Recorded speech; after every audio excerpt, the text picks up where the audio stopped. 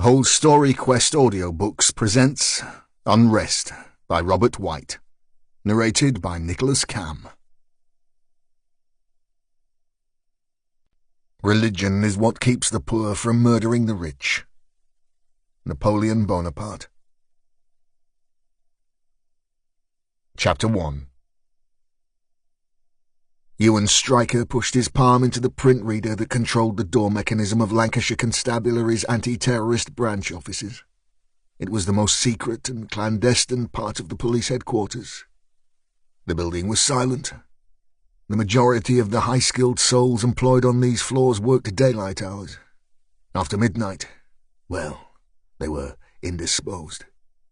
For the most part, contrary to the big-budget detective movies, once darkness fell, the corridors of power rattled empty. When the shit really hit the fan and the press was knocking on the door, then of course a full complement of highly polished operatives was nailed on 24/7. Trouble was, so far, the shit and the fan hadn't quite ticked that highly polished box. The LED on the machine turned from red to green. An almost inaudible click gave the detective entry into the darkened rooms. As he stepped silently inside, no mean feat for such a big man, he still felt the unique rush of being in a genuinely hallowed place. The gentle hum of the desktop computers may have been the only audible sound, but his blood pounded in his ears. This job was a live one, a big one. He just knew it. Stryker walked to the vending machine and selected a black coffee. It clicked and popped before delivering the drink. He gently removed the plastic cup between a thick thumb and forefinger, sipped, grimaced, and set the cup 4 inches to the left of his report. He was 32, but as he looked out from the one-way glass onto the silhouette of the city, he felt much older. His shoulders and back ached, his neck was stiff. He rotated his head and felt the tendons crack. The sound reverberated in his skull and masked the thud of his heartbeat for a second. From the cool air-conditioned room, 4 floors above ground, he could clearly see the fires that were devastating the city of Preston, an ancient town that the Romans considered as important as London. Stryker knew that one blaze was a mosque. Rioting had erupted between the Asian and white communities, and despite the best efforts of the police to regain control, the city was in chaos. He checked his Amiga. 11:37 p.m. He'd been roused from his bed and ordered to report to the office. He was on call most weekends. Stryker volunteered for most out-of-hours duties. No wife, no family, no problem. The detective was an anomaly. His father had been an American Navy SEAL who had been on attachment to the British SBS in Northern Ireland in the late 1970s.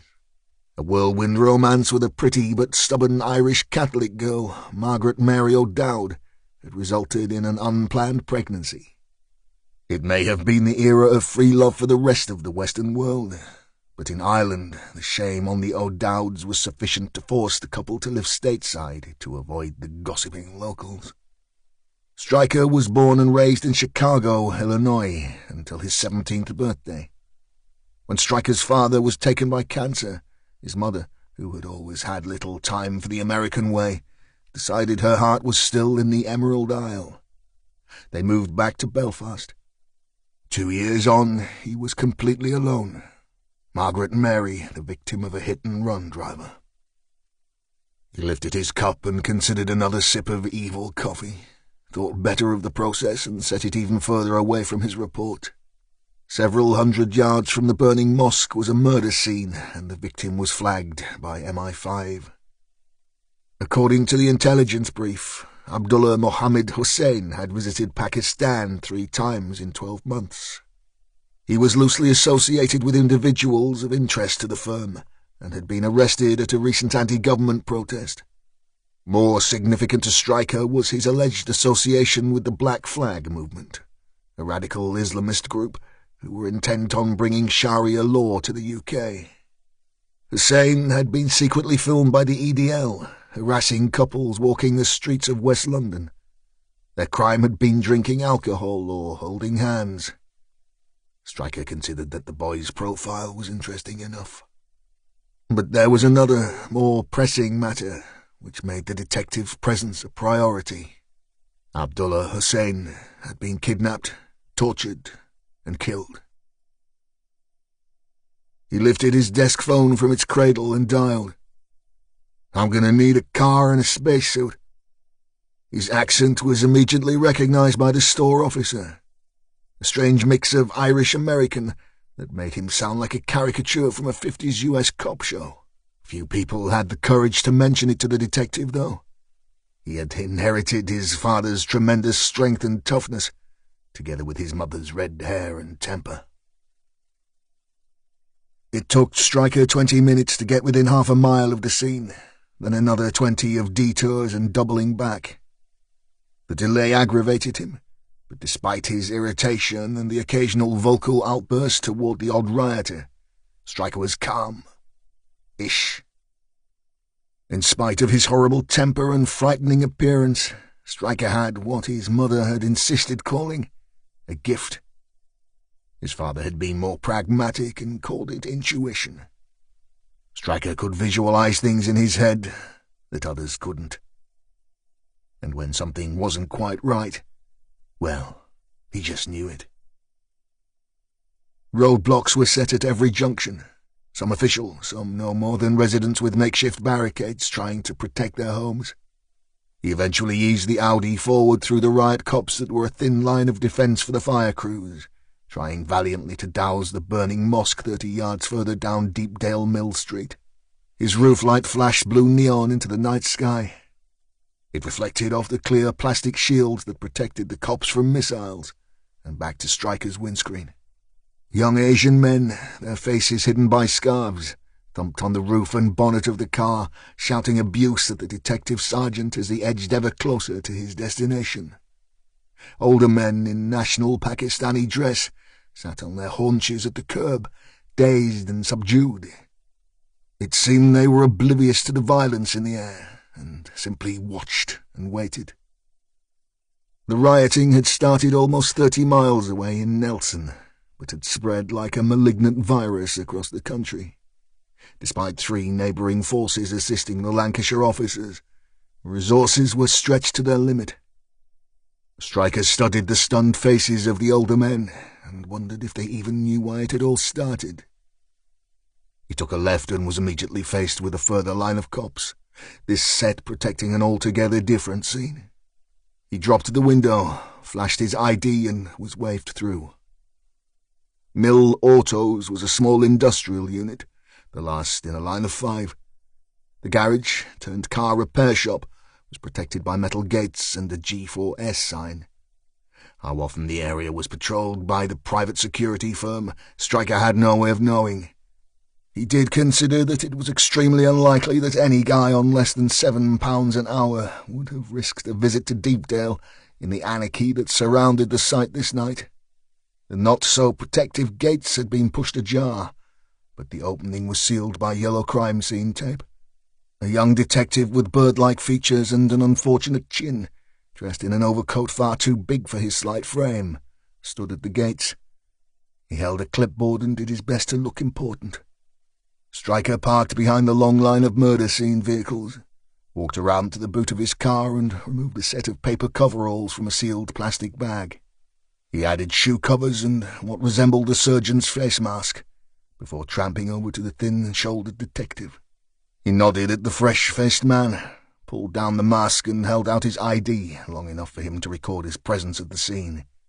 Stryker then strode to the half-closed roller shutter doors that formed the garage entrance. The sergeant dipped his muscular frame just enough to enter and was forced to shield his eyes from the glare of halogen lamps. The crime scene boys had set up enough lighting to drain the national grid. Stryker did not need to see the victim so clearly. No human being with a single ounce of heart muscle would. The garage was small and surprisingly neat, with a single hydraulic ramp sitting over an inspection pit in the centre. Suspended over the pit was a very dead teenage boy. The sockos had rigged ladders and even more lighting to gain access to the corpse, and were busy doing what they did best. Stryker couldn't take his eyes from the body. The spell was broken by Phil Grover, He was what the Americans call a medical examiner. "Mess, isn't it?" said the police surgeon in his thick Liverpool accent. Stryker knew the man of old from his days on CID. He nodded. "I was one for the fucking understatement you fell." The doctor beckoned the detective closer to the body. "He's had a beating before this happened, a pretty sustained one at that. I've had a quick look in his mouth and he has a few missing teeth. You can see the facial damage for yourself. They tied him with plastic cuffs, the proper police or army issue ones, inserted that meat hook behind his collarbone and dangled him over the pit by it." Stryker grimaced at the sight of the hook that impaled the boy's body. It protruded grotesquely out of the chest cavity. It was connected to a metal chain, which the offenders had fastened to the car ramp. The boy's face was a mask of sheer terror, his eyes wide open, his mouth fixed in a silent scream. If Stryker needed any further evidence that his involvement was imperative, the boy had a printed sign dangled from a cord around his neck. It had one word laser printed on it. Terrorist. Stryker's eyes moved downwards from the torso to the shoeless, blackened feet of the victim. Jesus, Mary and Joseph. Grover pointed into the pit. Apparently the fire was still smouldering when he was found. "What killed him, Doc?" "Can't say for sure at the moment. Shock, maybe. The chest wound wouldn't be enough in itself, but the pain from the burns, the hook and the beating combined. Well, who found him?" The doc pointed a thumb over his shoulder in the general direction of the street. "Gary Jonah. He came down to look after his investment after he saw the mosque fired on the TV. He's with the local boys outside. That's his puke in the corner over there." Stryker held up his hand to hold the conversation. He'd seen a Socko remove an object from the victim's jeans pocket and drop it into a plastic bag. "What will you be having there, son?" The Socko looked at the detective and then to the ME for support. Grover nodded his consent to the man. He held up the object. "Mobile phone, a BlackBerry, sir." "I'm not a sir, I'm a sergeant, Sunshine. Now be handing that over to me." Grover shook his head. "Oh, come on, Stryker, even you know you can't remove anything from the scene. The OIC isn't even here yet." "Yes, he is." The booming voice of Detective Superintendent Errol Graham emanated from behind the men. They turned to see the source. "And I agree with the good doc here. Nothing will be removed from my crime scene unless I say. Now who are you, Detective?" Stryker ignored the superintendent, stepped toward the Socko, snatched the plastic bag containing the phone from his hand and stuffed it in his pocket. Graham was on him in a flash. "What did I just say to you, Detective? We haven't even identified this kid yet." Stryker's piercing blue eyes flashed in anger.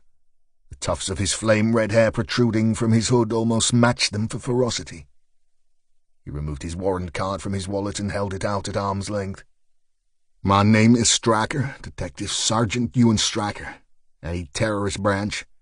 Yeah, we have an ID for this kid.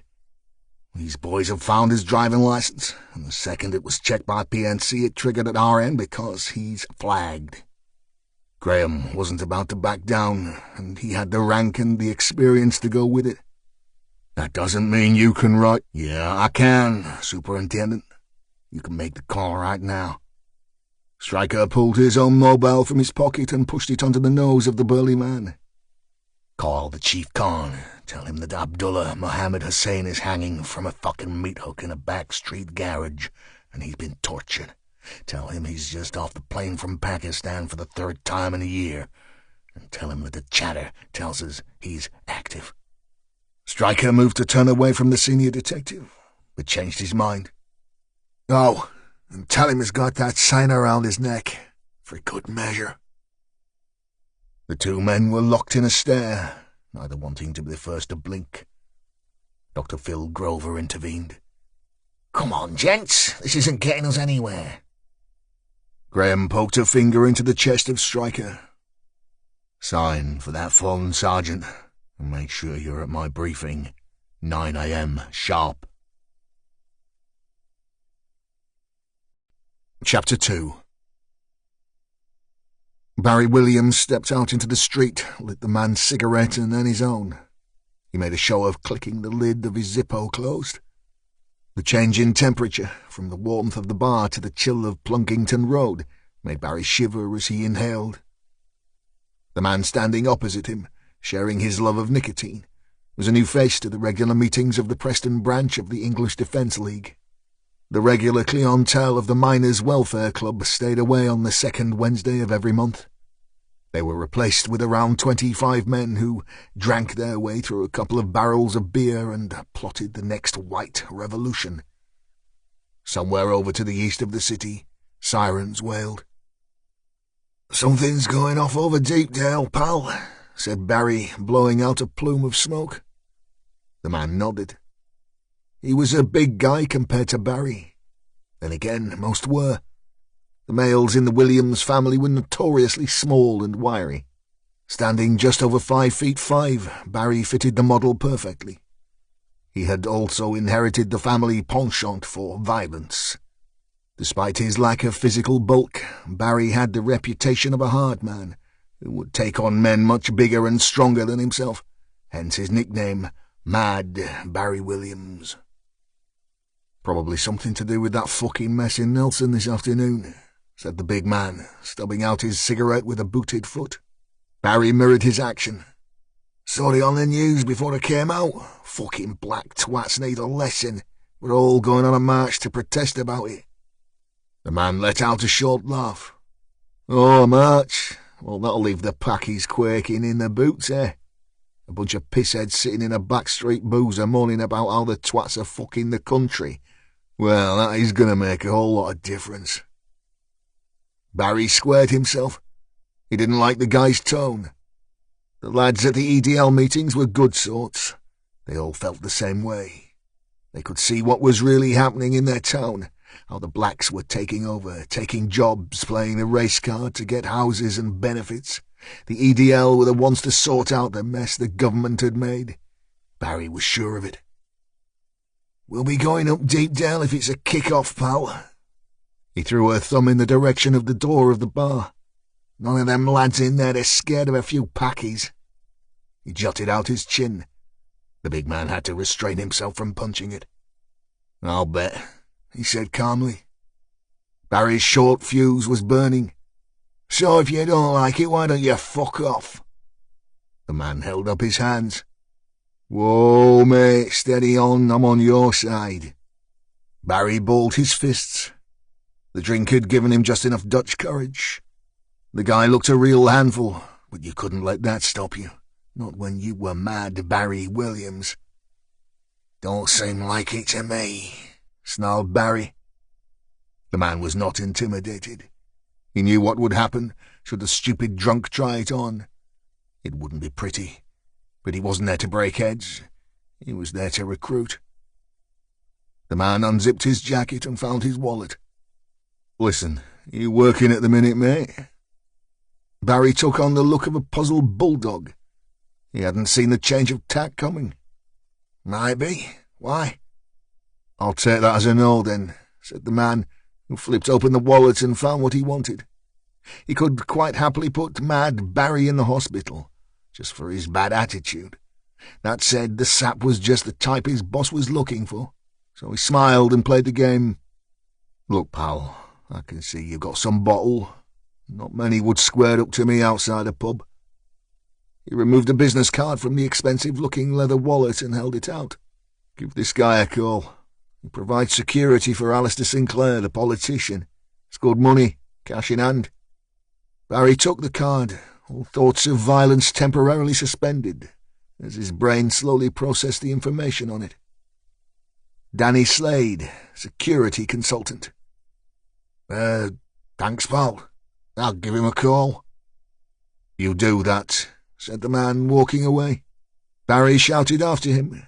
"Cheers, pal. Yeah, sorry about before. I didn't get your name." "I didn't give it," said the man, and disappeared around the corner. Chapter 3.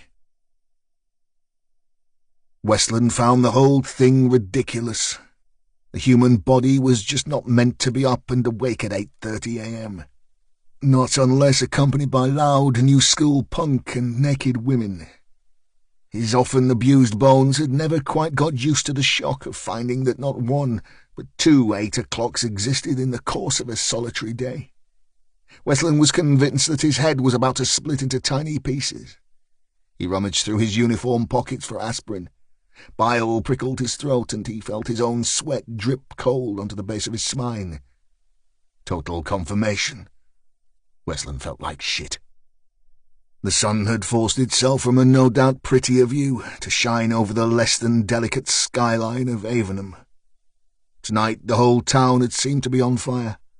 Rival factions had fought running battles in the street, and from the sound of the radio traffic, the rest of the country was in a similar state. Westland had mercifully been spared the duties of quelling the disturbances, and had instead been kept back to deal with the usual matters of city policing that went on at night, riot or no riot. One high-rise tower still pierced the sun's perfect circle. A 20-story, 4 families a floor job, 8 different races, 6 religions, 1 lift and 1 dustbin. Westland wasn't too sure which held more monetary value, the contents of the flats or the contents of their solitary skip.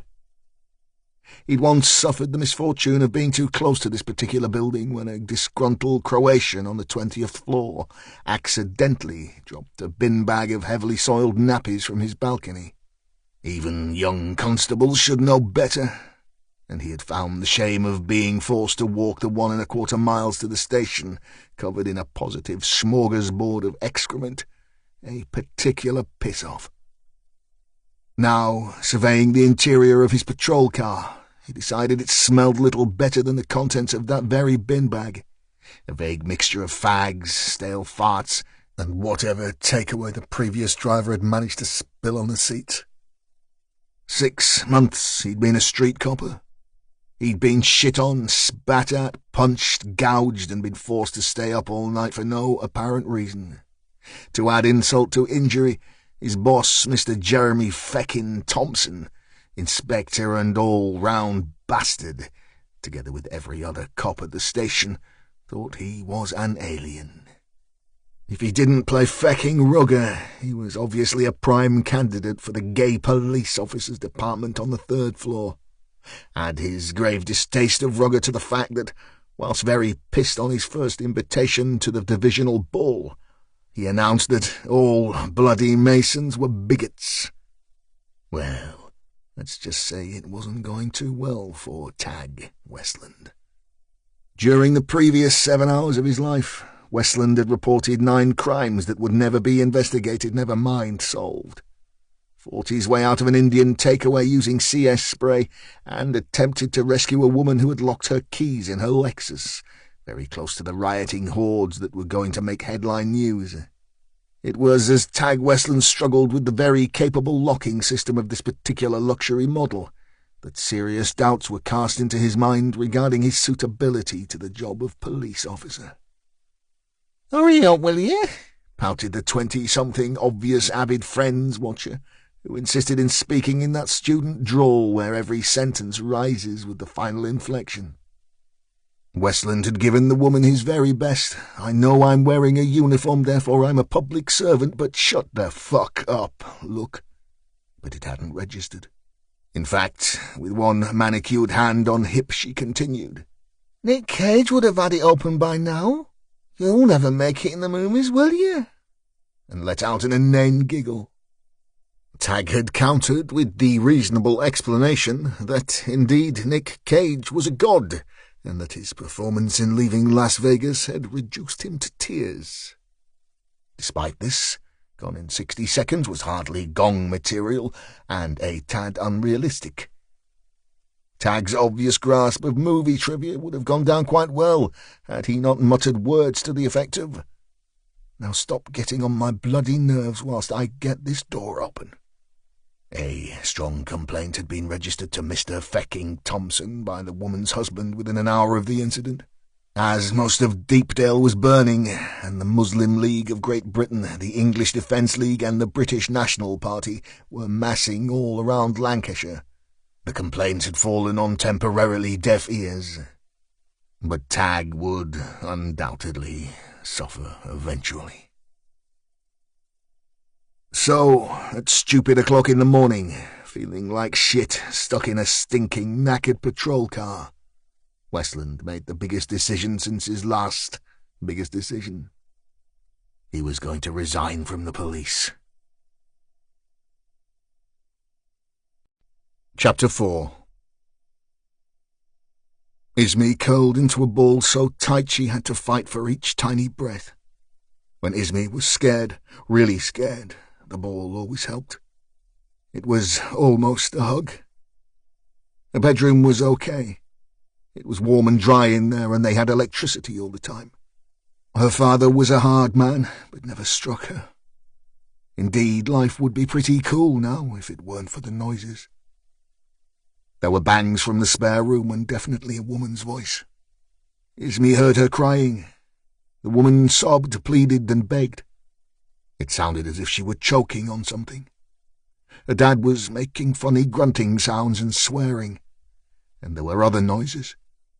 Ismay tried her best to curl tighter when she heard those.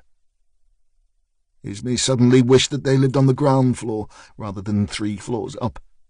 If they could live on the ground, then whenever Ismay got scared, really scared, she could climb from her bedroom window and run into the garden and hide, just like she'd done back home.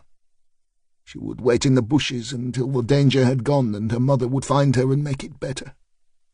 But the last time Ismay hid in her garden back home, her mother never came. Even at such a tender age, Ismay had been fully aware of what the soldiers of the American army had done to her mother, and what they would have done to her should they have found her. The man that came to save her that day was her father, a man only previously seen in a dusty picture her mother kept in her purse back home in Iraq. He was a war hero, and he escaped the Americans to rescue his only daughter. Yet Ismay knew the noises, and they still haunted her. They had followed her all the way to England, and again, this night, the noises meant her father had found another of the evil infidel women whilst at work in his taxi. Westland checked his watch. 08:42 hours, or 8:45 in the morning to most human beings. Time to start his reluctant patrol car and head for the nick. Even if the fire brigade were damping down and pockets of rioters still skirmished the streets nearby, he was going home. 14 hours was enough for any man. Tag was warming to his pending resignation with each passing moment. He could see himself in a suit, with a company car, finishing work at 5 o'clock on a Friday and out with the lads all weekend like normal people. Joining the job had been rash. He had liked the idea of the uniform and racing around in a big car with the sirens wailing. He hadn't quite realized, though, just how long it took to get into the sirens wailing department. Everyone was forced into staying up all night and fighting his or her way out of Indian restaurants for a minimum of 2 years. In reality, Westland could readily expect to be stuck in his stinking patrol car until he reached the 5 years of service mark. This concept was now completely out of the question. Another 4 years and 6 months of nights like tonight would see Tag Westland scratching a premature beer belly whilst falling asleep in front of Sex and the City reruns. He'd seen them, the 5 years in a patrol car men. They had the same look as 5 years in casualty nurses. Pale, broken creatures. 5 years of eating a junk lunch at 3 in the morning. 5 years of frontline work with bottom-line pay. The massive workload took its toll, but it was complete excess in everything, when blessed with time off that finally broke the donkey's 5-year-old back. Most would see both marriage and divorce inside that time. Those who remained single would spend the other half of their lives in the cattle markets of northern nightlife. No, the price was just too high. Tag was 24 and still warm to the idea of making 30. Until tonight, he had never really considered that walking into an Indian restaurant in police uniform could be his last social outing. The situation in the Bombay Dock had been bad. It wasn't the violence, no, savagery was everywhere, but it was the way the general public reacted towards Tag that had disturbed him. Their sheer hatred of a total stranger in a blue uniform, who after all was present as a result of their telephone call, puzzled him. There he was, jammed into a corner, fighting two oafs from Moornook Estate for the retention of both his testicles, and not one good soul came to his aid. Indeed, some found the whole scene so entertaining that they felt the need to encourage the two dangerously pissed toe rags. One diner shouted so much support that Tag considered he would give Angelo Dundee a run for his money. The bigger of the two Moornook boys had picked up a wine bottle from the table, and Tag decided enough was enough. He knew this kind. These boys hadn't had a good night without 13 pints, a curry, a fight, and sex. Not necessarily in that order. He drew a CS canister from his belt and gave both parties a blast. In his haste to save himself from certain GBH, he also took out a full row of diners with the spray. Over the screaming patrons, one lone voice was raised in his defence. "Leave him alone, you bastards!" Tag looked over briefly before giving Moornooker number 1 a swift kick in the bollocks for good measure. The voice came from a somewhat dishevelled bloke who had obviously seen better days.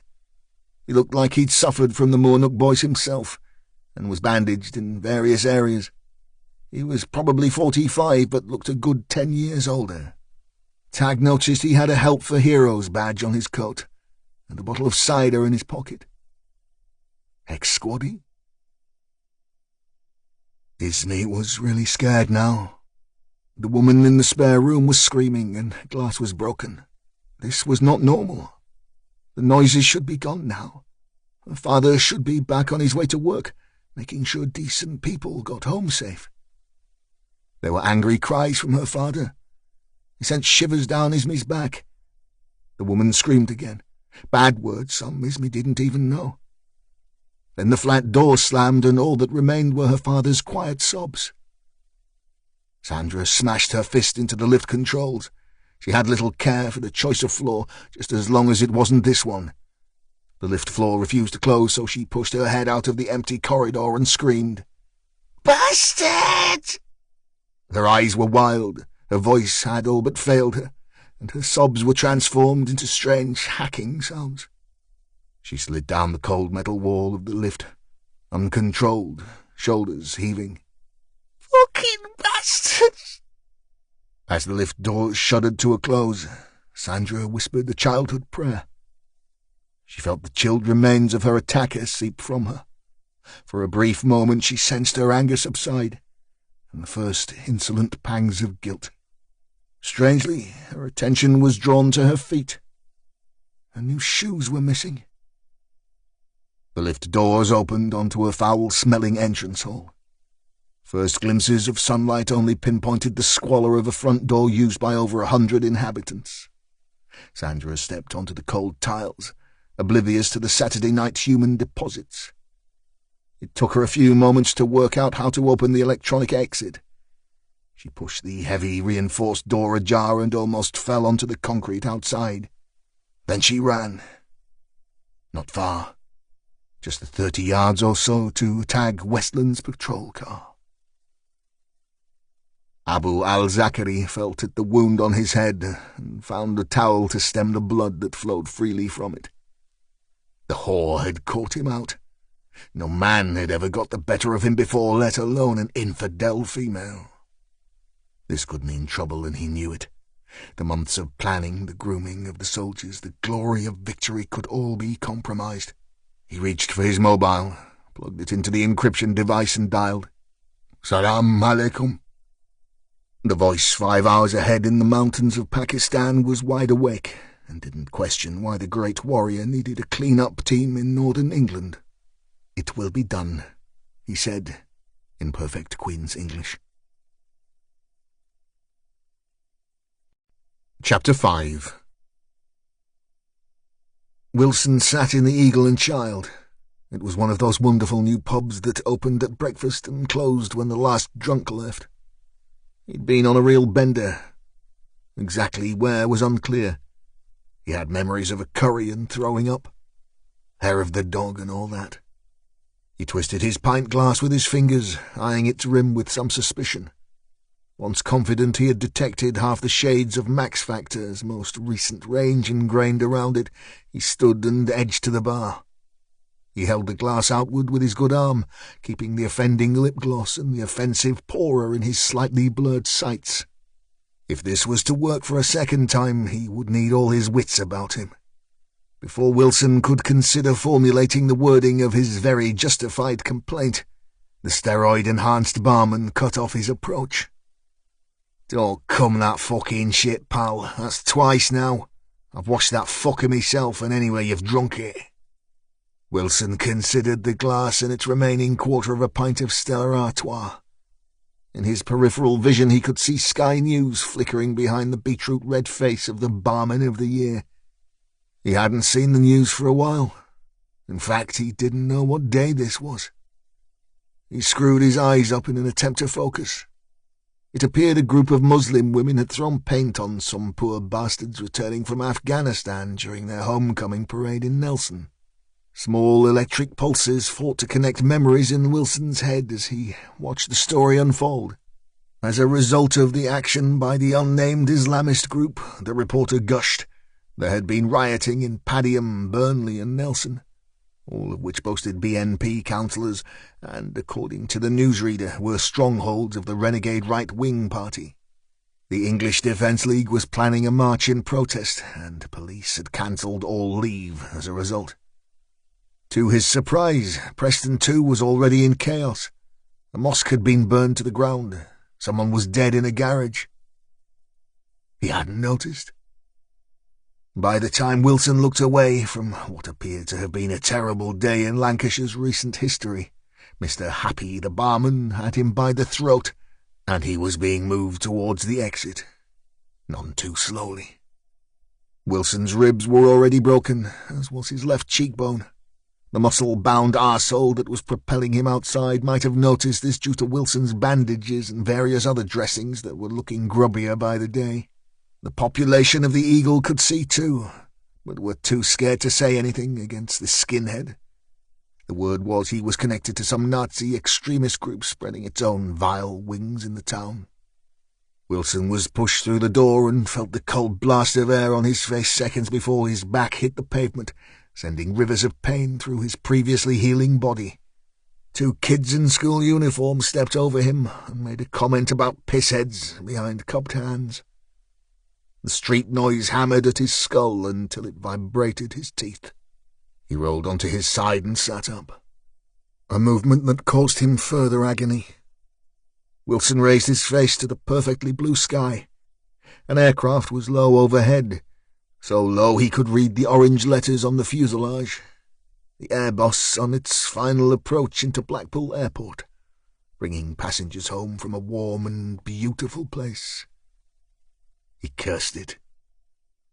He brushed himself down and reattached his Help for Heroes badge to a filthy lapel, then felt in his coat pocket and found his meds. It wasn't time, but what the fuck? They kicked in 20 minutes later, and he found himself sitting with his back against a large steel dustbin, examining his ribcage.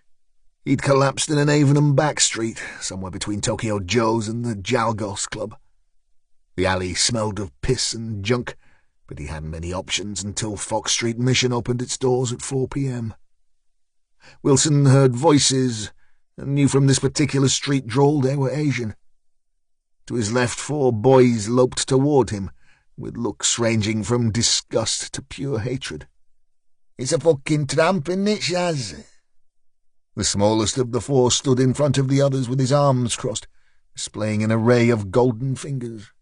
"Fucking sponger, that's what it is," said a taller, more muscular youth in a Nike baseball cap.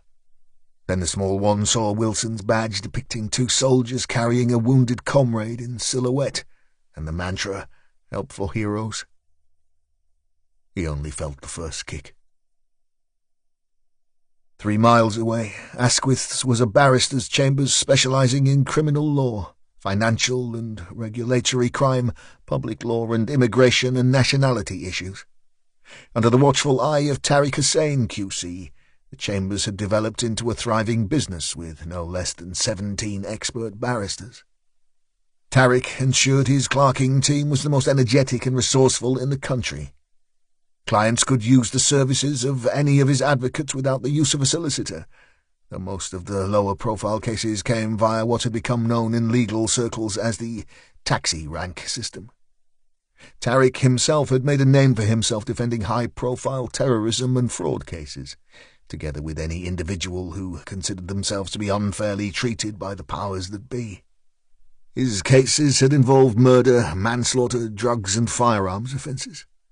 His defence of people charged under Section 57 of the Terrorism Act, where defendants were alleged to be in the preparatory stages of being about to commit an act of terrorism, had gained him many plaudits, both from the judiciary and colleagues alike. It was these cases where the defendants seemed impossible to prove innocent, which made Tariq Hussain a shining star. He defended the undefendable. That said, Hussain was a moderate, a conservative. He had no affiliation with any political party or radical groups. Indeed, he could never agree with acts of terror. Nonetheless, he could not stand by and watch if an act of injustice had been committed, where legal process had not been followed to the letter. It was not his job to judge. It was to ensure that fair practice was followed by the prosecution, and that it applied to all, no matter what the allegation. Tariq sat in his plush office, flicked the remote and killed the sound of the television. The fire brigade was still hosing down after a night of violence in the northern mill towns of Lancashire.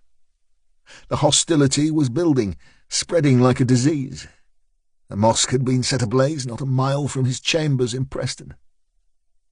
He paced his office for a few seconds, and then called his secretary. "Call the offices in Burnley and Nelson and see if everyone got to work okay today. Okay, Gina?" "Yes, Mr. Hussain." Tariq was convinced Gina was looking at him differently this morning. She'd worked as his personal secretary for 8 years. A Preston girl, born and bred, straight-talking, honest as the day was long. But she was definitely different today. He scanned the TV again. What the hell did these people think they were doing when they made the plan to disrupt the parade? Did they not realize that Pakistani businessmen like him had to live and work here? He was well on his way to being the first man of Pakistan origin to become a circuit judge outside of the capital, and these fanatics were about to plunge him into a legal wasteland by alienating every good Muslim in Lancashire. It was one thing to defend notorious criminals, but to lose the trust of his peers due to social unrest in his community would be another matter. His intercom buzzed. It was the ever-reliable Gina with bad news. "Your cousin Abdullah didn't make it to the Nelson office yet. You want his mobile?" Tariq felt his stomach turn. Abdullah was a firebrand, a vocal, political 19-year-old on the edge of activism. He wasn't the kind to stay at home if his people were being attacked by the BNP fringe. He would have been part of any retaliation. He lived yards from the fire-bombed Preston Mosque. "I've got it, Gina, thank you." Tariq pushed the number for the 3rd time that morning and got the orange answer phone. He dropped the phone on his desk and brooded. If Abdullah had got himself arrested, Tariq would be duty-bound by his family to defend him. A conflict of interest wouldn't bode well. He called his secretary into the office. She stood in front of him holding a pad and pen. At just over 5 feet tall and around 140, Gina Williams was a stout woman with a jolly nature and sarcastic wit. She wore sensible shoes and sensible everything else. Childless but married for 11 years to Barry, she oozed reliability and northern normality. "You seem different today, Gina. Everything all right?" Gina inspected her sensible footwear for a moment, took an obvious deep breath and spluttered out the sentence. You don't agree with them that threw that paint on our boys, do you, Mr. Hussein? I knew you were different today. Is that what's bothering you? Well, yes, I suppose it is. Gina put down her pad and stepped closer to Tariq. I didn't bother when you defended them boys for terrorist stuff in Blackburn, like, even though you go to the same mosque and everything. But this is different, Mr. Hussein. Them lads on that parade yesterday had been off risking their lives for the country. Our country, your country, Mr. Hussein. And I think, well, I think if you agree with them that did that terrible thing, well, me and my Barry don't think I should work here another day. Tariq's mobile vibrated on his desk. He checked the display. It was Abdullah. He held his hands up to Gina in apology and put the phone to his ear. But it wasn't his cousin's clipped tones. It was a strange accent. Belfast? Dublin? American? Tariq couldn't tell. The voice was hard. Each word sounded like it had been carved from stone and clattered against his ear. Hello? Yes? Are you acquainted with or a friend of Abdullah Mohammed Hussein, the registered user of this phone, sir? Tariq's mouth was dry. Even Gina looked scared. Who is this? The voice softened slightly as the speaker introduced himself. Stryker, sir. Detective Sergeant Ewan Stryker.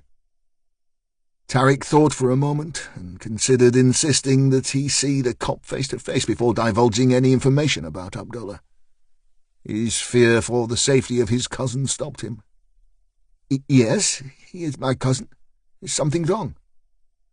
I would say that's a possibility. What's your location at this time, sir? The man sounded tired, but there was a distinct edge to his tone, not just his accent. It was a voice that you would not want to hear behind you in a dark alley. Nonetheless, Tariq was not easily intimidated and felt his own temper rise. I'm working my office, my own legal practice. My name is Tariq Hussein, QC. Tariq heard the scrape of a chair, some footsteps and the tapping of computer keys at a fantastic pace. Whoever this Stryker was, he knew his way around a computer. As if reading the lawyer's previous thoughts, the detective said, I think it best you come over to the station, Mr. Hussein. I see your chambers are close by. Shall we say 30 minutes? Do you have Abdullah there? Tariq heard more ferocious typing. I think it's best we have a wee chat here at the Nick, sir. It's 8:55 now, so I'll expect you at 9:25. Tariq was furious at the man's attitude. I assure you, officer, that I am well aware of legal process, and if you want me to go anywhere, you're going to have to give me more information than that. You get my drift? The detective sighed. He almost sounded in pain, the conversation alone causing him injury. This wee phone here, the one registered to your cousin there, has 234 contacts on it. Out of those, there are 82 mobile numbers, with no direct evidence of a relationship with the owner. For example, Ahmed, Ishmael, Iftikhar, etc. 20 business listings with Lancashire, 17 others in Greater Manchester, and 106 international numbers, mostly Pakistani and Middle Eastern in origin. Tariq's hand shook as he held the phone. That leaves your number, Mr. Hussein. I don't understand. You, sir, are listed as Jihad, and you have attempted to contact this number 3 times this morning. Tariq felt his throat tighten. Whatever his cousin was mixed up in, it had nothing to do with him. Despite Hussein's reputation for defending the undefendable, he didn't need any connection to a crime on his CV. Where do I come? He wrote down the address, even though he knew exactly where Lawson Street was. A new mosque had opened just across from the station. When the call ended, he looked up. His long-standing employee was standing stock still in front of him. His legs felt like jelly. I have to go, Gina. I think there may be trouble and my cousin may be hurt. Gina's bottom lip started to tremble. She had always liked Tariq Hussein. He had been a kind and respectful employer. He'd been wonderful when she'd miscarried for the second time and needed sick leave. He was a good man, but her Barry had been right. She couldn't work for a man who supported those women yesterday. "I'm very sorry, Mr. Hussein, but I still need your answer." Tariq looked at Gina and his anger rose further. She earned good money by him, 4 weeks' paid holiday and a good bonus at Christmas. He could have hired a bright young thing from the family for half the price, a respectful girl who knew her place, never took a day off. "This is not the time to start talking politics and religion, Gina. You know my views all too well. I have a family emergency." Gina produced an envelope from under her arm. Tears rolled onto her round red cheeks. She dropped it on the desk and her voice finally cracked. "That's what my Barry thought you'd say." Tariq stood as she turned. "Gina, wait." She didn't turn to him, but waved her hand behind her for him to be silent, praying to God he didn't continue to challenge or cajole her. Barry had been insistent. Ever since he'd started going to those meetings at the club on Plungington, he'd become a man who hated rather than tolerated. Barry had always been trouble. He'd been to jail a couple of times, but Gina had loved him for as long as she could remember. She knew he was a racist, but she knew many more people just as bad. In recent months it had got worse. Barry wouldn't even pick Gina up from work anymore. When he saw the news and the paint on the soldiers, he had made her promise to leave the office. They'd fought more than they had ever done in all their years of marriage. Finally, Gina agreed to ask the question. And now she knew the answer. "Oh, no." Tag actually verbalized the words and immediately made a note that he was talking to himself. He watched the 40-something woman burst from the door of Penrith House. She had mascara all over her face, no shoes, and was obviously pissed off about something. She staggered at first, then picked up pace. Now, worse still, she was running, well, wobbling towards his car, one very white knee protruding from her very black, unfashionable tights. Shit, hissed Tag under his breath. After all, it was now close to 9 a.m, and the last thing he wanted was to have to deal with some domestic between this drunken old tart and her latest pickup. Sandra reached the car door before Tag could hit the catch to open it. She grabbed violently at the handle, nearly wrenching it from its mounting. She screamed at him. "Let me in!" Tag tried to lift the interior door catch, but it was never going to shift whilst this lunatic pulled on the outside handle. "Let go of the handle!" "Let me in!" Tag realized it was useless to try to communicate through the glass of the car door, so he stepped out himself. He felt the cold morning instantly. He was about to ask the first and obvious question of the hysterical woman when she collapsed on the tarmac. "This is fucking marvellous," he muttered as he knelt beside her. He reached for his radio. "Delta Bravo 5 to control, over." No response. Typical. He lifted the woman's head gently and manoeuvred her into the recovery position. Her eyes flickered, and for the first time Tag noticed her injuries. Some hard-ass bastard had given her a right going over. He tried the radio again, and on the third call he got a reply. "Go ahead, PC Westland." The voice of the operator was unknown to him, probably drafted in due to the nightmare unfolding around the town. The tired-sounding soul had probably worked through the night, just as he had. "I have a collapsed female on Avenham Lane near to the flats," he said. "Looks like an assault. Request an ambulance and a relief. Over. Stand by." The radio fell silent, and Tag suddenly realized that other than he and this poor sod, not another living soul was on the street. They were probably watching Sky and thinking, "Fuck that." He stroked her hair and spoke gently. "You'll be okay now, love. The ambulance is on its way. You'll be fine." The woman repaid his kindness by coughing briefly, and then throwing up all over his left leg. The inside of the ambulance smelled as it should, all disinfectant masked death, blood and snot. The two paramedics worked on the woman, but they, unlike Tag, had not already made their hypothesis about her situation. The woman's pulse and breathing were steady, and to Tag's relief she had stopped throwing her last meal everywhere. That said, the medics were concerned that she simply refused to rouse from her faint. They tried the usual trick of pain, the one where the medic digs his nail into the patient's finger just at the cuticle. But the woman did not flinch. "Well, she's not just pissed up," commented the medic as he released her digit. The rather overweight man was clad in bright green overalls. They gave him the appearance of a large apple. He placed a small clear mask on the woman and delivered some oxygen to it. As he lifted her head to secure the mask with the elastic tape, he let out a low whistle. "Oh, I think you'd better have a look at this, pal." Tag leaned forward cautiously, aware that he had been caught by projectile vomit on the trousers, but a direct hit to his face would be a totally different matter. "What is it?" The medic turned the woman's head away from them to reveal her neck. A very nasty purple and red-coloured lesion was evident around 3/4 of her throat. "She's been strangled with something," said the medic in a flat, matter-of-fact tone.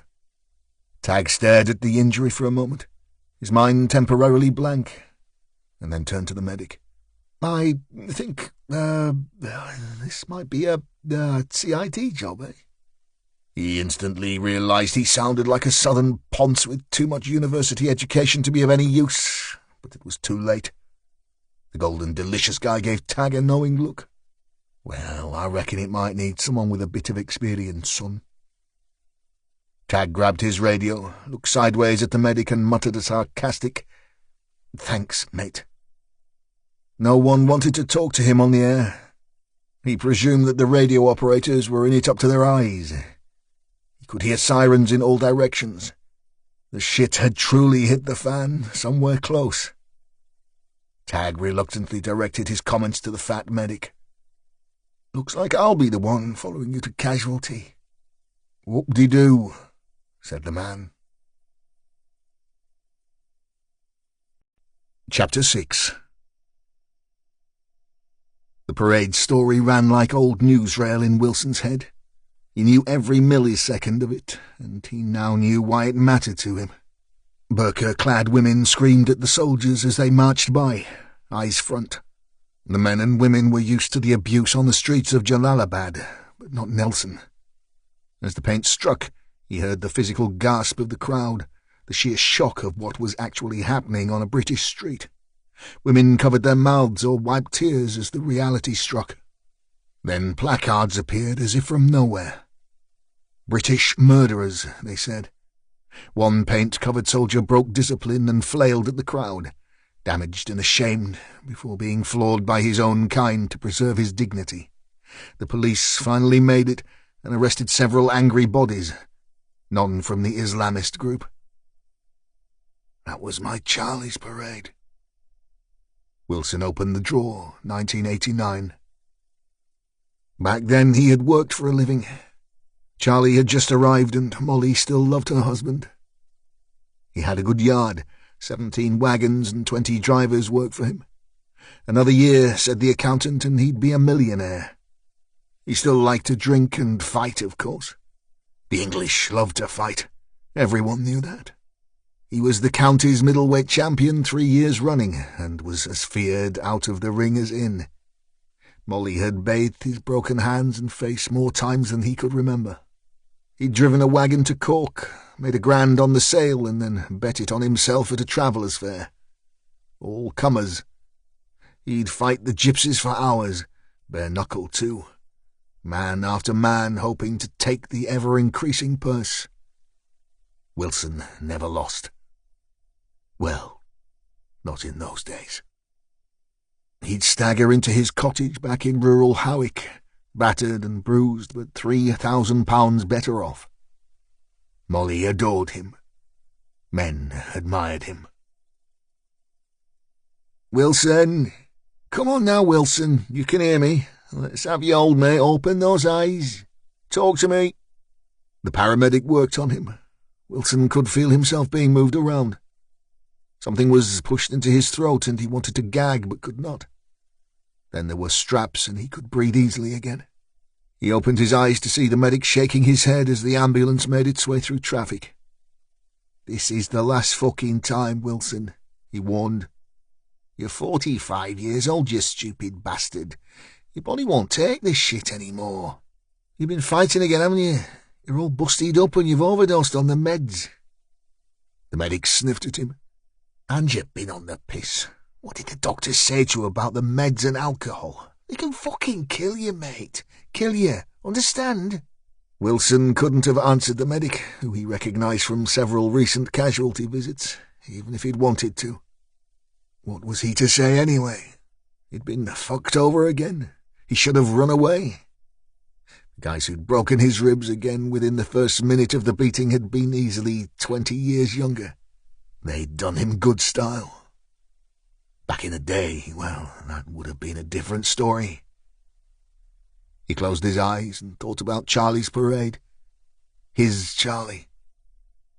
That wasn't right. Something should be done about it. The Royal Preston Hospital, like most NHS Trust units, was overworked and underfunded. The hopelessness of the whole situation seemed to rest on Tagg's already knackered shoulders. After all his fine decision-making, it seemed he was destined to continue as an unresigned police officer, at least until Mr. Fecking Thompson returned to duty that night.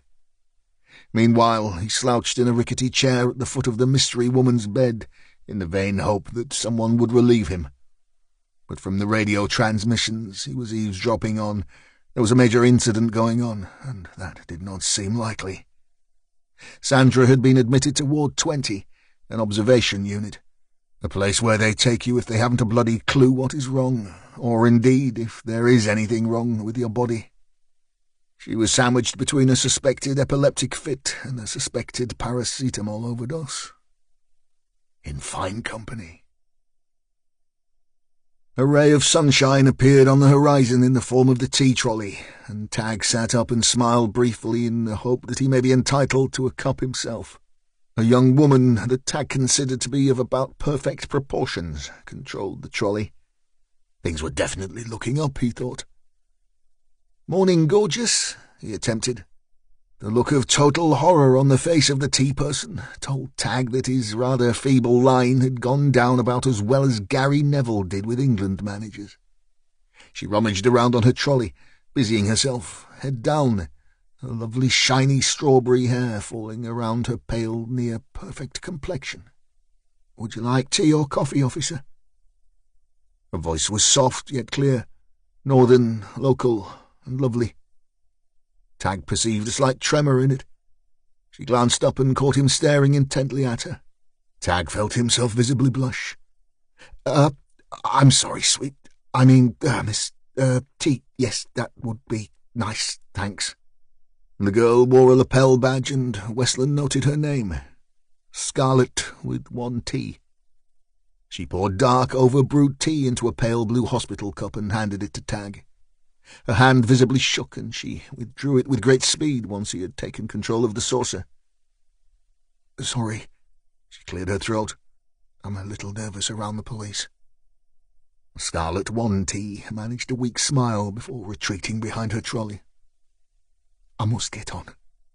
Tagg found her gentle mix of beauty and nervousness absolutely engaging. He couldn't let her escape. He did his best to regain his lost charisma. "Scarlet?" She stopped her task and gazed at Tagg. She had taken on the appearance of a rabbit caught in headlights. "Yes? Can I ask you a personal question?" "Can I refuse?" Tagg smiled kindly. "Of course." "Then no. I don't mean to be rude, but—" She moved the trolley forward. "I don't answer personal questions, and I don't date. I mean, if that was the question, I mean, sorry." And she was gone. With a swish of starched cotton, the vision of beauty that could have held Tagg enthralled for, well, months disappeared. A very overweight staff nurse had witnessed the exchange and nodded in Scarlett's direction. "Funny one, that," Doesn't say much and doesn't like men, if you ask me. Nonetheless, for some reason known only to him, Tag felt happy. Happiness is generally short-lived in hospitals, and Tag's was no exception. His warm, self-satisfied glow was transposed by hysterical screams from his mystery woman. He attempted to calm her by making shushing noises and holding her hand. 2 nurses, including the fat one with the scarlet 1T information, pushed him roughly aside. They both gave him a look that reminded him how useless he was. He stood back and watched the experts deal with his charge. Without warning, the woman stopped screaming and stared directly at Tag. Her chest heaved as she took great gulps of air. She raised a finger and pointed directly at him. It seemed like an age. Tag felt guilty. He had no idea why. Her arm sagged, her voice faltered, and she began to cry. Great hacking, uncontrolled sobs that tore at Tag's hardened heart. The 2 nurses pulled the curtains around the bed of Sandra McIntosh. The fat one gave Tag a get-lost look, and he took the hint. Ms. Sandra McIntosh had survived where 11 of her rapist's other victims had not. She also had the dubious honour of being the 100th hospital admission that morning. 2 floors below Sandra McIntosh was the reception area. Molly had told the hospital over and over not to ring her, but Wilson's only ID was his driving licence, probably his last possession, and she was still his named next of kin. Her very ex-husband was in hospital again, had more broken ribs, and the doctors were concerned he had a perforated stomach ulcer brought on by his overdose of medication and heavy drinking. Molly had long since moved on. She had a new man in her life, a gentle, kind man who didn't fight in or out of a ring, a man who came home at night sober and in good temper, a man who would be more of a father to Charlie than Wilson ever had. He had grieved at the lad's loss as if he had been his own blood. When the Taliban had taken Charlie, Henry never left her side until a week after the burial. Wilson had been on a 5-day bender and couldn't be found. Charlie had been dead 11 days before his so-called father knew of the roadside bomb that had torn him limb from limb. They never saw his body. It was best, they said. Wilson went straight back on the booze and missed the fucking funeral for good measure. "I don't give a damn if he lives or dies," she spat down the line at a young but tired casualty receptionist. 19-year-old Aisha returned the phone to its cradle and adjusted her hijab. "It's a good job somebody does, love," she muttered to herself with a thick Lancashire lilt. She punched in the numbers for Wilson's ward and admired her new henna on the back of her hand. There was a click and the ward sister answered. "Mrs. Wilson won't be attending, sister," said Aisha. "They're divorced and she doesn't really care about him." "Really?" "Really." There was a pause until the sister added, "Okay, leave it with me, thank you." Aisha held up her hand to the light and inspected the intricate design her aunt had created. If she needed proof that the love of alcohol and divorce were epidemic, or that British society and its sense of community was self-destructing, she had witnessed it firsthand. She witnessed it every shift. She saw that the British had no morals or values. Their women paraded around half-naked and inebriated, dreaming of being Jordan or Chantal. They staggered into the hospital, abusing her and the staff, swearing and fighting like nothing she could imagine. Aisha studied hard at UCLan. She would be a pharmacist within 5 years. 2 shifts a week as a casualty receptionist was her contribution to the family. It was a small price to pay. Her most secret friend, Abdullah Mohammed, had told her that it was good for her to witness such things. It showed the British for what they were. Aisha sighed. Abdullah Mohammed made her stomach do backflips each time she saw him. He was strong and handsome and came from a good family. They had met 3 times now, always in secret for fear of bringing shame upon them, each time swearing it would be the last, each time knowing it could not be so. Both were promised to others, Abdullah was less than a year from his arranged marriage. Aisha was yet to meet her proposed husband. Not a living soul could know of their love. She leaned, opened her bag, and carefully withdrew the small package Abdullah had given her to deliver. She wondered about its undisclosed contents. She shook it against her ear, but there was only silence, and it felt light as a feather in her touch. When she finished her shift and had seen her family, she would take it to the flat in Avenham. Abdullah Mohammed had trusted her with this important task. She was proud to deliver this treasure he held so dearly. Aisha would do anything for him. Anything at all. Tag turned the key to his own front door. He was too exhausted to even pick up his mail and simply trod on it in the hall. He climbed 13 polished wooden stairs to his bedroom, dropped his clothes to the floor and slipped between welcoming sheets. To his horror, he was not alone. A sleepy blonde head popped into view, followed by 2 stretching arms and a pair of naked breasts. "You are very late, Tag babe," pouted the blonde. Westland jumped from the bed. His anger at the intrusion to his most hallowed place would have boiled over into rage had he been clothed, but the realization that he stood clad in Winnie-the-Pooh boxer shorts and 1 black sock tempered his tone slightly. "Amy, what the hell are you doing here?" "Surprised?" "Well," spluttered Tag, "quite frankly, yes. I mean, we are finished." "Are we? Aren't we?" "I mean, yes, we bloody well are." "But, Tag, babe—" "No! Never mind the Tag, babe, but you shagged Quinton." "It was Quinton, babe, and all that is in the past now." Amy pulled the covers further back to reveal a little more stunning figure and patted the mattress. "Come back to bed, babe. You're spoiling my surprise." Tag felt himself losing the battle. The trouble was, or had been, that Tag always lost the battle with Amy, and that was the reason they had split for the last time 3 months prior to this particular bed invasion. The fact was, Amy was about as trustworthy as a pit bull. Despite all this prior knowledge, the sight of her wonderful form already warm in his bed was causing some hesitancy in throwing her bare face out onto the street.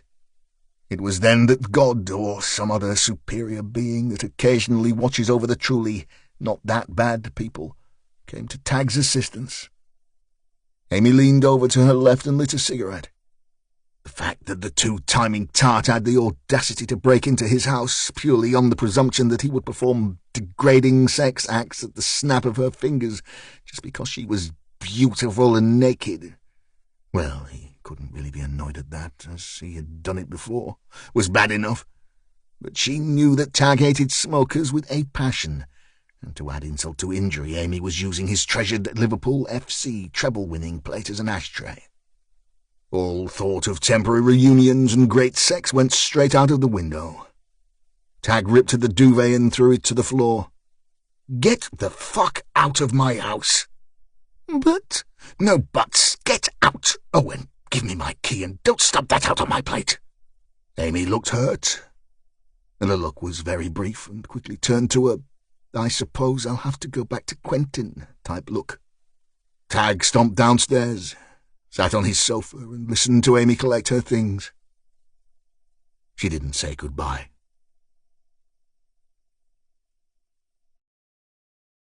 Chapter 7.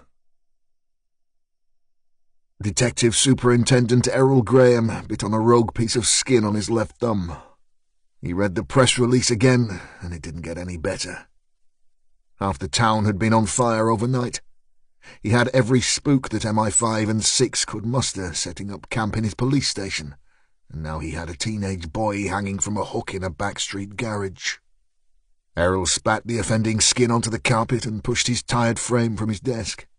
Standing, he walked to the full-length mirror his wife had insisted he have fitted to his office when he made detective superintendent. Errol straightened his tie.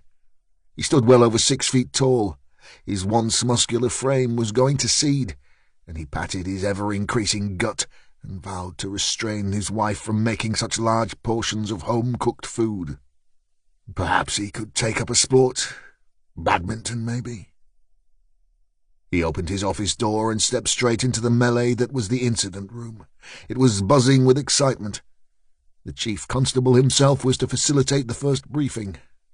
Half the elected membership of Lancashire was downstairs, including the BNP and the Muslim Council of Great Britain. The whole thing was a political nightmare.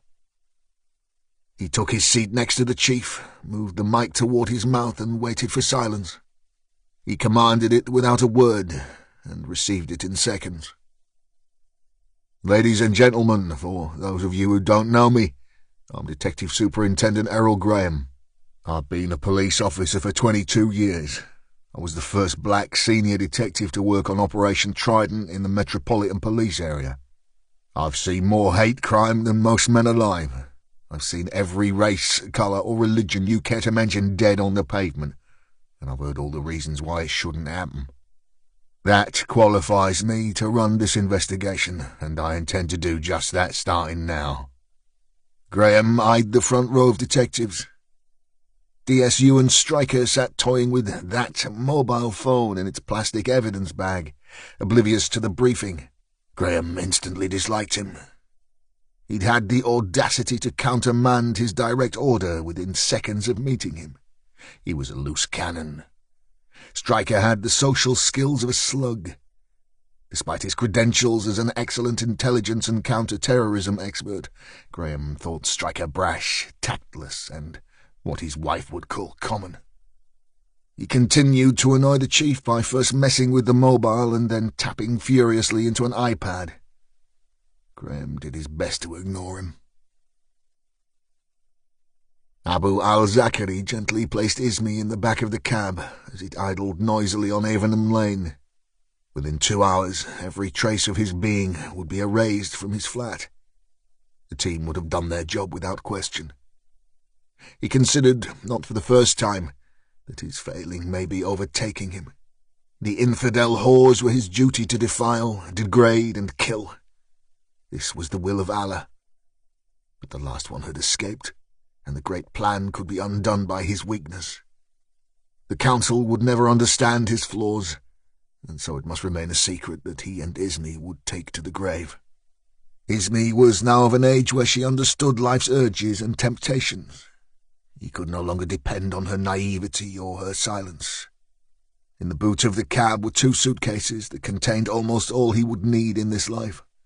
All that remained was the final tiny piece in the jigsaw. This worried Zachary somewhat, as delivery of the item had been arranged for this very night at his flat.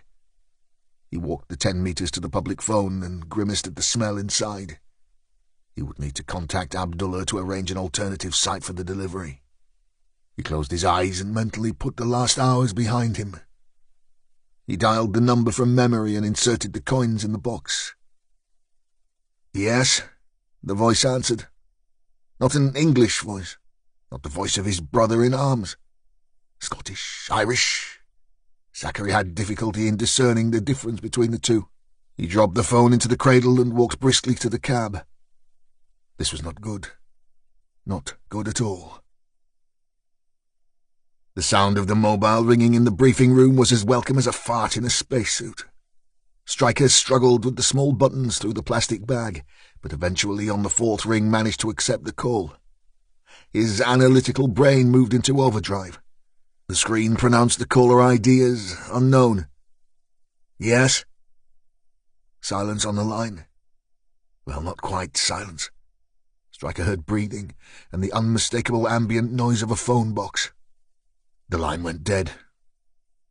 The detective closed his eyes. What else had he heard?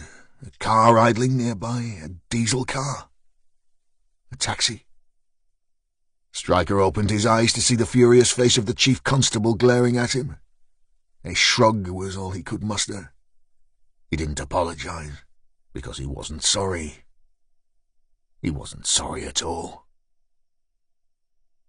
Westland was freezing.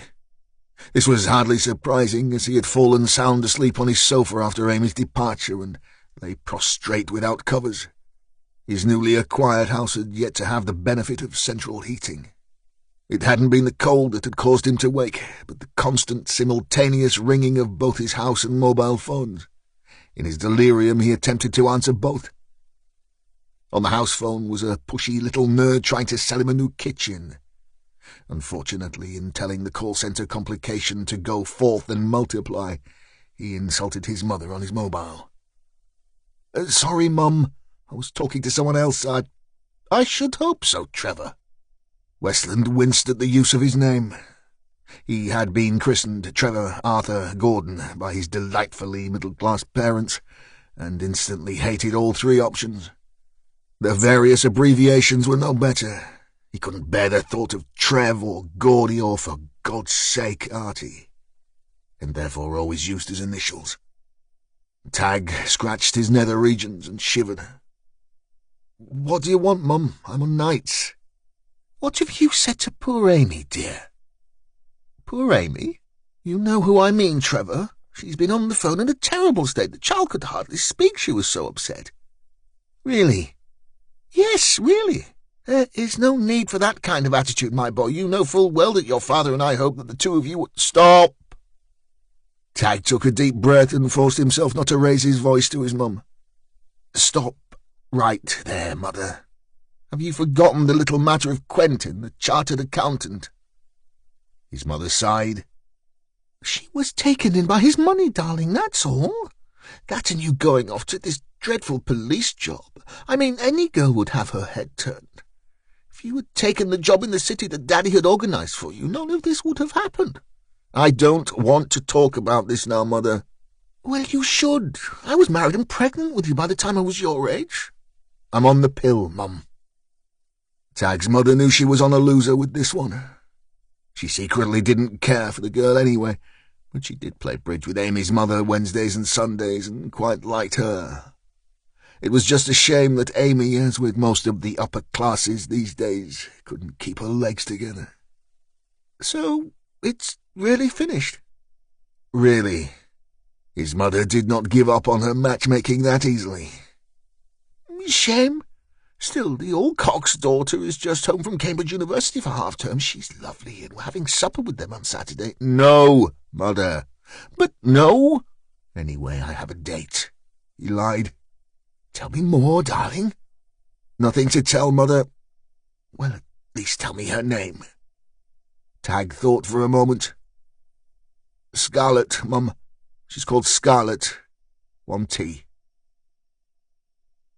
Tag put down the phone, all thoughts of sleep pushed to the back of his mind. He rummaged in the kitchen for instant coffee and clicked on the kettle. He opened the fridge and peered suspiciously at the milk carton. One sniff told him the good news. Shit. He pulled on his tracksuit and strode back out into the chill of the day. 10 minutes later, he queued patiently for the spa checkout. A large guy who needed a shower more than the contents of his basket obscured most of his view, but he did see a flash of a blue uniform further down the line. To his delight and amazement, he realized that he was only 2 human beings away from the delicious Scarlett. Coincidence? Some things, he mused, must be fate. She must live nearby. No one in their right mind would shop at the spa unless desperate, most likely. Lazy, Tag's excuse, or local. His mind was a frenzy of activity. How could he make an approach? He'd heard that the trendiest place to pick up a woman was the supermarket, but how, dressed in muddy trackies, clutching a bottle of semi-skimmed and a copy of Loaded, was he going to impress the stunning redhead? He needn't have expended the energy of the thought process. It was like something from Faulty Towers. Tag leaned just a little too far right to get a better glimpse of Scarlett, and his 2-litre plastic bottle of semi slipped from under his arm, struck the spa floor with the velocity of a guided missile, and exploded. The backsplash from the milk bomb coated the school blazers of the 2 children directly in front of Smelly Man Mountain. But far worse, the meteor-like rise of white liquid stuck Scarlett a bullseye. Tag considered he couldn't have intentionally covered a human being with so much milk had he been given a fire hose and a tanker full of the stuff. Worse? Oh yes, much worse. In obvious distress, Scarlett leaned forward to allow the excesses of dairy product to drip from her nose. In perfect concert, Tag had decided that the obvious thing to do was to dab Scarlett with his copy of Loaded magazine. He too bent toward the distraught woman. The clash of heads was spectacular. Not since Norman Bite-Your-Legs Hunter retired from professional defending had there been such an astounding meeting of skulls. Both sat clutching their heads whilst their lower garments soaked up the remainder of the milk bomb. "Sorry," managed Tag. "Are you okay?" "No thanks to you," replied an obviously angry Scarlett. "It was an accident," whined Tag. "I'm glad about that." Scarlett pulled herself to her feet as the thought of suicide milk bombers in your local spa beggars belief. Tag felt instantly better. Well, a little. At least she was able to joke about the disaster. "I usually strap them to my body with tape and throw myself to the floor." Scarlett looked puzzled. "The milk cartons," clarified Tag. "On my milk bombing runs."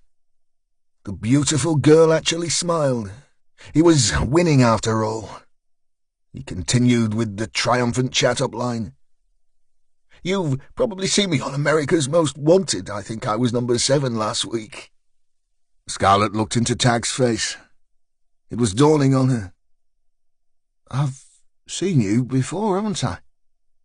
Tag didn't quite know what to say, so he stayed quiet. The look of realization on the girl's face did little to inspire Tag Westland. "You're that copper, aren't you?" she spat. "You're the one at the hospital, the one with that poor woman."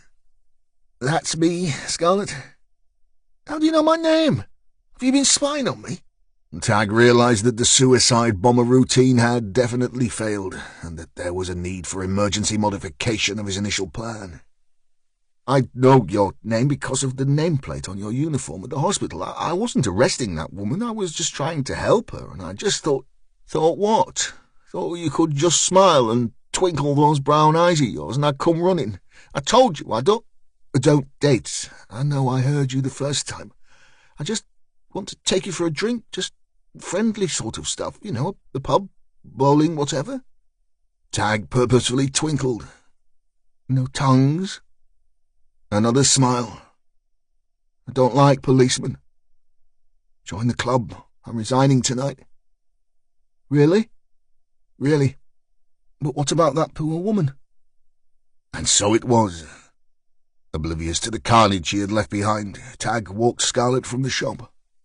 Her anger had subsided, and her nervousness, previously displayed in the hospital, had returned. Tag had no idea why this was so, but he tried his best to ease her disquiet by being funny. The trouble was, being funny is far easier when you don't smell like a small primary school has thrown up on you. "I'm not doing too well, am I?" he conceded. "You're doing okay." "I am?"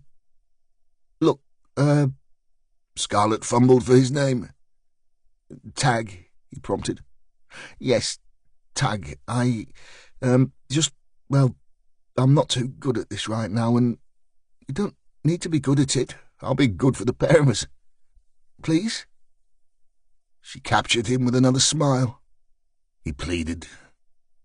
"Look, just once. If you hate me, I will never bother you again." I don't know," she wavered. "I won't bring milk." That was it. Those 4 words did the trick. She laughed and said, "Maybe." Stryker sat opposite Tariq Hussain. The QC looked every inch the successful lawyer he was. Expensive suit, expensive shoes, Rolex. He was a slender, handsome man, and as articulate as you might expect from someone in his position. He checked Hussain on Google. The barrister had a reputation for defending terror suspects, drug dealers, paedophiles, the lowest of the low. He made Stryker's teeth itch. The detective considered that, not unlike himself, the lawyer might be someone unlikely to show his emotions. But Hussain cried genuine tears. Stryker waited for the lawyer to compose himself. Would you like some water, Mr. Hussein? No, thank you. I would like to know how Abdullah died. The detective looked into the face of the brief, his sharp blue eyes telling everything the powerful and eloquent man needed to know. He was murdered? Yeah. My God. Hussein held his head in his hands. Oh, my God. Stryker's tolerance was draining away, impatience being one of his ever-problematic flaws. He had always found sentiment difficult to express. There was no time for any sentiment in this case, no time for any emotion. He'd considered keeping the details of the murder from the QC, but with modern communication, Twitter, Facebook, and the blogging community, what was the point? The garage owner would have told his wife what he'd seen.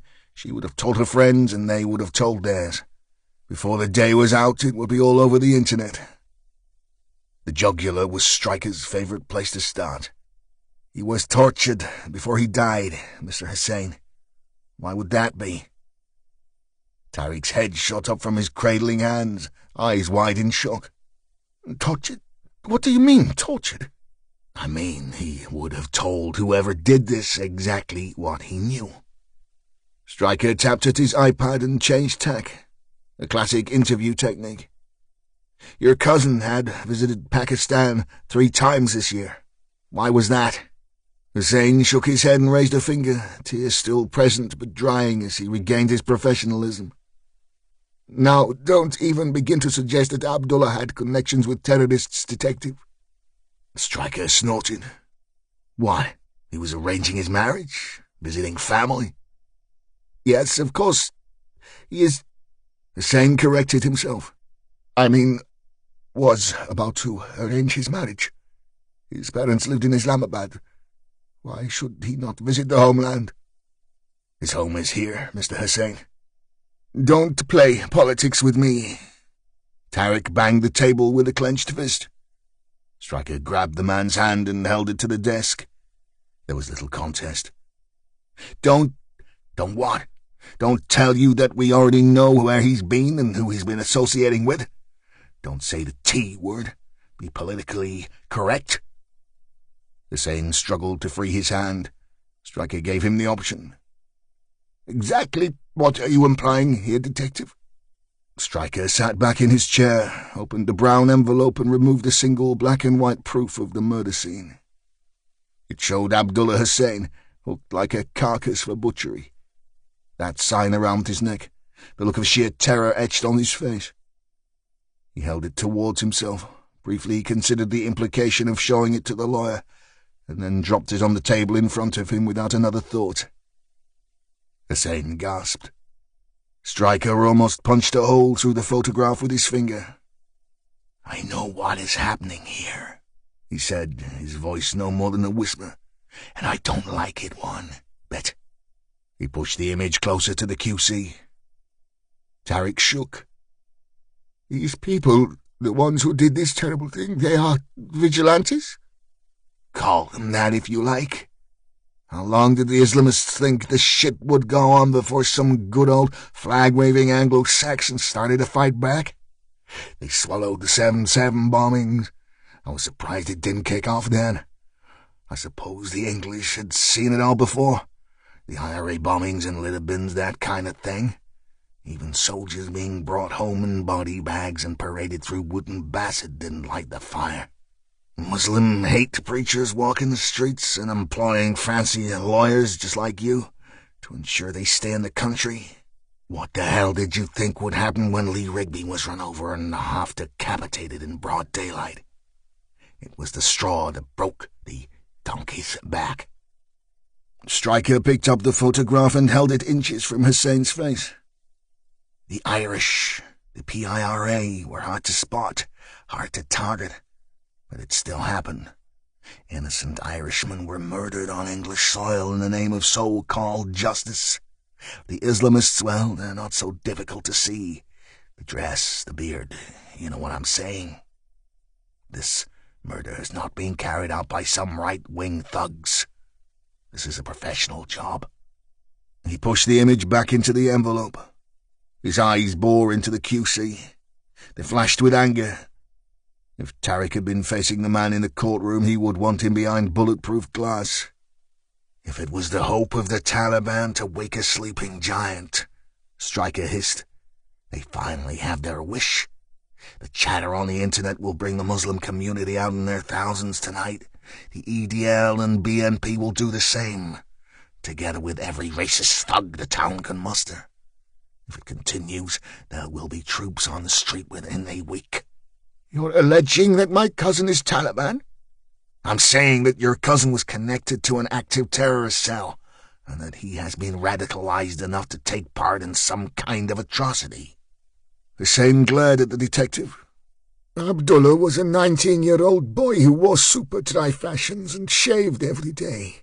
He went to Preston North End, a season ticket holder. He may have been angry at government policy, but that hardly makes him a terrorist. Stryker held up the BlackBerry phone. The same boy who has you listed as Jihad in his phone? Don't be ridiculous, Stryker. Knowing Abdullah, it was probably his idea of a joke. He viewed me as a moderate part of the system. He often teased me about my Englishness.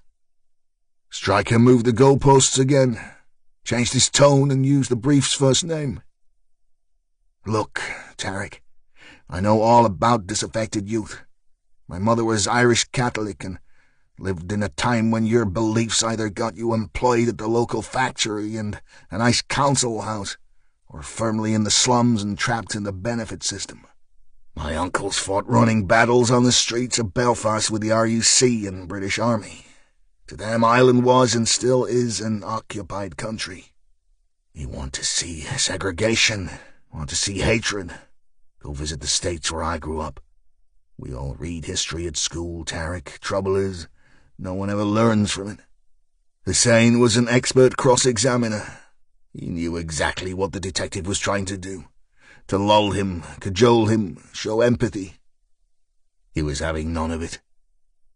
You haven't produced any hard evidence to even suggest my cousin was involved in any kind of radical behavior. If you had that information, he would have been in custody and not dead in the morgue. Hussein was warming to his task. So, my question is, what are you and your fellow officers doing to catch his murderers? All you have done so far is implied that the 3 innocent visits to my family in Pakistan have turned an astute, well-balanced boy into an Islamic terrorist. Stryker shrugged his massive shoulders.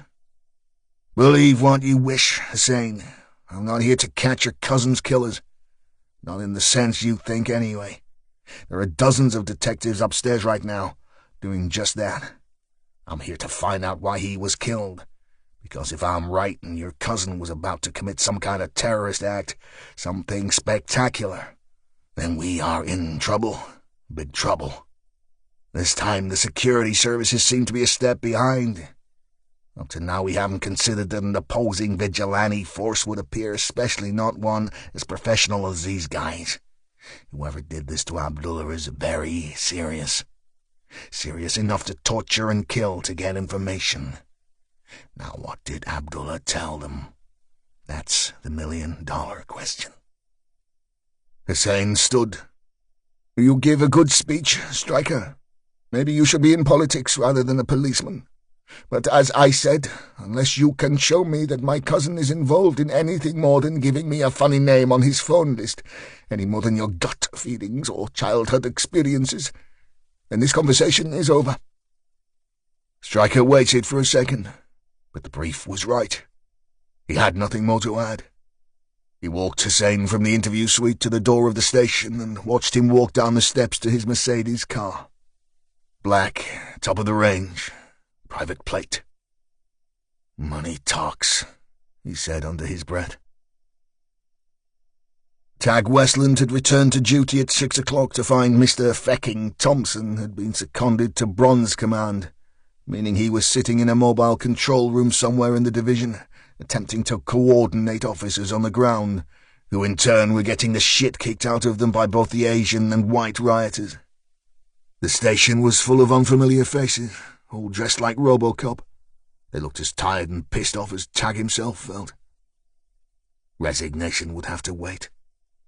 He pulled a thin file from his in-tray and studied the note attached to it by a paperclip. The spidery handwriting was the work of the early shift detective responsible for Avenham. It explained that he was too busy to look into the Macintosh assault, and the task would fall into Tagg's not-so-capable hands. "Bugger," he said under his breath. He yawned theatrically, selected the set of keys for his patrol car, and shuffled down to the garage. Much to his dismay, he saw his Astra had a smashed windscreen and severely dented bonnet, courtesy of some mystery miscreants. No doubt the early driver had suffered the misfortune of driving too close to the rioting hordes. He let out a second "bugger," turned on his heels, and went about the task of finding alternative wheels. By 7:30 he was back in the Royal Preston Hospital, sitting at the bedside of Sandra Macintosh. The injuries to her throat had blossomed from the original angry red welts to a spectacular blue-purple bruise that circled her throat like a bizarre collar. She was also very much awake and lucid. Tagg introduced himself to the woman and explained it had been he who had been outside the flat the night before. She appeared as unimpressed with Tagg as his senior officers did. "Where's the CID, then?" They're a bit tied up at the moment. Miss Macintosh, sorry." Sandra gave a very hoarse-sounding humph and sipped her tea. "So they sent you, then, Sherlock?" Tagg gave a weak smile. "I'm more of a Watson type myself." Sandra sat up painfully. She was a big woman with a once pretty face that had been eroded by a life of excess, a lifetime on Avenham Estate, and 3 kids by 3 different useless men. "Fucking marvellous. Some packy tries to kill me and they send me a bloody comedian to sort it." "I didn't mean—" started Tagg.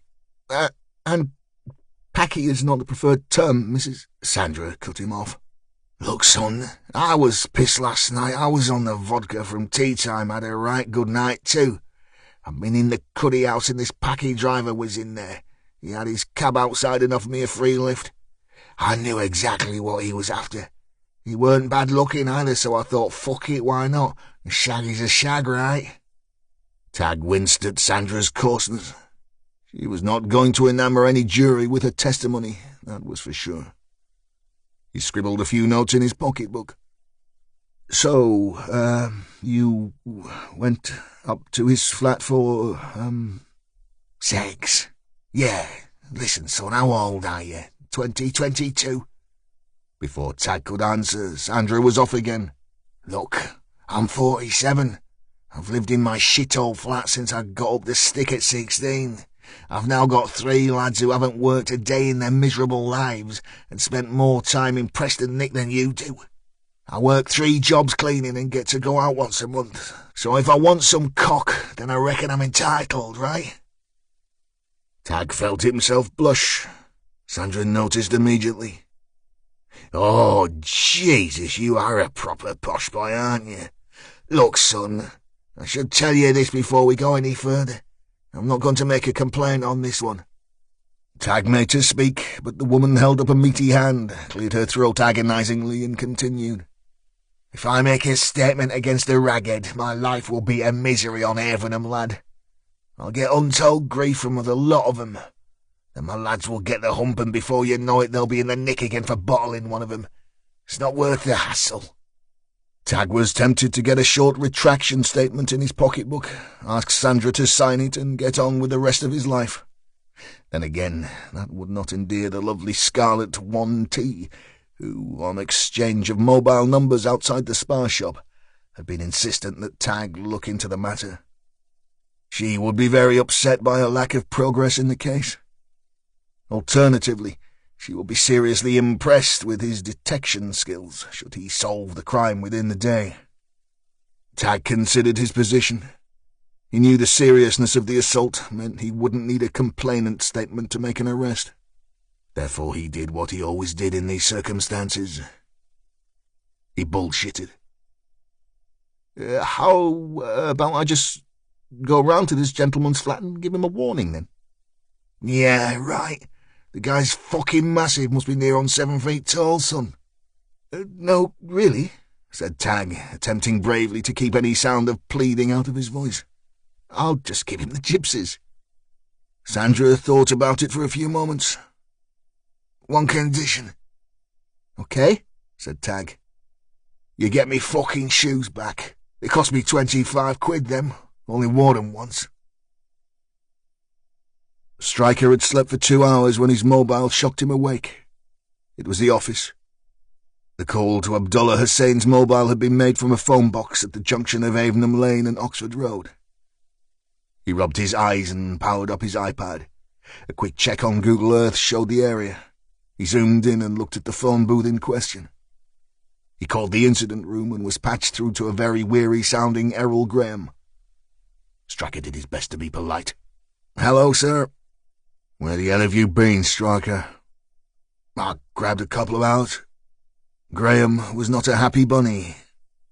"Well, before you went to the land of Nod, did you think to mention that you had interviewed a family member of the deceased?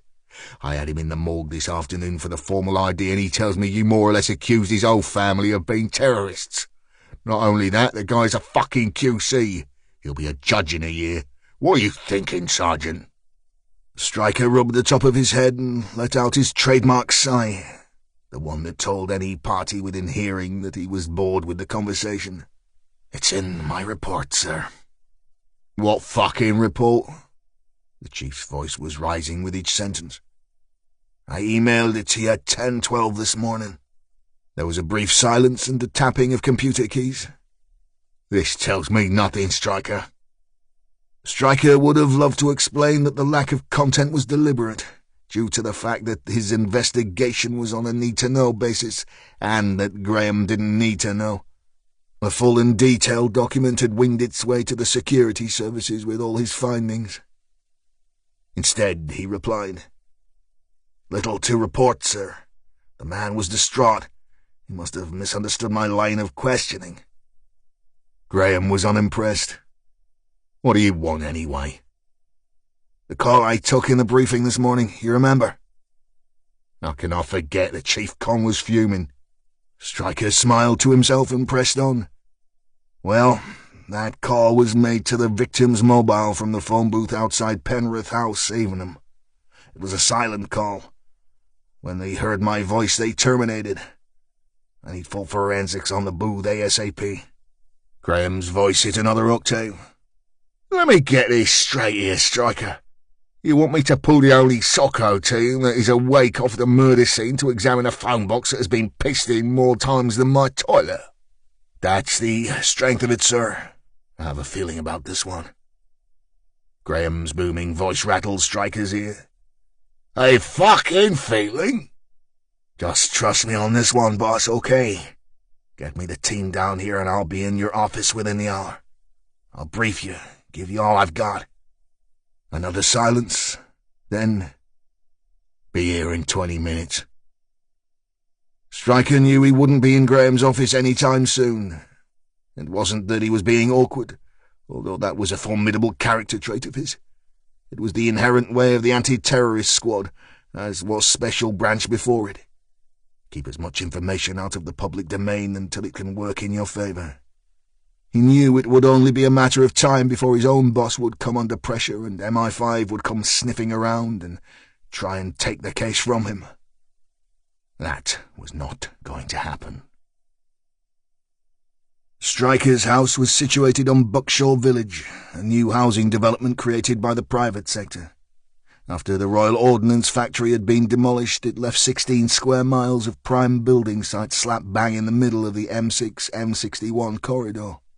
The village had a pub, a school, and a supermarket, but it was still soulless.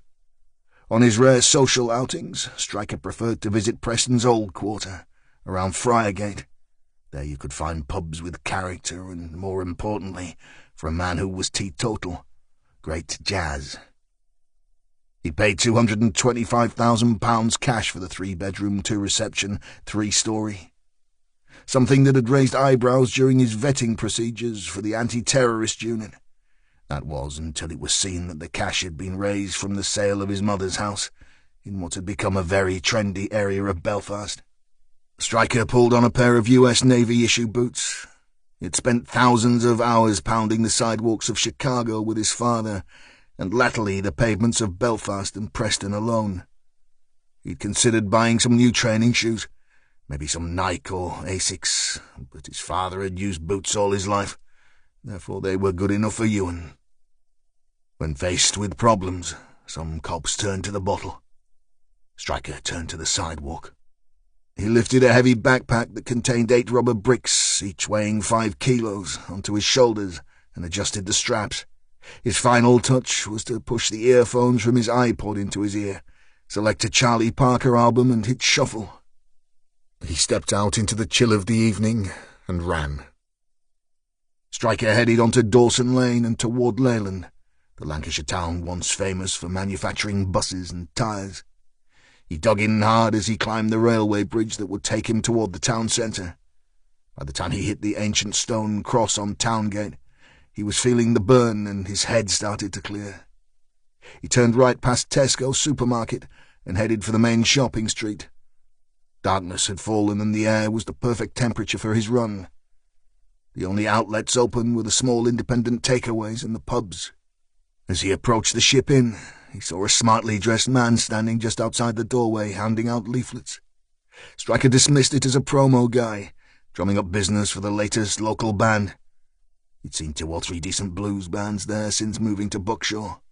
One, the Vendettas, reminded him of the days his father would take him to backstreet Chicago bars to see the real deal. He ran past the pub. The smell of beer and the lingering odour of cigarettes from the smoker's shelter filled his nostrils. 10 metres or so further on, Stryker felt the usual tingle of suspicion. He never understood why it happened. It just did. He turned and jogged towards the suited figure. As he closed, he saw the man was in his 30s, heavy-set, crew-cut. "What you got there, man?" The figure didn't answer, just thrust the A5 single-coloured document into Stryker's hand. He scanned the page and immediately understood why his senses had kicked in. "You part of this crew?" he asked the suit. The man answered in a South London accent. "Me and thousands, mate. Be thousands more by the end of this week. About time, eh? This guy's gonna change things, mate. Put the packies back in their place." Stryker folded the leaflet and pushed it into his combats. "And what place is that, friend?" The guy smiled. "You're a soldier, mate, eh? That or ex-squaddy? You know what I'm saying. They're taking over, mate. Got to be stopped. And this guy's the man to do it. Forget the BMP or the EDL, pal. This is a real thing." Stryker nodded. The real thing? 7's band, weren't they? Black guys? The suit puffed out his chest. "You been funny, pal. You a packy lover." There was a momentary staring contest, which Stryker won hands down. He stepped forward until his nose touched his would-be opponent's. "No, pal. I'm not a lover. I'm a fighter." Chapter 8.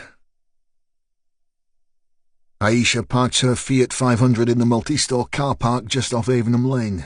She locked the doors, adjusted her clothing to ensure she was appropriately dressed, and for the 3rd time checked that Abdullah's package was still in her handbag.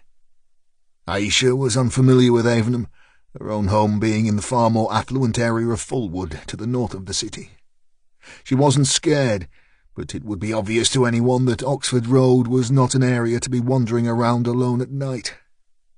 She walked from the car park, the only sound being her shoes on the damp concrete that shone black in the streetlights. She crossed Avenham Lane and broke into a jog toward the electronic doors of Penrith House. She had memorised the entry code, but needn't have bothered, as a solitary beer can wedged the door open. As she stepped inside to the starkly lit entrance hall, she was forced to hold her nose against the smell of stale urine. Why would Abdullah have to deliver this package to such a disgusting place? She pressed the lift request button and heard the clank of machinery as the car started its descent. The doors creaked as they opened and she stepped reluctantly inside the elevator, the first creeping feeling of genuine unease turning her stomach. She came close to a dry retch as she saw a used condom dropped on the floor of the lift. Aisha steeled herself and pressed a button to take her to the 3rd floor and her ultimate destination. Then she would call Abdullah to inform him that she had completed the task he had entrusted her with, and hopefully organize another secret meeting, which would make all this worthwhile. As the lift rose, she heard the sound of a crying child and a mother bellowing at it. She said a silent prayer. At floor 3, the doors scraped open and Aisha was forced to peer into near darkness. Every ceiling light on the corridor had been broken. Shards of glass crunched under her feet. She held her bag containing the package to her breast, took a deep breath and stepped further toward her destination. She could feel her heart beat in her chest. She was sweating and beads formed at her temples. Nothing to be scared of. Abdullah wouldn't send me into danger. The doors closed behind her with a final scrape and she was plunged into total blackness, the distant scream of the child temporarily replaced by an arguing couple somewhere above her. Aisha rummaged for her mobile to light her way. Where was it? As she looked downward, she noticed a red dot on the floor. One of those laser pens her youngest brother liked to play with. It moved steadily toward her, up her body and to her forehead. She never heard the shot. Tag Westland drove steadily from the Royal Preston. Sandra had remained adamant that she would not furnish him with any written testimony. She had also refused the services of the Rape Crisis Unit. All he had was the name of the offender's taxi company, his address and the agreement to recover Sandra's black patent heels. After hearing Sandra's description of the offender, he'd considered asking for another officer to support him, but the radio traffic suggested that he would have little chance of backup. Tag may have been inept in many areas of his life, but his physical abilities, especially in a fight, were considerable. He was fairly confident he could deal with the man, even though Sandra's descriptive powers seemed to be limited to how big the guy was in every department. He also considered that any man who was prepared to attack a woman deserved some summary justice. This was always best dished out without witnesses. As he pulled up his patrol car outside the flats, he noticed a SOCO unit was setting up at the junction, their attention seemingly on the telephone box. He gave a cursory wave, but the paper-suited men and women ignored him. "Please yourselves," he tutted to himself as he kicked away the beer can wedged in the electronic door, ensuring at least some modicum of security for the residents of Penrith House, and made to the lift. Despite his best efforts, the car wouldn't move from wherever it was parked above him. He could hear the doors attempting to close, but that was the sum of it. Bloody marvellous. He found the stairwell, which smelled even worse than the entrance hall, unclipped her mini maglite from his belt, and negotiated what was laughingly called the fire escape stairs. He climbed over 2 mattresses and a discarded pushchair in near total darkness before he reached floor 3. Tag had spent some considerable time in the flats and knew the layout well. 307 would be at the opposite end of the corridor. He opened the heavy fire door that led to the landing. It was pitch black. He felt his way into the narrow passageway and immediately slipped on something wet. His right leg gave way and he landed with a splat on his back. His torch flew from his grasp and skidded across the floor, spinning as it went. He cried out in surprise at his lack of footing. "Fuck!" He tried to lift himself, but his hands slipped away again, failing to find the grip they needed to lift his body weight. On the second attempt, he managed to haul himself to a sitting position. His maglite was some 15 feet away and shone a narrow beam of light toward him. His eyes adjusted and he saw the cause of his downfall. The corridor was covered in thick, oxygenated blood. Tag grimaced and wiped his hands down his shirt. As he found his feet, he was aware of a scraping sound further down the passage. Every 10 seconds or so it repeated its laboured clatter. What is that? Whatever it was, this job had gone from a straightforward summary justice stroke shoe collection to something much more serious. He drew his baton and inched toward the noise. What he found would live with him forever. Stryker checked his watch. It was almost 24 hours to the minute since Abdullah Hussein had been discovered. Now they had a second body. The operation to complete a forensic search of the telephone booth had been temporarily suspended. All available SOCO members were now changing into fresh kit to avoid any cross-contamination, and were being briefed about the latest murder scene less than 100 meters from where they had been working. Stryker walked over to the very pale-looking beat officer who had found Aisha Chowdhury. He was sitting on the curb edge, directly outside Penrith House. "What's your name, son?" The cop looked up. He was a handsome lad with a floppy haircut. He reminded Stryker of a young Hugh Grant. When he answered, he sounded like the Ponce too. "Westland, sir." "I'm not a sir, I'm a sergeant." He held out a hand. "Stryker." Westland took it and shook weakly, but didn't speak. "How long you been on the job, son?" Tag swallowed hard, seemed to find some strength from somewhere, and used Stryker's grip to pull him to a stand. "One fucking day too long, Sergeant," he said. Stryker looked up at the block of flats and considered the scene he had just inspected. A young girl, no more than 18 or 19, lying on her back, her body wedged between elevator doors, dragged there, her hijab soaked in her own blood. A single perfect shot to the forehead. An execution. Professional. Very professional. A small package in her hand, and that sign again. The same A4 laser-printed sign. Terrorist. Westland was covered in the girl's blood. Stryker thought back to the first murder scene he'd witnessed as a young cop. It didn't measure up to this one, and he felt a twinge of sympathy for the lad. Sympathy was one thing, but now he had two dead bodies. This one held a suspicious-looking package with Chinese and Arabic script printed on it. The doc had given him little useful information. Cause of death was obvious, but he did offer that her corpse had been posed post-mortem. This had been done for maximum effect. He needed answers, and quick. "So run it by me, pal. The reason for your visit to the flats. Don't leave anything out, son." Stryker removed an iPad from its cover and started typing. Tag may have sounded like a southern Ponce, but when Tag met the detective's eyes, there was something in there that told Stryker the kid was tough. Tag cleared his throat. "I was dealing with an assault. Happened yesterday morning. A woman, Sandra McIntosh, came running out of the flats about 9 a.m. She'd been sexually assaulted and strangled. Very nasty. Won't make a complaint, say she would suffer at the hands of the locals if she did. I persuaded her to give me the flat number. Was going to give him the gypsies. She wanted her shoes back." Stryker took on the look of a puzzled ginger rhino. "Shoes?" "You would have to know the woman, sir. I mean, Sergeant. She's a bit of a tough nut. Says that during the struggle the guy pulled off her shoes. They were new. She wanted them back." "You got a name for the guy?" Tag shook his head.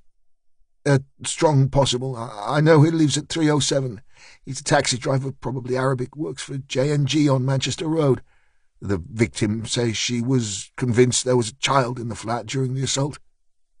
Stryker scratched his red locks. "A kid?" "So she said. She went there willingly enough. She was drunk, went up to his flat for sex. Seems he got very rough, tried to strangle her with a belt. She said he was shouting or chanting throughout the attack. She hit him with one of the aforementioned shoes and managed to escape. Looking at her injuries, I'd say she's lucky to be alive. The guy needs sorting, Sergeant." "And you were the one to do it, son?" Tag shrugged. "I was going to wind him up a bit, see if he cut up with me, hopefully lift him for public order, take it from there." Stryker considered the story. "What makes you think he's an Arab rather than Pakistani?" "I went to J&G first, the taxi firm. They weren't too helpful. They did tell me one driver hadn't turned in for his shift tonight. Dropped them in the shit. I asked to see his badge, personnel file, passport, copy, whatever, but they clammed up, said I'd need a warrant. He's probably an illegal. I did chat to another driver outside, a nice guy, very devout Muslim. Had no time for our missing driver, said our man was a Syrian who had an eye for white women. He told me he'd picked up the guy and a young kid on Avenham Lane just before the end of his shift. Took them to Burnley. Stryker felt his telltale tingle. What time was that? Tag shrugged. I didn't ask, sorry, but he works nights. I put a few quid on just after he attacked Sandra McIntosh. Lots of the night guys stay on for the school run, so about 9:30, I'd say. There was a squeal of tyres as a large black BMW pulled up. Stryker saw Errol Graham step from the rear. The detective turned to Tag.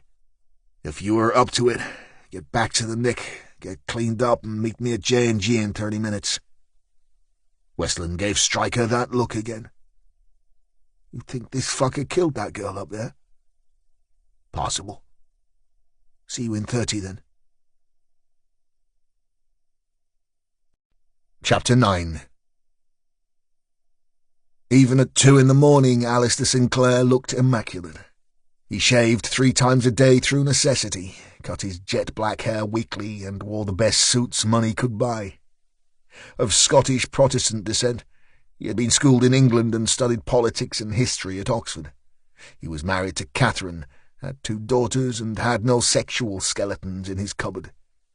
Other than his wedding band, he didn't wear jewellery of any kind. His watch was an Omega, which had been his father's. Major Robert Sinclair, retired, of the Queen's Own Lancashire Regiment. He had the perfect family, the perfect background, and more guts than any other politician in Westminster. He had taken the seat as MP for Nelson under an independent candidate banner 8 months before. Now it was time to head his own party and govern the country. He did not take calls from Grant Bliss, either via mobile or landline. Sinclair knew that if his plan for political greatness was to work, their arrangement had to be the most secret since any hatched in the Second World War. And this was a war, make no mistake. It was acceptable for Bliss and his right-hand man, Slade, to provide security at Sinclair's speeches and rallies. After all, security was his business, and few were better. But all conversations concerning the great plan were face-to-face. The room that was Sinclair's campaign office was situated over a hardware shop in Nelson, Lancashire. It was small and inexpensive. Sinclair had added a computerized switchboard and BACS facilities to enable donations to the party to be taken directly by phone or the web. The switchboard took up to 70 messages simultaneously and recorded them. Even now, at this late hour, the lights that indicated the machine was busy flickered satisfyingly. The only other hardware was desktop computers and a laser printing machine that churned out flyers and posters, advertising forthcoming events and meetings. As a major televised rally was less than 24 hours away, the machine and Sinclair's faithful had been flat out. There were 3 desks, staffed each day between 8 a.m. and midnight by volunteers, who took calls and cash from the public. The money and members were rolling in at a rate the BNP could only dream of. As Bliss stood patiently in front of him, waiting for the brute of the man that was Danny Slade to finish sweeping the room for bugs, Sinclair checked the traffic on the party's website, Twitter and Facebook accounts. 24 hours ago, the party had posed the question on the website: "Are you a white Christian? Have you suffered discrimination by the Islamist community? Tell us about your troubles. Ring 0845 000 888 or tweet at @JusticeForGB or go to our Facebook page, facebook.com/JusticeForGB. Sinclair smiled a Hollywood smile. Twitter now boasted 191,600 followers and was trending faster than One Direction. The Facebook page had 230,000 likes and was struggling to keep pace with friend requests. Finally, he checked the graph showing web traffic to his own site, the Justice for Great Britain Party. Membership was increasing by over 9% per day. Sinclair was going to need a bigger server. The party philosophy was simple enough. It had worked for so many great leaders over history. But in order to succeed in the here and now, Sinclair needed the moderate white community on his side.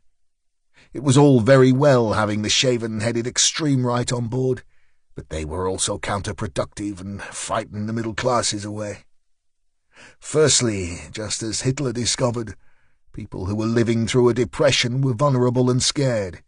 If you gave them something to focus upon, someone to blame for their woes, it solidified the community. They could easily identify the culpable and protest against the perceived threat to their livelihood. The people could blame this section of society for their lack of jobs, even lack of food, and it was a modern-day fact that families were unable to provide even the basics on the minimum wage, let alone benefits.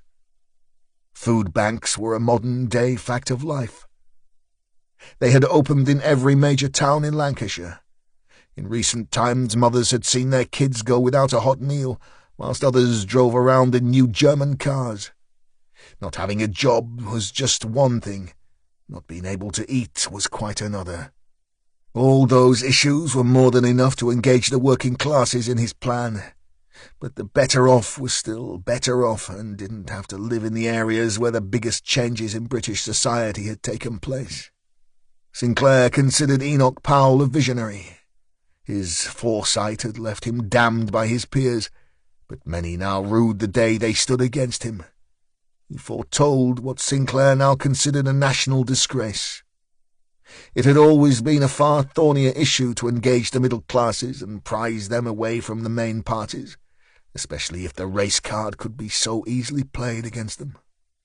Fortunately, the community he was eager to disperse, or better still, remove from British society, had given him two of the most powerful weapons he could ever ask for: their fiscal success and the terrorists that flourished from their ranks. The backdrop of social unrest was essential, and it would be Bliss and his men who ensured that it festered and worsened, spread like a plague.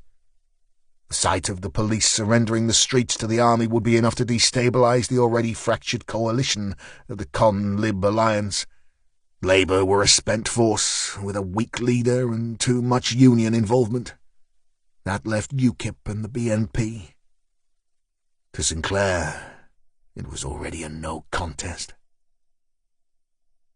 Danny Slade, a frightening figure of a man, finished sweeping the room and nodded to Bliss that all was well. Bliss in turn jutted his own chin in the direction of the door.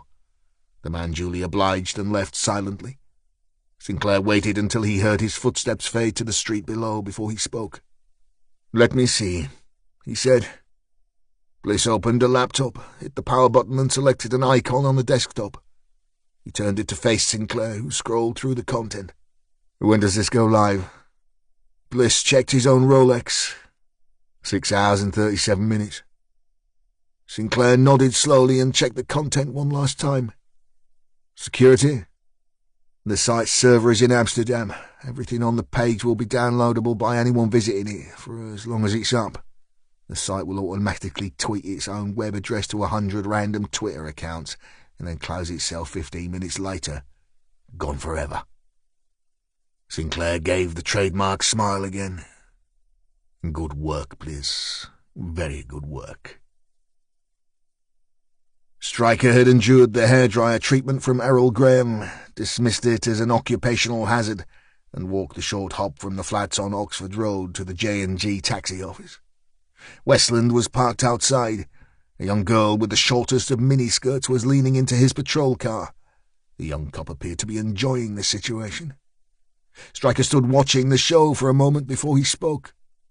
"When you're finished, son?" Westland turned at the sound of the detective's voice. The girl, however, was unimpressed at being disturbed in her attempt to chat up the good-looking officer. Stryker would never be described as handsome. His nose had been broken once too often, and his square jaw and lack of any noticeable neck gave the impression that his head had been set on sideboard-like shoulders, without the necessary attachment. His wayward red hair curled wherever it felt the need. His best assets were his eyes, sparkling blue. Trouble was, most of the time they gave the impression that he was about to rip your head off. "What do you want, Ginger?" slurred the girl. Stryker considered a witty retort. Instead he pulled his ID. "Fuck off," he said. The girl teetered down Manchester Road in impossibly high heels. giving Stryker the finger as she went. The detective leaned into the police vehicle. "You okay now, Westland?" Tag felt better, as he was now blood-free. It had been the first time he had ever seen a dead body, let alone a murdered one. Despite the trauma, the recently departed girl who had insisted on protruding her naked breasts through his car window had cheered his mood even more. He'd even forgotten Scarlet 1T briefly. Tag wasn't shallow.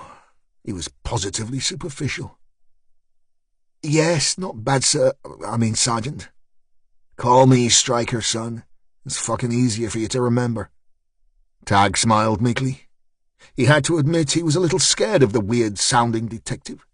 The man was a cross between a marauding bull and a rabid dog. He alighted from the car. Are you an American, Sergeant? Stryker. Not an Irish mother, American father. I have dual nationality, son. That means I can piss people off in 4 different countries." "Nice," was all Tag could think of. The two stepped into the cramped taxi office. The operator had changed shift from Tag's last visit, but as before was protected from the general public by the same counter and a metal grill. She was a very overweight woman who was intent on adding to her problems by stuffing a kebab and fries down her neck. She spoke without turning around to see her potential client, spitting fragments of lamb and chili sauce onto her console. "No taxis till 3:30. Stryker took a fist to the grill.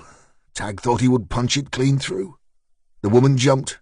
"What the—" "Police," Stryker stated, holding his ID against the metal squares.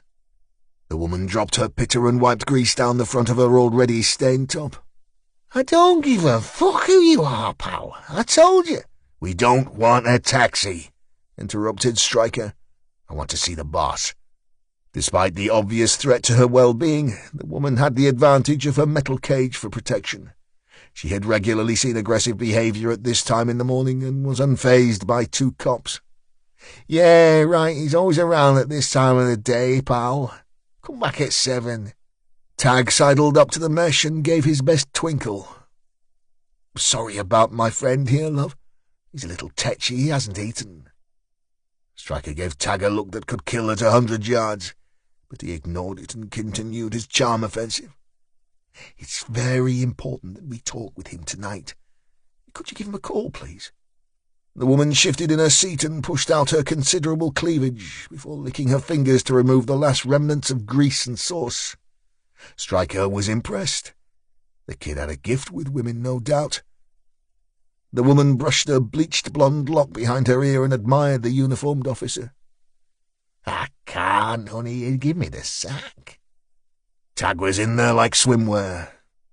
"Oh, I don't think so. He wouldn't want to lose such an attractive receptionist." The woman actually giggled. Stryker was redundant. He knew when to let go. This was the time. Tag pulled out his Lancashire Constabulary business card.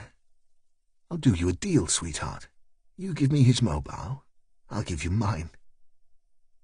Minutes later, the cops were back on Manchester Road. Stryker eyed the rookie with a look that rested between suspicion and admiration. "What?" said Tag. Within the hour, the J&G owner had been roused from his bed and Stryker had obtained the personnel file of the missing driver. The man had been reluctant to hand over the documents to the detective, just as he had hours earlier with Westland. But where Tag had the charm with the ladies, Stryker had the tools in his locker to persuade the man it was in his best interest to cooperate. This involved holding the man in the air by his neck with a single hand, whilst threatening him with the might of every agency known to man. The man said he would make an official complaint. Stryker didn't give a shit. The detective studied the photocopied documents using the interior light in Westland's car. A copy passport, which was actually Iraqi, a visa and work permit, a British driving licence, a CRB check, and a single sheet of paper that formed the agreement between the taxi owner and the driver. The name on the documents was Khalid Mustafa, address 307 Penrith House, Avenham, Preston. According to the documents, he had been residing in the UK for 3 years. Stryker pulled his iPhone from his pocket and photographed each sheet in turn, attached the files to an email and forwarded them to the office. He didn't hold out much hope that they were genuine, but it was worth a try. He then took a close-up of the passport photograph and enlarged the image using the iPhone software. He stared at the picture that filled the screen. "Now what?" said Westland. "Take me to the Royal Preston. Let's wake up Ms. McIntosh," said Stryker. Gina Williams hadn't slept. It was 3 a.m. and her Barry had not made it home. Even when the EDL held an event, Barry would be home by 1, half 1 at the latest. He might have had a lock-in at the Princess Alice, but even so it was very late. The bloody cops' sirens had never stopped all night. Gina had to turn up the television so she could watch Emmerdale on catch-up. By the time Corrie had finished, she'd necked a Valium and done a bottle of red. Before news at 10 started, she went to bed, but sleep still wouldn't come. She wanted Barry home. Gina knew her husband only too well. A late arrival and a police siren always meant trouble for her Barry. Barry Williams had been Gina's first love. It had started at school when she was just 14. Barry was the cock of the school. The cock meaning he could fight any boy there and win. Barry wasn't big, he was just good at fighting. He'd always been a scrapper. When Gina was young, it was Barry's reputation, his confidence and his swagger which had drawn her to him. He wasn't particularly good-looking. He didn't even treat her that well, spending much of his time with his mates, drinking and getting into mischief. Despite it all, she loved him beyond anything else.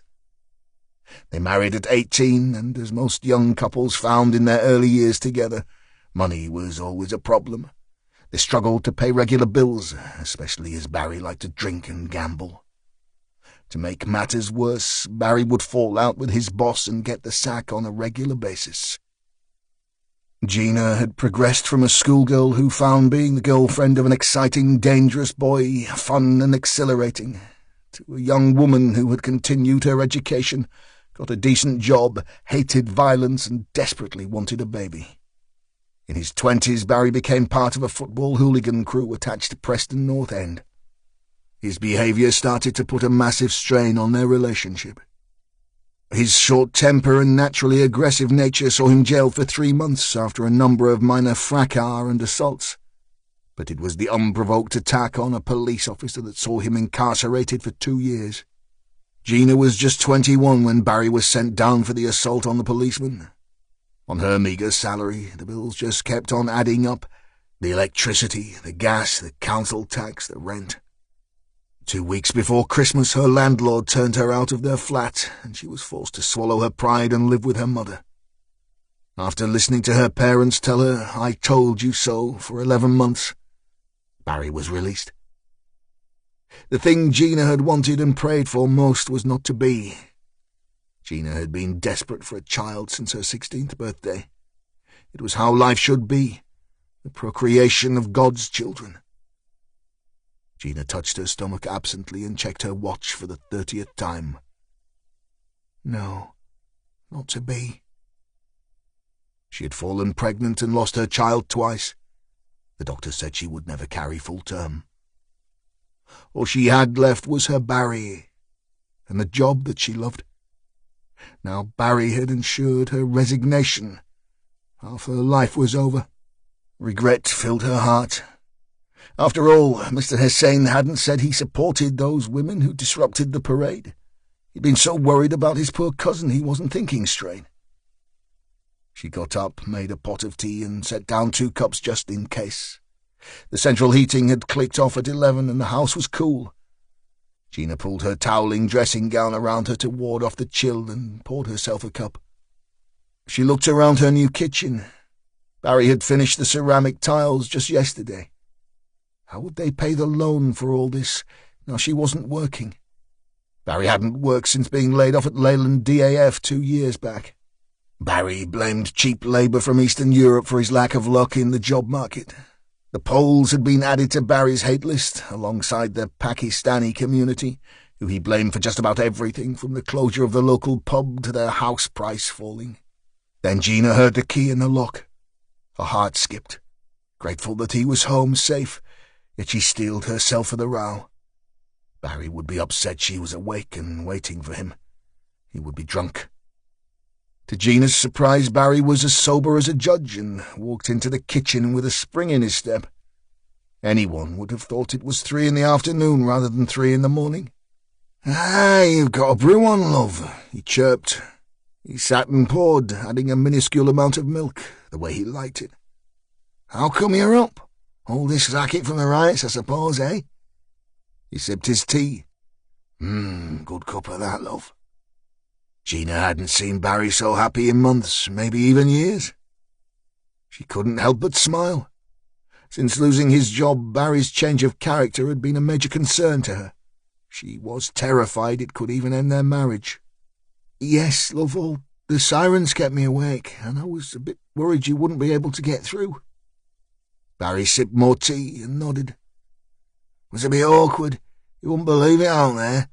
Deepdale is completely sealed, an all-go area. You can't get in or out. The cordon is as far north as Blackpool Road, west to Garstang Road all the way down, past Meadow Street, right over to New Hall Lane on the east side."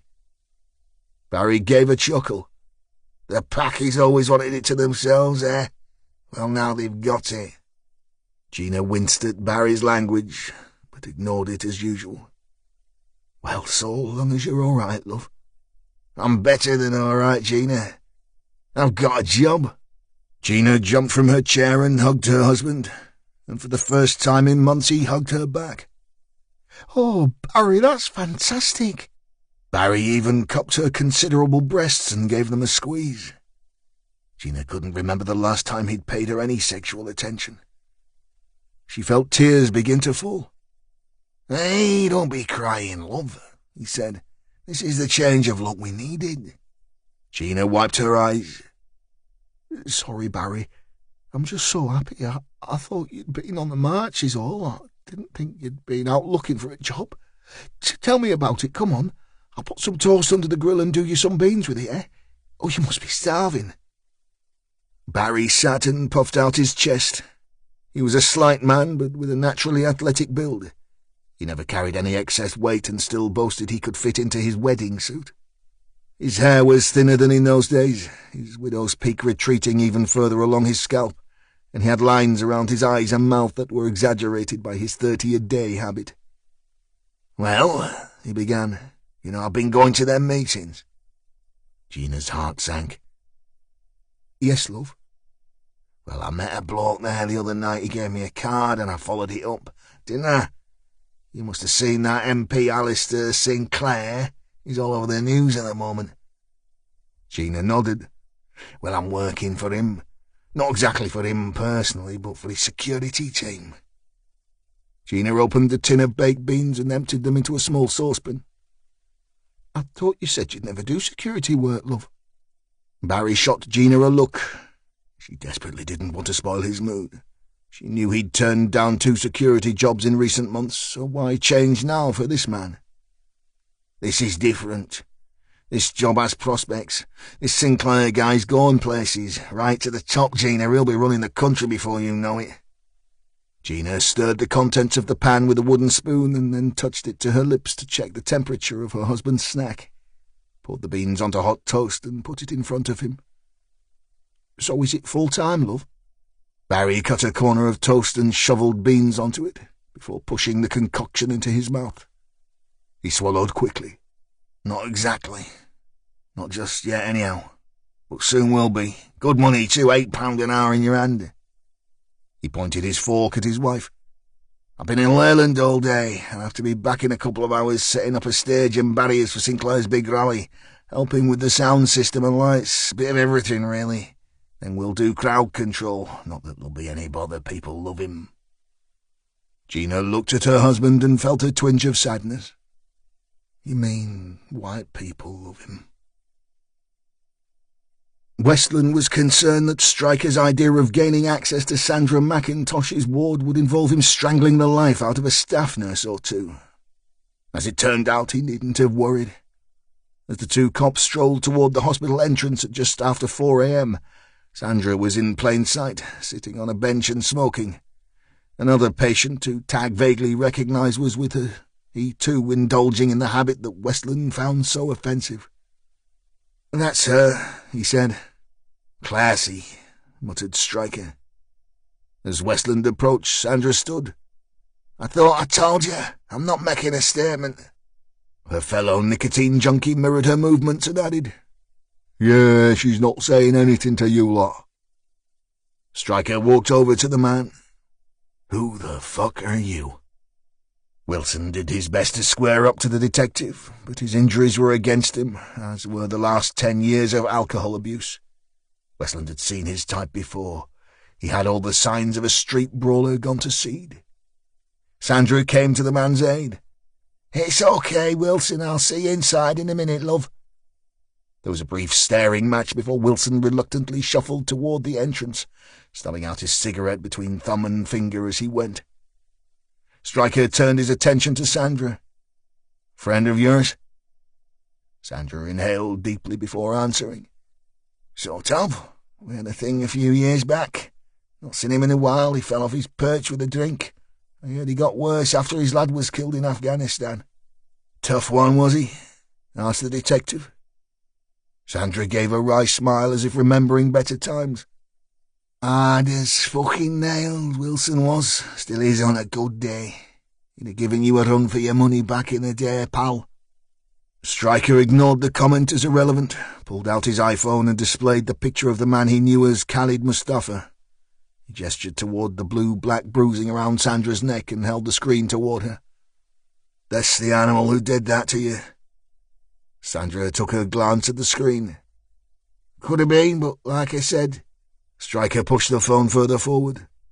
"Look at the fucking picture. I ask you a question. I have a 19-year-old girl lying dead outside this fucker's flat, so when you've finished playing the hard ass, you can give me an answer." Sandra took the phone from the detective and studied the image. "Yeah, that's the twat." She almost threw the iPhone back. Stryker recovered it and slipped it into his pocket. "So tell me what happened." "I already told Twinkle Toes here." She gestured toward Tag, who was doing his best not to look sheepish. "Tell me."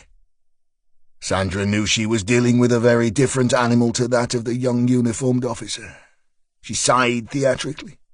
"He was in the Indian. I was pissed he offered me a lift. I went to his flat to shag him and he fucking strangled me, okay?" Stryker's limited patience evaporated. "I'll finish the fucking job if you don't start to cooperate, girl." "You don't frighten me, you paddy prick."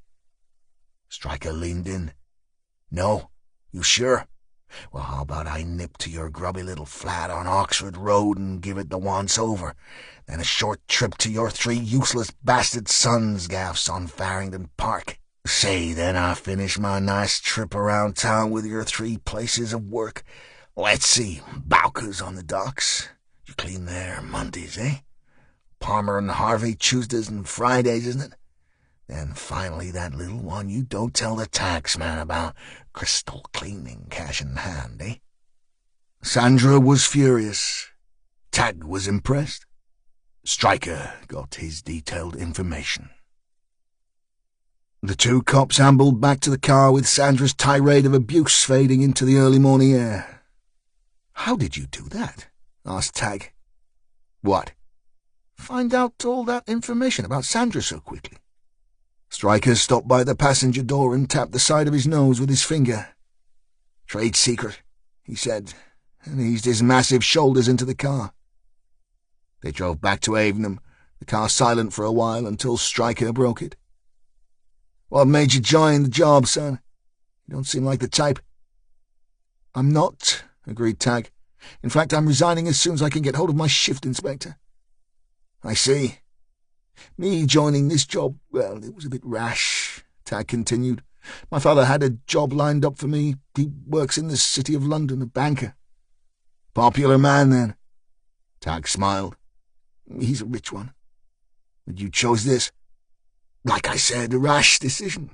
When I left university, I'd had enough economics to last me a lifetime. I fancied a bit of excitement. Saw the advert.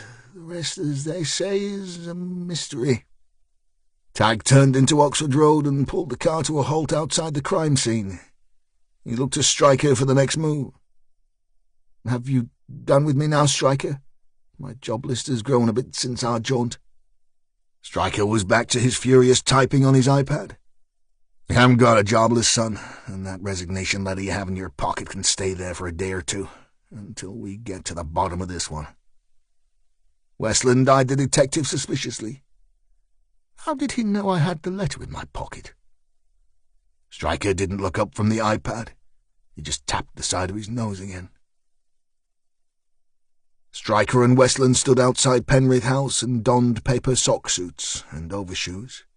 They walked slowly to the block, both men deep in thought for different reasons. Tagg followed reluctantly. He still had the flashbacks of blood and dead teenage girls running through his head. Stryker just had that tingle again.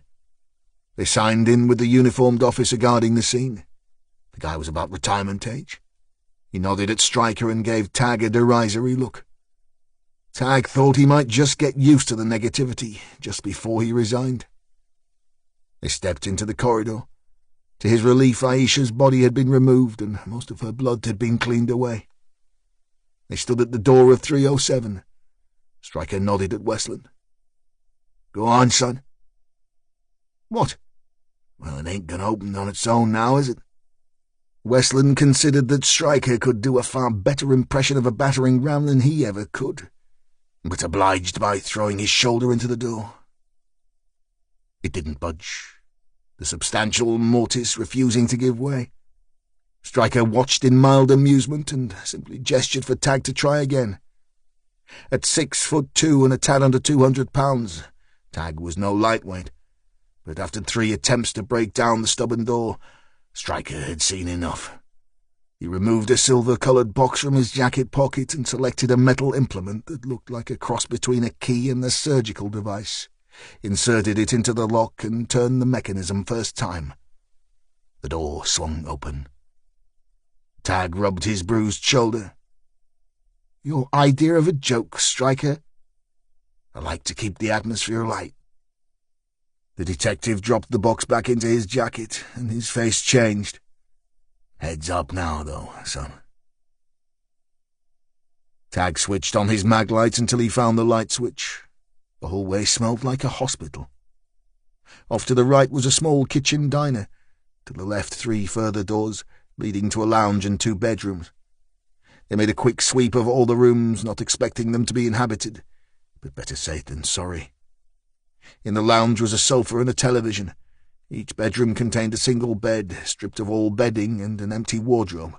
The kitchen, too, was bereft of any cutlery. In fact, Tagg considered that Sandra had the wrong flat. Not a single soul had inhabited this place for some time. More to the point, Tagg had never seen the place so clean since his mother had visited his digs at university. "Weird," he said. Stryker had his head inside one wardrobe. "Professional, son." "What is?"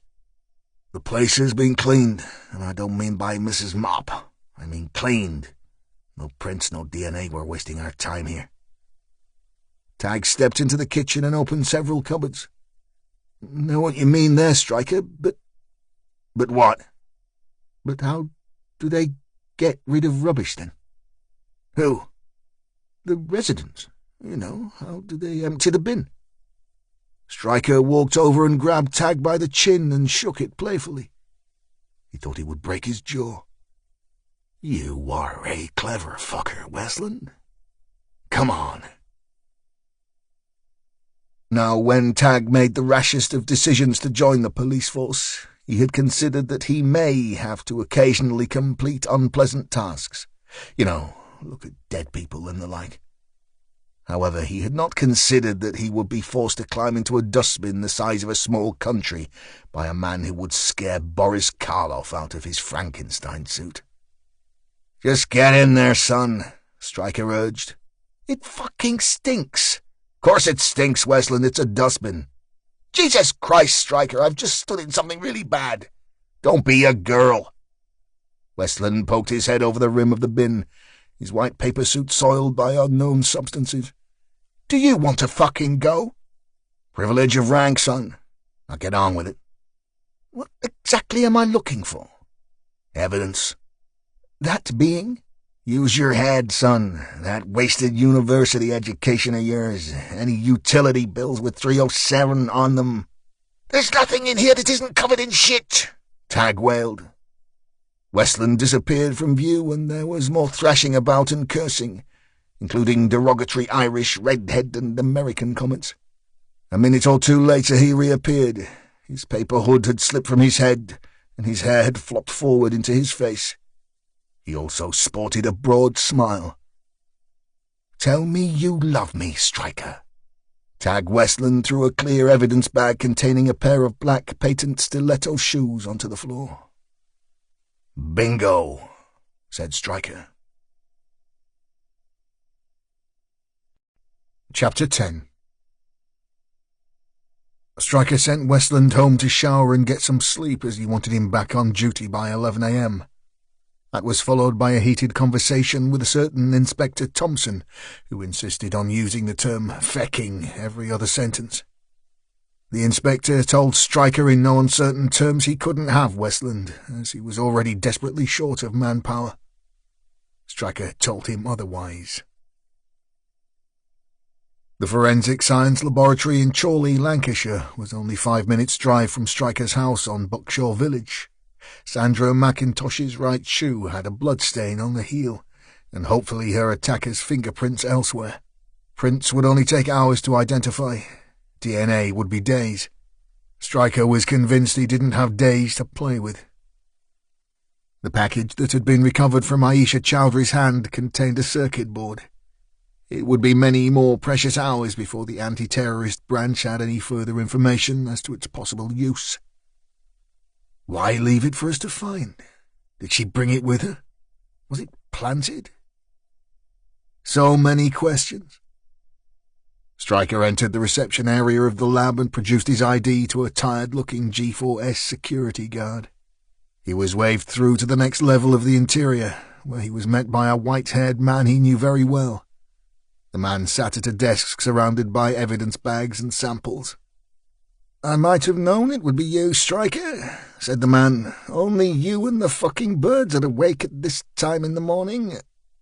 Striker shook the man's hand. "It's a rush job, Stevie." "It always is when I see you, pal." Abu al-Zakari had finished his prayers. He washed his hands and feet, dried them carefully, and sat cross-legged on the floor of the small room. With him were two other men. Both wore Arabic national dress and sported lengthy beards. The conversation was hushed and in the mother tongue. "The situation is grave, my brothers," he said. "We have a new enemy. This time it comes from within the infidel community. It is not the security services who have caused us this setback." "Are you certain of this?" said the first. "Most certain, my brother. I believe it comes from a man who has aspirations of great power, a man who would see all Muslims banished from the shores of this country, a man who would make war against all our people." "The infidels are too soft for this, my brother, too moderate. They have no stomach for the fight," said the second. "We have heard all this rhetoric before from the BNP, the EDL, and what? Nothing. They are shouted down by the mainstream parties. This could never again occur in Europe. The far right is a spent force." "You are wrong, my friend. This man has charisma. He will bring the moderates out onto the streets. There will be much bloodshed. The police will lose control soon. We cannot stop our own people from taking revenge. Mosques will burn. People will die. Our people." "The courier," said the first, "the boy Abdullah, could he have betrayed you?" Zachary shook his head. "He has never seen my face. He only knows me by code name." "And the hardware we required," said the second. "That will be replaced within 48 hours, replied Zachary. "Then, God willing," said the first, "we will continue as planned and deal with this other threat you speak of when we have achieved our goal." Agreed, said the second. At 10 a.m. another meeting was taking place in the office of Detective Superintendent Errol Graham. Seated around the table were 3 other men. Detective Superintendent Chris Slick Jemson of the Anti-Terrorist Branch, Detective Chief Inspector William Potts of the Operational Support Unit, and Ewan Stryker. A laptop sat on the desk, plugged into a small HD projector. A white screen had been erected in one corner. It was filled with the images of the 2 murder scenes. That would not have been unusual, except that they had been taken from a website that had been in the public domain since 9 a.m. Graham rubbed the top of his head. He had not slept for over 48 hours. "Run this by me again, Slick." Jemson was close to retirement. He'd seen and done it all in his time, but the internet and social networking were definitely not his forte. Fortunately, he had Stryker on his team, who had briefed him fully. "This site ceased to exist at exactly 9:15 this morning, so it was technically live for just 15 minutes. Somehow, and we don't know how yet, it was programmed to send its own web address to the social networking site, Twitter. We don't know how it selected the members, possibly just randomly, and as yet we don't know how many, not that it matters now. The site was downloadable from the moment it was live to when it closed itself down. Essentially, it meant that every person who subsequently viewed it was able to copy and paste all the material, pictures, text, etc. Then, of course, they could post it elsewhere. It hit the first voyeur blogs within minutes." Graham looked puzzled. Stryker explained. "Blogs and sites that post beheadings, executions, that kind of material. Gruesome were the first to repost. It's had over 1 million hits this hour." "Jesus," said Graham. Stryker scrolled through the material. At the top of page 1 was a fluttering Union Jack. A header scrolled left to right through the ensign. It announced, "The Fight Back." Beneath was a colour photograph of a very dead Abdullah Mohammed Hussein, hanging over the inspection pit. The sign around his neck proclaiming his alleged crime, terrorist. Standing either side of the body were 2 figures, dressed completely in black paramilitary uniform, their faces obscured digitally. Both held firearms. Under the photograph was a single line of text. "This man was about to murder your children." "Those look like police weapons," said Graham. Stryker shook his head. "Similar, sir, but no, they are MP7s, used by the Special Forces, particularly in the U.S. Very quiet, very accurate, and the round will defeat body armor." If it were possible, the second image was even more disturbing, even more powerful. The once beautiful Aisha Chowdhury lay on her back, the single bullet wound to her forehead weeping her blood. Her clothing had been arranged to show her hijab off to the full.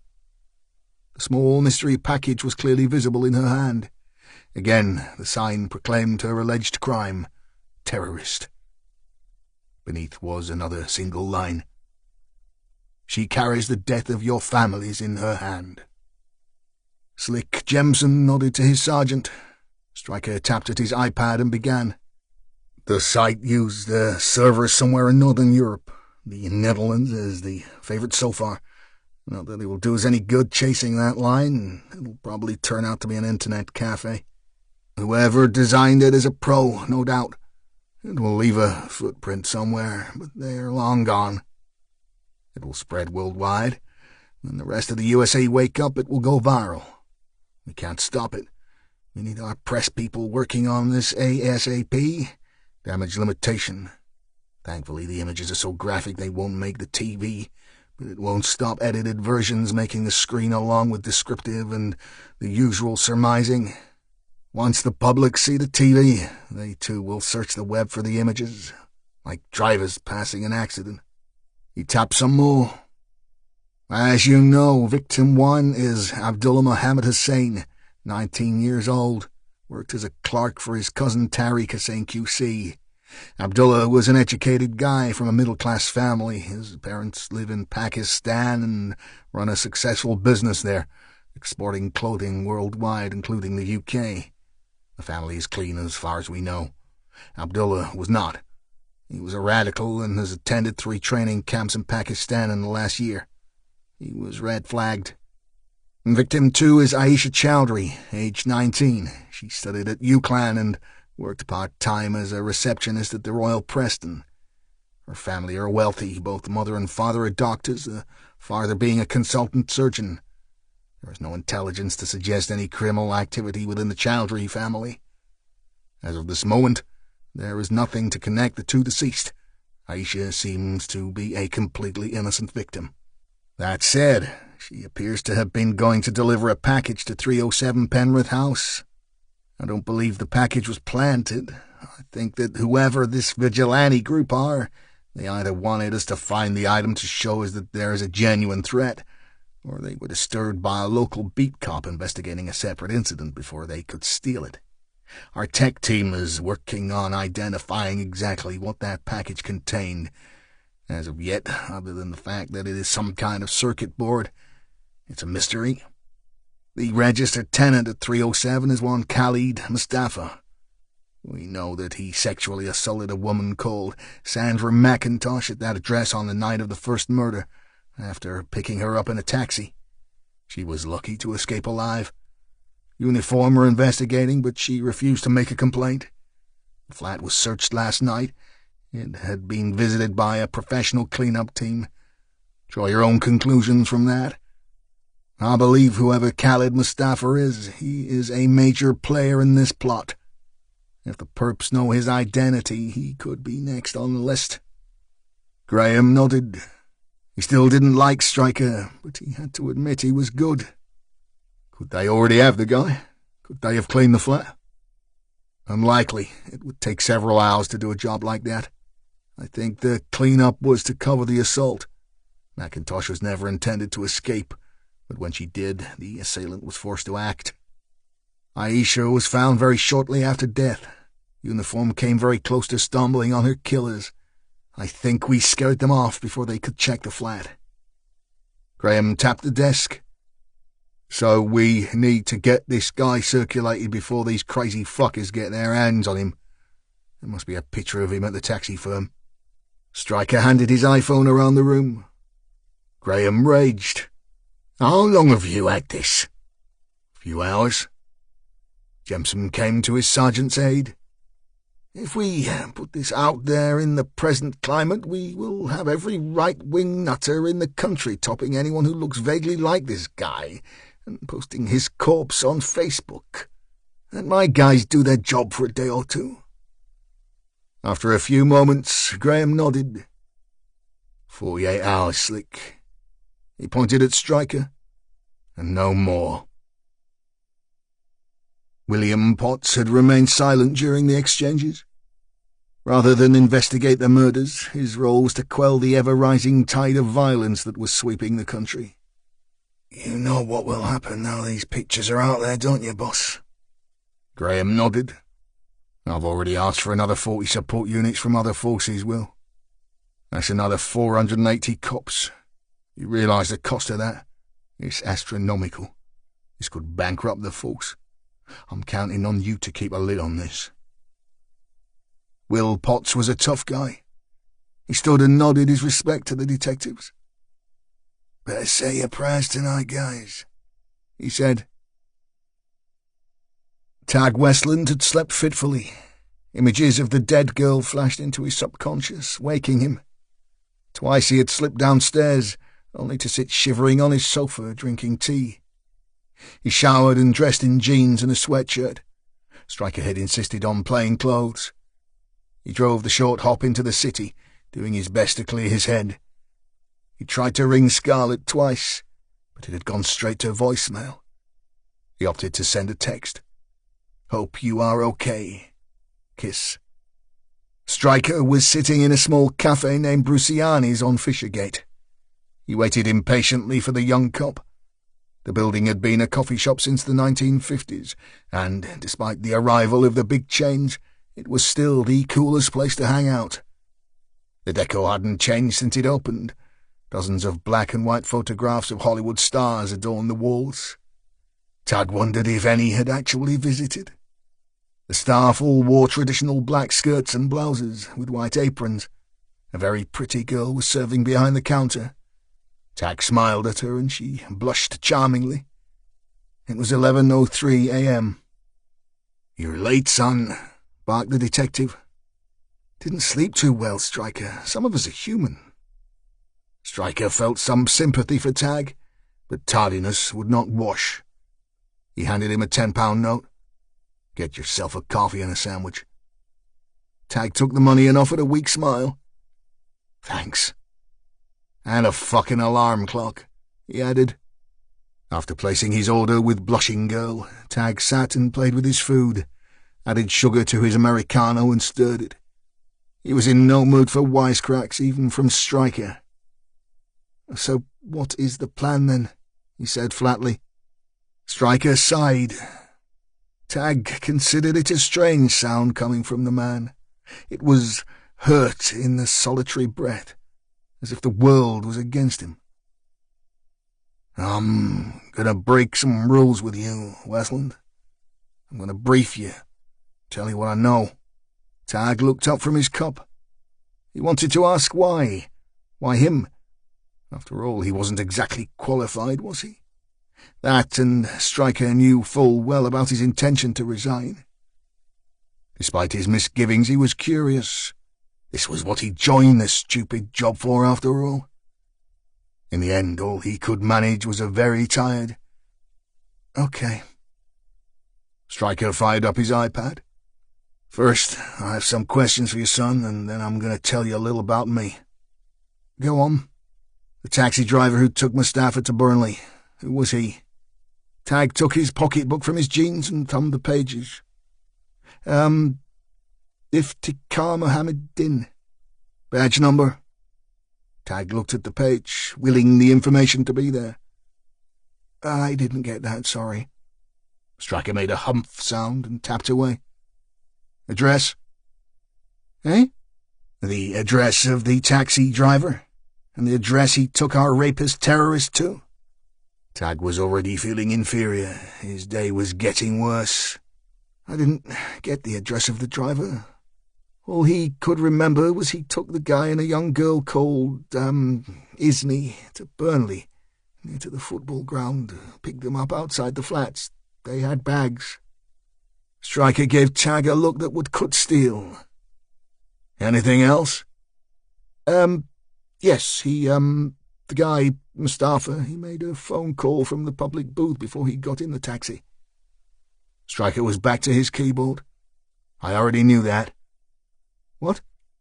"The phone call. I knew he'd made one. He was ringing Abdullah Hussein's mobile. I answered it." "Fuck," said Tag. "Exactly," said Stryker. He stopped typing and turned the tablet to the young cop. "Not something you might want to see whilst you're having bacon, but you need to see this all the same." Tag scrolled. "Oh, Jesus Christ." Stryker nodded. "It went live at 9 o'clock this morning. It was downloadable for 15 minutes. It hit Sky News just before I left the station." The detective pulled the screen away before Tag was sick. "I need to tell you something about me before we go any further." Tag looked up, not knowing what to say, so he stayed silent. "I was born in the States. My dad was a Navy SEAL, a real tough old boy. He met my mom in Ireland and they moved to the U.S., Chicago. I went to school there. My dad taught me all the things he knew. Shit, I was a black belt before I was 9. It was just how the guy was, you know." Tag nodded, surprised at Stryker's sudden openness. "I was good at sports. I was a linebacker, but despite everything, I never really fitted in." Stryker rubbed his locks. "This didn't help. I got all the ginger jibes, that and the fact that I was always so well turned out for school. Jesus, I even press my boxes, still do." "You iron your underwear?" Tag was incredulous. The detective pointed a thick finger. If you breathe a word of this, I'll rip your head off and shit down your neck." Despite Tag feeling like a train was changing points in his head, he couldn't help but smile at the revelation. He did his best to remain solemn and made a small cross against his sweatshirt. "God's honour, mate." Stryker glowered menacingly. "Anyway, what I was saying is, I kind of rebelled. I was always into computers. Spent more and more time holed up in my bedroom playing with them. Sent my dad crazy. By the time I was 15, I could hack just about anything." Tag's eyes widened. "You're a hacker?" "Was." "That's how you find information so quickly. Is that how you found out so much about Sandra McIntosh?" Stryker allowed himself a smug smile. "That was easy. McIntosh and her sons all have form. She has a couple of convictions for soliciting. The sons are a fucking walking crime spree. I checked the collator's system for addresses. Her last antecedents notes gave me her 3 places of work. Then I cheated a bit and used my other skills and looked at her benefit claims." Tag's eyes were wide. "You hacked a government site?" Stryker shrugged as though it was the most natural thing in the world. "Most 15-year-olds can hack government sites, son. She claims housing benefit because she's low-paid. She also receives working tax credits. That's how I found that she only disclosed 2 places of work. Seemed common sense that she wasn't declaring the 3rd income. Like I said, easy." Tag sat back and sipped his coffee. "Well, Stryker, you old dog, I'm impressed." The detective waved away the compliment. "The reason I'm telling you this little tale is because you don't fit in either. You don't act or think like a cop. You don't play the cop game. You don't socialize with cops. And I'll bet a pound to a pinch of shit that the reason you want out is because you think all cops are assholes." Tag nodded towards Stryker. "Present company accepted." "Of course," he said. "That's the reason you're sitting here now. Because you don't think like a cop. You're not tarnished by the institution of the police service, and I need someone who thinks like you do." Tag was doing a fair impression of a goldfish. "You do?" "I do. Now, let me tell you what I think is going on." Wilson sat on the bench outside Casualty and smoked a cigarette he had bummed off a visitor. In his other hand he held a clear plastic bag that contained his worldly goods, his driving license, his appointment card for outpatients, his Help for Heroes badge, and 11 pence in cash. He stubbed out his smoke under his shoe, took out the badge, clipped it to his chest, and pondered his next move. He felt better than he had in a while. He'd managed a couple of showers and a shave, and a kind nurse had found him a decent pair of jeans and a sweater to wear. The cocodamol painkillers seemed to keep most of his discomfort at bay.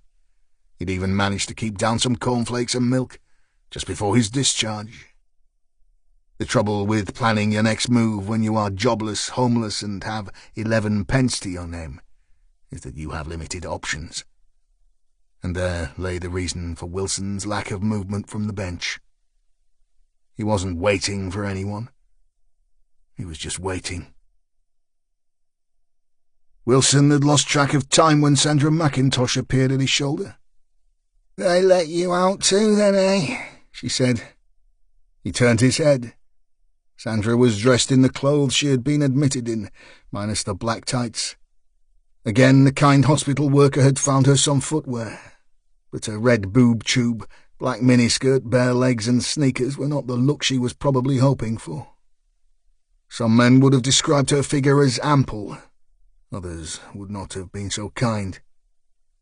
She had managed to apply some makeup, hiding some facial bruising, and her hair was tied back in a ponytail. The lesions around her neck seemed even more prominent than before. She made light of her appearance. "I'm looking good, eh, Wilson?" "Always did look good to me, Sand," he said. "Oh, you always was a sweet-talking bastard, weren't you?" Wilson smiled. "Suppose I was back then." Sandra sat down next to Wilson and grabbed his hand.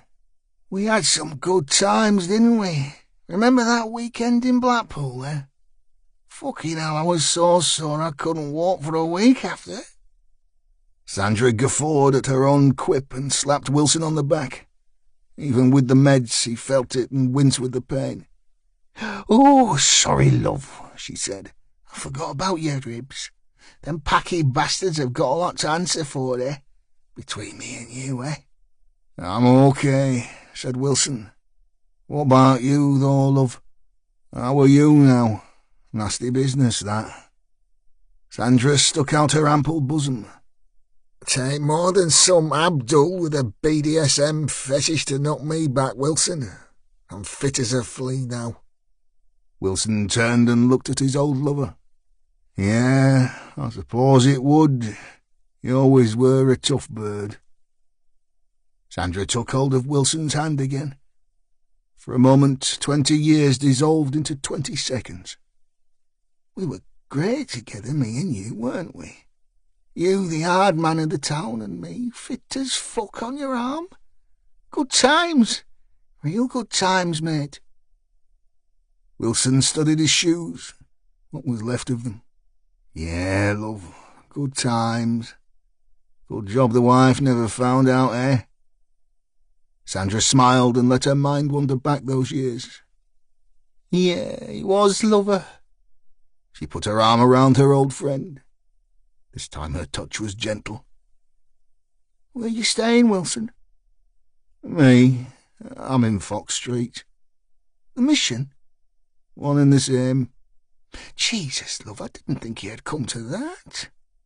Wilson scratched his once jet-black moustache, which was now prematurely pure white.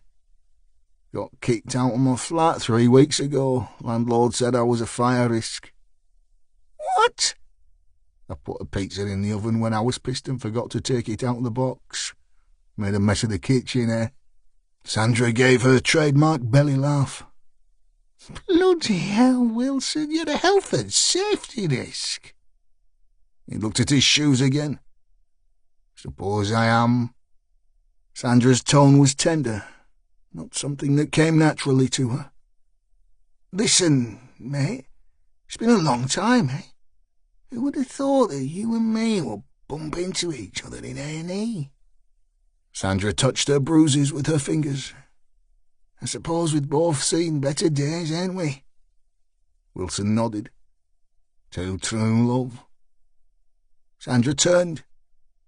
"Well, why don't you stay at mine for a bit? Just till you get yourself sorted, eh?" Wilson looked into the once pretty face of Sandra McIntosh.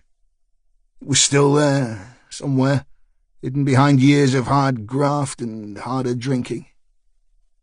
"You sure, love? I'm not the man I was. I'm a pisshead. The juice has got me nailed, Sand." She squeezed his hand. "We all love a drink, love, don't we? I'm not saying moving permanent or anything. Just till you get a place, that's all." Wilson couldn't believe his luck. He'd had enough knockbacks to last a lifetime. This was the gift horse. "Aye, go on then, love. That would be great."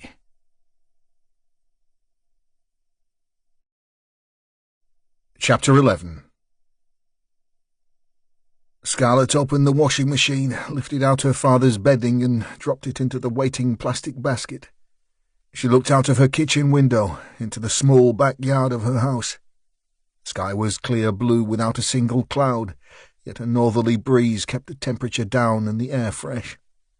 It was a good drying day. Scarlett had not ventured to work for the last couple of days, calling in sick. Her father's home help, Zakia, had not dared leave her house on Deepdale due to the violence on the streets. Scarlett could still hear the fear in Zakia's voice. "I cannot come today, Scarlett. My house is damaged, burned. They have thrown a petrol bomb at my door. My brother is in the hospital. They have thrown stones at him. The police are everywhere. They say not to come outside." Scarlett shuddered. She couldn't believe what was happening to her town. Vicious thugs roamed the streets looking for anyone they considered fair game, anyone with brown skin. She picked up the basket and stepped into the yard. The breeze felt good on her face. She breathed in mouthfuls of the cool air and started to peg the washing. "Maureen!" her father shouted from his room. "Maureen, I want you!" Scarlett looked up to her father's window. Maureen, Scarlett's mother, had left them 5 years ago. Disappeared off the face of the earth with only a brief note proving that she ever existed.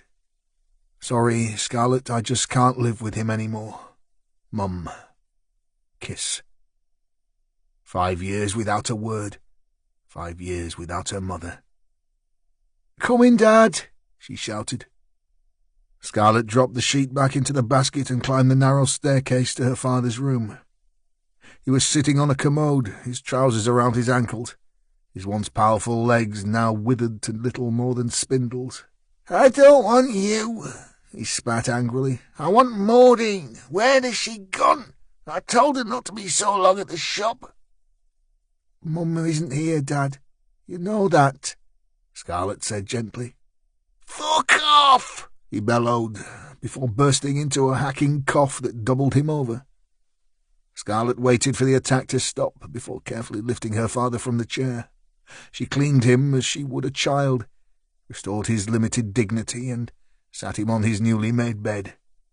He looked at her, all anger instantly dispersed, turned off like a tap, recognition returning fleetingly.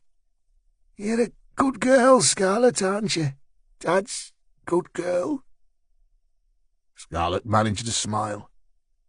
She had cried so many times over the last year and a half that there didn't seem to be any tears left. "That's me, Dad. You good girl." She stroked what was left of her father's hair. "Now, do you want me to get you some breakfast? Some toast and eggs, poached the way you like them?" The man smiled, open-mouthed, and nodded. "You lie here for a minute, then. I'll put Radio 2 on for you, whilst I get the eggs on, eh?" Scarlett didn't get a response. Her father had disappeared again, back to the place only he knew.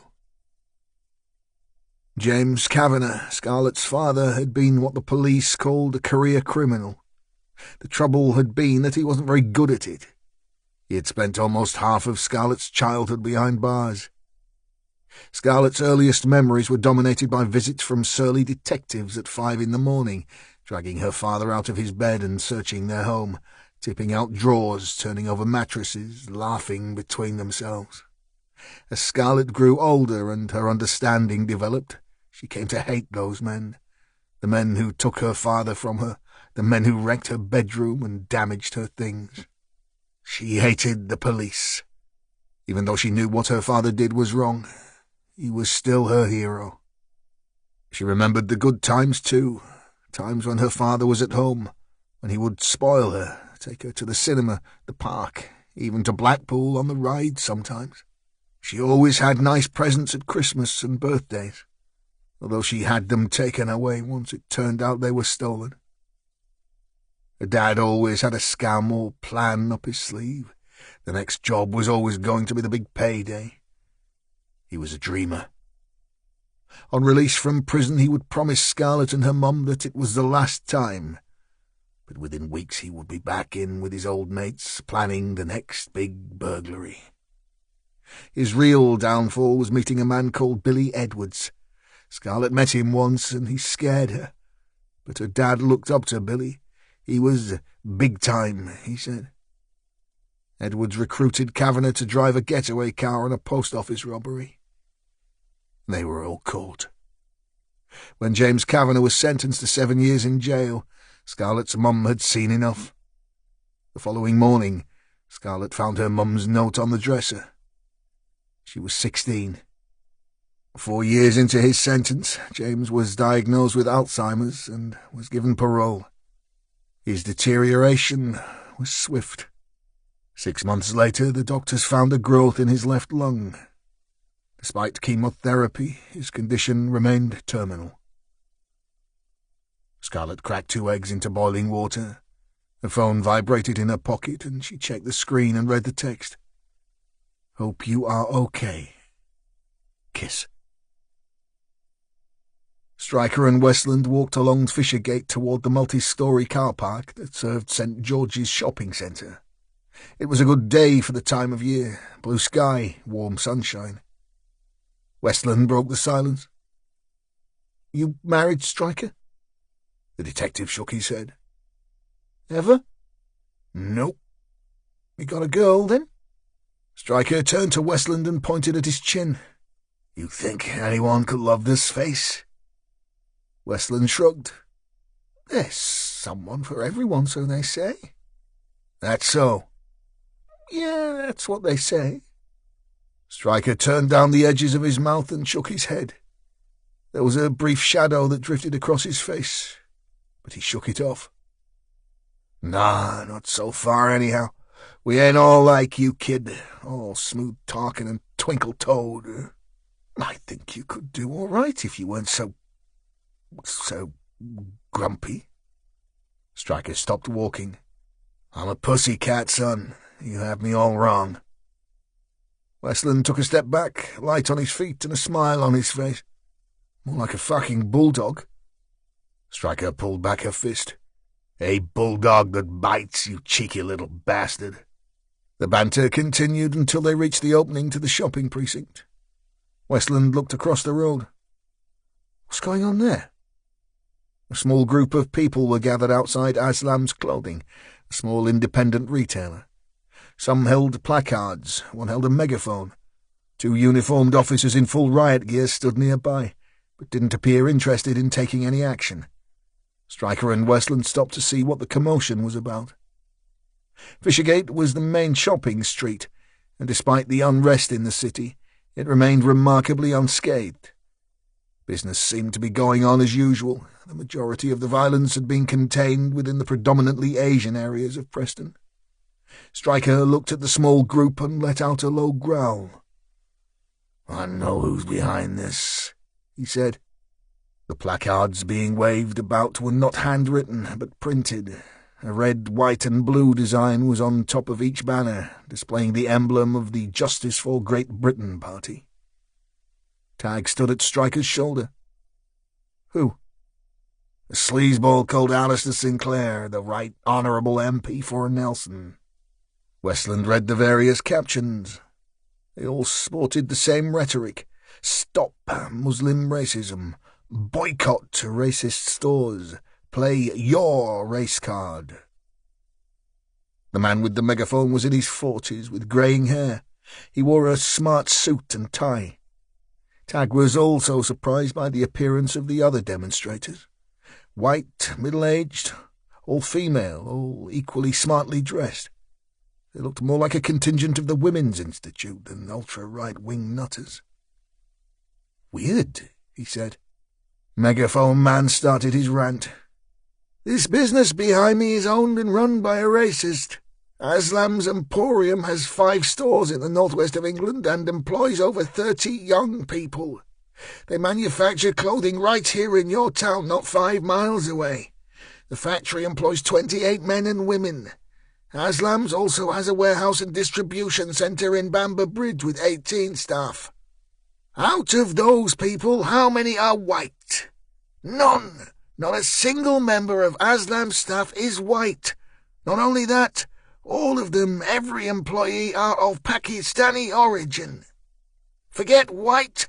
At Aslam's there are no Indians, no Afro-Caribbeans, no Arabs, no Hindus, and no Jews. No Catholics, no Protestants. And what is our government, our council, doing about this? Nothing. Boycott this business. Don't buy from these racists." There was a screech of tyres as a blue BMW car pulled up. "Here's the cavalry," said Stryker. 5 Asian men alighted from the vehicle, all young, all wearing street clothes, jeans, hoodies, training shoes. The driver seemed to be in control of his crew. He was a big guy with powerful shoulders and arms. He sported a thick gold chain around his neck and had intricate patterns cut into his close-cropped hair. He approached the 2 cops first. "Why are you not stopping this shit, man?" He pointed at the group who were all walking in a small circle and chanting their slogans. "Move them, or we will." The cops tried to placate the man. tried to explain the letter of the law. He was having none of it.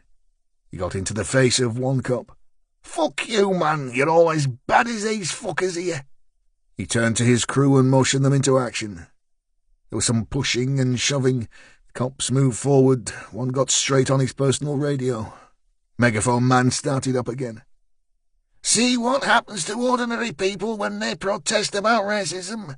This is a peaceful protest, a legal protest." The big guy grabbed at the megaphone and it squealed sonic feedback. "Get off me!" shouted the man. Another of the crew had torn a placard from the hands of one woman. She looked scared but stood her ground defiantly. Then it got nasty. One of the Asian group pushed a little too hard and a woman fell to the pavement. She was knocked unconscious. He was grabbed by a cop and within seconds it became a melee. Some members of the public looked on. Some joined in. From nowhere, a cameraman and a female reporter appeared. Stryker shook his head. He got exactly what he wanted there, eh? Tag looked both bemused and concerned. What do you mean? A full PSU drew up and 12 riot cops started to restore order and make arrests. "Sinclair," said Stryker. "It was just for the cameras. That will add more fuel to the flames tonight. You can see the headlines now, can't you?" The two men turned and walked into the shopping precinct. Tag looked at Stryker. "They do have a point, though." "As in?" "Well, if it was a white business and it didn't employ any minorities, or, say, all the workforce were Catholic, there would be an outcry." Stryker was losing his short temper. "Listen, Westland, you should try being Catholic in Belfast. Try getting a job in some firms there." Tag was not backing down. "I know all about the divisions in Ireland, Stryker, but things are changing there, just as they are all over the democratic world. It will take years, but it's changing." Stryker stopped by the car payment machine and pushed coins into the slot. "And you think that by raising the temperature on the streets of Preston it will achieve anything, son? This is racism disguised as peaceful protest. This guy Sinclair is fucking dangerous." Tag looked a little crestfallen. "I just think they have a point, that's all." Stryker grunted to signal he was tired of the conversation. "Let's get to J&G cabs." Errol Graham slept in his favourite armchair. He'd been to bed, but sleep wouldn't come. In the end he trodden the stairs, made coffee, and spread the various files relating to the two murders in front of him. They now covered the carpet at his feet as he snored quietly. His wife Emily touched his arm gently to rouse him. "It's 1, dear. You asked me to wake you at 1. Graham opened his eyes and yawned. 2 hours sleep in 48 was not a good return for a man just turned 50. "Thanks, honey," he said, rubbing the stubble on his face with both hands. Emily gave him her worried look, the one that said he was doing too much. "Would you like some breakfast, Errol? I can rustle up some bacon and sausage. I've got those nice pork and herb ones from the market." Graham dropped his hands to his stomach, decided it wasn't time to start his diet quite yet, and nodded. "That will be great, Em. I'm famished." His wife turned on her heels, and he heard the familiar sounds of food being prepared in the kitchen. He leaned forward and collected up the papers from the carpet. On the arm of the chair was a thick notepad. He had scribbled a to-do list before he'd fallen asleep. It ran to 4 pages. Errol lifted himself from his chair and felt his back complain. He stretched it to no avail, found the remote and switched on Sky News. Shaky camera shots of a small demonstration were rolling. A middle-aged woman lay unconscious on the pavement. Angry Asian men were struggling with police. Errol turned up the volume. A woman anchor provided a voiceover. "A small peaceful demonstration turned ugly this morning in Preston, Lancashire, the scene of 2 apparent vigilante-style murders and recent race riots. A group of supporters of the Justice for Great Britain party were protesting about the alleged racist employment practices of a local retailer, Aslam's Clothing Emporium, when they were seemingly attacked by local Asian youths. Reports say the police were slow to react to the fracas, and one woman, 49-year-old Marie Henderson, was seriously injured. The producer cut to the studio where an attractive blonde with a serious expression picked up the story. I'm joined in the studio by Mohammed Bashkir, spokesman for the Muslim League of Great Britain and MP for Nelson, and the leader of the Justice for Great Britain party, Alistair Sinclair. I'll come to you first, Mr. Sinclair. Exactly why were your supporters protesting in Preston this morning? Sinclair was doing his best to look concerned. Well, first, Annabelle, let me say that our thoughts and prayers go out to Marie Henderson and her family at this time. Marie is a valued member of our party, and we wish her a speedy recovery after this vicious and unprovoked assault. But to answer your question, we have conducted an investigation into the employment practices of several businesses in the Lancashire area, Aslam's being just one. We have found that a shocking feature of their business model is to only employ Pakistani Muslim workers. Not only that, but only to buy materials and goods from Pakistani Muslim suppliers. Our party is outraged by this practice and thought it essential that we bring it to the notice of the public and government. Annabelle turned to Bashkir. What do you say to these claims, Mr. Bashkir? Sky News understands that Prime Minister David Cameron is to make a statement today in the Commons, calling for an investigation into this allegation. Bashkir did little to hide his disgust for his fellow panelist. This is pure bigotry and lies. The Justice for Great Britain party is a fascist movement disguised as a mainstream party. This incident today is designed to take the spotlight away from the vicious murders of two innocent Muslims in Preston, a 19-year-old boy and teenage girl. What are the police doing about these terrible crimes? Nothing. Our people cannot leave their homes due to gangs of white men trawling the streets in search of violence. Mosques have been burned, businesses and homes wrecked. Why is Cameron not talking about this? Graham hit the mute button. He'd heard enough. His wife walked into the room holding a plate with an oven-gloved hand. She looked at the screen. Sinclair was speaking, hands gesticulating. "He scares me, Errol," she said flatly. The chief detective nodded solemnly. "He scares me too, Em. He's the worst kind of bigot. He feeds on people's fear. It's like the bad old days." Emily gestured toward the plate. "You want this at the table, or are you going to eat and work?" Errol gave a tired smile. "Table. I think it might be a while before we can sit together again." Stryker and Westland's visit to J&G Taxis was swift. The owner was much more cooperative. However, he did stay firmly behind the protective grille in the office, obviously concerned that Stryker may decide to encourage his collaboration by half-strangling him for a second time. They exited with the address of Iftikhar Mohammed Din. The parade of houses that made 88 Broadway a quiet and pleasant place to live looked over the River Ribble. The water ran deep and brown most of the time and was not a place for swimmers or fishermen. Nonetheless, with the sun shining and the trees swaying gently, it made for a pleasant change to the grim scenes not a mile away. Din's house was a 3-bedroomed pebble-dashed semi. The front garden was enclosed by a low wall and cast-iron railings. They looked newly painted. The garden itself was awash with colour. All manner of plants and shrubs that neither Stryker nor Westland could name had been lovingly nurtured to make the space a picture of green-fingered pride.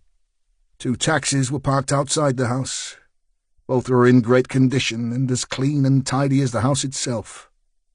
Mr. Din was not averse to polish. Westland knocked. The door opened and Iftikhar stood and inspected his visitors. Stryker produced his ID.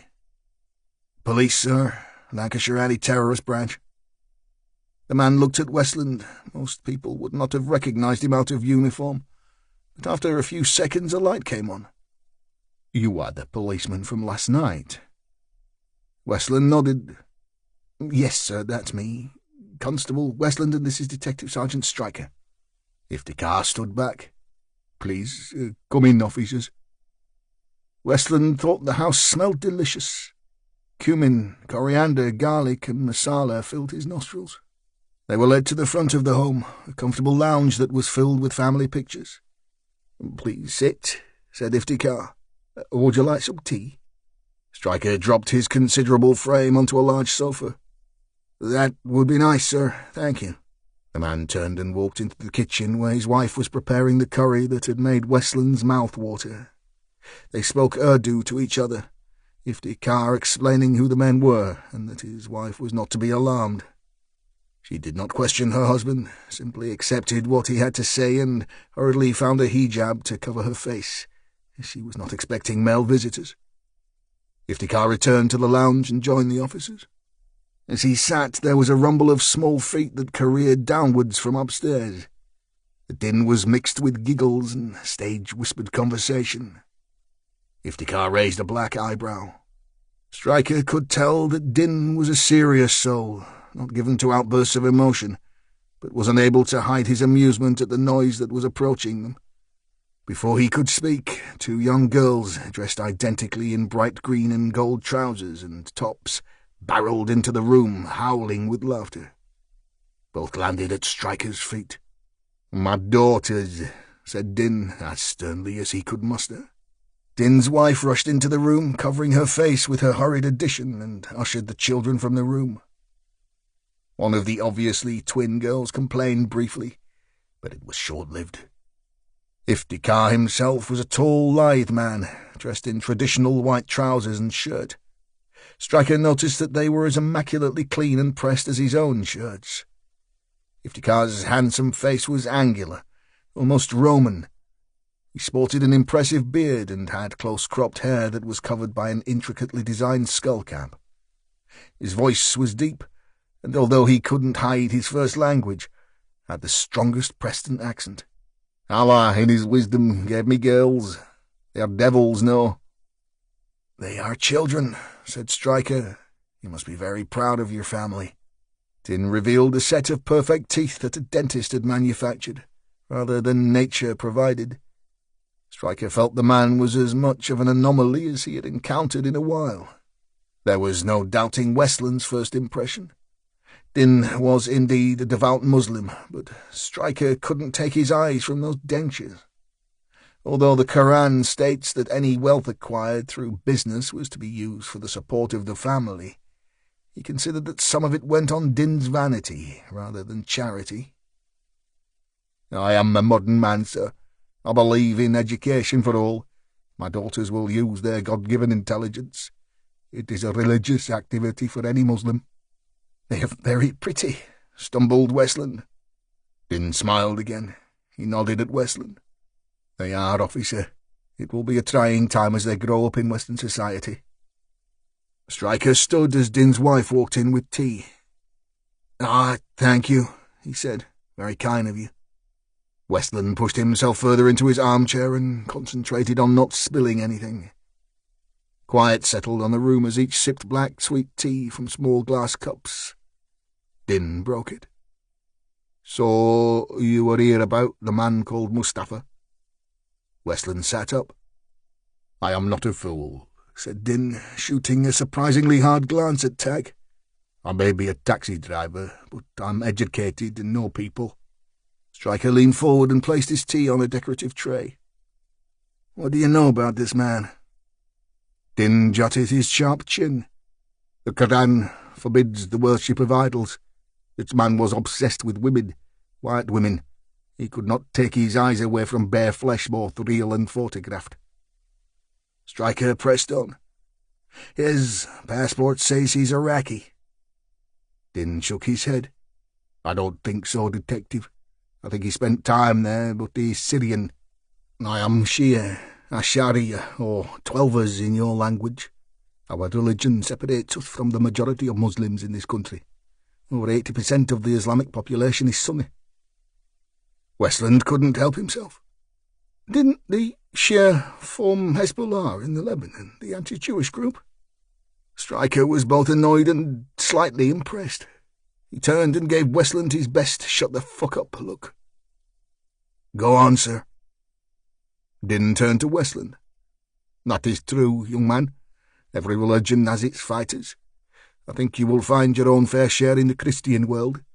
Nonetheless, the Shia and Hezbollah have recently attached themselves to the Syrian regime and would now appear to be fighting alongside government troops.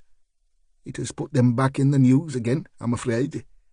The man you seek, though, would be firmly in the rebel camp with the other side, with the Sunni, with Al-Qaeda. Do you not find it strange that our Prime Minister, Cameron, wishes to support the rebels and therefore Al-Qaeda?" Tag had seen the news, had seen the dead children allegedly gassed by the Syrian government. It was a humanitarian and political mess. He didn't answer. He didn't have one. Din leaned in. "Believe me, this man is not Gold Mustafa. He is not Iraqi, and the child he travels with is not his blood. He is Syrian, he is Sunni, he is Al-Qaeda, and he is a dangerous man."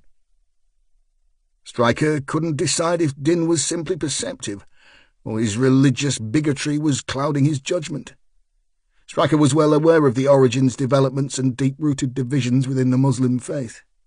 It seemed to him that every religion thrived on division. When there was no enemy to fight from outside, they would fight each other within. He changed tack. "Where did you take this man?" Din smiled. "That is a strange coincidence, Mr. Stryker. I took him to Lebanon Street. Ironic, isn't it? It is near to the football ground in Burnley. I can't say if he went to a house there or someone collected him and the child. He waited on the pavement until I had left." Minutes later, the detective stood outside Din's house. The sun was warmer than ever, yet their mood was dark. Tag dropped into the passenger seat of Stryker's Audi police car. "You think Din is right?" "Possibly. I spent some time in the Middle East when my dad was posted there. You get to recognize the features of the different races. You can spot Lebanese, Iranian, Saudis. It isn't that hard. Our man doesn't look Iraqi, and Din is right about one thing. Mustafa is a sexual predator." Tag looked at his feet. There was something else on his mind, and it troubled him. "My dad," he said, "he's a reasonable, educated man.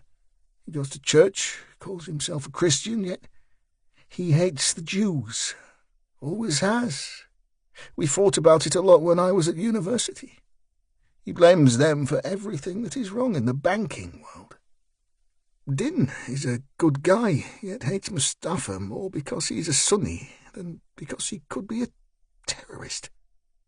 What is wrong with the world?" Stryker started the car. "Fear," he said, pushing a CD into the player. Billie Holiday sang Strange Fruit. Southern trees bear a strange fruit. Blood on the leaves, and blood at the root. Black bodies swinging in the southern breeze. Strange fruit hanging from the poplar trees. "Fear," he repeated. Sandra McIntosh was banging about in her bedroom whilst Wilson sat on her sofa inspecting the disorder in the small lounge. Considering Sandra cleaned for a living, it didn't seep into her own home life. The ashtray overflowed with butts, and empty cans of special brew were carelessly discarded on the carpet. Clothes, including some racy items of underwear, were draped over the solitary chair, adding to the general picture of mess. Sandra almost bounded into the room. She had changed into jeans and a roll-necked sweater that covered her injuries, applied some further makeup and brushed her hair. "Will I do, then?" she chirped. "I love you look grand," said Wilson, standing to leave. Sandra placed her arm around Wilson's neck and kissed him on the mouth. Her hand slipped downward and squeezed his crotch. "We don't have to go out just yet, you know. We could stay here and get a carry-out." Wilson had gone without any sexual activity for some considerable time. He didn't even know if he was still capable. He was sure of one thing, though. He needed a drink more than he needed sex. He held Sandra's breast in his hand, more from habit than lust, and gave it a gentle squeeze. She moaned quietly. It's been a long time, hon?" "It has, love, but I could go a beer or two first." Sandra looked slightly upset, but considered that she did have a man in her house, and for the first time in a while he wasn't going to walk out straight after he'd got his oats. "All right, love, I could go a vodka or two myself. There's 40 quid in that jar on the mantel. That'll get us in the mood, eh?" Wilson walked over to the pot ornament and removed 2 £20 notes. "Come on, then. It's happy hour at the Blackamoors, Ed." The pair walked slowly into town along Lancaster Road to the old pub that had been servicing clients since 1861. It had been given its unusual name due to it being in close proximity to Turk's Head Yard, the site of a boarding house run by an Egyptian trader in the 1840s. He had installed a stained glass window in the snog bar depicting a Moor dressed in a turban and fine silk clothes. Preston had been home to black people long before the mass immigration of the 1960s. It seemed that the population was far more welcoming back then. The pub was busy enough with a mix of wizened older drinkers and younger men dressed in street clothes. A full-sized England flag that should have been a poignant focal point, but instead shouted bigotry, was draped along one wall. A television flickered in one corner showing horse racing with the sound down. Wilson licked his lips as he approached the bar, felt for the 2 crisp 20s in his pocket, and ordered a pint of Stella Artois for himself and a large vodka and coke for Sandra. The barmaid gave him a hard look, but softened when she saw currency appear on the counter. "5 quid, love," she said, holding out a hand devoid of noticeable fingernails. Wilson paid and grabbed the glass. He drank greedily, devouring half the beer, feeling the alcohol hit his system almost instantly. He had been sober for almost 2 whole days. The barmaid handed over his change. "Ready for that, were you?" Sandra sidled over and took her own drink. "Yeah, he was, love. We've both been in the Royal Preston, ain't we, Wilson?" Wilson nodded, more interested in finishing his beer than making small talk. The barmaid raised a brow. "Oh, dear. Nothing too serious, I hope?" Sandra pulled down the neck of her sweater to reveal her bruising. The woman behind the counter let out a low whistle. "Fucking hell, love. What on earth happened?" "Some packy bastard did it." Sandra's voice was loud enough to carry across the room. Several heads were raised from their racing papers. One shaven-headed 20-something couldn't help but comment. "String the fuckers up, I say. Think they own the fucking town these days."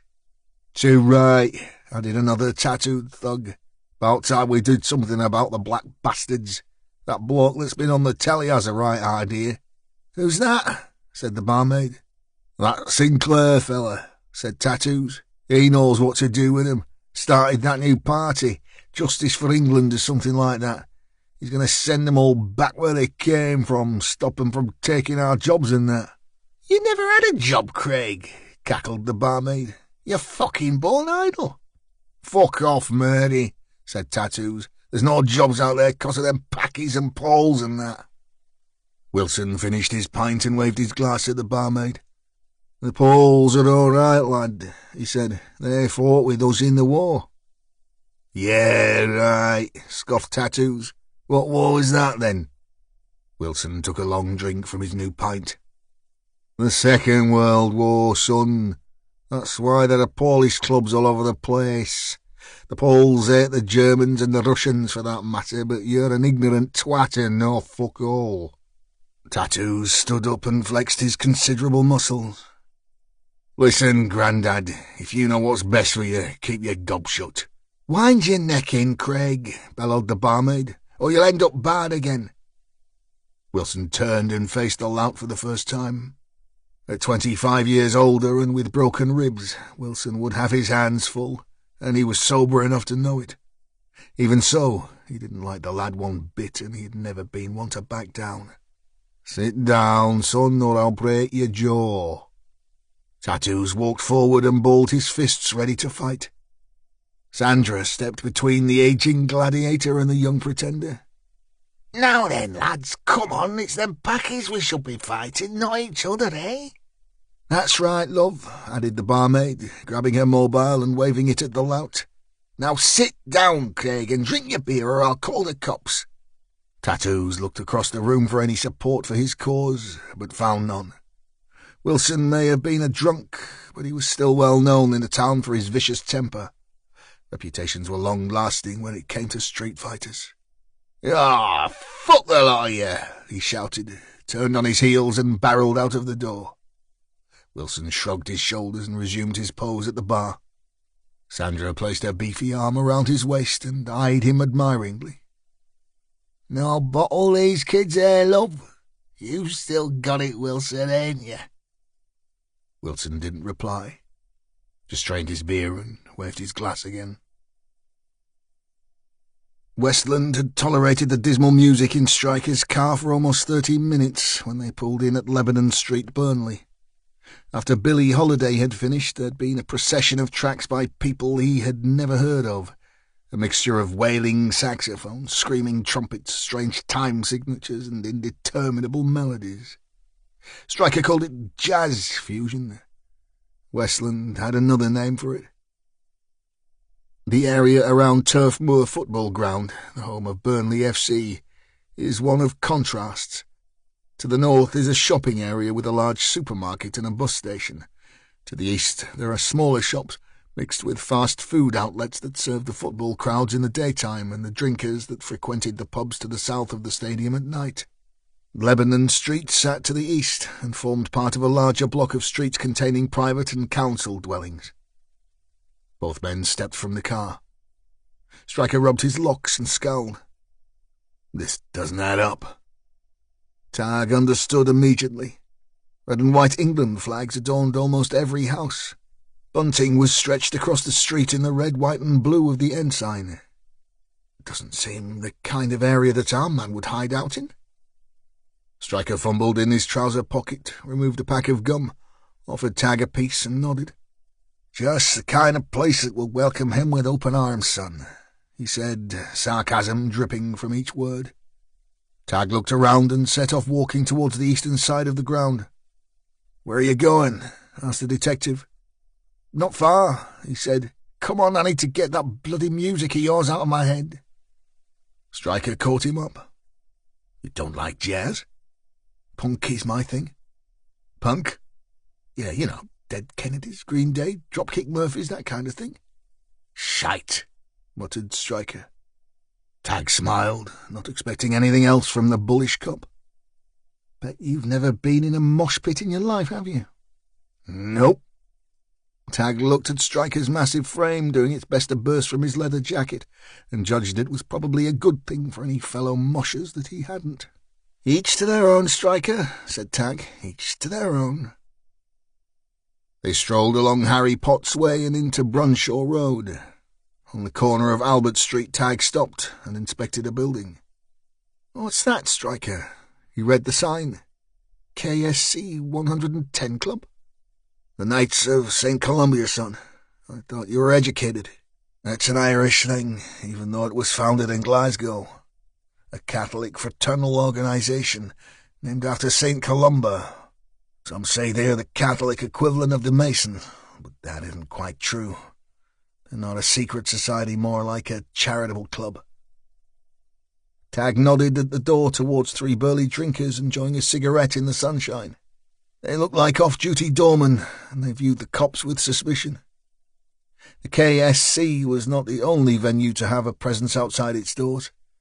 There was no sign of rioting or trouble in the area, but every business that remained open was taking no chances.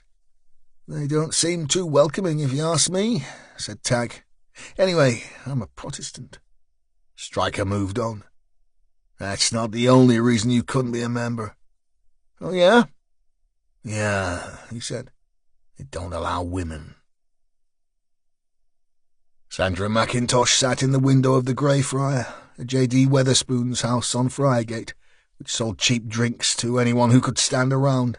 Wilson was at the bar purchasing drinks with the last of her £40.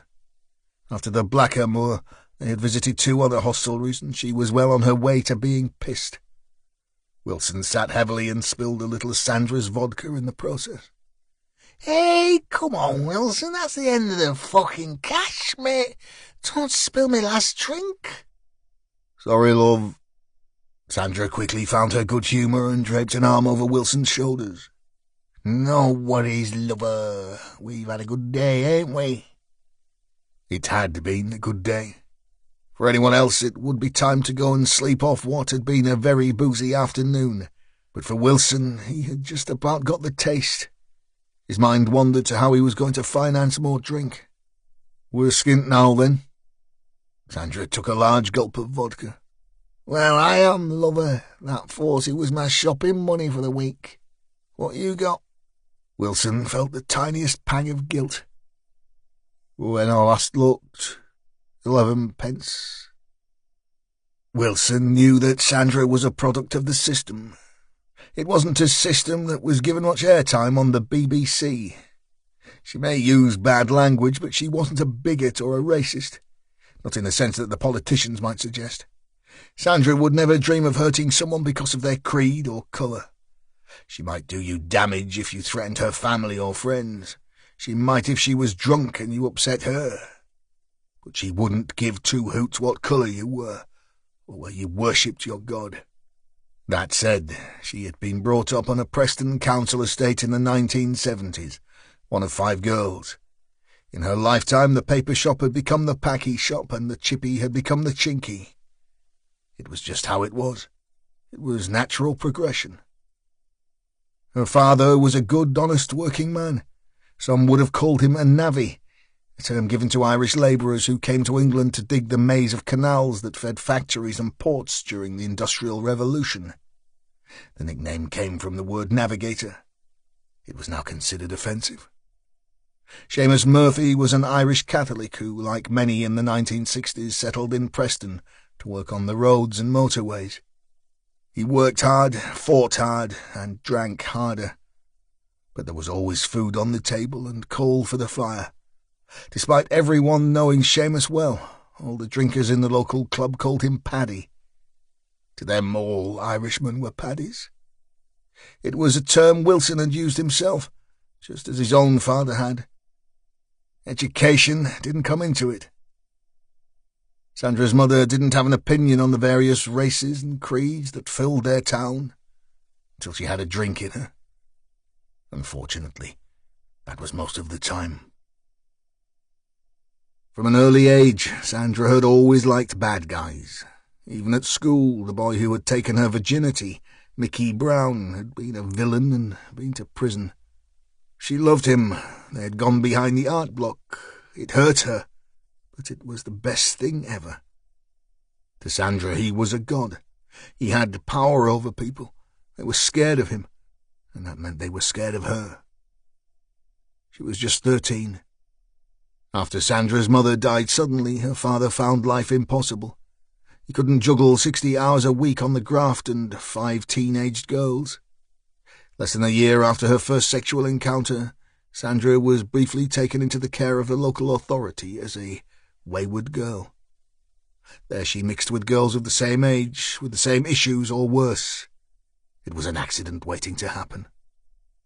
By the time she was 16, she was pregnant and had disowned her father, changing her name from Murphy to Mackintosh by deed poll. Seamus dropped dead on his spade at age 45.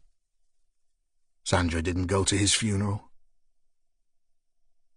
Wilson eased himself from his seat and rummaged in his jeans for change. "What are you doing now?" asked Sandra. "Bandit," he said. "It's the money, love, that's why they call 'em bandits." Wilson pushed the last of Sandra's pound coins into the machine. It whirred and clicked, each reel dropping into place with an audible electronic ping. It took Wilson a second or two to realise, but once the steady chug of coins started to rattle into the bowl, he turned to Sandra and beamed. "I've dropped the fucking jackpot, love. 100 quid.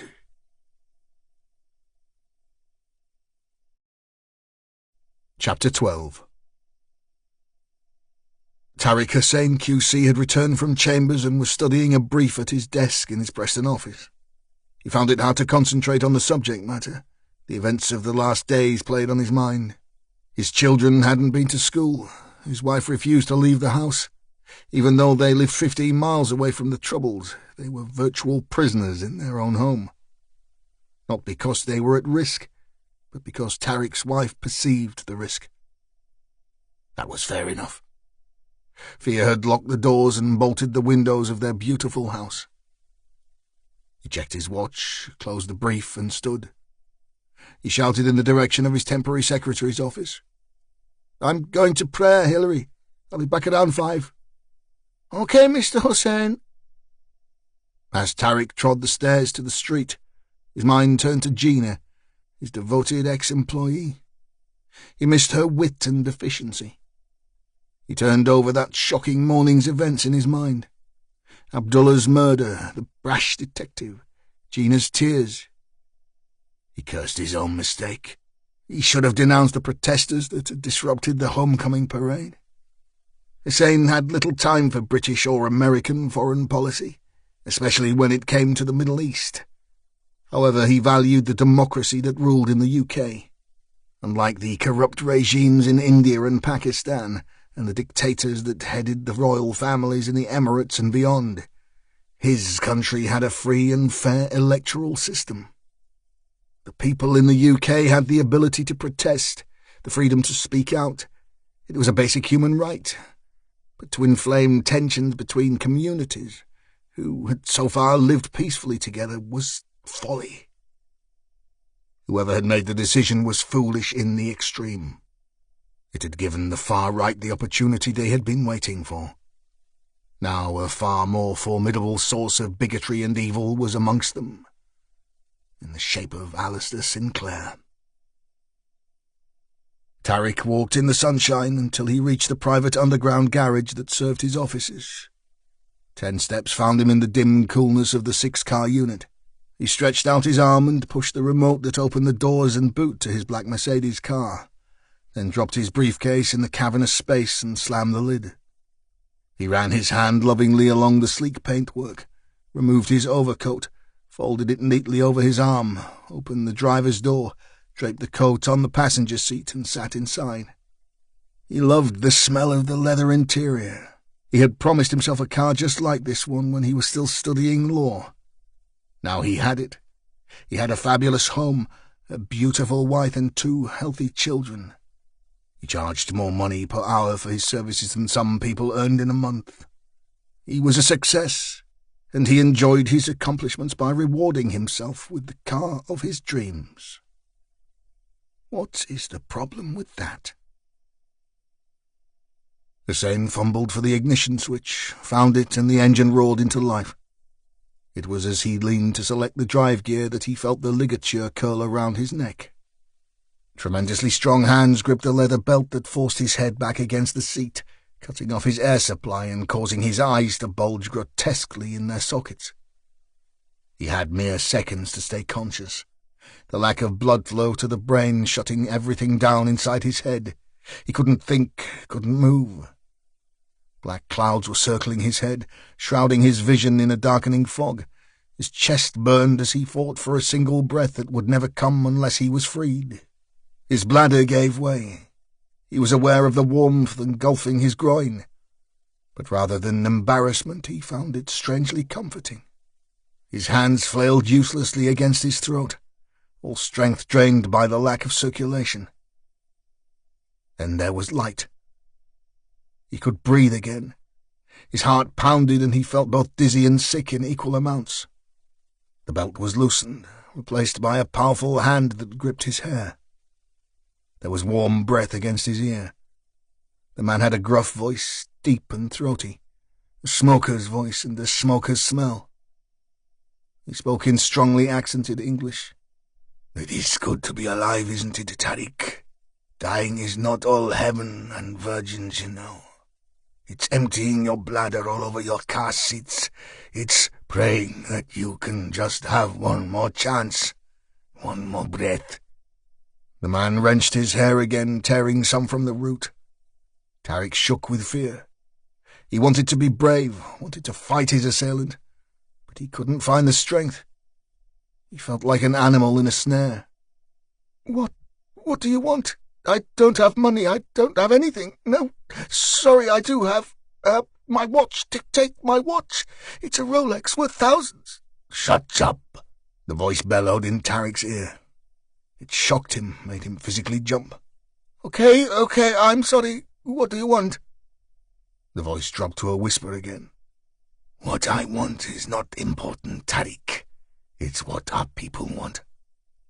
"I don't understand. Just let me go. I won't tell anyone," blubbered the lawyer. Tarik could feel himself start to sweat. Fear had overtaken reasoning or principle. The man gave a short, sinister laugh. "That's right, Tarik. You won't tell a living soul." Abu al-Zakari released his grip and pushed a 9mm pistol into the QC's neck. "Now drive carefully. If you draw any attention to us, I will kill you. Then I will take this obscene car to your house and behead your wife and children." Westland stepped into the Kashmir takeaway and ordered a chicken tikka kebab with salad, extra chilies and garlic sauce. Stryker went with a double portion of plain grilled chicken, a portion of lamb sheesh and salad. No sauce, no bread. "No bread?" Stryker shook his head. "Carbs in the enemy, man." "And your body is a temple, eh?" Stryker just gave him a look that had "be quiet" all over it. Westland took the hint and studied the shop's posters, read the local headlines from a 2-day-old paper, and sent another text to the lovely Scarlet 1T. Fancy a drink tonight? He still hadn't had a response from his previous attempt, so he was starting to doubt his pulling powers with the elusive miss. 10 minutes later, both stood on the pavement outside, hungrily pushing food into their mouths. Westland licked sauce from his fingers. "So I've counted 7 CCTV units from the drop-off point to here, 4 outside cameras and 3 interior cams that point out to the street. I reckon that our man would have walked this route rather than into the estate. If he was picked up, this would be a far more likely area. All we need to do is get permission from the owners of the shops and that KSC club place to view the footage." Stryker chewed the last of the mountain of meat he had ordered and dropped the empty tray into a bin. Westland looked at his own food. He had managed barely half. "You eat like a pig, Stryker." "I like meat," he said. "You eat like a bird. Come on, finish up. We'll start at the KC Club. I'm feeling persuasive." Westland took a last bite and reluctantly dropped the remains of his deliciously spiced kebab into the trash. "I hope that doesn't mean you're going to strangle people again." Stryker pointed at his own chest. "Me? I told you I'm a pussycat, son," and strode off in the direction of Albert Street. They arrived at the door of the club to find their path blocked by the same 3 bouncer types they had passed earlier, all chain-smoking, black bomber jackets, beer bellies, and bad attitude. As Stryker strode toward them, he removed his own coat and draped it over his shoulder, holding the neck with one thick finger. Westland had never seen Stryker in a T-shirt. Arnie in his prime would have been impressed. Tag had fully expected the detective to have muscles. What he wasn't prepared for was to see that both Stryker's massive arms were covered in intricate full-sleeve tattoos. "Keep your warrant card in your pocket and your mouth shut, son," he said out of the corner of a smiling mouth. The biggest of the 3 stepped forward and held out the classic "You have to be a member" hand. To Tag's further astonishment, Stryker opened his mouth and out came Ian Paisley on acid. He couldn't have sounded more Northern Irish. "You all right there, lads, now?" The big guy stood his ground, but Tag could see that the other 2 were already intimidated by Stryker's appearance. It wasn't just the muscles and the attitude. It was that stare of his. Just think Roy Keane reading Sir Alex Ferguson's book mixed with Robert De Niro in Cape Fear or Al Pacino in Scarface, laced with a touch of Anthony Hopkins as Hannibal. The lights were on, but no one was home. Blend that with his awful attempt at smiling and he scared Tag more than a girlfriend holding a pregnancy test. The big guy remained solid, squared his shoulders and spoke in a thick Lancashire accent. "Members only, pal. This is a private club." Stryker stopped short of the man. And what makes you think we wouldn't be members there? The big man stepped in close. Well, we don't know you, so you're not members. He turned his head towards his two mates. Do we, lads? Both shook their heads solemnly. One walked over to Tag, stood in his personal space, prodded him roughly in the chest and said, "Nah, we don't, Willie, and we don't like pretty boys in here either." The man smelled of cigarettes and whiskey. Tag stepped back, considered a retort, but thought better of it. Stryker had the plate. Best see how things panned out. "No need for that, lad," said Stryker, continuing his Belfast boy act. "Me and my mate here just want to have a quick word with the steward of the club is all." "Well, you can't," said Willie. "Now fuck off." It was Stryker's turn to go on the front foot. He looked at Tag. "That's not friendly now, is it? The boy isn't that pretty, and he's my guest." Stryker took a step away from Willie to give himself some room for manoeuvre. The big man wasn't the sharpest knife in the drawer, but he knew why Stryker had stepped away. You can't fight without space. He screwed his face into a sneer. "You sure you want to do this, pal? You're outnumbered." Stryker nodded at Tag, who knew exactly what he wanted. Westland bounced lightly on the balls of his feet, dropped his shoulder exactly the way he'd been taught since age 8, and gave Fag Breath a sharp left jab. The man looked more startled than hurt, but with lightning speed Tag followed up with 2 more stinging lefts, the second blow opening a cut on the bouncer's brow. The man staggered, wiped his eye, and inspected the blood on his hand. "You fucker!" he spat, and launched himself forward like a marauding bull. Tag was ready. The man was too fat, too slow, and too old. The split second he was in range, Tag threw a perfect right cross that landed squarely on his jaw. Fag went down like a sack of potatoes and hit the tarmac with a nasty slap.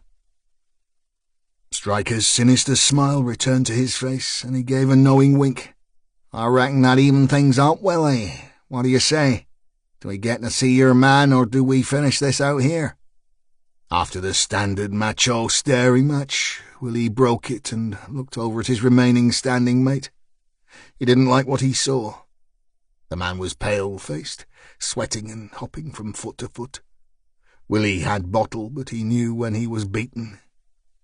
The big guy alone looked like he could take on most of the town, and that was before Carl Frotch had turned up. He stepped away, gave the slowly rising Fag Breath a derisory look, and muttered, "Steward's behind the bar, name's Paddy." Stryker pulled on his coat and pushed past the man. "That's a fucking surprise." Tag followed the detective into the club, rubbing his knuckles. Hitting someone with boxing gloves on was one thing, bare-fisted was quite another. "So you box?" said Stryker as they approached the rotund, red-faced man who was serving pints behind a small bar. "Since I was a child," said Tag absently. "I was bullied at boarding school. My dad sent me to a club to toughen me up. It was his way." "Sounds like my old man," said Stryker, and leant on the bar. "You want a drink?" Tag nodded. "Why not? I'll have a Jack and diet." "You don't drink on duty, son." "I don't usually knock people unconscious either." Tag held up his grazed knuckles. "Make it a double."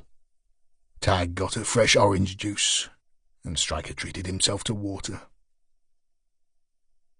Within minutes, Stryker had convinced the club steward to allow them access to a small, cluttered office that contained the club's CCTV recorder.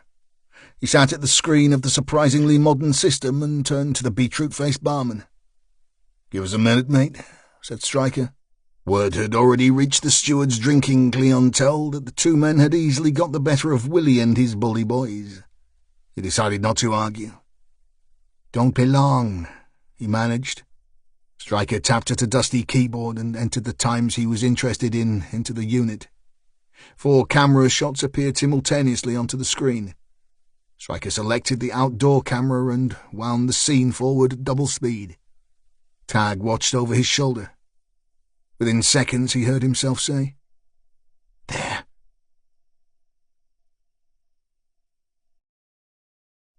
Chapter 13. If Wilson was drunk, Sandra was incapable. They held on to each other as they staggered down Glover's Court. Sandra had fallen over twice since leaving the Greyfriar. Wilson had helped her to her feet, and they had laughed so much their sides hurt. It had been a great day. They wobbled past the multi-storey car park on Avenham Lane and headed for the Pelican crossing that would take them onto Oxford Road. Sandra fumbled for the button to change the lights to red. Wilson looked behind him and spotted the off-licence. "Just a minute, love," he slurred. "Let's get a carry-out, eh?" Sandra did her best to focus. "I don't want another, love." She rummaged into her bag. "I could do with a pack of fags, though." Wilson pushed his hands into his pockets and pulled out notes and change. He folded 2 20s together and handed them to Sandra. "That's the housekeeping that we spent. You keep hold of that, love. I'll get the fags and a few tins for tonight." Sandra looked up into Wilson's weathered, scarred face and felt the odd stirrings from the past. "You're a good man, Wilson. Fucking salt of the earth, you are." She leaned forward unsteadily and kissed him on the mouth. Wilson held on to her and allowed himself the simple pleasure of being close to someone. 2 skinheads walked by. Both had their faces covered by scarves. One held a baseball bat. "Dirty old bastards," one shouted. "Fuck off," countered Sandra. "Go on, slip the old cow one," barked the other. They laughed and sauntered off in the direction of Deepdale. Wilson studied them. His brain was working overtime, fighting the effects of the alcohol. Then he remembered the parade. Charlie's parade, the trouble, the riots. He shook his head. "You won't fix this mess with a bat, lad," he said under his breath. Tariq Hussein had driven his car to Burnley. Throughout the journey his legs had shaken uncontrollably. His urine had chilled the fabric of his trousers. He felt like a naughty child, embarrassed at his inability to control his bodily functions. More so, he cursed his lack of bravery, his lack of guts that might enable him to stand up to the monster sitting behind him. He had tried to force himself to think logically, to formulate a rebuttal as he would in a court of law, but his fear controlled his thought process. He was unable to rationalize his lot. He couldn't think any further than the cold muzzle of the gun resting against his neck. Zachary had remained silent except to give directions. Tariq didn't know what scared him more, the silence or that evil, gruff voice. He'd been marched to the door of a small, grubby first-floor flat, close to the football ground. His legs gave way halfway up the stairs. Zachary rewarded his faltering steps with a punch to the back of his head that left him nauseous and terrified. He was pushed onto a square landing. Zachary handed him 2 keys and ordered him to unlock a sturdy door. His hands shook, and it took him 3 attempts to turn the mortise and then remove a large padlock. The moment the door was open, he was propelled into a foul-smelling room darkened by heavy drapes. "Sit," spat Zachary, and pointed his pistol at an ancient wooden chair that occupied a corner of the tiny space. Tariq did as ordered, but as his eyes adjusted to the gloom, he couldn't look away from a filthy, sheetless bed that took up almost half the area. He felt his stomach lurch. It was as if he was falling from a great height. He was helpless to prevent his last meal spraying from his mouth, covering his trousers in vomit. "Oh, my God!" he spluttered. He retched over and over. He felt like his very stomach was trying to enter his throat. More vomit dribbled from his chin. He could taste acid in his mouth. Then came the tears. A young girl, 10, maybe 12 years old, was lying on her back on the mattress. Her head was tilted at the most unnatural angle. Black bruises circled her neck. Her staring eyes burned into Tariq's memory. She wore one-piece Mickey Mouse pajamas. They had been ripped open. Zachary sneered at the lawyer's weakness. He couldn't fathom why a man, a Muslim man, someone of wealth and power, should balk at the death of a female. What is wrong with you? You empty your guts over a dead girl. I thought you understood the difference between value and worthlessness. You should be grateful you are capable of helping our glorious cause. Zachary grabbed Tariq by the chin. His grip was so strong that Hussein cried out in pain. Look at you, Zachary mocked. You're a disgrace, a coward. You have defended many of our soldiers in the infidel courts, yet you could never be a soldier yourself. You have no guts. The elders in the council tell me they are indebted to your skill. You have ensured our freedom fighters avoid the shame of British prisons. They tell me you are one of us. Never, whispered Tariq. I will never be. Zachary cut Hussein off in his tracks. He raised his gun and pointed it expertly at Tariq's head. The safety catch clicked. Tariq thought he might faint. Be quiet. Take off your clothes, he whispered. All of them. The QC heard the command, but his arms wouldn't move. His eyes darted between the gun and the child no older than his own twins. From somewhere deep inside his gut he felt anger overtake his fear. It boiled over, releasing massive amounts of adrenaline into his blood. He shook, but this time it was not fear that caused the tremors in his hands and legs. He locked eyes with his captor. His voice was steady, his previously high-pitched fearful tone replaced with the deep note reserved for the courtroom jury. You evil bastard. You have murdered a child, taken her life. For what? You are disgusting. You wear the robes of a Muslim, the beard of a holy man, yet you kill an innocent. You are going to tell me this is in the name of Allah, aren't you? Excuse yourself. You're evil. Hide behind a faith that would denounce you as a cold-blooded killer. Tariq looked at the torn clothing of the girl and then back to Zachary. A killer and a pedophile, a rapist, Tariq was cut short by the blow from Zachary's pistol. He was quick, tremendously strong, and professionally brutal. He smashed the butt of the weapon into Tariq's face over and over, demolishing his eye socket and cheekbone. 7 blows, 8, 9. Blood spurted from Tariq's face and splattered the dirty wallpaper, the floor, even the dead child. Hussein lolled forward in the chair, barely conscious, blood dripping from his eye and pooling at his feet. Zachary leaned close. He pushed his thumb into Hussein's damaged eye socket. Over the screams of the terrified man he bellowed, "Take off your clothes!" He removed his thumb and slid it slowly up and down against the lawyer's lapel. Streaks of claret soaked into the Savile Row suit. "Now," he said, his breathing frighteningly normal, belying his violent exertion. "All of them." Tariq fought to stay conscious. The pain was almost unbearable. He robotically obeyed, his brief attempt at rebellion quelled by the instantaneous violence of his captor. Once naked, he sat shivering. He'd allowed Zachary to bind his ankles and wrists to the wooden legs of the chair without resistance.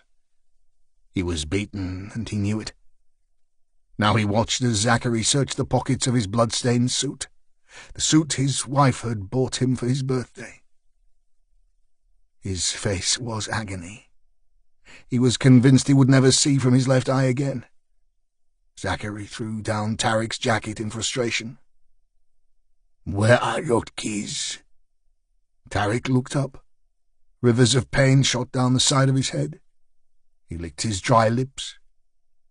"What keys?" Zachary towered over his victim. He was exceptionally tall, standing 6 feet 6 inches, with broad, muscular shoulders. His head was shaved, but he sported a full black beard. He had the nose of a boxer. At some time in his life, the septum had been surgically removed after some traumatic injury. He had numerous facial scars around his eyes that sat deep and black under a flat forehead. The lobe of his right ear was missing. Despite all of his historical injuries, he was a handsome man who had attracted women all his life. Evil, infidel whores who taunted him, forced him to defile them. His arms were unnaturally long, even for a man of such great height, and his forearms poked out from his shirt where most men's wrists would be. He had the biggest hands Tarik had ever seen. Zachary sat on the disgusting bed, seemingly unaware that Ismi, the girl he had raised as his own daughter for the last 8 years, lay slowly decomposing next to him. His face was close enough to Tarik for him to smell the sourness of his breath. Zachary lit a cigarette and inhaled deeply. His voice rasped away, little more than a whisper. He inhaled his smoke every few words.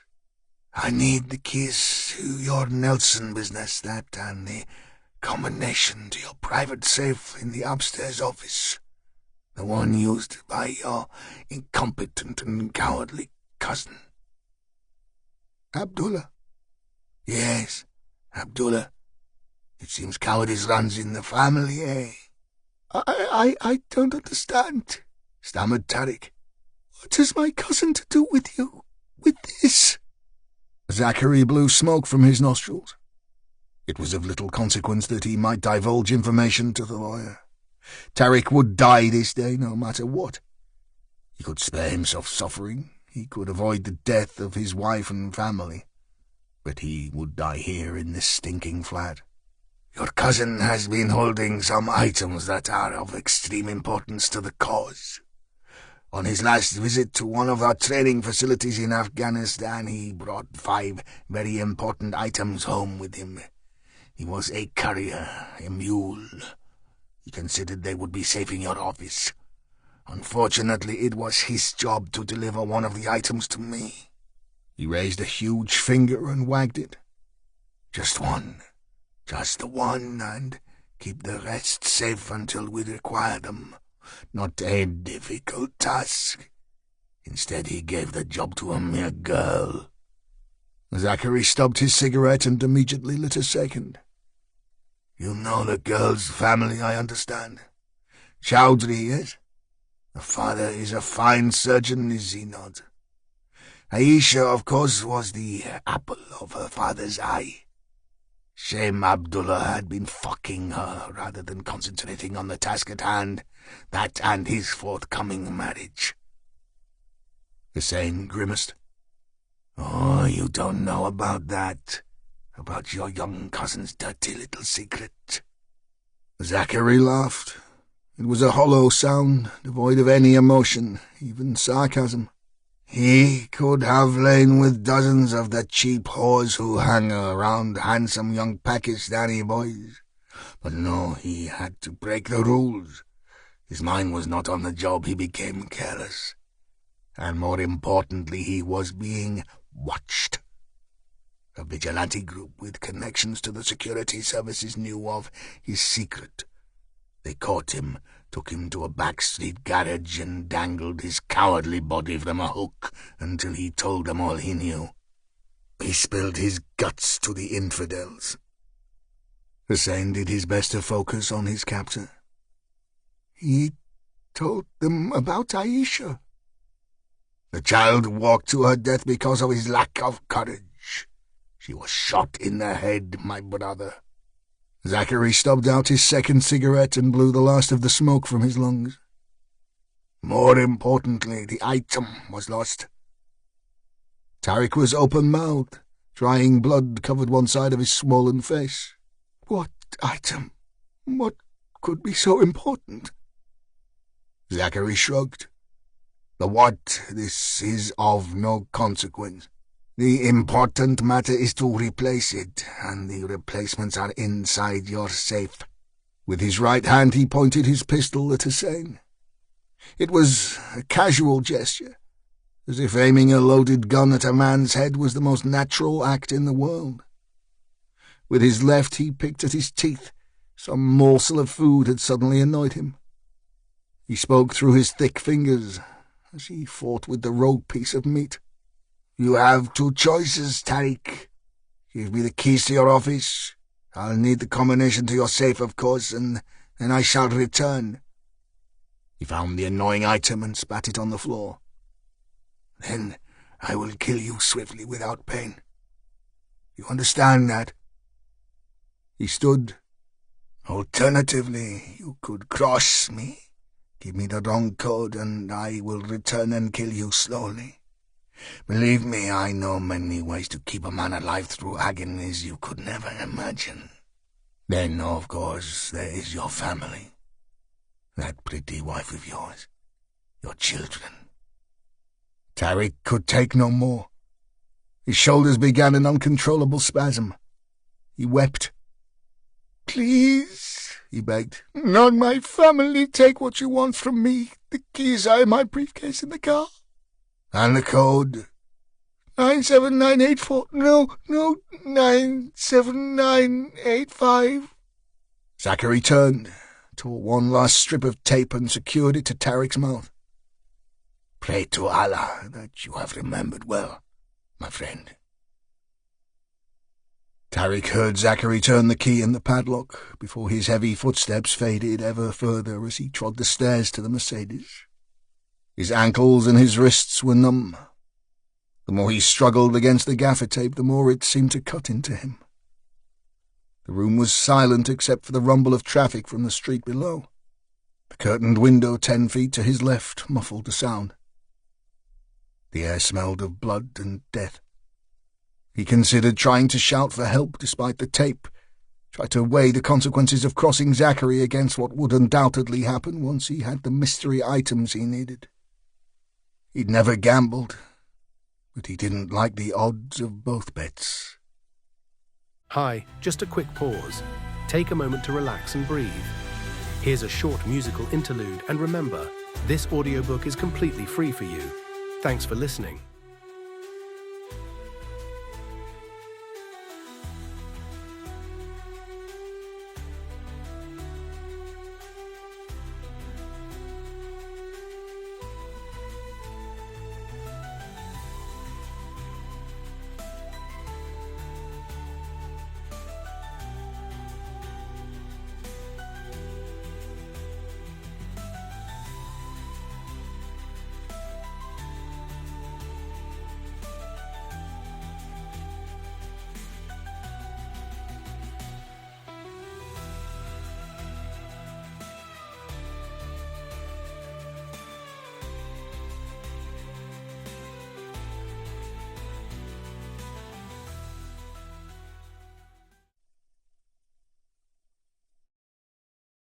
Chapter 14. Grant Bliss walked the perimeter of the rally site. It was just over an acre of spare land that sat adjacent to the council offices on West Paddock, Leyland. It would have been built upon had it not been for the small matter that below the grassy surface lay an underground lake. The police had tried to stop the event with a legal injunction, but the might of the party's legal team had overturned the order, and over 4,000 people would pour onto the field to hear Alistair Sinclair speak this night. The party faithful had been canvassing, handing out flyers and posters and telling anyone who would listen about the flagship event. A huge stage had been erected with a 200-foot backdrop that would depict stills and videos behind the speaker in perfect sync with his dialogue. A lighting rig and public address system on the scale normally reserved for outdoor rock concerts was being tested. Dozens of workers were applying the finishing touches to what would be the first live televised speech by the leader of the Justice for Great Britain party. The BBC, Sky News, CNN, and many others would feed the country and the world with the leader's words. Miles of cables were being laid between mobile transmission vehicles. Attractive anchors and battle-hardened Westminster commentators were recording sound bites or interviewing local politicians from the other major parties. The EDL and BNP representatives were doing their best to both distance themselves from the event, yet agree with the basic premise of Sinclair's policies. The small Lancashire town of Leyland, previously known for motor manufacturing, would be catapulted back into the limelight for an altogether different reason. Bliss looked upward to the clear blue, cloudless sky and smiled. Even the weather was with them. Bliss was not a big man. Average would have best described him.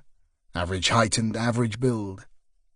His character, though, was anything but.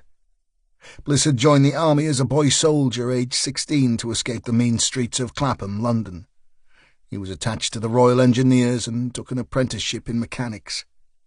At 20 years old he was posted to Northern Ireland. Within a year he was approached by 14 intelligence, commonly known as the Det.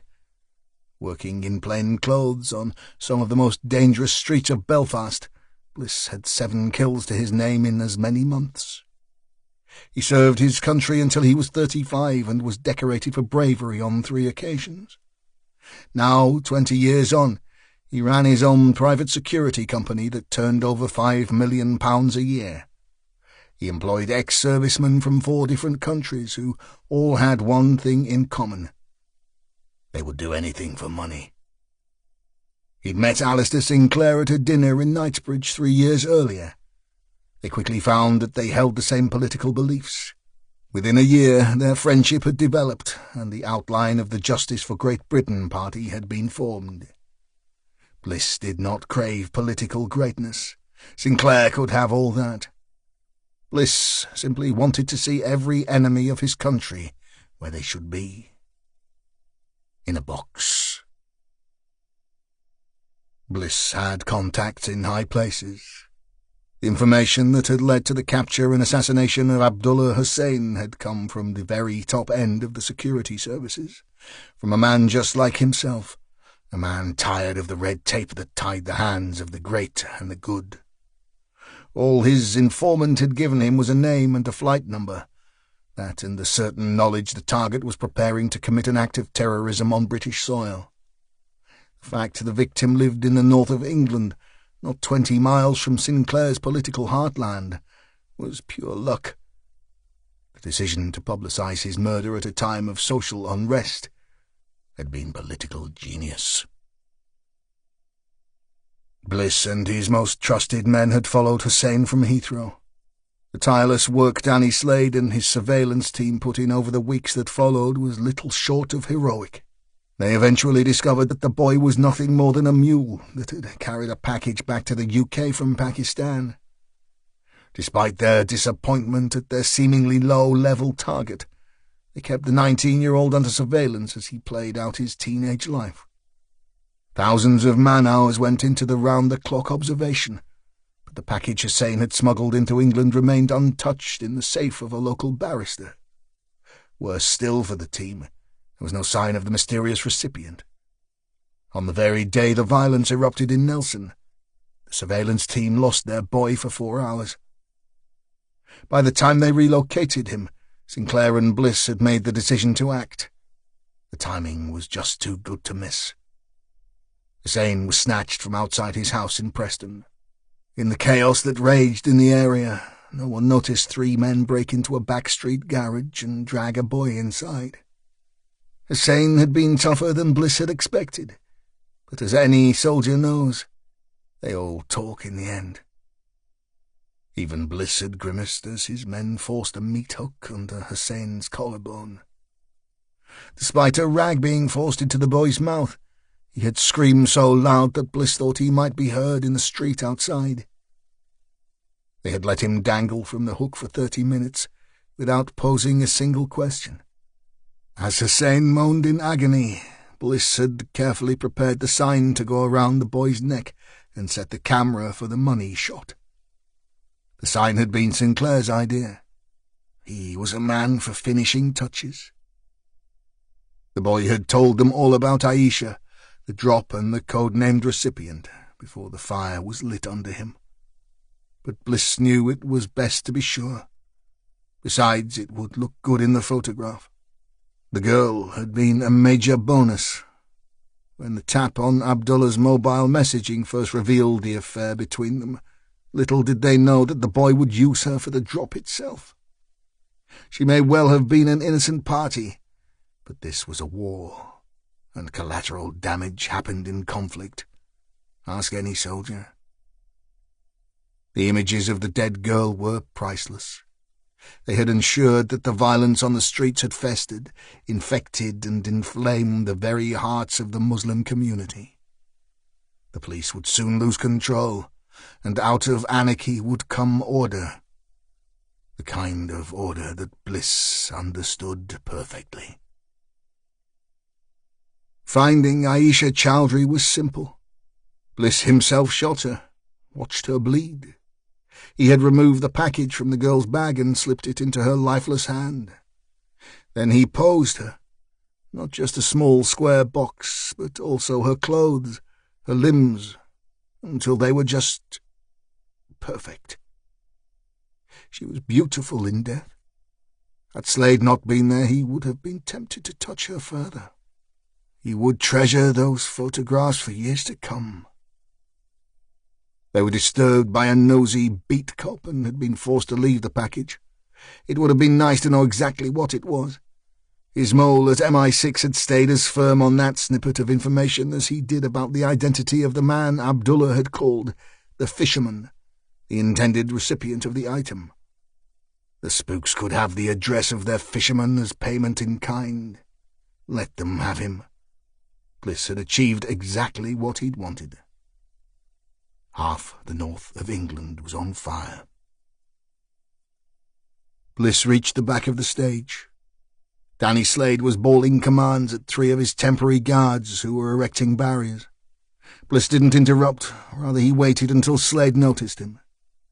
His right-hand man barked another set of orders before turning and loping over. Slade nodded his acknowledgement. "Boss, Danny, I think's progressing with the stage." "On time, sir. Everything is as planned." Bliss smiled. Good, Danny. That's what I would expect from you." Slade nodded again. It was a measured movement from a man who calculated everything he did. Nothing was left to chance. He was a methodical planner with an exact eye for detail. He considered every possibility, born into the family of what can go wrong will go wrong. On the very rare occasions that things did go out of kilter, Bliss knew Danny Slade would fix it the only way he knew how. With extreme violence. Daniel Charles Slade had been a corporal attached to 14 Intelligence Unit. Bliss had been his commanding officer. Ireland had been their battleground. To Danny, loyalty was the most important thing in life. Not just loyalty for the sake of it, but earned loyalty. Grant Bliss deserved every drop of devotion a man could squeeze from him. To Danny he was a hero. When other officers shirked their responsibility, Bliss did not. If a man deserved to die, Grant Bliss ensured life extinct. Grant placed an arm around Danny's shoulder and spoke quietly. Even outside you had to be careful. "What news do we have on the device, Danny?" Slade was taller than Bliss by 3 inches, and, as the song goes, meaner than a junkyard dog. "Still waiting for the tech fuckers to work out the detonation system, boss." Bliss grimaced. "And why is that, so close to 0 hour?" Slade knew his stuff. "Because we have to be able to throw the rucksack over a fence, it has to be totally stable. That isn't a big problem. C4 is very reliable in that way, as you know, but because it is so inert, it's a fucker to set off, especially with a mobile signal." Bliss pursed his lips. "I'm sure you won't let me down, Danny." "No, sir," he said. "That's what I thought. And the delivery system?" "I think I have that in hand, sir." Bliss slid his arm away. "Good man, Danny. Good man." Slade was much more than a soldier of fortune, much more than a man of violence, and much more than a meticulous planner. He was a judge of men. He could find the right man for the right job. As he walked back towards the small group of guards erecting the security barriers, he checked one man in particular. A small, wiry guy with a widow's peak was working his bollocks off and berating his 2 workmates for being slow. Slade approached him. "What's your name, mate?" he asked. The man wiped sweat from his receding hairline. He looked surprised to see Slade. "What? Me? Barry, boss." He held out a dirty hand. Danny Slade took it and shook firmly. "Barry." The guard took a moment for the question to sink in. "Oh, Barry Williams, boss, sorry." Slade released his grip. "Good stuff, Barry. I like a man who isn't afraid of hard work. Barry smiled, revealing uneven, tobacco-stained teeth. "That's me, Mr. Slade. I'm a grafter, me." "I can see that," said Danny thoughtfully. "Good man. Keep it up." Barry wanted to keep the conversation going. After all, it was never a bad idea to keep in with the head honcho. But Slade had turned on his heels. "Thanks, boss," he shouted after him. Danny stopped in his tracks as if he'd forgotten something. He strode over to Barry and dropped his voice. "Tell you what, Barry, I like the look of you. I bet you're the kind of man Mr. Sinclair would like around him." Barry beamed, couldn't believe his luck. "Oh, aye, boss, yeah, that's me. I think Mr. Sinclair's got it right, me. Got them packies on the run, hasn't he?" Slade smiled, exposing 10 grand's worth of dentistry. "Yeah, I suppose he has, hasn't he?" He dropped his tone further. "Look, Barry, I need lads like you, hard-working, call a spade type of lads. Ask no questions kind of lads." Danny tapped his nose conspiratorially. "Know what I mean?" Barry's chest was going to burst. He could feel it. "Defo, boss, that's me, that is. Ask no questions, get told no lies, eh?" Slade chuckled. It didn't suit him to laugh. He didn't have the face for it. Too many battles, too many injuries. He had a face that scared small children and grown men in equal quantity. "Exactly that, Barry." He rested his hand on Barry's shoulder. "Tell you what, matey, you nip and see me tonight, straight after the rally. I'll give you a little job to do. Earn you an extra 500 quid. Maybe earn some cred with the big man, too." Barry was definitely going to explode. "Wait till Gina hears about this." He almost asked what the job was until he remembered he wasn't supposed to ask questions. He tapped his own nose, mirroring Danny's earlier move, but only managed to look like a pantomime villain. "You can count on Barry, boss." Slade walked away, the firm dry ground beneath his feet, the late afternoon sun warm on his back, and a massive smile on his face. The tech boys needed to come good, and come good soon. Tomorrow was going to be a big day.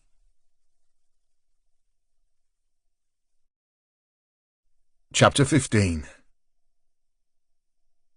Wilson stepped out of the shop and into the last of the evening sunshine.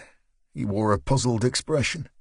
Sandra was leaning against the traffic light post, waiting for him to return with cans and cigarettes, doing her best to focus. "What sort of?" she slurred. Wilson scratched his head. "Bloke in there won't serve me, says I'm pissed already." Sandra laughed out loud. "Well, you are pissed, you old bastard." "I am a bit, but I could still do with another couple just to finish off like." Sandra wobbled toward him and took his hand. "Never mind, love. We'll walk up past mine and go to the packy shop up Frenchwood." She let out a large burp. "He'll serve any fucker him." They negotiated the crossing and ambled up Oxford Street. "Do a left here," said Sandra. "You can nip through past St. Augustine's School and on to Manchester Road. Shop's just up from there." Directly across from the Catholic primary school was Jamia Masjid. Sandra had walked past the mosque hundreds of times, had chatted to the guys entering or leaving, or simply watched the kids running about in the playground of the school opposite. Her own boys had attended St. Augustine's. She had stood with the other mums waiting for her kids, chatting shit and swapping stories of ne'er-do-well husbands on the pavement outside. The mosque and its visitors had been as much a part of the landscape of Avenham as the pub or the newsagents. As she and Wilson turned the corner from Oxford Street, Sandra was shocked at what she saw. "What the fuck is going on, Wilson?" The troubles had passed Sandra by. She had been out drinking herself to oblivion when the rioting had started. Then she had her run-in with the taxi driver, been hospitalised, met Wilson and gone straight back on it. The fact that the town centre had gone unscathed had meant that Sandra and Wilson had walked around the bars that afternoon in relative calm. Wilson smoothed his moustache with a thumb and finger. "It's about the parade, I reckon." A makeshift barricade blocked their path. Around 20 Asian men manned it. Some had their faces covered, others carried sticks or clubs. As Sandra and Wilson drew closer, the men turned toward them. One raised his hands. "Go back!" he shouted. "What do you mean, go back? I fucking live here," bawled Sandra. She focused on the youth. Despite his face being partially covered by a scarf, she recognized him. "That's you, Jalla, innit? For fuck's sake, I've known you all your life, your dad and all." Jalla pulled down his scarf. He was young, and despite his macho bravado, he looked scared. His mouth was turned downward. "We're protecting our mosque guard houses. There are no cops over this side. Just go back. We don't want trouble." A second bigger man with a full beard pushed Jalla to one side. He held a section of scaffolding pipe in his hand. "Do as you were told, woman. Go back to other side. Go on wallowing your filth with the other infidels." Sandra squared her shoulders. Her head had cleared enough to know when she was being insulted. "Oh, yeah, and what are you gonna do about it if I don't?" The man ignored Sandra, turned to Wilson and raised the pipe. "Take your hoard away before I cave in your skulls." Wilson was sobering quickly. He grabbed Sandra by the arm and pulled her back. She struggled to free herself, but Wilson was too strong. "Get the fuck off me, Wilson. I'm not scared of a few packies." Wilson glared at the man with the scaffold pipe. "Neither am I, love. Just step back." "Go!" shouted the man. Wilson stood his ground. "Why don't you put that scaffold down and come fight me, big man, instead of having a go at a woman, eh?" The crowd behind the barrier was starting to get restless. Some began to shout words of encouragement to the bearded man. Some were on their mobile phones, making calls or videoing the standoff. Sandra taunted the man. "He won't do that, Wilson. He's no bottle, just like the rest of the packy bastards." More men were arriving by the second. The crowd behind the barricade had grown from 20 to 40. They poured from the mosque and from the streets behind. Wilson's head was full of booze and anger. He thought about his son, about Charlie, about how brave he had been, about how he had been blown to pieces by the Taliban. Men with beards just like the man that faced him now had cowardly left a bomb on the road, didn't dare to face him, to fight him. Wilson took off his coat and rolled up the sleeves of his shirt, just as he had done hundreds of times before, when he was about to punch his way to a prize. "Come on, son, are you a man or what?" The crowd began to chant. Sandra folded her arms defiantly, seemingly oblivious to the massive danger in front of her. "Knock the fucker out, Wilson," she said flatly. The man dropped the pipe to the floor and the crowd cheered. Wilson had fought the gypsies in Ireland, been the only Englishman there, taken their money and walked away. What was the difference? He felt the old thrill of excitement, felt the adrenaline flow through him. His only focus was the man about to climb the barricade in front of him. He was much younger than Wilson, fitter, quicker and sober. The bearded man vaulted the barrier, turned to the crowd and raised his arms like a champion entering a boxing ring. What had been a quiet defiance intended to protect homes and families had turned into a baying mob. Wilson looked into the eyes of the man who faced him and saw the merest hint of fear. He stretched his neck and shoulders. He felt no pain in his ribs. The alcohol had seen to that. He clenched his fists, tucked in his chin and circled his opponent the way he had done all his life. His foe was taller and wiry. Wilson had the bulk of a heavyweight gone to seed. It was like a greyhound facing a bull mastiff. Wilson beckoned him on with a wave of his fist. The man lurched forward and launched a kick to Wilson's groin, catching him on the thigh. Wilson responded with a headbutt that glanced off the man's eyebrow and followed it up with a vicious left hook to the ribs. He felt impact flow through his knuckles, wrist and forearm, and knew he had done damage. The man cried out and stepped back, dropping his right arm and sucking in air. Wilson showed the man his left again, never intending to throw it, just to move him toward the devastating right hook, which was his trademark. The man stepped into range and Wilson threw the right. 10 years ago he would have connected and the fight would have been over. Today, however, he hit thin air and knocked himself off balance in the process. The man was on him, windmilling punches into his kidneys and the back of his head. The crowd was screaming and had grown in size, maybe 100 strong. Some younger men attempted to climb the barrier but were pulled back by the more senior spectators. Despite landing several punches, the man had no technique, and Wilson simply tucked up, dipped at the waist, and regained his balance. The man tried to grab Wilson around the neck and pull him to the ground. Wilson ducked away again and caught his opponent with an uppercut. It wasn't as sweet as he wanted, but was enough to send the man reeling backwards, blood pouring from his lip where he had bitten through it. Despite the noise of the crowd, Wilson could hear Sandra shouting encouragement somewhere off to his left. He locked eyes with the man for a second time. This time he knew he had him. Wilson may have been older and slower, but his pure technical prowess and bull strength meant this was a no contest. He beckoned the man toward him again, but he stayed put, flashing looks over to the baying mob behind him, unsure whether to run back over the barrier to safety and shame or face Wilson and certain physical damage. Wilson made up his mind for him. He stepped forward and threw 3 sharp punches at the man's head. He managed to dodge 2, but the third caught him square on his cheekbone. Wilson felt the telltale bone-on-bone reverberation all the way to his elbow, the one he always felt when he had caught an opponent clean. The man went down. Wilson stood over his unconscious opponent, feeling as wired as he had ever felt in his life. He wanted to stamp on his head, turn his face to mush, take his revenge for Charlie. He was so engulfed in his own fury, he didn't notice the first men climbing the barricade and running toward him. Westland yawned as he stepped into the last of the shops that had cameras facing the street. It was a video rental store, which appeared to have more top-shelf titles than top shelves. He considered that this detective lark was all very well on the television, but in truth it was pretty boring.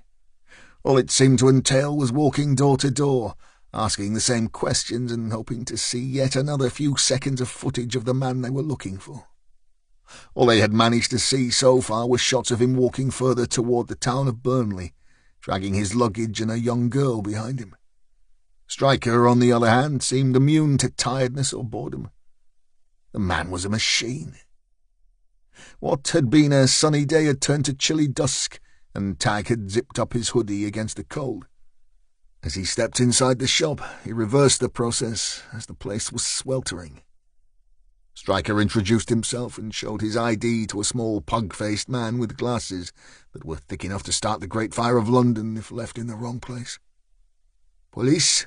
No problem with police," said the man in an Eastern European accent. "Everything legal here, no young girls, no funny stuff, all good." "I don't care about your smut," said Stryker flatly. "I want to look at that." He pointed to the ancient camera that poked out over an awning outside the shop.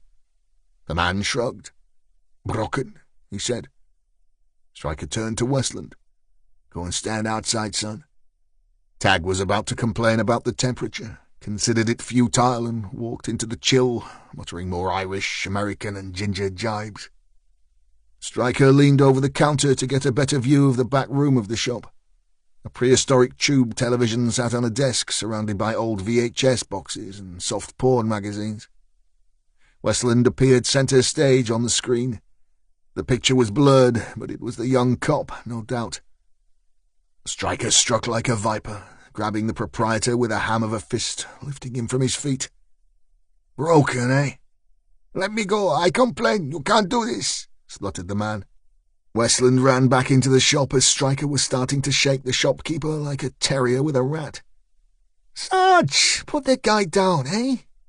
He walked over, stood precariously between the men, and played good cop.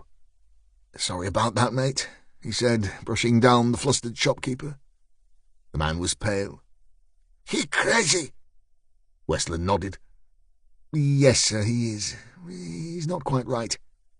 Tag tapped the side of his head. "Best you let him see the tape." Stryker glared at Tag. "Crazy?" Westland smiled meekly. "Come on, boss, let's get this over with."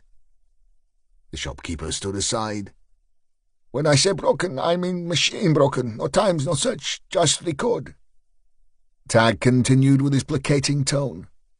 "That's okay, mate. We'll just have a quick look and be out of your way." The pair walked into the cluttered room. Stryker had not forgiven his prodigy. "Crazy?" Tag shrugged. "Well, come on, Stryker. I've known you, 36 hours, and you've tried to throttle 2 people already?" Stryker snorted and started to wind back the tape. "No search facility," he said. "That's what the guy was trying to tell you, Rocky." "Shut up and watch. We'll have to wind it back in play mode until we see him." Tag slumped into a flea-bitten armchair. "That will take forever." "Just watch," barked Stryker. The old machine whirred away as the 2 cops watched dusk turn to daylight. Cars reverse along the road and people walk backwards along the pavement. An hour passed. Pugface was starting to get restless. "I need clothes," he shouted from a safe distance. "There's trouble tonight here." Stryker was having none of it. "Shut up and watch your porn," he said. "No, I cannot. Trouble coming. English and Pakistan fight." Stryker hit the reverse ×3 button to speed things up, but stopped suddenly. He hit forward, then paused a frame. "What is it?" asked Tag. "A Mercedes," said Stryker. The black vehicle was clearly visible, as was the private plate. Tariq Hussein's Mercedes. Tag looked puzzled. Stryker turned in his chair and laid his hands out, palms up. Tariq Hussein QC, Abdullah Hussein's cousin. A light came on in Westland's head. "The dead kid in the garage?" "One and the same," explained Stryker, pulling the tape from the machine. Tag scratched his head. "So, let me get this straight. We think Abdullah gave this mystery package to Aisha. She was to deliver it to the guy we know as Mustafa, the taxi driver, but he wasn't there. He'd done a runner. He'd been compromised by letting Sandra escape." "Yes," said Stryker. "This mystery vigilante group tortured Abdullah until he told them of the drop, and they shot Aisha Chowdhury." "Correct. 2 points," said Stryker. "Actually, I think you turned up and scared them off. Either way, Mustafa had been long gone. Remember, he took Din's taxi about 9 in the morning, and that clean-up on his flat would have taken hours." Tag pointed at the old VHS tape in Stryker's hand. "So we have a professional terrorist waiting for a delivery of a package. This piece of circuit board is so important 2 people are dead just for touching it, yet the shooters left it for us to find. And what has the lawyer got to do with all this? Where does he come into it? How come his car is in the area? Coincidence?" Stryker stood. "I don't believe in coincidence, son. Come on." Errol Graham sat in his office, lights out, head bowed, exhausted. His investigation was going nowhere. Despite thousands of man-hours, hundreds of interviews, and the best forensic teams working around the clock, they had nothing. Abdullah Hussein had walked out of his house and disappeared into thin air, before turning up dead. One witness had reported a dark-coloured saloon in the area of the lock-up garage, around the right kind of time frame. No registration, no description of the occupants. Useless. A forensic search of Hussein's laptop had revealed he visited some pretty radical websites. Then again, he had a fervent interest in lesbian pornography. Did that make him a lesbian? The girl was as clean as a whistle, hard-working, good grades. Other than the fact that Aisha had met Abdullah once at a family wedding, there was no evidence that they even knew each other. Graham rubbed his face. He needed a break, something to work with. Anything. The knock on his door was sharp and demanding. He clicked on his desk lamp. "Come," he said. The officer that stood framed by the doorway looked pale. Graham didn't recognize him. "Yeah," he demanded. "Sir, you were needed in the control room. It's urgent. Mr. Potts sent me to get you." Potts was the officer in charge of the public order side of the incident. He was probably under even more pressure than Graham. The cost of policing the violence was astronomical, and the support from neighbouring forces was depleted. as they too were feeling the force of the social unrest in their own areas. Every officer they could muster was out on the street. The cells were full, the hospitals were full, and there seemed no end to the anger and brutality between the communities. "Tell him I'll be right there," said Graham. The cop turned on his heels and Graham searched his pockets for aspirin. A band was playing marching tunes in his head. He stood wearily and headed for the lift. Within seconds he was standing in the control room. He found it a dimly lit centre of activity, each controller moving teams of officers around the city with calm voices.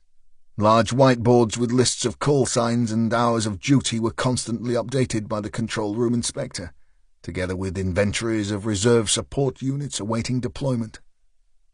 The second list looked extremely thin. These operators worked blind, using telephone and radio communication to complete their tasks.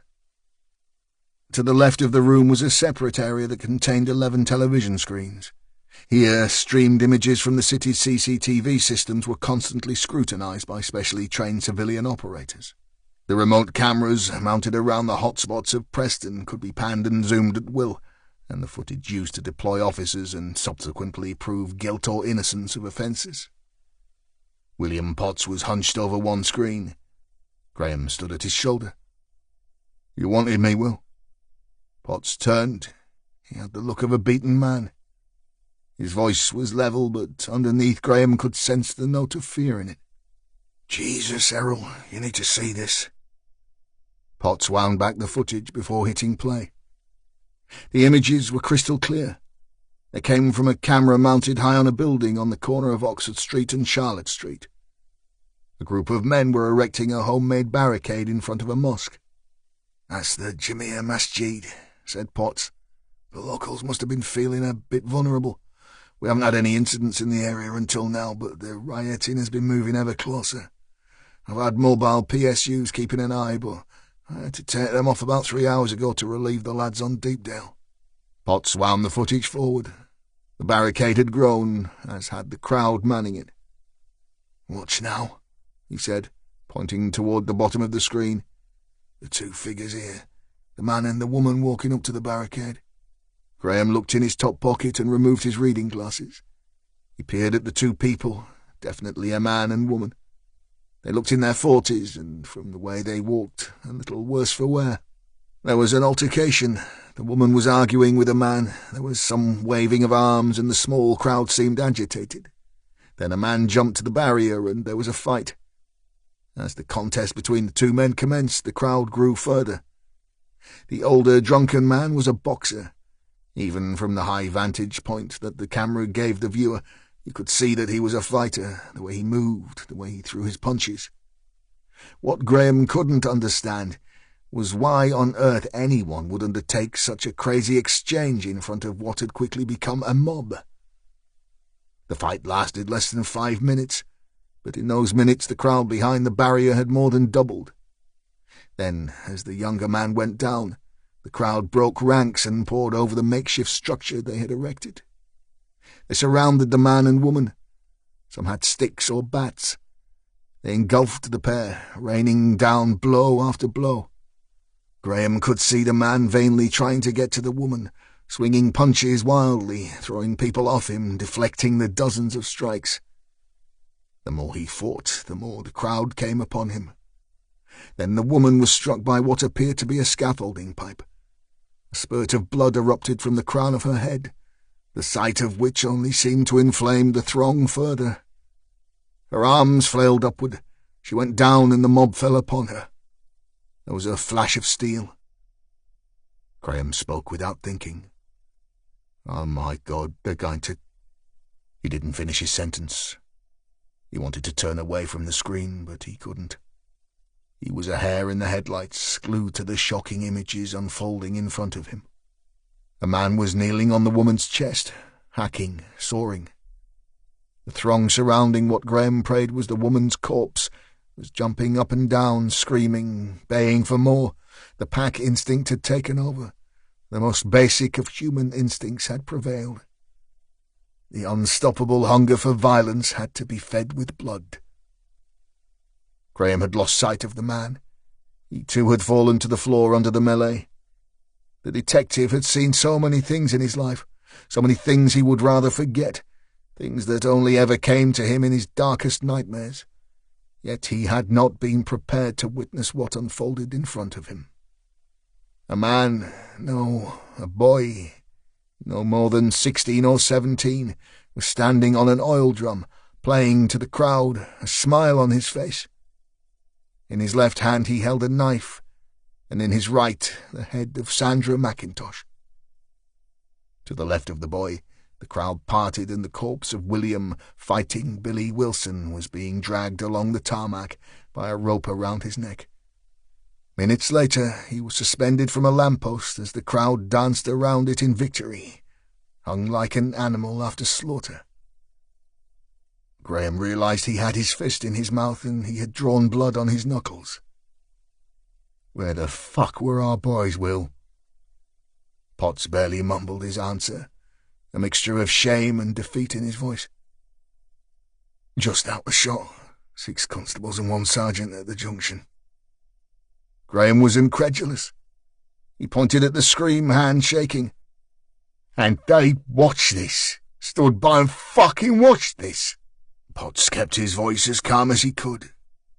What the hell did you expect them to do, detective? Do you want to see 7 more bodies hanging from the fucking lampposts? They had no support. We don't have any more cops, understand? No more fucking cops. Graham flew into a rage. The other controllers stopped their work and turned toward the outburst of anger and frustration. Well, get me some. Turn out detectives. Get them some kit. They're coppers too, Will. They've all done the training. Check the pen pushers sat on their backsides in offices. Anything and anyone who can hold a shield and a baton. Then ring the chief and demand some more support. I want this street cordoned off now, and I want arrests made. I don't give a flying fuck who we upset. I don't care if you have to storm the mosque. I want those fuckers who did this locked up within the hour. Am I clear? Potts's voice remained low and level. He wasn't a man prone to temper. He was tough and streetwise, but anger never got anybody anywhere. You know what will happen when we go in there, don't you, Errol? It will be like a war zone. Graham looked at his long-time friend and ally from under a furrowed brow. His temper had subsided slightly, but he spoke through gritted teeth. If we don't, the troops will. Do you want to see that? Imagine how the paras will deal with this, Will. This will make bloody Sunday look like a picnic. Find me some people before it's taken out of our hands. Stryker strode off toward the junction where the Mercedes had exited onto the main road. Tag hurried behind and shivered against the chill. They turned the corner into a narrow street. 20 yards further down, Stryker stopped and looked at the ground. As darkness had fallen and the air temperature had changed, shiny dew had formed on the tarmac. The road beneath Stryker's feet was lighter in colour. A dry oblong was obvious to see. Stryker felt the age-old tingle, the hairs on his neck standing proud to attention. It was parked here, he said. Tag stuffed his hands into his pockets, a look of disbelief on his face. Of all the parked cars in the street, this space just happened to be the Merc. Jesus, Stryker, I didn't realise you were related to Tonto. What next? You put your ear to the ground and tell me when the Indians will arrive? Stryker ignored the sarcasm. He'd heard all the comments before, but he was rarely wrong. He stood dead centre on the dry patch of road and turned to his right. Where are you? He muttered. You're talking to the wind now, Stryker, chirped Tag, keeping a safe distance from the detective just in case his comments weren't taken in good humour.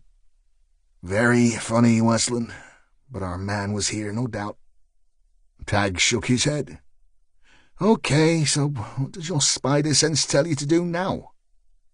Stryker pointed to a half-glazed door directly across the street. It appeared to be an entrance to a first-floor flat above an empty shop.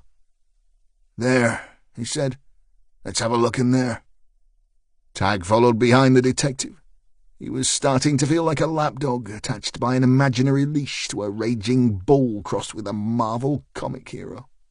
This is someone's flat, said Tag. We can't just go wandering in. Stryker pushed the unlocked door open. Behind it was a set of uncarpeted wooden stairs.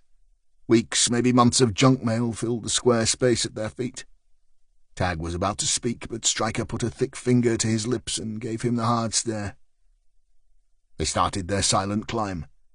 Tag's feelings changed instantly, from his comic lack of understanding to the first pangs of nerves. He could feel his heart start to race, hear the blood pump in his ears. Whatever Stryker had felt, he had no way of knowing, but there was something very wrong at the top of those stairs. At the summit was a single formidable door, secured by a padlock. There was barely enough room for the two men to stand side by side. This time Stryker didn't wait for Tag to use his body strength to attempt to break in. Instead, he threw his own massive bulk at the door. Not only did the padlock give way, but the hinges splintered from the frame, and the whole door slammed to the floor. Both men piled through the opening, ready to face whatever lay in wait. Tag lurched to the left, Stryker to the right. Both were stopped in their tracks by the scene that faced them. Tag heard Stryker whisper, "Oh, Jesus, Mary and Joseph." Westland's eyes adjusted to the gloom of the room, but it was the overpowering smell that filled his senses. There was a naked man tied to a chair, his head lolled forward, his face covered in blood. And he turned to the bed in the corner. He put his hand to his mouth, convinced he would puke. He couldn't take his eyes from the dead girl. He was frozen, locked in a world of death and violence, the like of which he had never encountered. First it was Aisha, now a young innocent child. He would never forget the staring glassy eyes, the angle of her slender neck, the grey colour of her skin. He felt his stomach lurch. He wasn't going to be able to control himself. Stryker grabbed him by the shoulder and pulled him backward toward the exit. "Not in here, son. Spill it outside." Tag stumbled back down the stairs, bile in his throat. He lost his footing and slid the last 3 rises, landing with a thump on his back. Junk mail slid from the hall and into the street as he attempted to find purchase and scrambled to his feet. He managed 3 more steps to the pavement and threw up his lunch. The young cop wiped his mouth with the back of his hand and took deep breaths of clean air. He rested his hands on his knees, like a marathon runner who had just crossed the finish line. "Fuck, fuck, fuck," he said, spitting out pieces of half-digested kebab. Tag heard footsteps and Stryker appeared in the doorway. "The guy's alive, son. It's Hussein the lawyer. Our man was in the murk." Tag pushed his frame upright and managed a nod. Stryker held out his mobile. "When you've finished throwing your breakfast everywhere, ring for the cavalry, will you?" The cavalry arrived in the form of a paramedic unit, local detectives, a sprinkling of uniforms, and a forensic unit. Stryker sat in the back of the ambulance with Tariq Hussein. A medic was cleaning the wounds of his face. Tariq's body shook. The once confident QC was reduced to a shivering wreck. The man in green turned to the detective. "He needs a doctor, and soon. He has a fractured eye socket. He's in shock." "Yeah," said Stryker. "Go for a quick walk, son. I need a chat with your man here." The medic shook his head, dropped his swabs in a bowl, and stepped from the ambulance. "Remember me?" said Stryker. "How could I forget?" winced the lawyer. "You're such a people person." Stryker shrugged. "So he took you from your office?" Tariq nodded, but before he could answer, a light came on in his head. His voice was sharp, insistent. "You must get some people to my house, my wife, my family." "It's done," said Stryker. "They're safe." Hussein seemed to deflate. The weight of the world lifted off his slender shoulders. He considered his words. "He's a terrorist," he said. "He killed the girl." "I know." Hussein looked up, a movement that hurt him, and he winced. "But you don't know. He wanted something from my safe, my office in Nelson, something Abdullah was supposed to deliver to him, a replacement." "What was it?" "The same item Aisha was taking to him." The medic edged his way to the back of the ambulance. "We need to get this man to hospital, detective." Stryker twisted his body and eyed the man. 2 minutes, he spat. The medic was 50, maybe older. He'd seen enough shit to last him a lifetime. "Now," he said.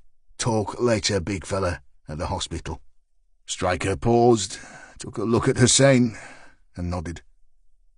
"Okay, I'll send an officer to take a full statement. There's a team on its way to your office now. Don't worry, Hussein, we've got it covered." He stepped down from the ambulance and strode over to Westland, who was standing shivering on the pavement outside the flat. "You all right now, son?" Westland nodded. "Suppose so. It isn't every week I find 2 dead bodies. I'm beginning to think you are bad for my health." Stryker pulled a pack of gum from his pocket and offered Tag a strip. "If you want to head home, son, you can. I'll take it from here. It will only get worse from now on." Tag unwrapped his piece and pushed it in his mouth. He shook his head. "I've come this far, Stryker. I was never one for doing the sensible thing." "Good lad." Stryker slapped him on the back. "You've done okay, son." Tag didn't feel like he had done much of anything, apart from puke and cover himself in shit. But he took the compliment. "What about the Merc?" "Circulated, along with the best pictures I could get from Mustafa's fake documents and the CCTV we collected tonight." Tag gestured toward 2 men exiting the flat door in white paper suits. "They got anything?" Stryker shook his head. "Nothing we don't already have so far. It'll take them most of the night to complete a full fingertip search." The pair strolled toward their car. Parked directly behind Stryker's Audi was a black BMW M3 saloon. It glistened in the streetlights. Leaning casually against it was a man who smoked a small metal pipe. It was the kind Tag had seen for sale in various head shops in Amsterdam. The guy didn't look like a pot smoker. He was of small, wiry build, mid-50s, with short salt and pepper hair. He had a weathered face with deep wrinkles on his forehead. Tag considered he could have been a trawlerman. Either way, he had spent many hours in the elements. The guy was casually dressed in a leather bomber jacket that would not have been out of place in an 80s cop show, faded denims and cat boots. As they approached, he tapped the contents of his pipe out on the heel of his boot, checked it was empty, and pushed it into his pocket. He straightened. Tag did not like the look of the guy. He wasn't big by any means. He was probably twice Westland's age, but he had trouble written all over him. As they drew level, he spoke. He had a thick Glaswegian accent, guttural and flat, calm. "You'll be Stryker, then?" Stryker stopped. "And you are?" The Scot extended a hand. "A friend of the family," he answered. Stryker didn't take the hand. The man shrugged and pushed it back into his pocket. "Please yourself." Tag took a step back. There was something about this guy he didn't like. His eyes were cold, yet they flashed between Stryker and Westland, alive and sharp. "Dinna worry, son, I'm no here to cause you any bother." Stryker spoke to Tag, but didn't take his eyes from the man. "He's the firm, son.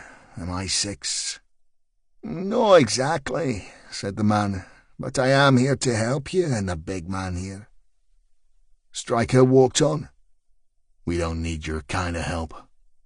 Stryker pointed the remote at his Audi, and there was a double blip-blip as the doors were released. The man turned slightly. "So you won't want to know what was in the wee package Aisha Chowdhury was carrying to your man's flat, then?" Stryker stopped dead. "Are you fucking me around, sunshine?" The man raised his hands. "Not at all, big man. I'm serious. Chin up." "I'm all ears."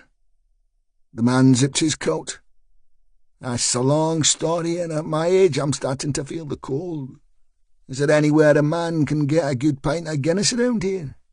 Tag opened his mouth without thinking. "There's a KSC club just around the corner." Stryker shot him a death stare, and he made a mental note to keep quiet from now on. The man smiled to reveal perfect teeth. He noticed Stryker clocked them. He touched them with his forefinger. "Nice, eh?" I needed some new pegs after the old ones were removed in unfortunate circumstances." "Shame," said Stryker. The man ignored the sergeant and turned to Tag. "So show me what this club is, son. They'll welcome a good Catholic boy like me."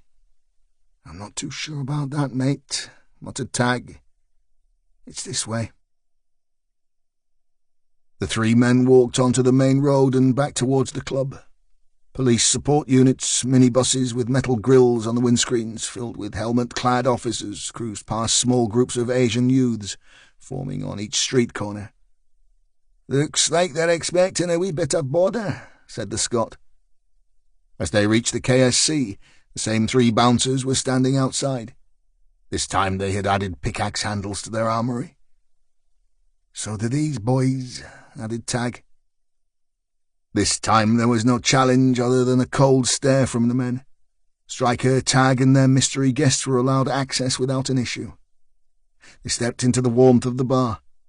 The national smoking ban didn't appear to be enforced, and every table appeared to be occupied by chain-smoking, beer-drinking men, dressed in various levels of working clothes and high-visibility jackets.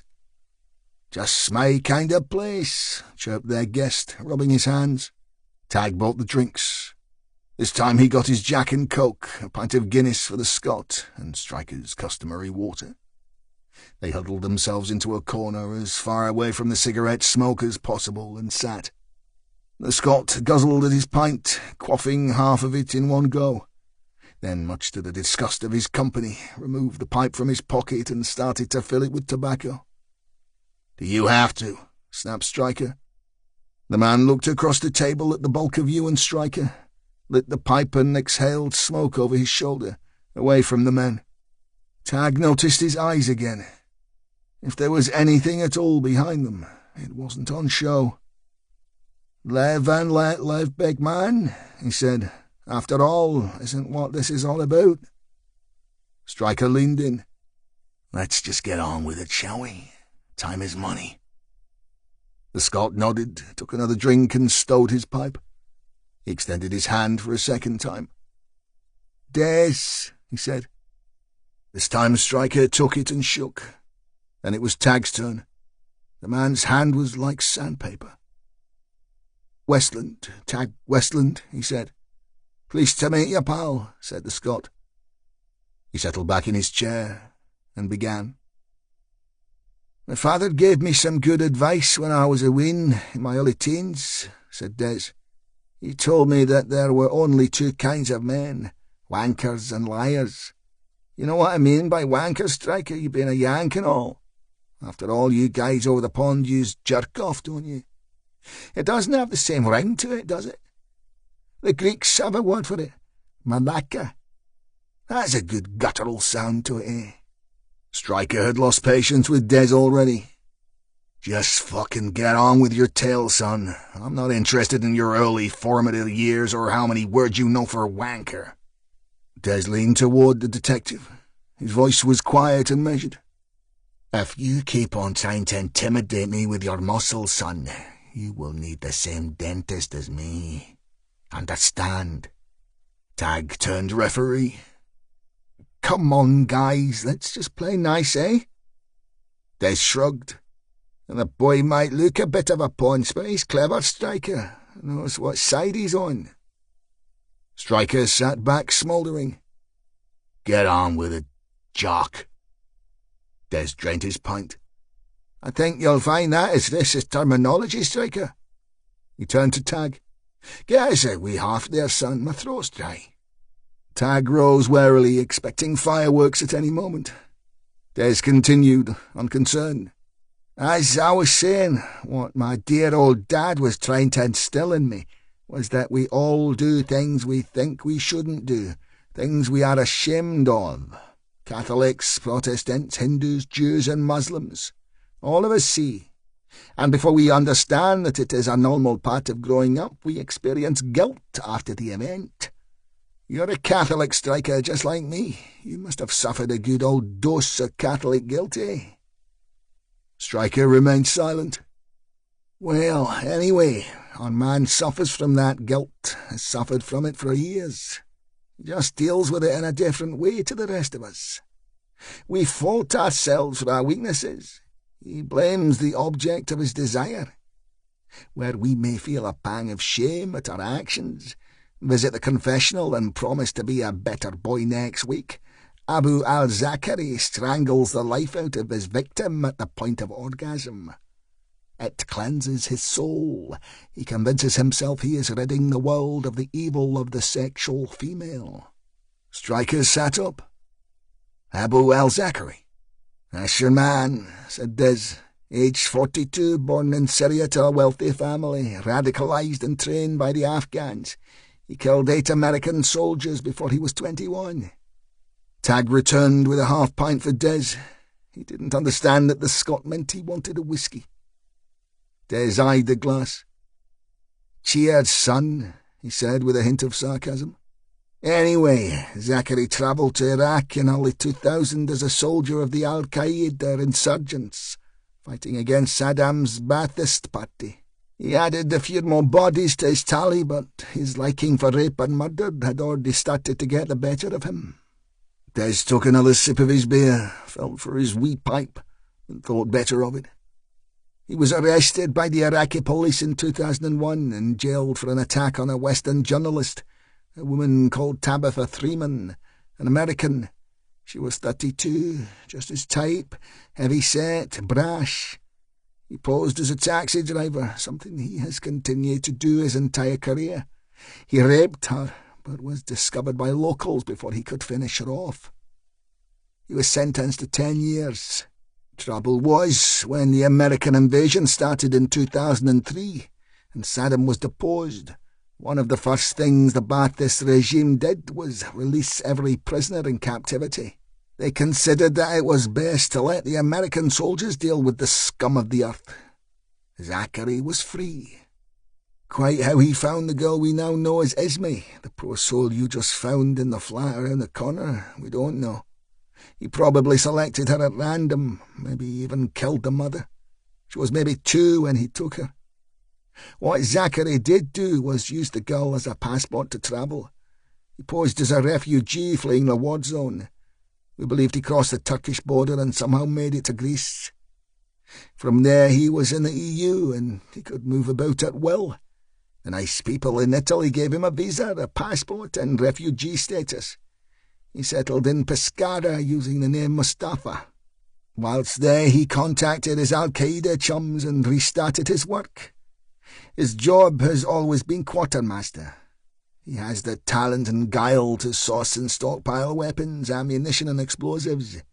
He also has the capability to fight, both on a physical level. This guy is huge, and a weapons expert. He was attached to the Abu Hafs al-Masri Brigade, the team allegedly responsible for the 2004 Madrid train bombings. The French Secret Service firmly believes Zachary sourced the plastic explosive used in the attack. They were sure he'd bought it from Spanish miners. It was a civilian-type PE called Goma 2 Echo. Once he got his hands on that, he constructed 13 IEDs. 10 detonated, killing 191 people and wounding over 2,000 others. It was the biggest terrorist atrocity in Spanish history. Des took a drink. But the big fella has always been unable to control his urges. His DNA was found at the scene of 2 rapes and murders, one in Rimini and another in Bologna. Before he made it to the UK, we believe he was responsible for 16 sexual attacks on women across Europe. None survived. Interpol had matched all the DNA evidence found in Europe and realised they had a serial killer on their hands. It was just that they were unable to put a name or a face to it. DNA records were not available for the first offence in Iraq. It wasn't until 2008, when a grainy picture of al-Zakari was published in the States as a suspect for the Madrid bombings, that his first victim, the journalist Tabitha, came forward and identified him. Unbelievably, she had kept a blouse she had worn on the night of the attack, unwashed and untouched. Des took another drink. All very Monica. From that day, the CIA had the DNA of the most wanted terrorist in Europe. Stryker's head was spinning with information. But he remains at large? Des removed his pipe and filled it. This time no one complained. And late 2010, after months of work, MI6 got a man on the inside of an Al-Qaeda cell based in Bradford. His cover was that of an Algerian arms dealer. He would provide 6 man pads to the team. We didn't know at the time, but Al-Zachary was part of that little band of happy clappers, once again acting as quartermaster. Tag looked puzzled. Stryker bailed him out.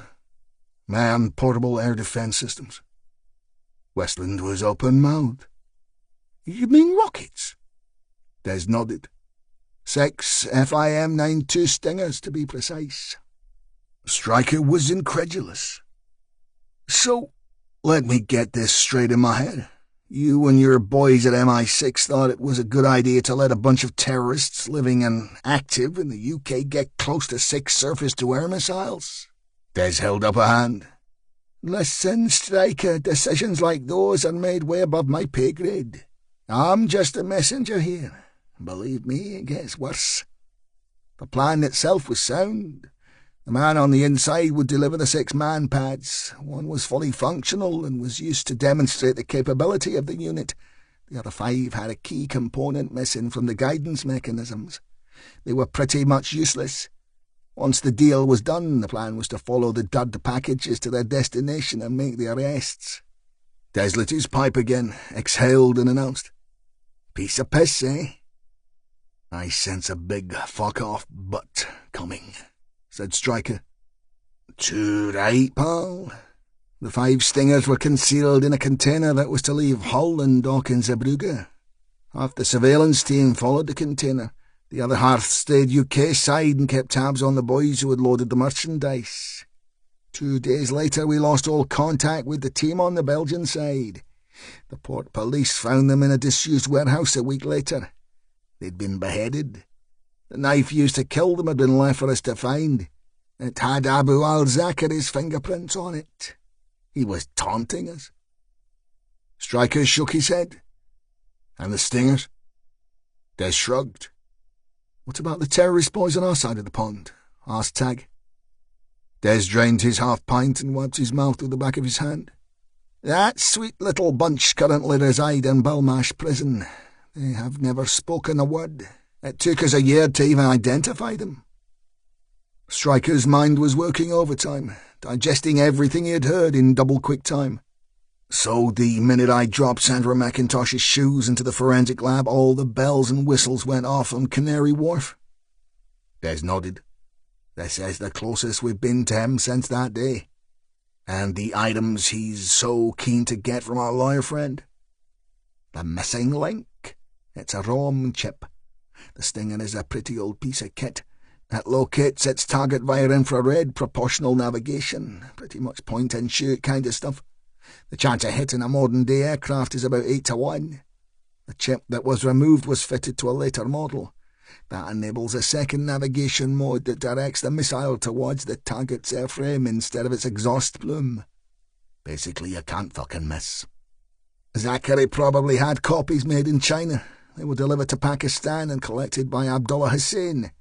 The kid was no more than a mule. Stryker considered this last snippet.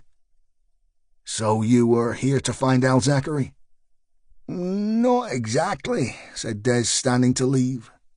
But 2 heads are better than 1, eh? What about the crew that killed Abdullah and the girl? Where do they fit in? The Scot shrugged. Now, that is a mystery. Enjoy your evening, chaps. See you around. Des made his way around the table, thought better of it, and turned to the 2 cops. If you do catch up with the big lanky bastard Zachary, take care of yourself, lads. He's one mean son of a bitch. Tag didn't know why, but he stood and offered his hand. Thanks, Des, he said. The Scot shook, but was looking over Tag's shoulder. Jeez, oh, he muttered. Tag turned to see Sky News on a large screen. The KSC normally reserved it for the football. The customers shouted to the barman to turn up the volume. 2 mugshots filled the screen. Fuck, gasped Tag. That's Sandra and Wilson. The photographs were replaced by footage taken on a mobile phone. The channel had digitally hidden some of the film, but it was clear to see that Sandra and Wilson had been murdered in the street. Tag recognized the mosque as being on his patch. The footage then switched to a live feed. Hundreds of police officers were fighting running battles on Avonham and Frenchwood. Petrol bombs rained down on them. Bricks, bottles, anything the rioters could find were thrown at the blue line. The cops had surrounded the mosque, and there was a standoff. The crowd inside the KSC was getting restless. Some shouted at the screen, "Fucking murdering packy bastards! Let's kill them fuckers!" The barman was trying to calm his customers, but most were drinking up and heading for the street outside. Tag felt Stryker's hand on his shoulder. "Time we weren't here, son." Tag turned. Des had disappeared. "Yeah, okay. Let's go." Chapter 16. It was turning very ugly on the street outside. Tag felt a twinge of guilt at not being in one of those PSU vehicles. The lads were definitely going to be up against it. "Poor fuckers," he said as the pair pushed through a thickening crowd. "You'll see action before long, son. Don't beat yourself up on that," said Stryker, pulling his keys from his pocket. They reached Stryker's Audi, but Tag stopped before opening the door. Stryker could see the lad had been struggling since finding Ismay. He'd worked Westland too hard. The crime scenes had affected him. Only natural, but this was something else. It was the something that Stryker knew was eating away inside the boy. Westland was far too shallow for his own good. He'd had it easy in his life, no doubt. Good family, big house, private school, blessed with natural rakish good looks and the ability to either talk or fight his way out of just about any situation. All the toys a boy could wish for. Women fell over themselves to share his bed, and the worse he treated them, the more they seemed to like it. Man about town, it's the way he rolled. So, having the world at his dipped-in-shit fingertips, he decided to piss everyone off in the Westland household by becoming a Lancashire cop on 20 grand a year. Westland loved his parents, so why had he hurt them by leaving? Stryker knew. Beneath the shallow facade lay another Trevor Arthur George Westland. You just weren't allowed to see it. As the two men faced each other over the roof of a cop car, the other Tag Westland was fighting to get out, right there and then. Tag rested his arms on the roof of the car. "You know why I really joined this job, Stryker? To piss me off?" "Ha! Very funny, Sergeant. Can anyone have a serious conversation around here? I'm trying to talk to you about, something, something important." Stryker opened his door. "So get in the car and talk." Westland was not for moving. "No, I want to talk now, here and now." Stryker slowly pushed the door closed. "Okay, son, shoot." Tag took a deep breath, slightly surprised he had got his way. "Right. Well, yeah, as I was saying, the reason I joined this laughable career path, this fucking joyful job, well, I wanted something that was mine, Something that my dad hadn't arranged for me. I wanted to prove that I didn't need his money, his influence. I wanted to show him that I could succeed on my own." Stryker let him rant. This had been coming, and Uncle Jack Daniels was helping him on his way. "So I joined this stupid job where people fucking hate you all the fucking time, even if you're trying to do the right thing." He waved his arms left and right. He was incredulous. "You work in a station where half the cops don't give a fuck and the other half can't wait to get off the street into an office. Your boss can't say a sentence without the word feck in it, and if you don't join the fucking Masons you can kiss your ass goodbye to any kind of career. Oh, but there's worse, and I mean worse. I've been shat on."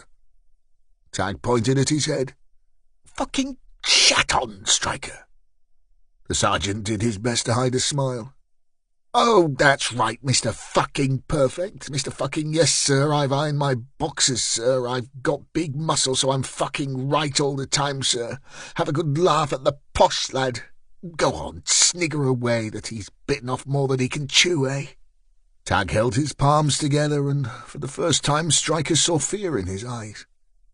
There was the merest shake in his voice. I've been doing this job 6 months, 6 fucking months, Stryker. I might as well have been delivered to you from a fucking spaceship for all I'm worth. When I met you, I had my resignation in my pocket. I'd already decided that I didn't have what it took to be a street cop. I couldn't stand to see the futileness of it all, to stand by and watch man's inhumanity to man on a roller coaster with the brakes failed. Tag managed a smile, which verged on hysteria. Then all this happened. I went from what I thought was hell to the gates of Hades. In less than 2 days I've seen 2 dead bodies, crawled around in a skip, punched people unconscious, been sick, and I'm pretty sure the guy we just shared a drink with is some kind of spy. Stryker held up his hand before Tag had a panic attack. I know you're upset, son, so I'll forgive the boxer's short comment. The detective opened the door for a second time and met Tag's eyes. He waited for calm. Take it from me. You're good enough. Tag stayed put. There was one other thing. It's shit about Sandra and Wilson. I can't believe that happened. Stryker nodded. Life is shit, son. Get in the car. Within 10 silent minutes they were on the M65. Jaco Pastorius played Portrait of Tracy. Tag was looking absently out of the window. You really think I'm good enough? Really? Tag turned. That guy was a spy, wasn't he? Probably.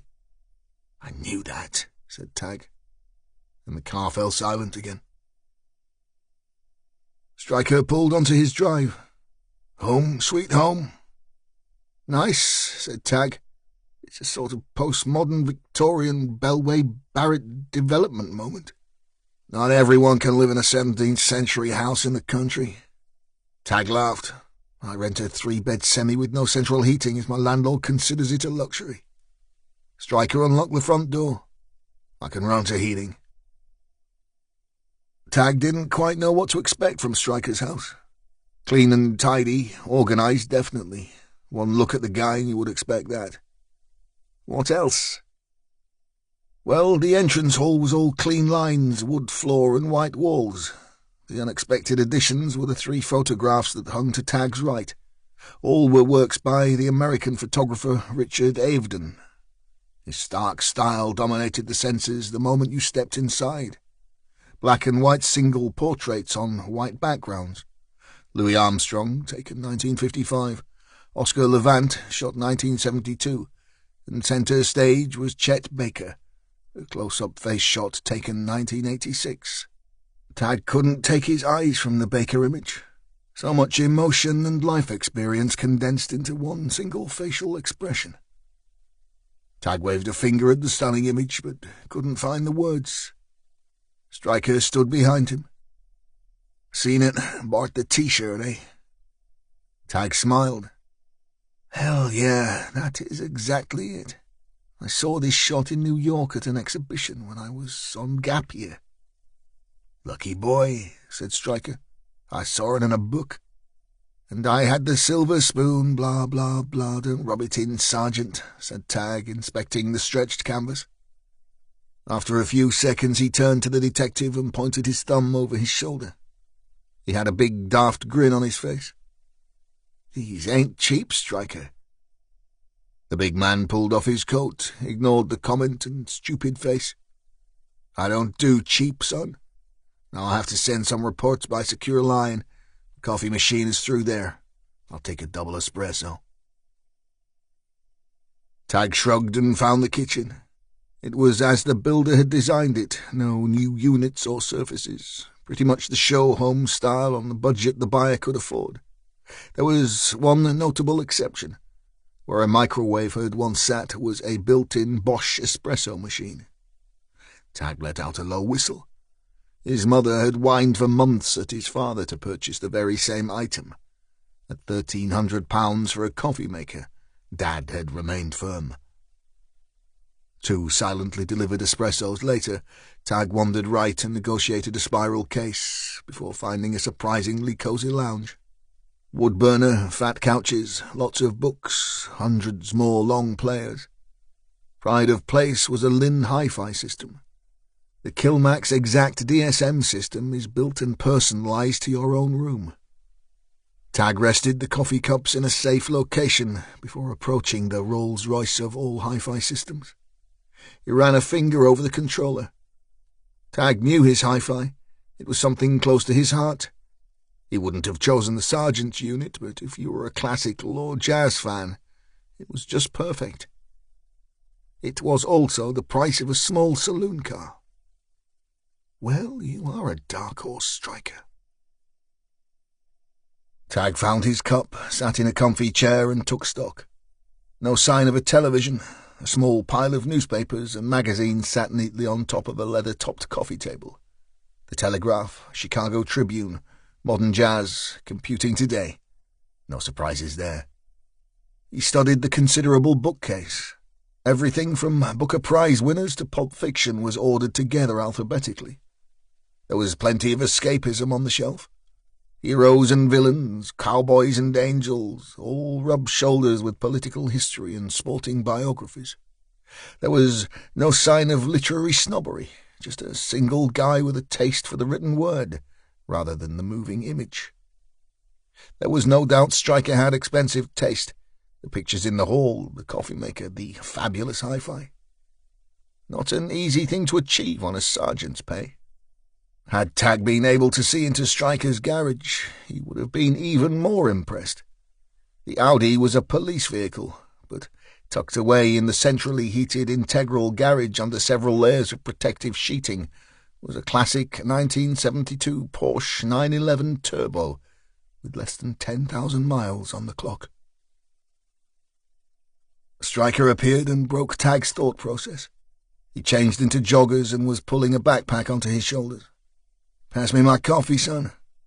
Tag did so. "Nice place you have here, Stryker." The detective ignored the comment, drained his espresso in one, found a bottle of water in his pack and washed it down. "I'm going for a run, and then I'm going to get my head down for an hour. There's a guest bed and shower on the top floor. You look beat, kid. Use it." Tag rotated his neck. He felt the tendons complain. "Yeah, thanks, Stryker. I'll do that. What's the plan later?" Stryker untangled a set of headphones and pushed them in his ears. "I've done all I can with the information we have. It's out there. We just have to see what turns up." Tag nodded. Whether it was the warmth of the room or the sudden release of tension, he didn't know, but he felt a rush of fatigue wash over him. He stretched. "Okay, I'll get some sleep if you're sure it's all right." Stryker nodded. "I need to clear my head first. I'll wake you." He checked his Omega. 3 hours tops. Okay. Chapter 17. Stryker stepped out into the darkness and began his run, taking his usual route. The wind was picking up. He looked skyward and saw clouds beginning to blow across the full moon. An aircraft with its landing lights blazing into the heavens banked hard right towards Blackpool. A storm coming, in more ways than one. He pushed himself toward the town, over the motorway and railway bridges. He felt himself relax and drop into his stride, increasing his pace as his muscles warmed to the task. He passed Balshaw's High School. To his surprise, cars were parked on both sides of the lane. Before he could make the ancient cross, a traffic cop filtering cars onto the supermarket car park barred his route. He jogged right, taking him behind the Tesco store. As he approached Town Gate, he was forced to slow, as hundreds of people were being funneled along the shopping street towards the town hall. Stryker stopped and felt in the pocket of his combats. He found what he was looking for. The flyer he'd been given by the bruiser outside the Ship Inn a couple of nights earlier. The crowd was heading to the Justice for Great Britain rally.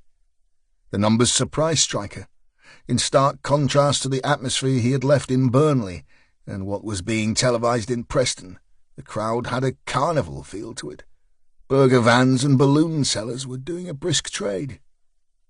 What shocked Stryker more were the customers, rather than the knuckle-dragging swastika-tattooed thugs he'd expected. The throng was made up of families. Men carried children on shoulders. Middle-aged, middle-class, middle-ground voters waved small Union Jacks as they strolled toward the showground opposite the council offices. Stryker joined the crowd, pulled his iPod from his ears and walked alongside an elderly couple. The man was a full foot shorter than Stryker. He wore a regimental tie. "You think this bloke can change things, chum?" he said, linking arms with his wife. Stryker looked over the heads of the hundreds in front of him. They were less than 200 metres from the venue. Massive spotlights beamed into the night sky. Rousing music boomed from a powerful public address system, giving a Churchillian feel to proceedings. "Do you?" questioned Stryker. The man shrugged. "We moved here to Leyland last year, mate. We had to get away from it. We'd lived in Haslingden all our lives. There isn't a shop left there where people speak English. That or they refuse to. Our club, the Legion, shut down 'cause all the folk who liked to drink had moved or died. No one on the council wanted to look after people like us, pensioners who'd worked and lived all our lives in the town. My missus didn't feel safe anymore.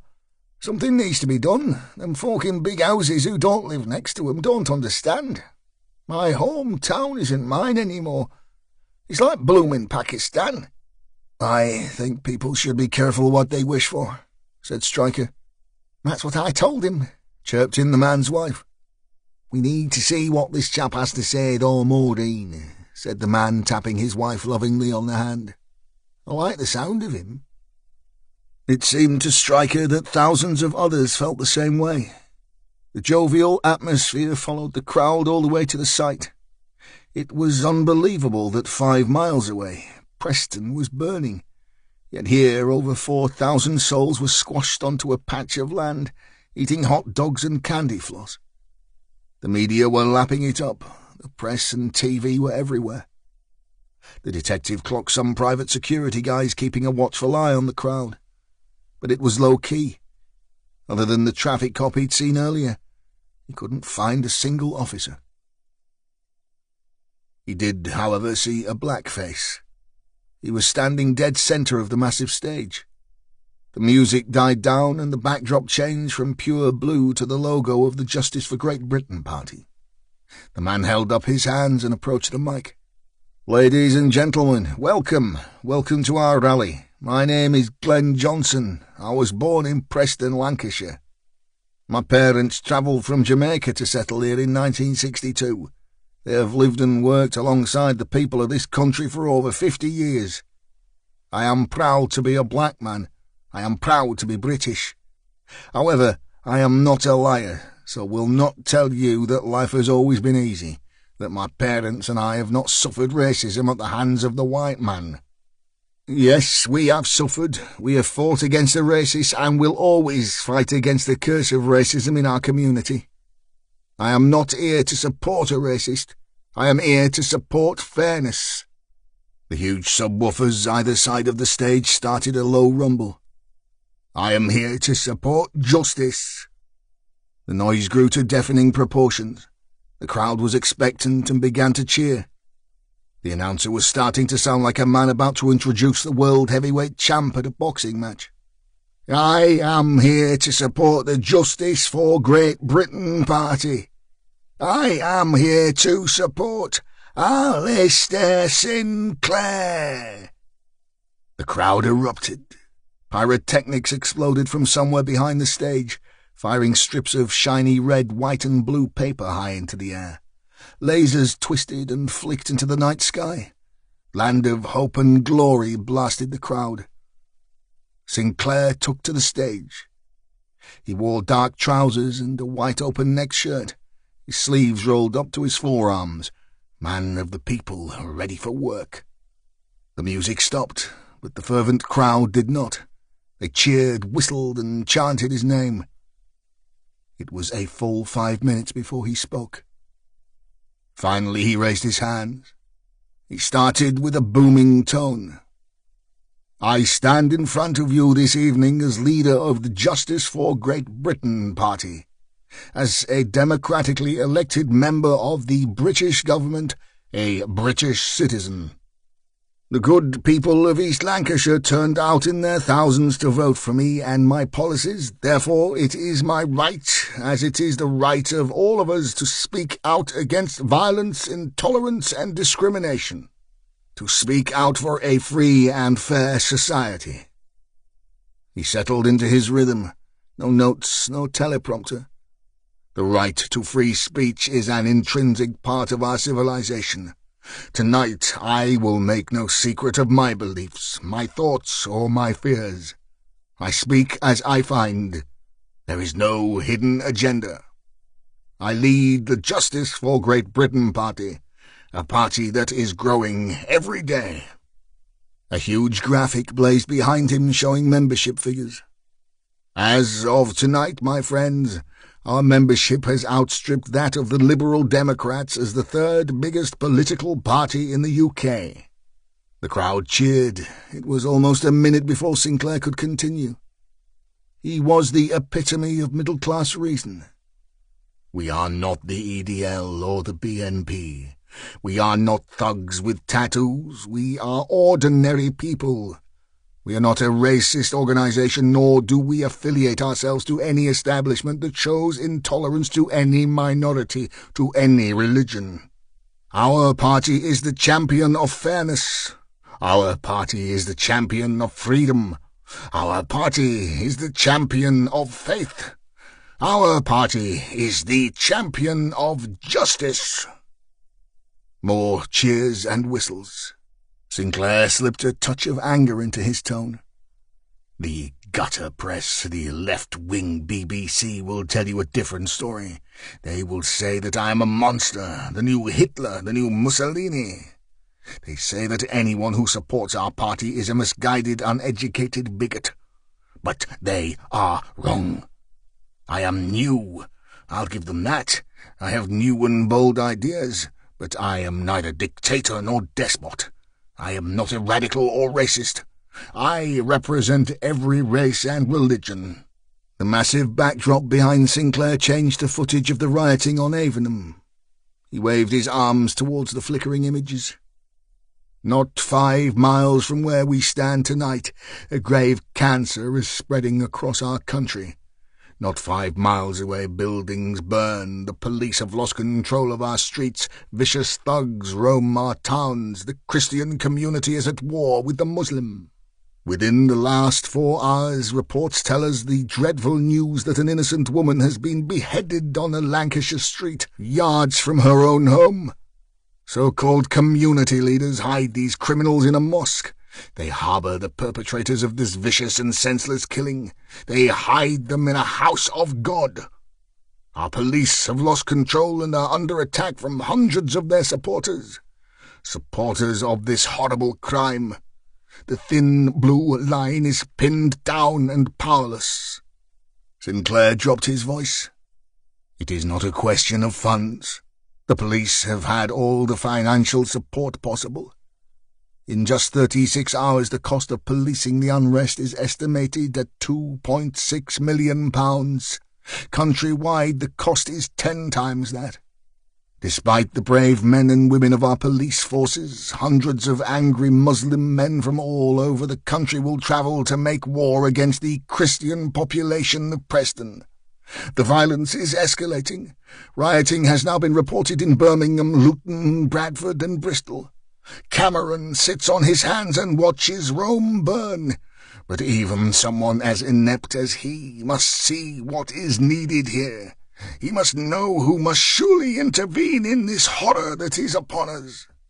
Sinclair's voice rose to a crescendo.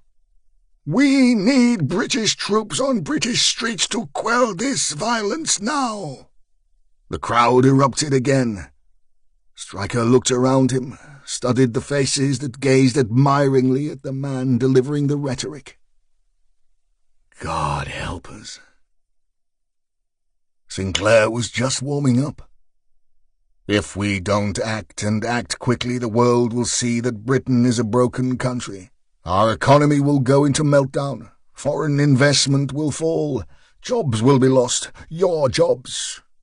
The backdrop changed again, and footage of 1960s Lancashire filled the screen. Sinclair dropped his voice. 45 years ago, a Conservative MP gave an infamous speech to Parliament. He was denounced for his views. He claimed that the ethnic changes to working-class communities would lead to rivers of blood flowing through our towns. He claimed that the Race Relations Act being pushed through Parliament would create imbalances to our very society. He claimed that the black man would hold the whip over the white. Sinclair held up an apologetic hand. Old-fashioned language, my friends. Language that would not be used in our modern and enlightened times, but true language nonetheless. The hand became a warning finger. Another great orator, another man denounced for his views, said, "I have a dream that one day, right there in Alabama, little black boys and black girls will be able to join hands with little white boys and white girls as sisters and brothers." There was a ripple of applause from the audience. Sinclair was commanding. He had the charisma to carry the crowd with him. He raised his voice again, using his natural deep baritone to its maximum effect. "Well, I have the same dream, my friends. I have a dream that the closed communities which have developed in our towns and cities will open their arms and embrace the British way of life. I have a dream that someday a little white girl will happily attend her local primary school and play with little Asian girls and boys without having to cover her head and face with black cloth.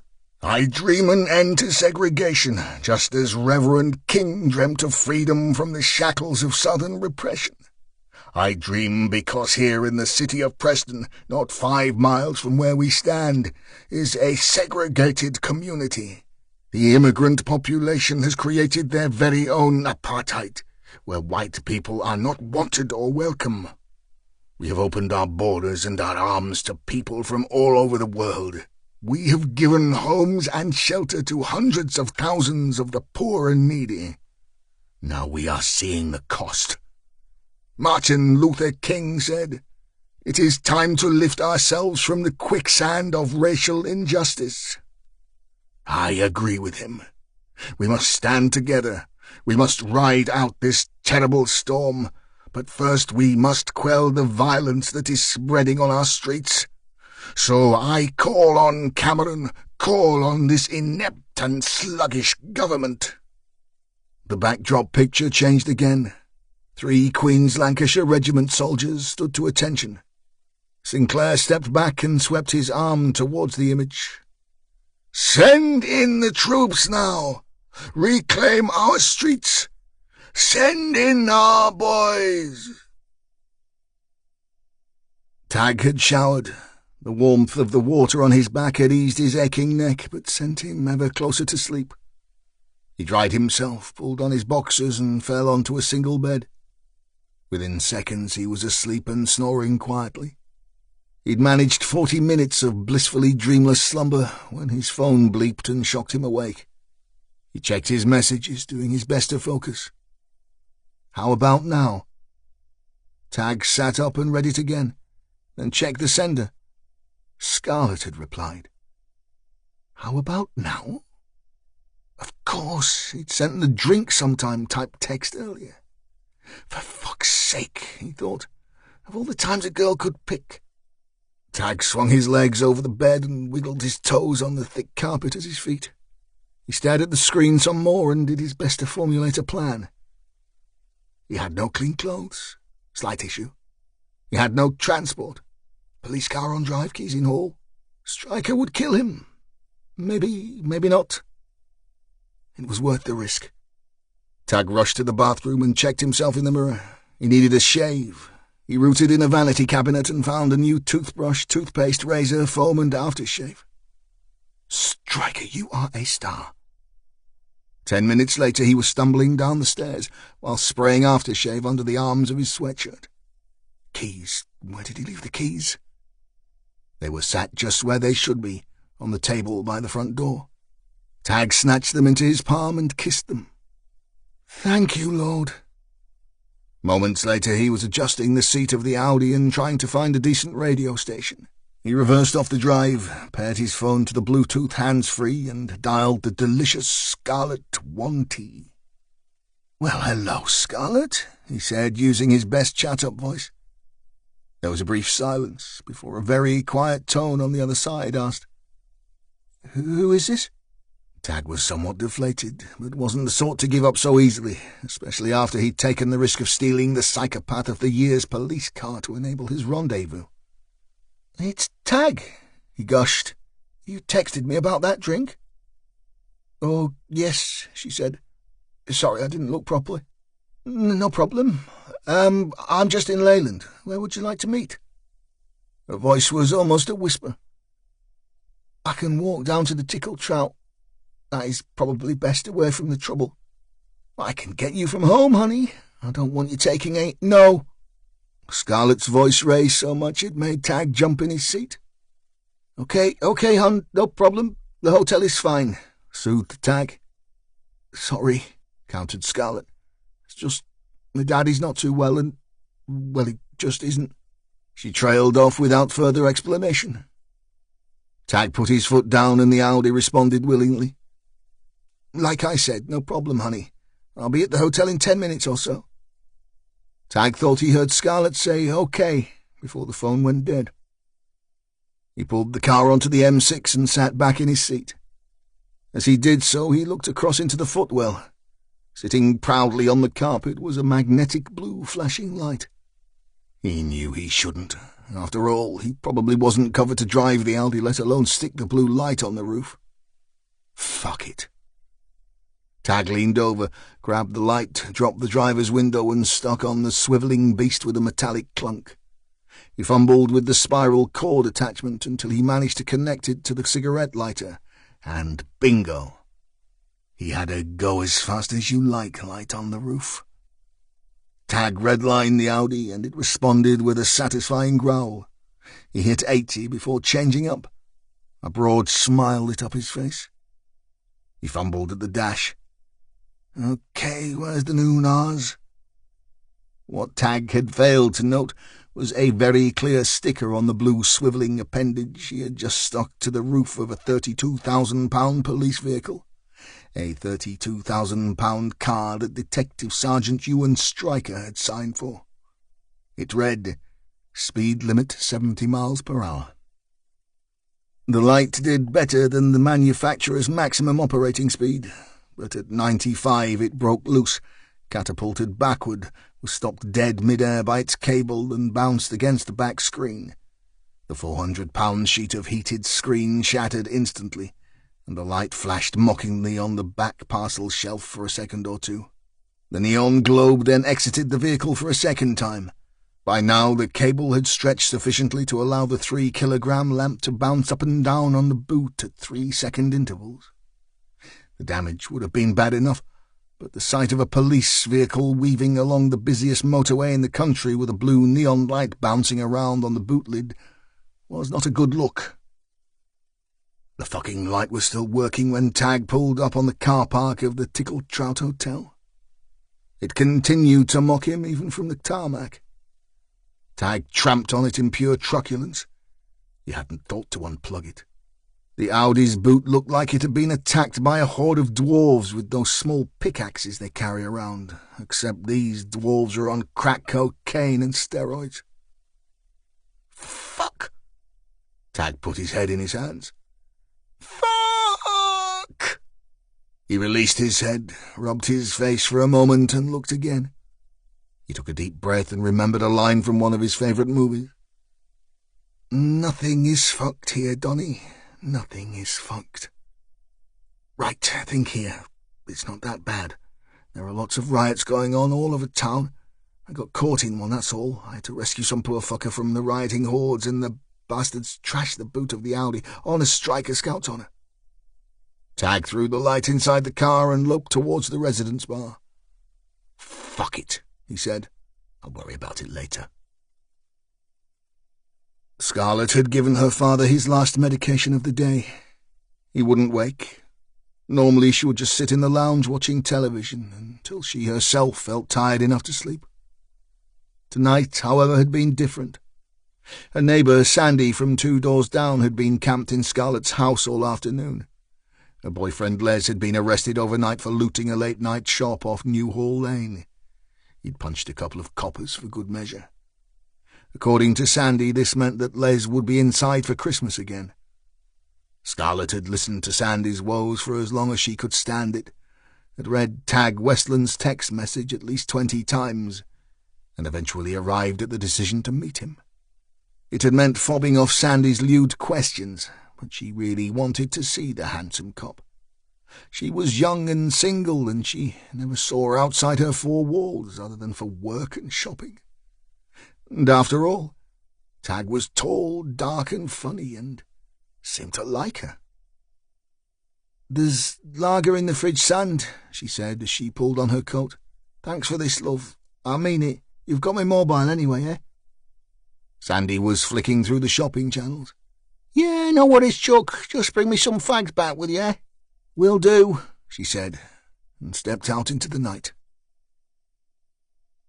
It took Scarlett less than 15 minutes to walk from Farringdon Park Estate down Brockhole's Brow to the hotel. She had never been inside the exclusive bar before and felt a pang of instant regret at having picked such a place to meet. As she peered through the revolving glass doors towards the wood-panelled reception, she caught a glimpse of her reflection. Pretty girl, cheap coat, cheap shoes. This is a mistake. Her stomach lurched. Who was she kidding? A girl from Farringdon Park walking into the best hotel in town meeting a copper? She turned on her heel and strode back to the car park, hands in pockets, head down. Scarlett walked straight into Tag Westland. "Whoa," said Tag, catching Scarlett in his arms. "Are you running away on me already?" Scarlett jumped. "Oh, hi, Tag, no. I was just going to, run away on me," he finished. Scarlett stepped back, pulled her hands from her coat and pushed a stray piece of hair from her face. She looked up, her breath turning to haze in the chill. She bit her lip. "If you must know," she whispered, "I lost my nerve, okay." Tag was in awe. She was even more beautiful than he'd remembered. Her alabaster, flawless skin, framed by the moonlight, a full mouth dark against it, like perfect purple petals. Tag was not going to let this happen. "Okay, so how about I help you find this lost nerve of yours, as we both made it this far?" The wind was picking up, and Scarlett lost the battle with her wayward hair. She shot a look toward the hotel. "You don't know anything about me. I don't belong in there." Tag held up his car keys. "There are other places. I can confirm that.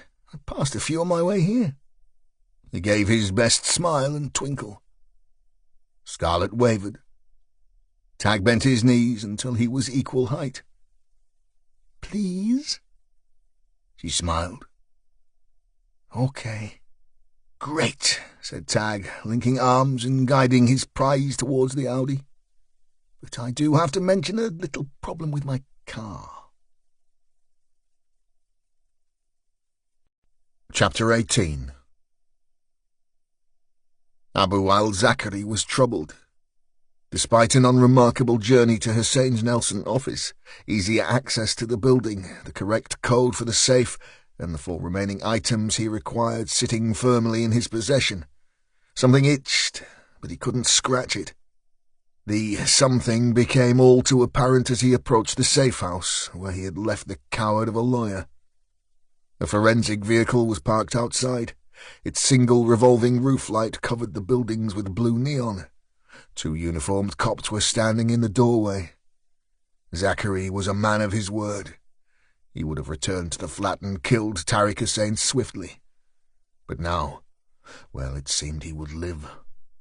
That was not acceptable. Zachary took a left and simply pulled the Mercedes to the side of the road. There was little point in destroying it. They would know who he was within hours. Fingerprints, DNA, and now a living witness. He'd convinced himself that his anonymity was no longer an issue, as he would be back in his homeland within 48 hours, away from the brash temptations of the West, away from the vile ways of the infidel. Anyway, hadn't he taunted them before, leaving the knife? Was he still free? Fools. He walked the short distance to Burnley bus station and caught the X43 service to Prestwich, Manchester. The bus was half full of people who couldn't afford a car. There was nothing convenient about this service. It would take almost 2 hours to cover the 30 miles. Most passengers spent the whole journey either glued to their mobile phones or dozing. Zachary peered from his window and into the darkness. He watched as the Lancashire countryside was battered by a strengthening wind, and the first fat drops of rain splattered against the glass. Briefly, he caught his own reflection. Flecks of grey were starting to catch hold in his beard. Dark circles formed under his eyes. A sudden wave of fatigue washed over him. It is time. Stryker stood in the centre of the showground. He watched as the roadies began to dismantle the lighting rig and sound system from the main stage. The crowd began to wander homeward, some clutching flags, some with Justice for Great Britain hats. Sinclair had brought the house down. Stryker felt sick. He knew he should leave. He needed sleep.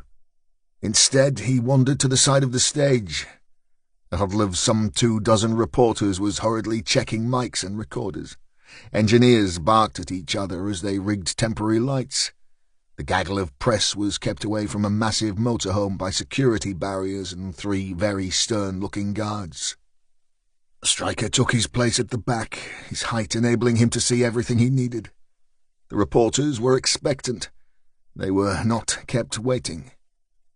The door of the motorhome opened and out stepped Alistair Sinclair, flanked by 2 further guards. These 2 were the real deal. Stryker could recognize ex-Special Forces when he saw them, just as he had hours earlier with Des and his annoying pipe. The second Sinclair appeared, there was a cacophony of sound from the press, a wall of shouted questions all aimed at the main man. Famous names from radio and TV jostled for position. The 2 security guys eyed the crowd carefully, calm, switched on. Sinclair raised his arm and waited for silence. When he had control, he pointed to a well-known BBC correspondent. "David," he said. The man had to shout to be heard. "You say you want troops on our streets, Mr. Sinclair. That may be easy to achieve, but withdrawing them is another matter." Sinclair gave $1 million smile to a raft of photographers. All he needed was the red carpet. "We have already drafted our suggestions for the minor military intervention required to quell the current disturbances on our streets. Those detailed reports have been submitted to Cameron and the Alliance. The troops would be on our streets for less than a week." The BBC man tried to get in with a retort, but Sinclair was too quick and slick. He pointed at a pretty CNN reporter who had forced herself to the front of the melee. "Jessica? You quote the Reverend King, Mr. Sinclair, yet your manifesto clearly states your belief in the drastic reduction of immigrants to the UK, including the forced repatriation of some migrants already settled here. Surely that is a racist stance." The crowd of desperate newshounds lapsed into a fervent round of shouted follow-ups before Sinclair raised his arms again. His suit was impeccable. He changed his shirt and added a tie. Somewhere inside that £100,000 motorhome was his stylist, because he was made up for live TV and his hair was perfect. "Please, ladies and gentlemen, please." Finally he had relative quiet. "Our policy clearly states that any immigrant to this country must have a guaranteed job to go to that pays a minimum of $25,000 per year and includes private medical insurance." More shouts from the reporters were ignored as he raised his voice and continued. "And that job, that vacancy, cannot be filled by a British, and I mean British worker." Sinclair wagged a finger. I don't care what colour, race, religion, sexual orientation, or how able-bodied that British person is, so long as they are British. So you tell me now, how can that policy be racist?" He was back on his very high horse.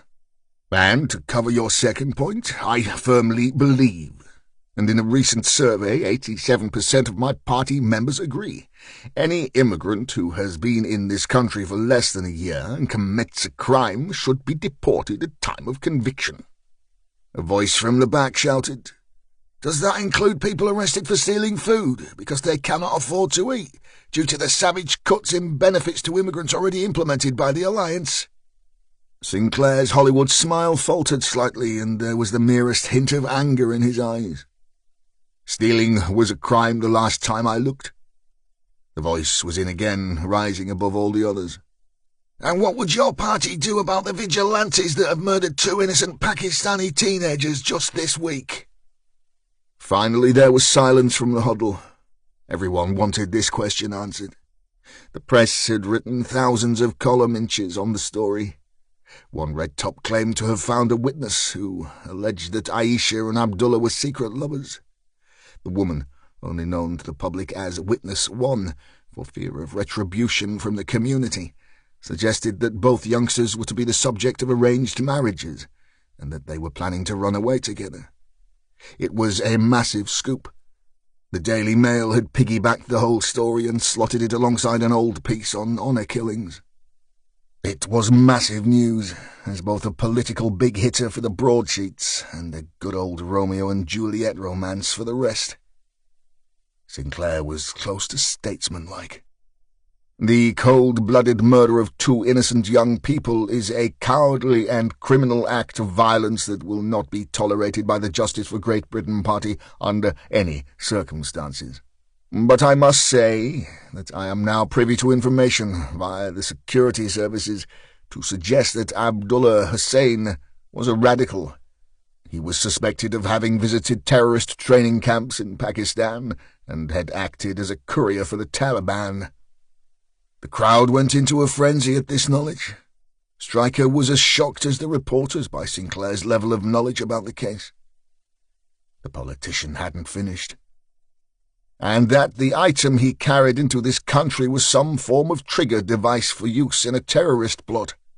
That very item, was found in the hands of Aisha Chowdhury." Sinclair was uncompromising.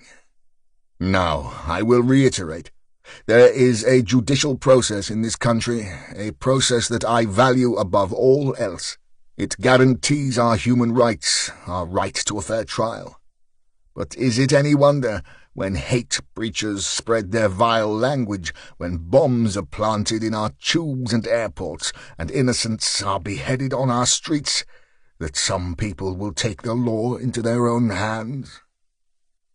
Stryker had heard more than enough. Sinclair sickened him and frightened him in equal amounts. He turned to walk away and felt for his phone. Westland could pick him up. He studied the screen briefly, but before he could dial, someone or something walked on his grave.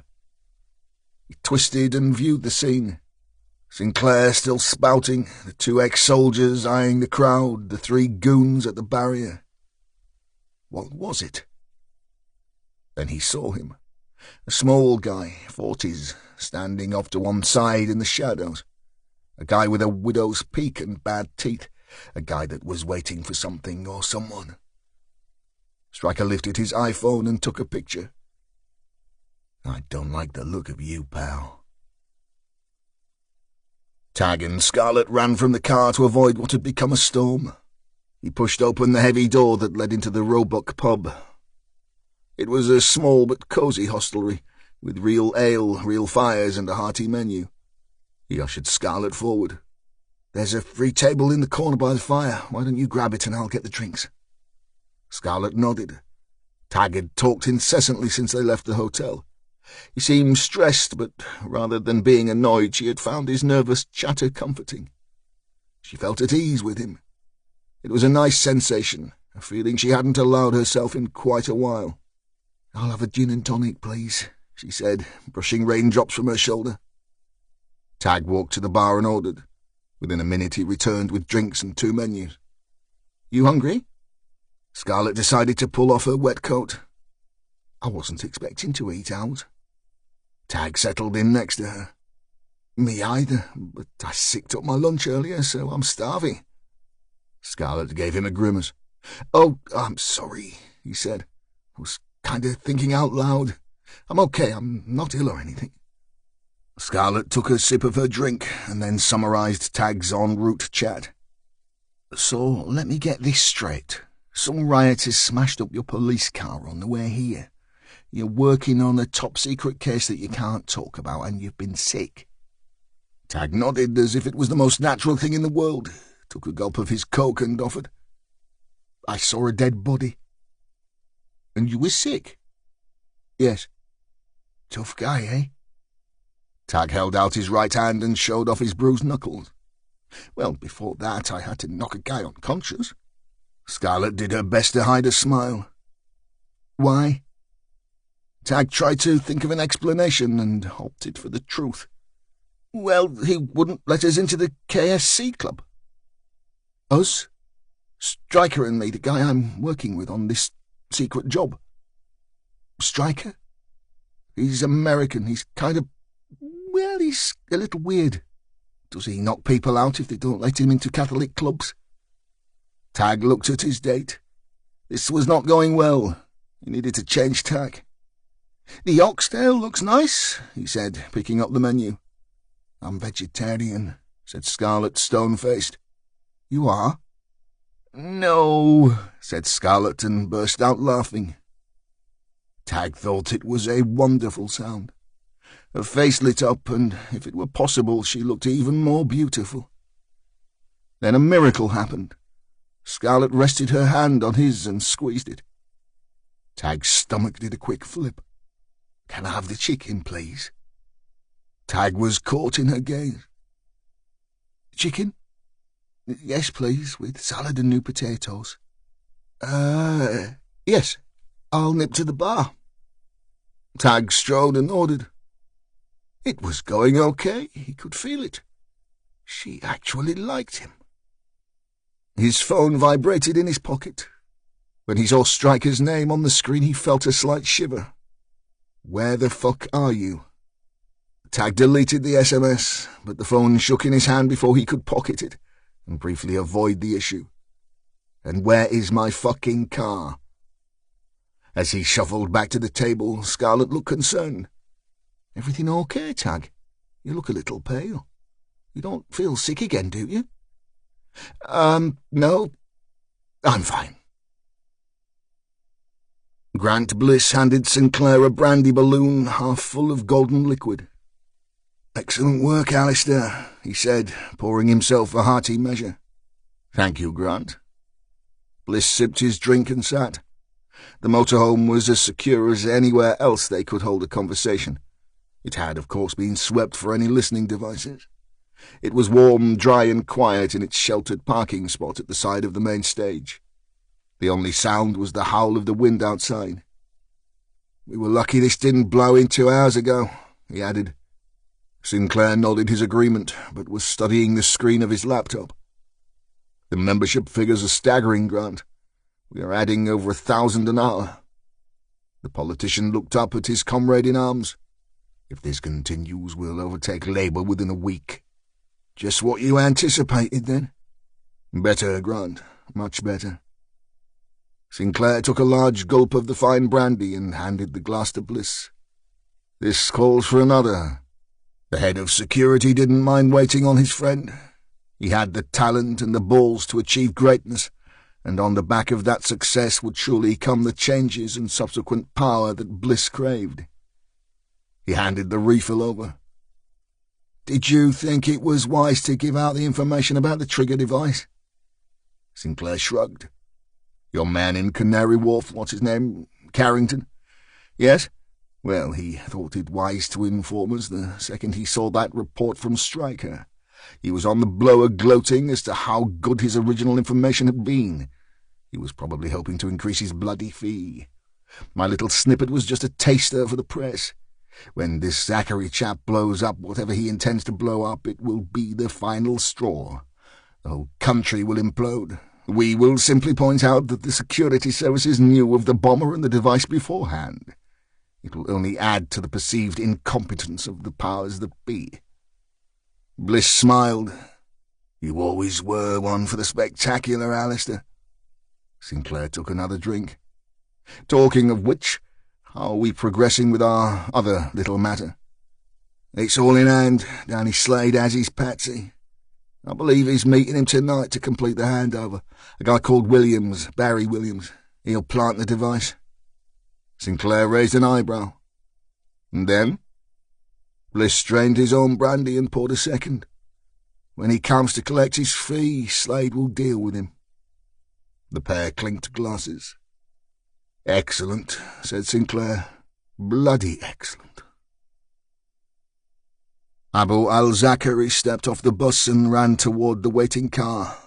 The rain was blowing in sheets and he was soaked just from the short hop. "Salam alaikum," he said as he sat. "Alaikum salam," the driver replied. The man behind the wheel was young, in his early 20s, African, from the Sudan. Zachary had never met him, but he knew he was a trusted part of the team who would ensure the success of the holy mission. Only Arabic was spoken. "I am to take you to Longside, my brother, to a safe place." "So be it," said Zachary, and sank down into the seat. "But I am weary. Forgive me, but I must rest." The driver nodded. "As you wish, my brother." Zachary had done as he had said and slept like a baby for the 25-minute drive to his new safe house, just off Denison Road, central Manchester. The building was a mere stone's throw from the road renamed the Curry Mile, and the impressive Central Mosque and Cultural Centre. "We are here," said the Sudanese, shocking Zachary awake. He sat up and rubbed his face. He eyed the door of a terraced house through the rain-soaked car window. Within moments both men were inside. Zachary was immediately struck by the smell of cooking. His stomach rumbled as he realized just how hungry he was. When did he last eat? The Sudanese led him to a downstairs bathroom. Again he used his mother tongue. "Please, my brother, use the shower. I will fetch clean clothes for you. Ismail, my cousin, is cooking goat. When you are clean, we will pray, eat, and talk of the great plan." "Thank you," said Zachary wearily. "You have my new papers here." The young man nodded nervously and disappeared into a small room. Within seconds he returned holding a Syrian passport, visa documents and tickets. His eyes were wide, small beads of sweat formed on his forehead. His hand shook as he held out the items. "Here, my brother, we are honoured to have such a great warrior in our home." Zachary ignored the compliment and opened the passport. The photograph showed him clean-shaven. He hated to remove his beard, but God would indeed forgive him this small indiscretion, in order to do his will on a greater scale. "Do you have a razor? I need to remove my beard before the jihad." "In the cupboard, my brother." "Thank you," said Zachary, studying his tickets. He checked them. A ferry from Dover to Calais, the train to Paris, and the flight to the land of his birth. He looked up. "And what is your name, my African brother?" "I am Okot Mohammed." "Well, Okot, you are kind and a good host. I will wash myself, and then we will indeed pray for our success. Your cousin's goat has a fine smell." Zachary closed the bathroom door, leaving a smiling Okot standing in the hall. He stripped off his clothes. Inside the small space was a shower, toilet and basin, soap and clean towels. He turned the taps and stepped into the stream of water tumbling from the shower. It was scalding hot, but he relished the pain as the jet bounced off his skin. He needed to be clean. Zachary emerged with his shoulders blistering, but he felt alive again. He often challenged his threshold for pain. It was good for the soul. Whatever he suffered now would be repaid in the afterlife 10 times over. The sacrifice would be worth it. He found the small pair of scissors and a razor and commenced the removal of his beard. Alcott knocked and dropped in Western clothes, jeans, sweatshirt, training shoes. A small price, a small sacrifice. Scarlett scraped the last mouthful of food from her plate. Tag marvelled at where such a slim creature could put such a mountain of roast chicken. "You enjoyed that, then?" he said. "You never got to waste anything in our house. When there was food on the table, you ate it. Besides, I'm not the best cook. I eat at the hospital a lot, which is pretty poor, so that was really nice, thank you." Tag smiled. "You're welcome. I'm glad you came." Scarlett looked at him, looked into his face, his eyes. My God, he would do most of anything for those eyes. "My pleasure," was all she managed. Tag checked his phone. He'd clicked it to silent through the meal. He now had 11 missed calls from Stryker and 7 messages. Scarlett didn't notice his reticence. "I might be going on holiday," she chirped. "Really?" said Tag absently, pushing the phone back in his pocket with a feeling of dread. "Yeah, depending on how Dad is, of course. But have you seen how much taking a case on the plane is now? Jean and me, well, we were looking at flights to Malta, and it was more for the bag than it was for a person. Can you get that? More for a bag than it was for me?" Tag thought he was going to have a heart attack. "Bag," he said, almost to himself. Scarlett was a tad incredulous. "Yeah, you know, luggage for your clothes and stuff." "Luggage," said Tag, just a little too loudly. He pulled his mobile from his pocket and fumbled for his wallet at the same time. Both fell on the table. "Shit," he spat. "I need to make a call. I need to go. Sorry, Scarlett, I really am. It's just this case. I need—" Tag threw £40 on the table. "That will get you a cab and pay for the food. Look, I'm sorry, I wouldn't do this if it wasn't really important." Scarlett was shell-shocked. "What? You going? You're leaving me here?"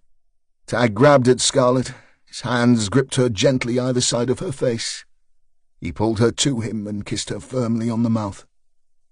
"You're special and beautiful," he said, and walked out the door. Scarlett was left alone. The diners all around were staring. She held the gaze of a woman at the nearest table. "He's a doctor," she said, with more than a hint of the dramatic. "Urgent operation." The diner's husband, seated opposite, looked impressed. The woman was open-mouthed. "Oh, I see. You must be very proud of him." Scarlett collected the money from the table and stood. "Actually," she preened, "I am." Tag sprinted to the Audi. He dialed Stryker as he hit the driver's seat and started the engine. The phone rang once and a rabid dog answered. "Where the fuck are you?" "Never mind that. I'll be 10 minutes. Listen, I have a thing." "Oh, you have a thing, all right. I'll tell you what you have, Weston. You have my fucking cop car. A cop car that I signed for, and you—" Tag rarely shouted unless very stressed. He considered this counted as very. "Shut the fuck up about the car, Stryker. I have a thing. A lead. I mean, yeah, a lead, that's right. The luggage, you know, the fucking pink and white suitcase that Ismay had. That and the brown wheelie case Zachary was dragging. Where the fuck are they? Not in that flat." There was a short silence as Stryker took in the babble of information. "Not in the Merc either, son. They found it an hour ago, just around the corner from the safe house. Maybe Zachary took the cases with him and dumped them." Tag was racing toward the M6, foot hard to the floor. Rain poured into the car from the broken rear screen. He wouldn't take the kid's case, though, would he? Maybe. Yeah, and maybe not. Maybe he was coming back for the cases, saw the cops and dumped the Merc. Maybe those cases are somewhere we didn't look. Maybe there are clues in there. Clues? Yeah, you know, clues. There was a silence again before Stryker growled. "How long you say before you're here?" 8 minutes. "How's the car?" Tag looked over at the rear. The leather Recaro interior was drenched. Water poured down the back seats and pooled where a discerning bottom would travel. "Okay. The car is okay." Tag hit the off button and said a little prayer. Abu al-Zakari sat on a hard chair opposite the two Sudanese. He crossed his long legs and sat back. He had eaten well enough. The curried goat, the rice and roti, finished with fruit, yogurt and honey, had filled his stomach and revived him further. He thanked God for his food and his good fortune. Across the table, the two young Africans sipped tea. Alcott was tall and rangy, where his younger cousin Ismail was stocky with powerful shoulders and arms. Zachary sat further back and folded his arms. This was always the way with Al-Qaeda. Different soldiers for different tasks. None could know or even see the others before the jihad. His role had always been to provide the weapons or explosives. He would finally meet with the shooter just hours before the attack, just as he had before, back in Spain when he had handed the IEDs to his warriors. The shooters were always young, scared, and rarely lived to tell the tale. This occasion was different, in that he too would be present at the moment of glory, and if God was willing, all his soldiers would survive. "So you know this weapon well, my brothers?" Alcott put down his cup. The FIM-92 Stinger was manufactured in the late 1960s. It was used by the Russians against our Afghan brothers and against our Serbian brothers in the War of Yugoslavia. It weighs 15.17 kilos and has an effective range of 3 miles. Both Ismail and I have fired this weapon before. Now, with God's will, we will use it against the non-believers. All we need to know is where and when, my brother. "In good time, Alcott. First we shall pray. Then I shall collect the weapons. Tonight we will prepare and rest, and in the morning we shall destroy our target. I will be with you every step of the way, my brothers. Unlike many of our soldiers, we shall all return from this holy crusade. That is my promise to you." Ismail had been quiet for the duration of the meal. He seemed a deep soul with dark eyes that gave him the appearance of a man with an old head on the youngest of shoulders. "I am ready to die for Allah, my brother. To be martyred is a great honor. I came to this country to fight to be part of the holy war against the infidel. This life is of no consequence. It is the next that is important." Zachary nodded. "Allah in his wisdom has brought us all together this night. It is his will and understanding that gives us the strength and resources to wage the holy war. It will be his spirit that decides all our fates tomorrow." "Praise be to Allah," said Ismail. "God is great," said Alcott. Tag pulled up outside Stryker's house. The rain and wind were whipping young saplings back and forth. They had been planted either side of the main street in an attempt to make the new village look more homely. It would be many years before they made a difference. The young cop couldn't stop his left leg from shaking. Stryker was waiting in the doorway. He was not a happy bunny. He strode out into the foul weather, dipping his head against the sheets of rain. Before he made the driver's door, he walked around the back of the car and surveyed the damage. He bellowed at Tag. "Out! Get the fuck out now!" Tag defiantly slid over to the passenger seat. He intended to stay dry and temporarily out of the reach of the marauding sergeant. The rain was so incessant Tag had to shout to be heard over it. "Get in, Stryker! Stop being a hard-ass! It's a cop car, for Christ's sake!" Stryker almost ripped the driver's door from its hinges. "Yeah, my fucking cop car!" He dropped into the seat and looked back at the drenched upholstery. Pebbles of shattered glass floated in pools of rainwater that had formed on the contoured seats. "Fucking marvelous, Westland. I leave you alone for a couple of hours and you wreck my car." "It was the rioters," whined Tag. Stryker pulled the offending blue lights connector from the cigarette socket. Tag, in his excitement, had forgotten to remove it. He gave the rookie a disappointed dad look and traced the cable back to the rear footwell. The busted light was half submerged in water. His eyes burned into Tag. "Let me guess, you've been to see a woman." Don't fucking answer yet, son. I'm not done. You've been to see some sweet little honey. I know this because you think with the little head in your pants rather than the bigger head on your shoulders. Correct so far? And you're unable to keep the smaller appendage in your trousers for longer than 24 hours, yes? It wasn't quite like that. Shut up! So you thought you would impress said female by fixing the blue light to the roof and driving her around for a while? You couldn't be bothered to read the fucking label on the light that expressly tells you not to go over 70 miles per hour. The light flew off the roof, broke the screen and smashed the trunk to within an inch of its fucking life. Am I warm so far, you fucking bollocks? Well, no. Am I fucking warm? Bellowed Stryker. Tag hung his head. Suppose, he mumbled. Stryker felt like he would explode. He pointed a finger at Tag, but words would not come out of his mouth. He took a breath, then another, then another. When he felt calm enough, he started the engine. We'll change the car, then we'll check on your lead. Okay, said Tag meekly. They pulled away with a screech of tires. When we get to headquarters, said Stryker, I'll do the talking. That would be good, said Tag. It took the pair just under an hour to acquire a new car from the suspicious VMU officer. Much to Tag's amusement, Stryker had stuck rigidly to his own version of the rioting horde story. The uniformed constable whose role it was to protect the fleet of police vehicles from misuse hadn't believed the tale any more than Stryker had, but nonetheless they now had a shiny new Ford to play with. They arrived at the flat in Burnley just before midnight. The forensic team had left, and a solitary officer sitting in his patrol car, sheltering from the foul weather, had replaced the 2 cops guarding the scene. Stryker's mood had lightened somewhat, buoyed by him finding some random jazz station on the Mondeo's radio.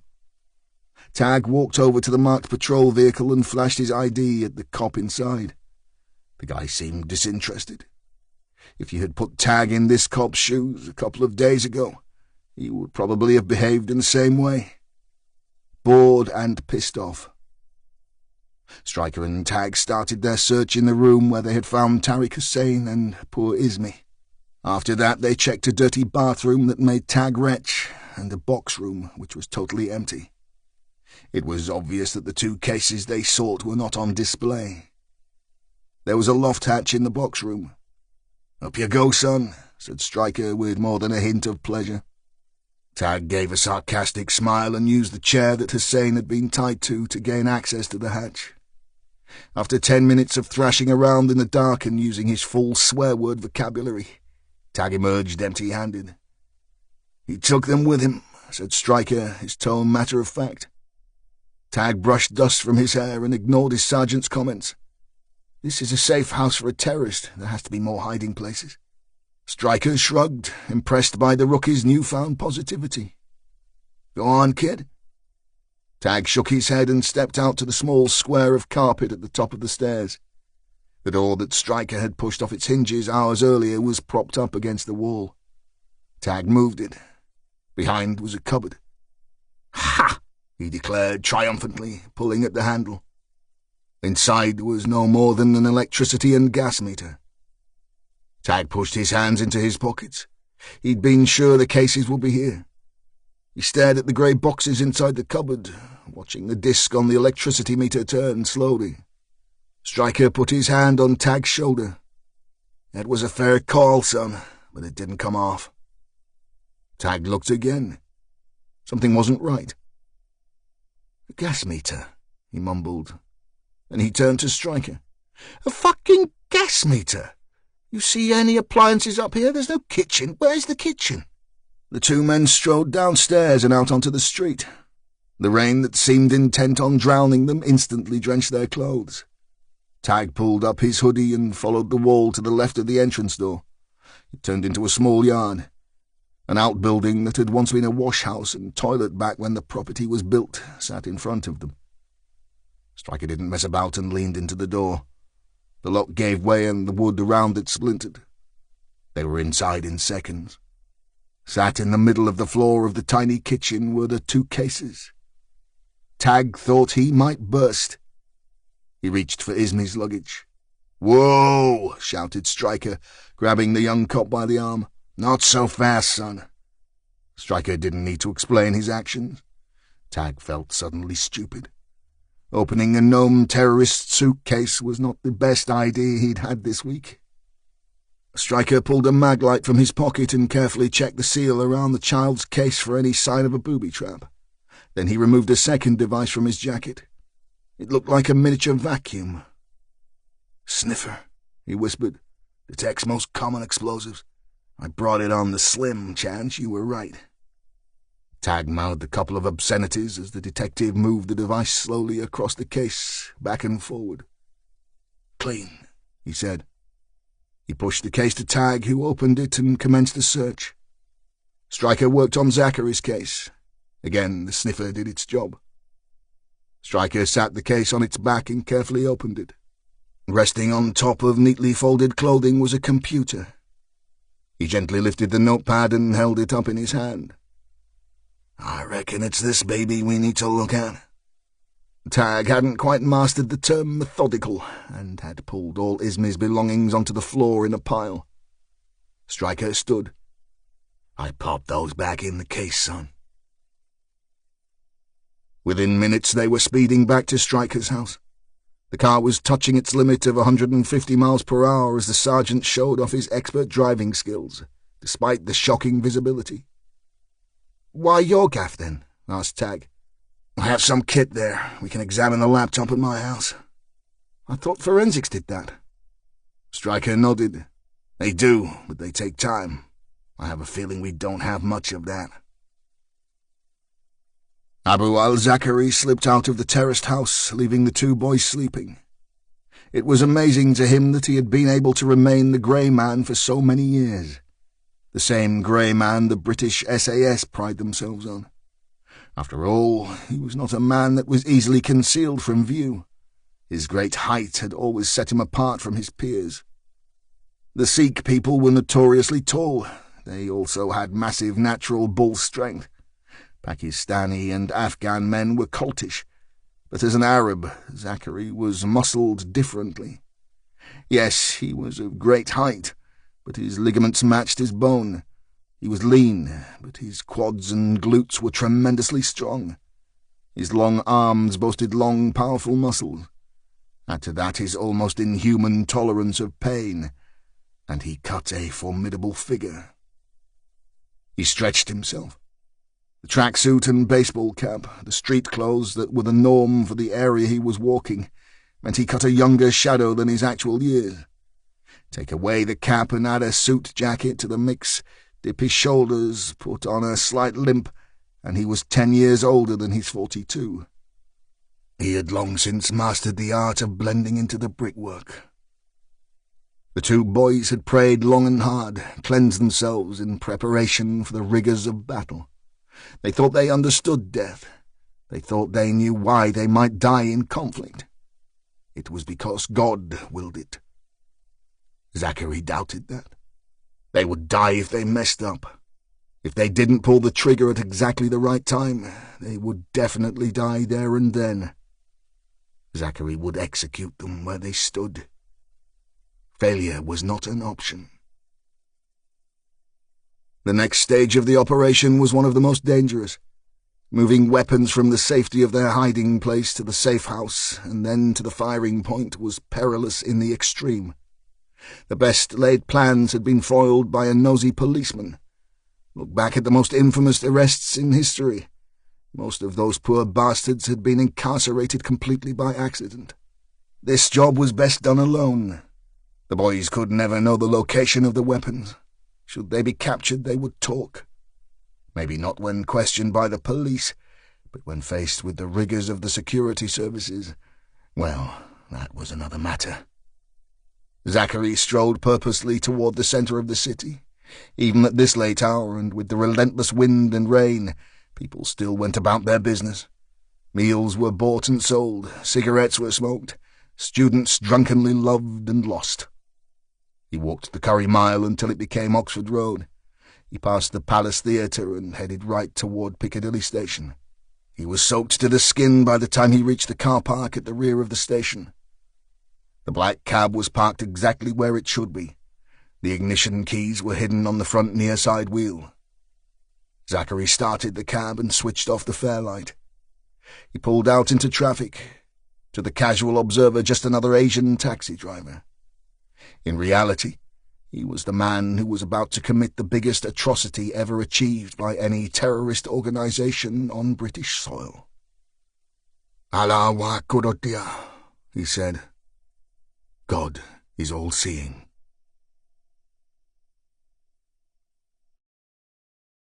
Chapter 19. Tag sat in Stryker's study. He did a full circle in the swivel chair. "Welcome aboard the Enterprise, Spock." He ran his hand over a massive server. "Fuck me, Stryker, you have enough kit here to start a small cyber war." "It's a hobby." "Yeah, right." Stryker plugged Zachary's netbook into his system and started to type. Tag leaned over to see massive amounts of code being written at breakneck speed. "Hey, this is like the Matrix, man." "Shut up."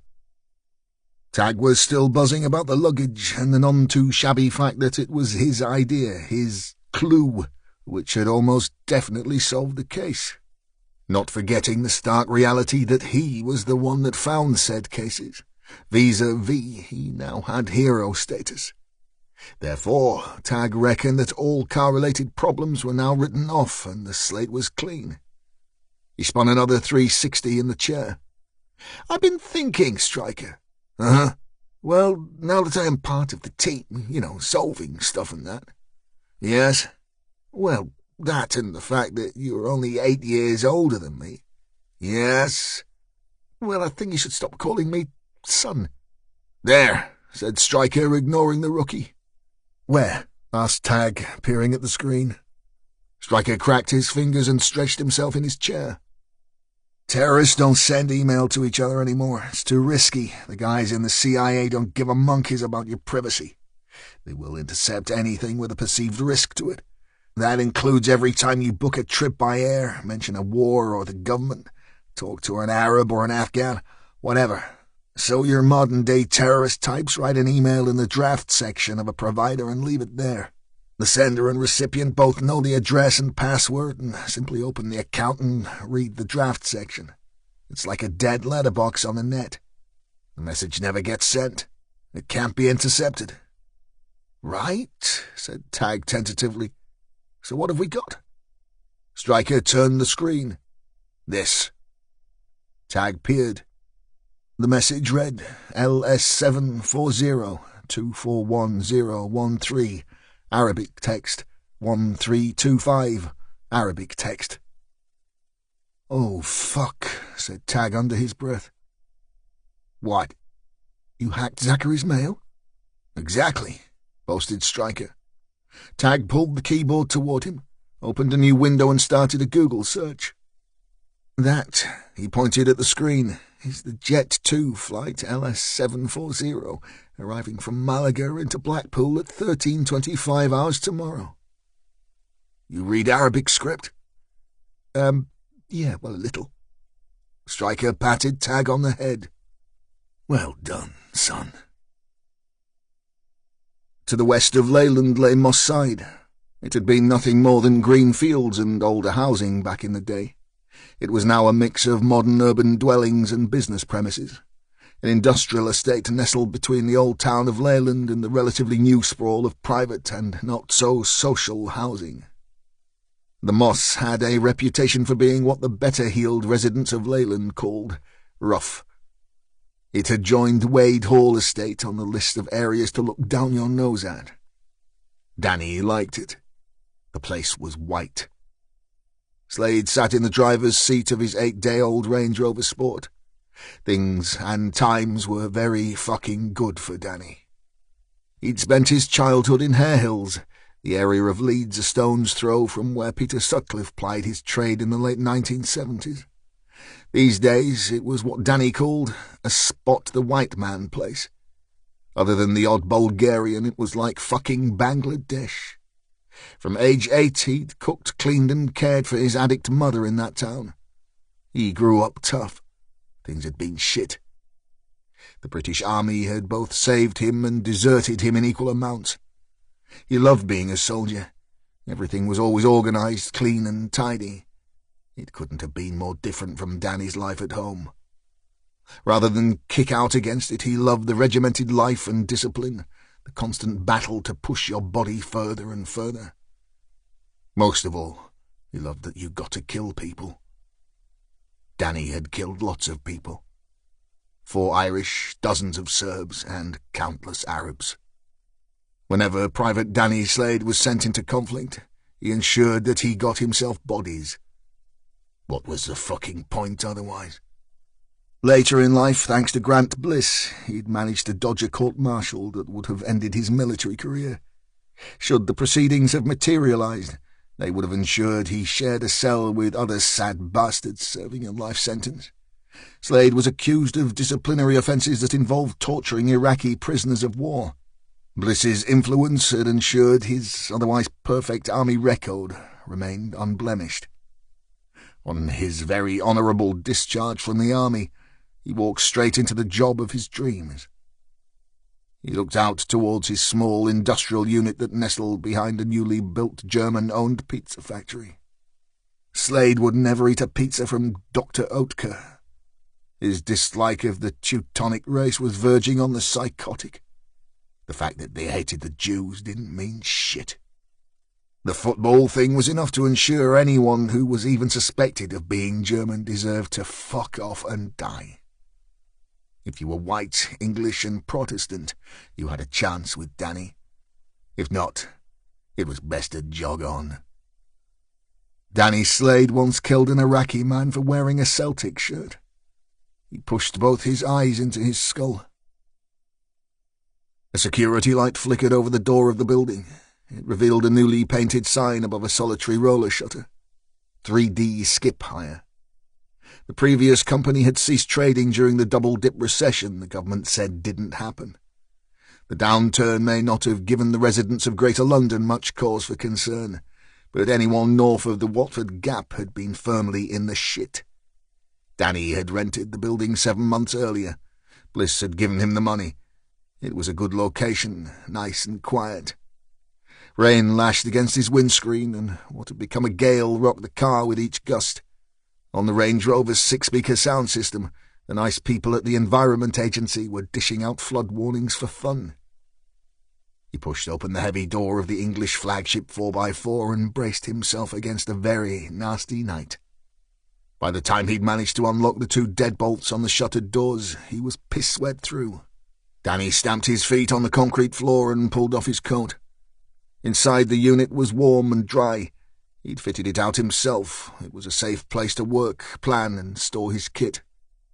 Daniel Slade had provided the Heckler & Koch weapons for the hit on the 2 Paki kids.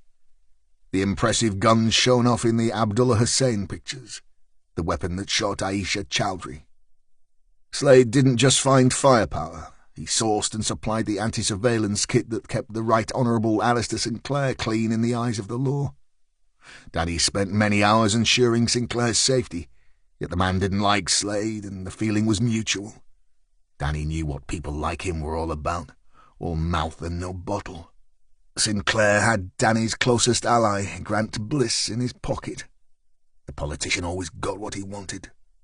The 2 men may have grown a fledgling political party between them, but Sinclair was the alpha male. Whatever he said was gospel. Despite all good sense, Sinclair had insisted on visiting Danny's unit. It was just hours before the job on the girl. He wanted to play with the guns like some kid in a secret toy shop. He wanted to have his picture taken holding them. He'd been so desperate to fire the weapons, pleading with Bliss to take him somewhere, anywhere, so he could shoot them. Danny had refused, and for once Bliss had backed him up. It was a stupid risk, a small threat admittedly, but why take it?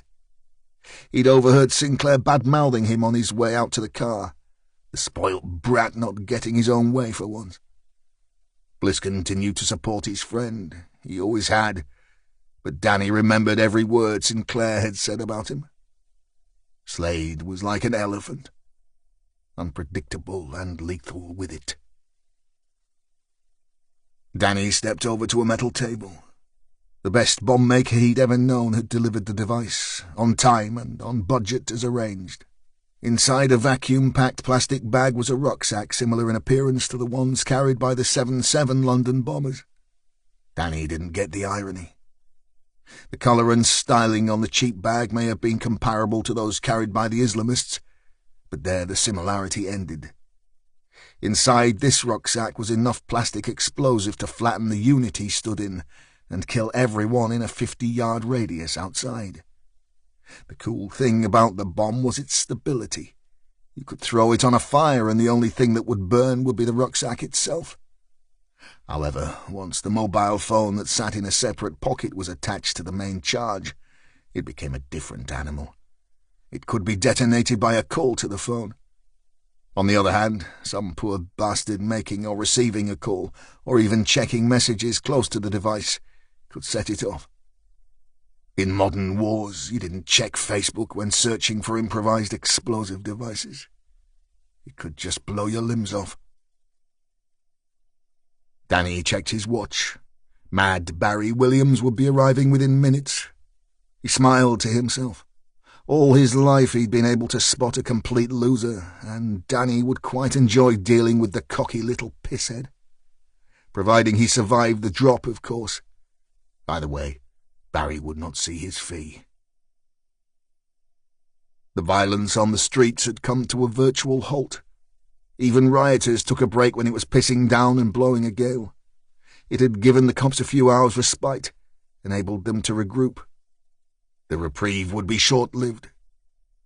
Williams would drop the device over the wall of the Al Jazeera Mosque in Fulwood.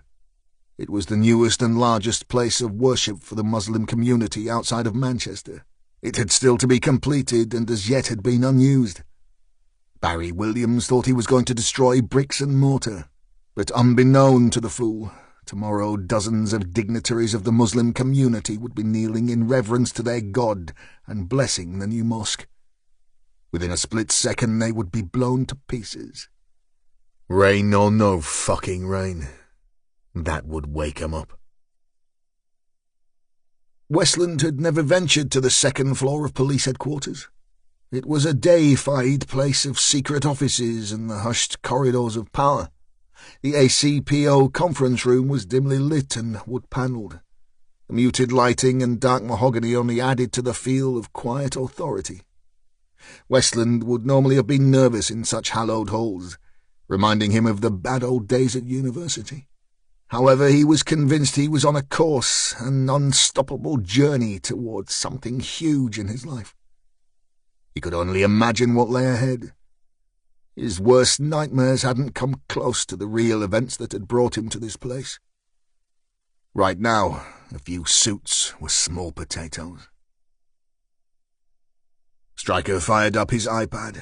Westland sat to his right. Directly opposite was an immaculately dressed man from the security services.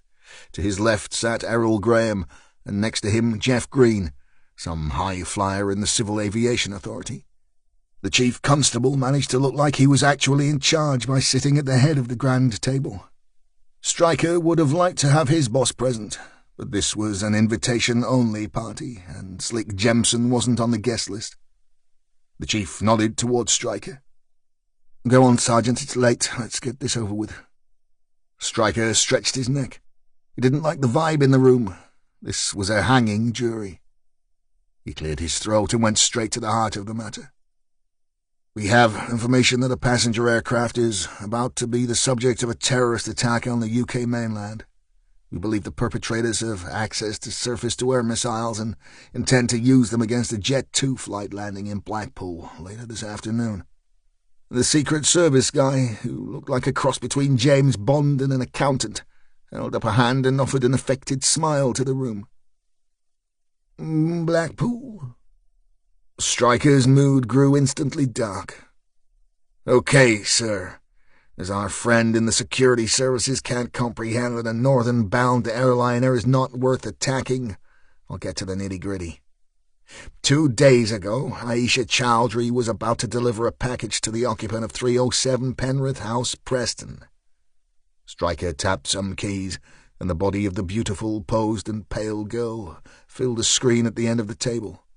She was professionally executed, but the perpetrators were disturbed by my colleague here, and they left the package that you see in her left hand, a box containing an electrical component. Stryker hit another key. The image on the screen changed. In the new shot, the body of a young man dangled grotesquely over a garage pit. We believe she had been given that component by this man, her secret lover, Abdullah Hussein. We think that the package got them both killed. "Tell us something we don't know," barked Errol Graham. Stryker gave the tired-looking senior detective a withering stare and his trademark sigh. He hit a key and another shot filled the screen. Stryker went for the big cell. "This is Abu al-Zakari, an al-Qaeda quartermaster." The picture on the left was taken from his fake Iraqi passport, the one he used to obtain his UK residency, the one he used to enable him to live in the midst of the people of Preston. The picture on the right was released by officers investigating the Madrid train bombings. Zachary provided the explosives for that atrocity. He was identified from that single shot by an American reporter he attacked in Iraq. Not content with being a murderer and terrorist, Zachary is a rapist. His victim produced DNA evidence to back up her claim, and this snapshot became the definitive image of one of the most wanted men in the world.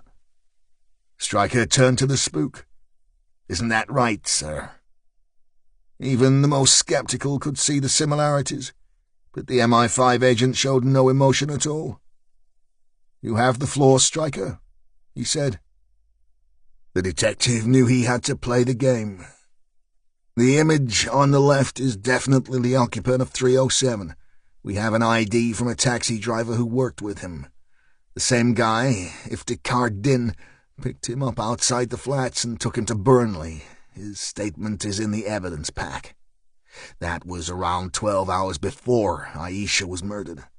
Zachary was forced to leave prior to the delivery because once again he'd given in to his weakness and raped a woman in his flat. He intended to kill her, but she escaped. By the time Aisha Chowdhury got there, he was long gone, forced into the move as his would-be victim had survived. A clean-up team was there within hours. Stryker hit another button and the documents from the taxi office filled the screen. He has been using the name Mustafa and traveling with a young girl. We know virtually nothing about the child, but believe her to have used the name Ismi. We do know, however, that she is dead. Stryker pulled up a shot of the Burnley crime scene. It drew a gasp from the air safety guy. Westland turned his head. She was strangled using a ligature and her body found in a safe house used by Zachary. The premises were a short walk from where Din had dropped him that same morning. This is the same flat that Tariq Hussein QC was taken to, the place where he was beaten within an inch of his life, beaten until he gave Zachary the combination to his safe. Errol Graham leaned in. And what was in the safe? Stryker flashed up a close-up of the circuit board recovered from Aisha Chowdhury's hand. More of these. The components he needs so badly, the components that Abdullah had been hiding in Tariq Hussein's Nelson office. The chief constable had taken on the look of a bamboozled quiz participant. "And what is this, component, Sergeant?" "A trigger mechanism, sir. Not just one. There were 4 in the safe. We believe they are essential to his plan to bring down the aircraft." The security services guy coughed into his hand. He used the chief constable's first name to maximum effect. "John, I am the first to agree that we have a problem here, but 2 photographs of a similar-looking 40-something Arab, some dead kids and a couple of circuit boards do not make a terrorist plot." Stryker felt the muscles in his neck seize. He clenched his fists. "You pompous asshole." The chief held up his hands. "Ewan, settle down." The MI5 man smiled and flipped through the report in front of him. "Yes, settle down, Sergeant. I don't see any forensic reports backing up this evidence of yours. Where are the fingerprints, the DNA? This could be Zachary. He has a passing resemblance, but can you be sure?" "I don't think so." Stryker was sure he had him. We have a partial fingerprint and DNA sample at the lab right now. It will be identified as Zachary, I'm confident. Confident of what, Stryker? The spook held his fake smile. He wafted his report in the face of the detective. And where did you get this partial print and DNA sample from? Where did you find this evidence? Stryker wanted to punch his lights out, but he kept his voice level and measured. From a shoe belonging to the rape victim. And does this victim have a name? Sneered the spy. McIntosh, Sandra McIntosh, spat Stryker. The man sat back in his chair and flicked through his papers. So where is her statement corroborating the evidence? He lifted his arms. More to the point, where is Sandra McIntosh?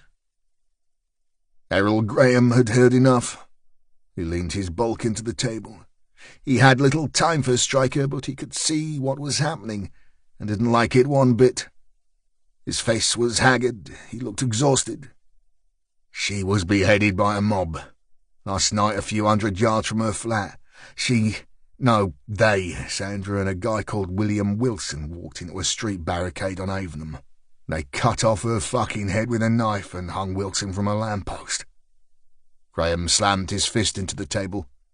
So right now, I think we should listen to the sergeant. The spook was not intimidated. He looked around the table and met everyone's eye, one by one. So we don't have a witness to tie the shoe to the suspect? There was more silence. And this circuit board, what is it exactly? Again, I don't see any expert testimony in this evidence pack. I didn't realize that Sergeant Stryker and his trained poodle were electronics experts. A trigger mechanism, you say? Tag was incredulous. He hadn't a clue about the bloody circuit boards, but the poodle comment was well out of order. His mouth got the better of him. Yeah, but there was, this spy-type guy that... Stryker stopped Tag in his tracks with a look he knew well, but it was too late. The room waited. A spy, you say? Said the MI5 operative. A broad smile appeared on his face, and he opened his arms to the table. You really expect the security services to start major incident procedures? Scramble the RAF? He gestured toward the man to his left. You want the Civil Aviation Authority to change the flight paths of passenger jets? Declare a state of emergency for Blackpool Funfair? All this on the basis of the evidence sitting in front of us tonight? Stryker could feel the job falling through his fingers. He dropped his head and voice. We will have further fingerprint and DNA evidence later today, taken from the Burnley flat and Hussein's Mercedes car. It will identify this man as Zachary, I'm sure of it. We have recovered a laptop belonging to the suspect. If you don't want to call him by his name, that's okay, but he's a kidnapper, a rapist, and a murderer. On that laptop we discovered an email targeting the Jet 2 flight. The MI5 man flicked at his pages. As I've already said, your fingerprint and DNA evidence is non-existent. Tomorrow is another day, Sergeant. We don't identify terrorists by hunches. As for the forensic examination of the computer, again, I don't see any expert testimony here, so I take it that it was you who found this information. You used your expertise as a hacker to obtain this so-called evidence, didn't you? There was a sharp intake of breath from the chief as the spook went for the jugular. You have illegally obtained this so-called evidence. We couldn't even use it in a court of law. You are a maverick, Sergeant. You may mean well, but your behavior falls well short of what is expected. At best, hacking into a personal computer is a disciplinary offense, if not a criminal matter. Stryker exploded. Well, you better arrest me, then. Westland grabbed Stryker by the arm and pulled him back into his seat. Sergeant Stryker didn't hack anything, said Tag calmly. The laptop wasn't even password-protected. I was a witness to that. The MI5 man sneered at the young cop. Your loyalty is touching, officer. Even so, all you have is a single draft document that lists the arrival time of one aircraft to a provincial airport in the middle of the afternoon. Correct? Stryker remained silent. Any suggestion of a threat, a launch site, a method? The agent waited another beat. Tag wanted to burst. I didn't think so.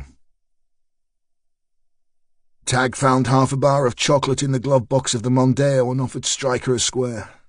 The detective shook his head. Tag sniffed at himself and decided against it. After what seemed like an age, the young cop broke the silence. They aren't going to do anything, are they? No. Tag nodded slowly. He was exhausted. He was so tired he felt sick. So that's it, then. Stryker was looking in the rearview mirror. Not quite yet, son. The rear door of the car opened and a very wet Errol Graham dropped heavily onto the back seat. Sir, acknowledged Stryker. The senior detective brushed rain from his hair. Skip the formality, Stryker. I'm not a fool. Why don't the security services want to catch this Zachary guy? Stryker looked over his shoulder and gave Graham a cold stare. Oh, they want to catch him, all right. They just don't want us to catch him. Graham quizzically raised both eyebrows and waited. That would be a need-to-know situation, sir. The superintendent's eyes flashed. Don't give me that, Sergeant. All this cloak and dagger shit doesn't wash with me. I've seen it all and bought the fucking T-shirt. Stryker held up a hand. All I'm saying, boss, is that some pretty heavy hitters will not rest easy now they know Zachary is in the country. Someone on the inside of MI5, or more likely MI6, chose to drop us some pretty serious information. They also chose to tell us what the circuit board was for. Now shit for brains in there is doing his level best to stop us. You work it the fuck out. Graham rubbed his chin. I think the question is, which spook is towing the company line? Stryker shrugged. I don't really care, boss. The powerful detective dropped his tone and decided his brief of need to know was a pile of shit. Look, boss, what I know is this. Zachary is cutting all his ties to the UK.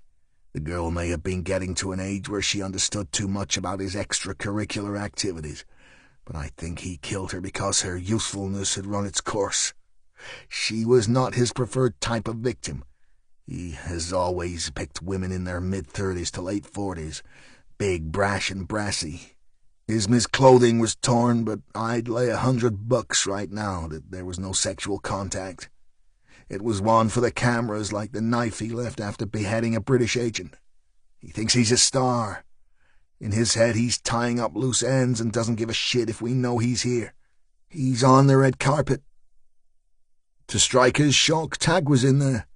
The rookie sat back in his seat, didn't turn, just looked at the raindrops chasing each other down the screen. He'd picked up some of the Lancashire accent the last months, but this was as measured a message as any statesman. They aren't sure if the target, the Jet 2 flight, is a definite. That message we found could be the arrival of another fighter, another poor fucker brainwashed enough to kill his own countrymen. Even so, it could be right on the money.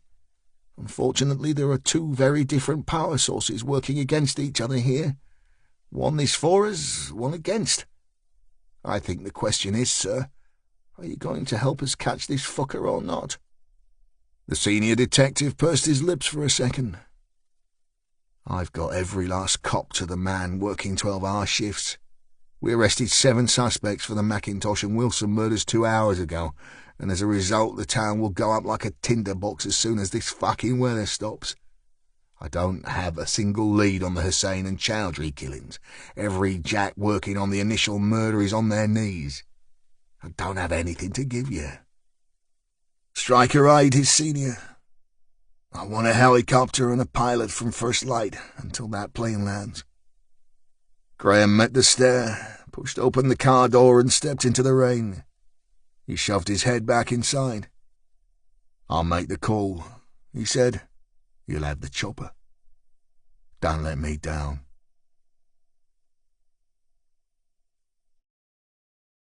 Chapter 20. Barry Williams stared at his bottle of Stella. He tried to get his head down, but after tossing and turning, head spinning, he'd left his wife Gina snoring quietly upstairs. Barry decided on a couple of beers in the kitchen. Just a couple, mind, just to calm the nerves. The last days had been a whirlwind for him. He'd missed most of the riots. He'd been too busy with his new job. Barry would dearly have loved to have been part of the tear-up with the packy bastards, smash a few heads. But he had to look on the plus side. He now had the ideal job looking after Mr. Sinclair, and what a role it was turning out to be. His new mate Danny had given him the opportunity he'd been waiting for to make a real difference, to really hurt the black twats. It was almost like an honour, like God had looked down and said, "Yeah, Barry, I always knew you were the man to sort this out." Barry knew that Packies didn't believe in the real God. They didn't believe in Jesus or Christmas or anything like that. To them it was all Allah this and Allah that. They pretended to be religious, going to the mosque and all, but Barry knew the truth. He saw them out drinking and smoking pot, dealing it too. All these years they'd made his life a misery, taking white men's jobs, riding around in their flashy Mercs and BMWs, turning local pubs into fucking curry houses, showing off to the young white girls on the estate.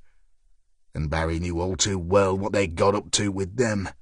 He'd seen the programmes on telly, dirty black fuckers giving drugs to little girls so they can fuck them and hand them round their packy mates. Dirty black cunts, he said to himself. Deserve all they get, they do.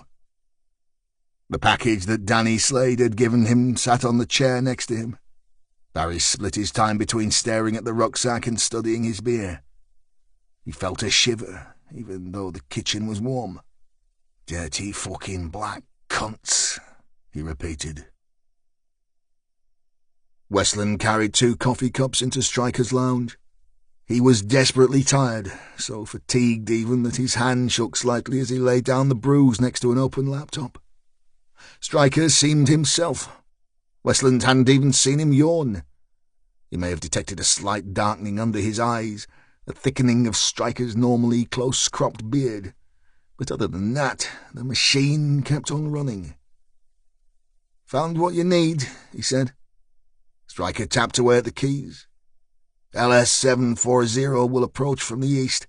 The captain will only disengage the autopilot in the final couple of minutes of the flight, so unless the tower advises otherwise, due to weather or other traffic, we know the exact path of the aircraft to the meter. Tag sipped his brew. Trouble is, Zachary will have that same information. Maybe, nodded the detective, but the weather will be shitty. We have heavy rain, high winds and low cloud forecast for lunchtime. Stryker walked over to a printer and took 4 A4 sheets from it. He laid them on the table. They formed a map of Preston, Kirkham and Blackpool. This red line here, he pointed, is the flight path of the Malaga plane. The numbers that run along its length is the height of the aircraft on final approach. Now, as the cloud cover tomorrow is forecast at around 800 feet, the plane won't be visible to a shooter until it reaches here. Tag leaned in to take a closer look. That's the M55 junction at Broughton. Jesus, Stryker, the aircraft has more than 15 miles left to run. Zachary could position himself anywhere along the rest of that route. It will be like looking for a needle in a haystack. Stryker nodded. That's why we need the helicopter, so you can find the fucker before he pulls the trigger. Tag straightened with a jolt. Me? In a helicopter? Sure. I need to be on the ground to take him down. I can't leave that to a rookie, can I? Westland shook his head. Oh, no, Stryker, no, I don't do flying. I don't even do planes. I tried them twice, big ones with 4 engines. It was still shit. I'm a boat person, a nice comfortable ferry to Somerlow, a little shopping and a leisurely lunch in the flower market at Antibes, that kind of thing. I don't do planes, and I'm definitely not going to get into a helicopter. Stryker gave Tag a withering look and let out the trademark sigh. "All you have to do is sit there and look for the bad guys. It's perfectly safe." Tag shook his head vigorously. "Safe? Are you having an episode here, Stryker? Flying at 100 feet in heavy rain, wind gusting to 60 miles an hour? Oh, and some nutter on the ground with a bunch of surface-to-air missiles? Better still, you fucking yank ginger twat. There will be a plane arriving blind above us, travelling on the same flight path at, 250 miles per hour? Stryker shrugged his shoulders and brushed away the insult. "No need for the hair comments, Westland. Anyway, helicopters can fly in bad weather these days. The pilots are experts. These guys have done it all before, and I don't think Zachary will risk firing at a police helicopter, not unless he has more than one man-pad." Tag was incredulous. "He's got more than one. He's got bloody 5. Stryker was losing that temper again. "Don't be a big girl about this, Westland. This isn't the fucking democracy we have going on here. You are going in the chopper and I'm gonna nail this guy, simple as." Tag jutted out a petulant chin. "And if I don't?" "If you don't," spat the detective, "then we will be picking up body parts from Blackpool Promenade for the next month." Zachary loaded 2 rockets and 1 launcher into the black cab. It was essential to the cause that the launchers were sparingly used. He had fitted one of the newly acquired components to the grip of the previous device. The circuit boards were as prized as the launchers themselves. Many thousands of hard-fought dollars had been paid to the Chinese for those units. More rockets were already on their way from Bulgaria. From there they would find their way to the UK, ready for the next mission. Rockets were easy to obtain, but the launchers were gold. The British Secret Service had thought they were so clever. He had personally met with their spy and agreed to buy the man-pads. The agent was a Muslim, an Arab by birth. Zachary knew he was a traitor the moment he had met him. Yet the brothers would not believe him, shouted him down. Nonetheless, he had been right. He was always right. Zachary had enjoyed punishing the British for their snivelling, poor attempt to foil the cause. He had personally beheaded the spy. He had screamed and screamed and screamed. Leaving the knife that had cut off his head was the icing on the cake. It was his calling card. Catch me if you can. Zachary covered the weapons with a blanket and pushed the door of the cab quietly closed. Then he turned to the 40-foot container.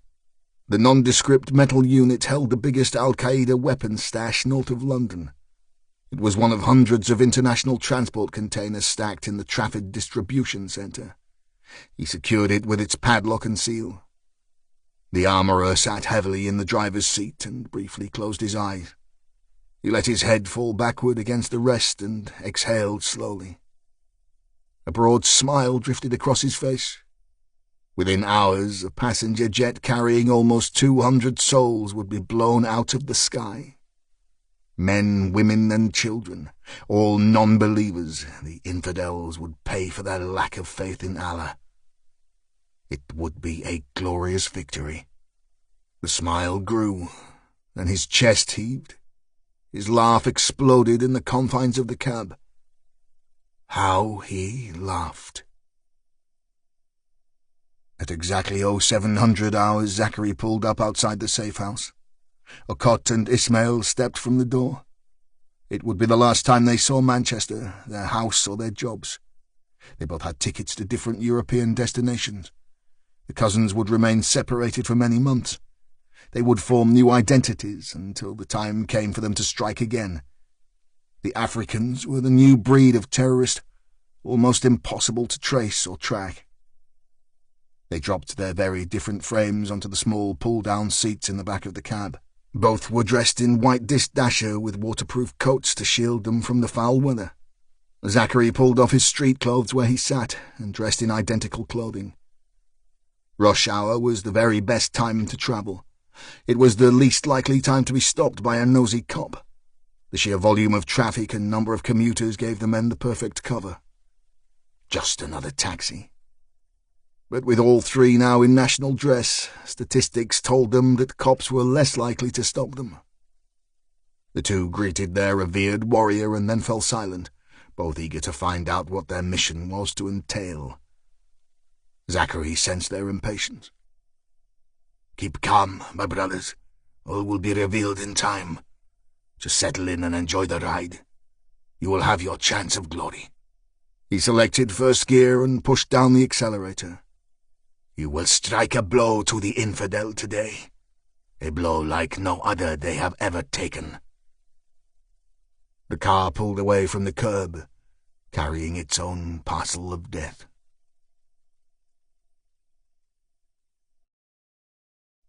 Chapter 21. Westland had fallen asleep in the chair. Stryker shook him. "Come on, big boy, it's 8. It'll be light in half an hour and you have a date with Captain Flash and the chopper squad." Tag had been dreaming of Scarlet 1T, and to be woken by Stryker's less than pretty countenance was a shock to his system. His brain turned its ignition and all the lights came on. He rubbed his face awake. "You're not really going to make me get in a helicopter, are you?" Stryker slapped him heavily on the shoulder. "You'll love it, son, and the weather is changing, the wind is dropping, and the cloud cover is up to 1,000 feet. That still doesn't make me feel any better, Stryker." Stryker grabbed his wrist and pulled him from his seat. It felt like he'd been gripped in a vice. "The search area is bigger now. We need to look as far east as Preston Center." Tag was inspecting himself in a Jack Daniels mirror to his left. He definitely looked older. Definitely older. He stopped his preening at that snippet. He was wide-eyed. "Jesus, if they bring it down there, it'll kill thousands." Stryker nodded. "And as no fucker is listening to us, we'd better get on with the job, son." The detective turned and pulled on a Burkhouse jacket. "I'll drive you to BAC at Wharton. They keep the aircraft there. The captain will fix us both up with personal radio so he can direct me where I need to go." Tag nodded slowly. Stryker could see the turmoil in the young cop's eyes. There was the merest tremor in Tag's voice. "This guy Zachary, do you think he will be alone?" "I doubt it," said Stryker flatly. "These guys usually work in teams of 3. Tag swept his hair from his forehead, his mind working overtime. Reality had kicked in. "Will they be armed? I mean, other than a fucking rocket or two, will they have guns?" "I would think so." Tag laughed. It had a touch of hysteria mixed with the usual sarcasm.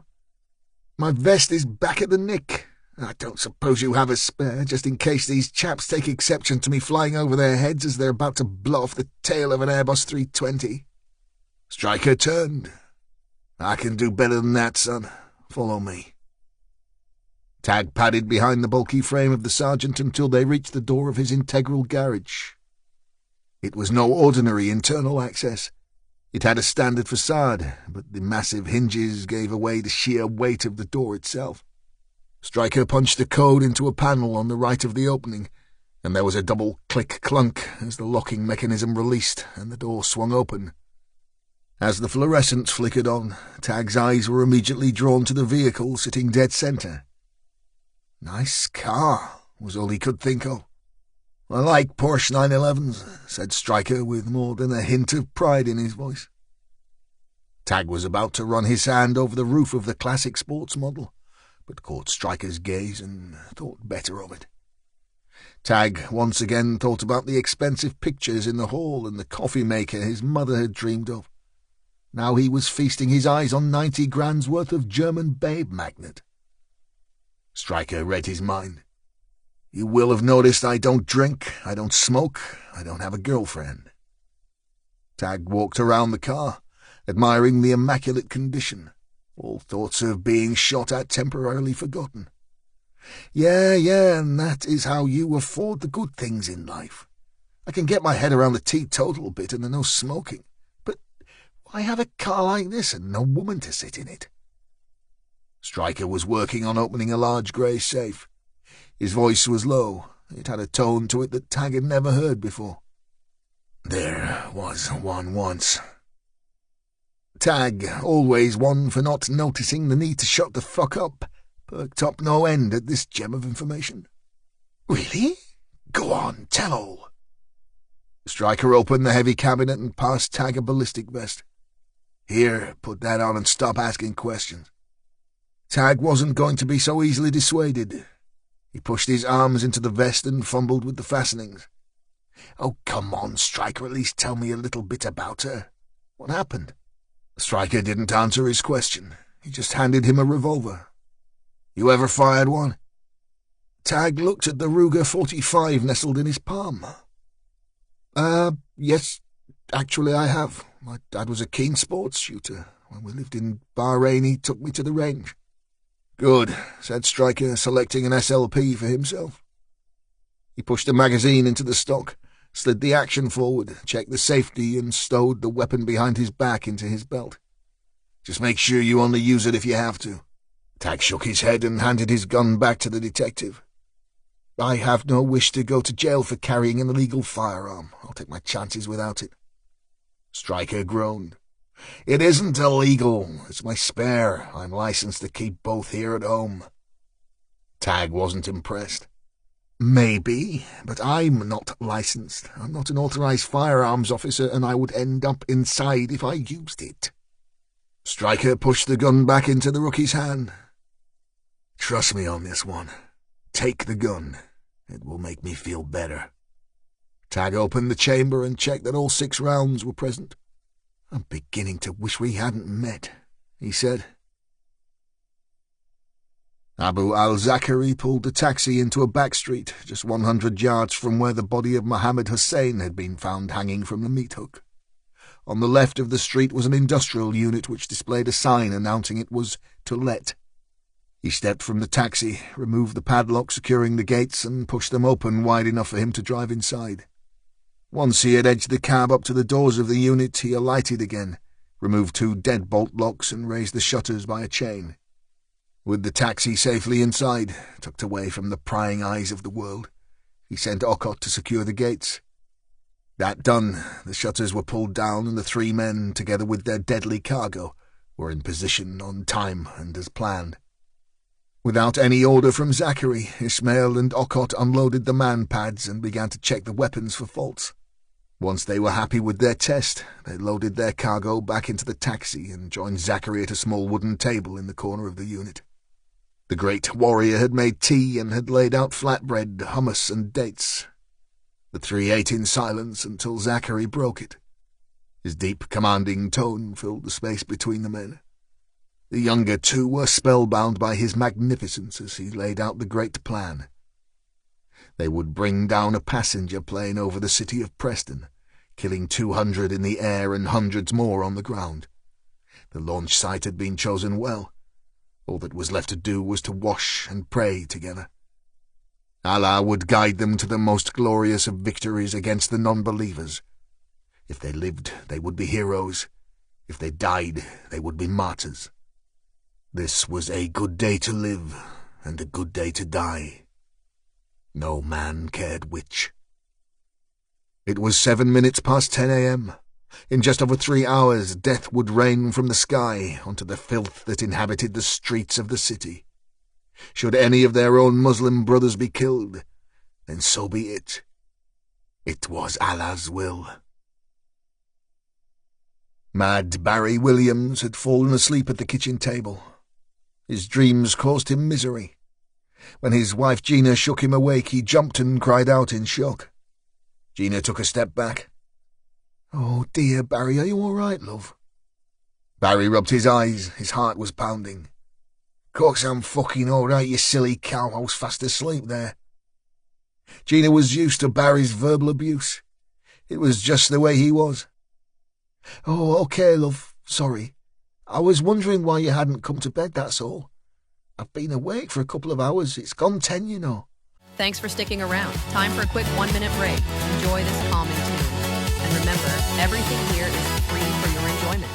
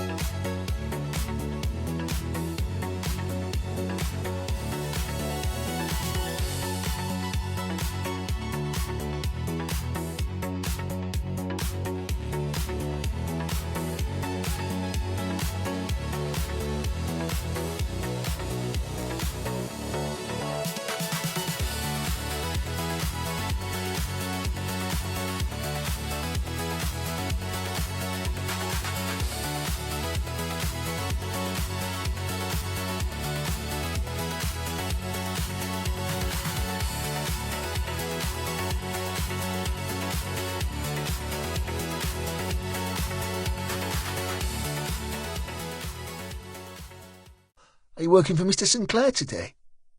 Barry looked up at his wife. "What a mess you are. Just look at the state of you. You're cold and fat before your time. No wonder I never want to fuck you with your droopy tits and saggy belly. Fuck knows what you would have looked like if you'd ever carried the kid full term. Probably be the size of a fucking house." He sneered at Gina. His heart had stopped pounding. Now his belly rumbled. "Working? Oh, yeah, love, I will be later. I've got a big job on for the security lads. I was knackered, wasn't I? Working all fucking hours and that. Fell asleep down here, didn't I? But now you've woke me, I reckon some bacon and eggs wouldn't go amiss." Gina nodded nervously. She could see Barry wasn't in one of his better moods. Time had taught her not to mess with her husband when he was cranky like this. Too many times she had felt the back of his hand. Or worse. "Of course, love, I'll get the bacon on now. You want some fried bread or toast with it?" Barry was busy rolling a cigarette. "Aye, some toast and some mushrooms if you've managed to get the shopping done." Gina busied herself in the fridge. "I've got some, and they're fresh too, not tinned." Barry didn't answer. His eyes had drifted back to the rucksack. It sat on the dining chair next to him. It goaded him. He felt briefly sick. "What a fucking idiot you are, Barry. Fell asleep, didn't you? Too many fucking Stellas as usual. Could easily have hid the bag. The silly cow'll be asking questions next." As Barry recovered from his troubles, Gina was indeed looking directly at the very same item.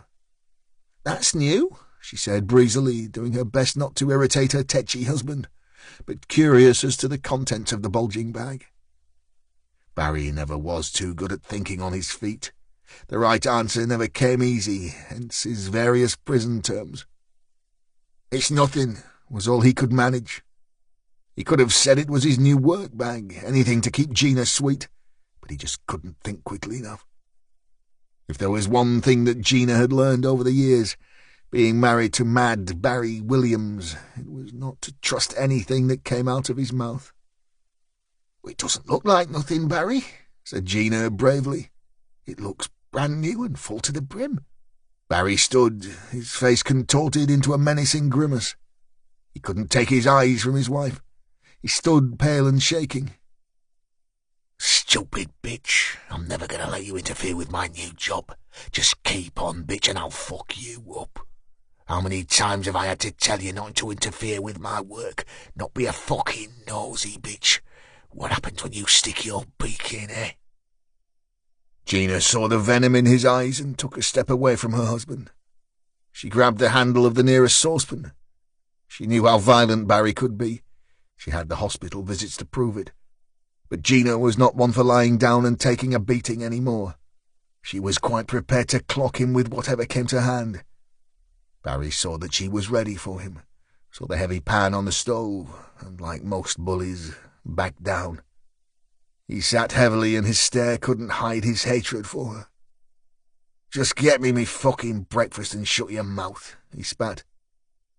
Gina took one last glance at the rucksack sitting in her dining kitchen. The kitchen she had almost paid for from her own salary. The kitchen she would have finished paying for if Barry hadn't forced her out of the job she loved. Gina didn't like the look of that bag. More importantly, she didn't like the way her Barry was sweating. Westland was indeed a rookie, but he wasn't a fool. Even he knew that cops didn't keep guns at home. They certainly didn't have a spare to hand out to their mate in a crisis. Only certain cops carried guns.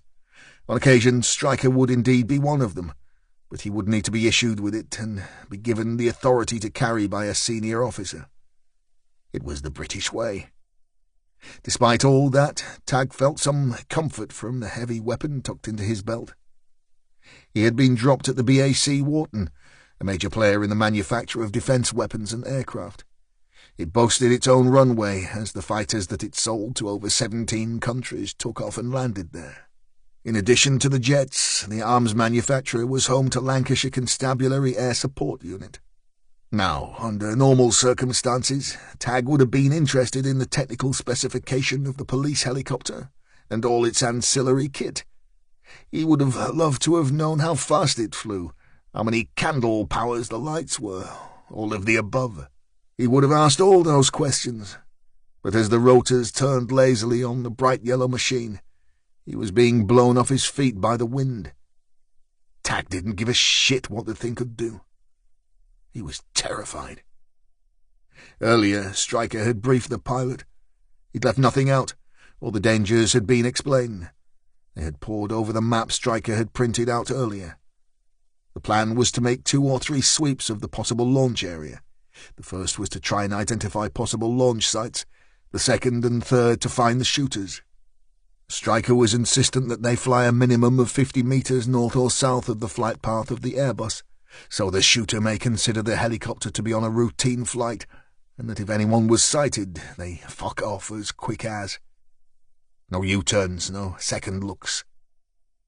The pilot simply took in the information, made some notes, and nodded. When it had been Tag's turn to have his safety brief, he discovered that the man was called Captain David Tennant. Tag considered he looked nothing like the actor or Doctor Who, for that matter. He did have that pilot voice, so much so that Tag considered the guy might shout tally-ho as they swung into action. One thing was for certain, the guy had just been told he was looking for some nutters armed with stuff that would blow them out of the sky, and he hadn't so much as flinched. Then it came time to visit the helicopter itself. Tennant was in his late 40s, a rather handsome chap with salt and pepper hair. He was calm, courteous, and walked Tag through all he needed to know about how to behave when they crashed. Tag wasn't impressed. Neither was he overwhelmed by the fact that Tennant had been a Royal Navy helicopter pilot, and then worked for 10 years in the treacherous conditions of the North Sea oil installations. As far as Westland was concerned, Tennant could have been James Bond, Bruce Lee, and John Wayne all rolled into one. He was still shitting himself. It had been fully light for almost an hour, but the day remained grey and unsettled. As Tag strapped himself into the observer's seat of the aircraft, rain droplets poured down the screen and the wipers worked overtime. Tennant increased the power of the engines and indicated for Tag to put on his headset. "Ready for takeoff," he said. It wasn't a question, just a statement. If it had been the former, Tag would have answered with a resounding no. The aircraft seemed to lurch upward and forward at the same time, leaving Tag's stomach somewhere on the helipad. He grabbed the side of his seat as Tennant gunned the engines and banked hard left, heading for the A583, which they would follow until they reached the start of Blackpool Airport's easterly runway. "Sit back and relax, old chap," said Tennant with a knowing smile. Tag didn't answer, but if a look could say fuck off, his was damned close. Gina Williams was in turmoil. She had never seen her Barry so nervous. She'd made his breakfast, yet despite his hunger and temper he'd pushed it around his plate, eating under half. Barry never left food on the plate. Never. He had moved the rucksack from the kitchen. She didn't know where exactly, and she wasn't about to start a search, as being discovered would surely mean a violent start to the day. Barry had taken a shower and changed into his favourite clothes: black tracksuit, black trainers, and a black baseball cap. He was too old to carry off the look, but the last youth to tell him so had ended up with a broken jaw, so it was best to let him look like mutton dressed as lamb.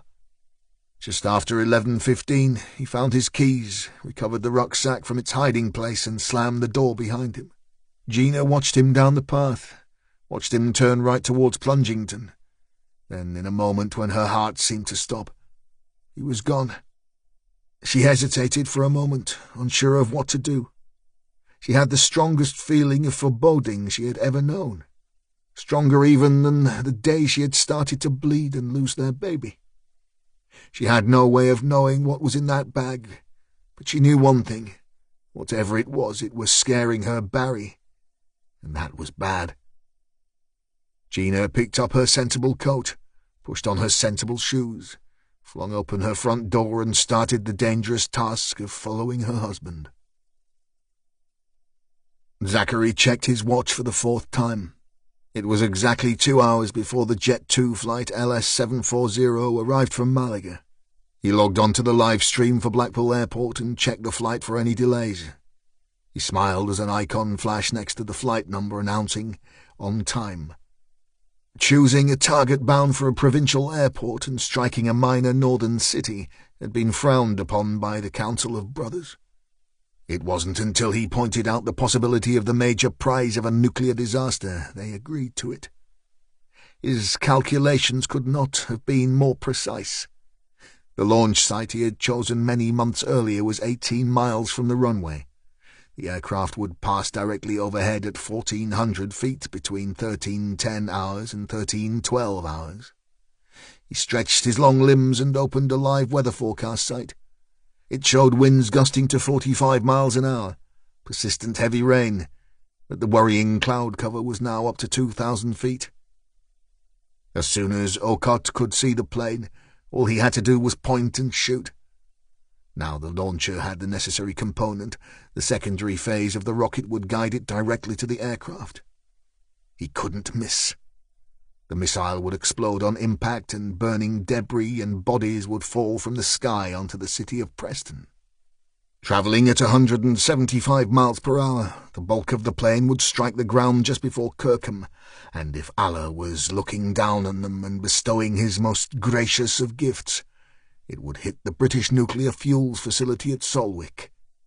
Zachary anticipated casualties in their hundreds, but if the plane hit BNFL, it would be thousands.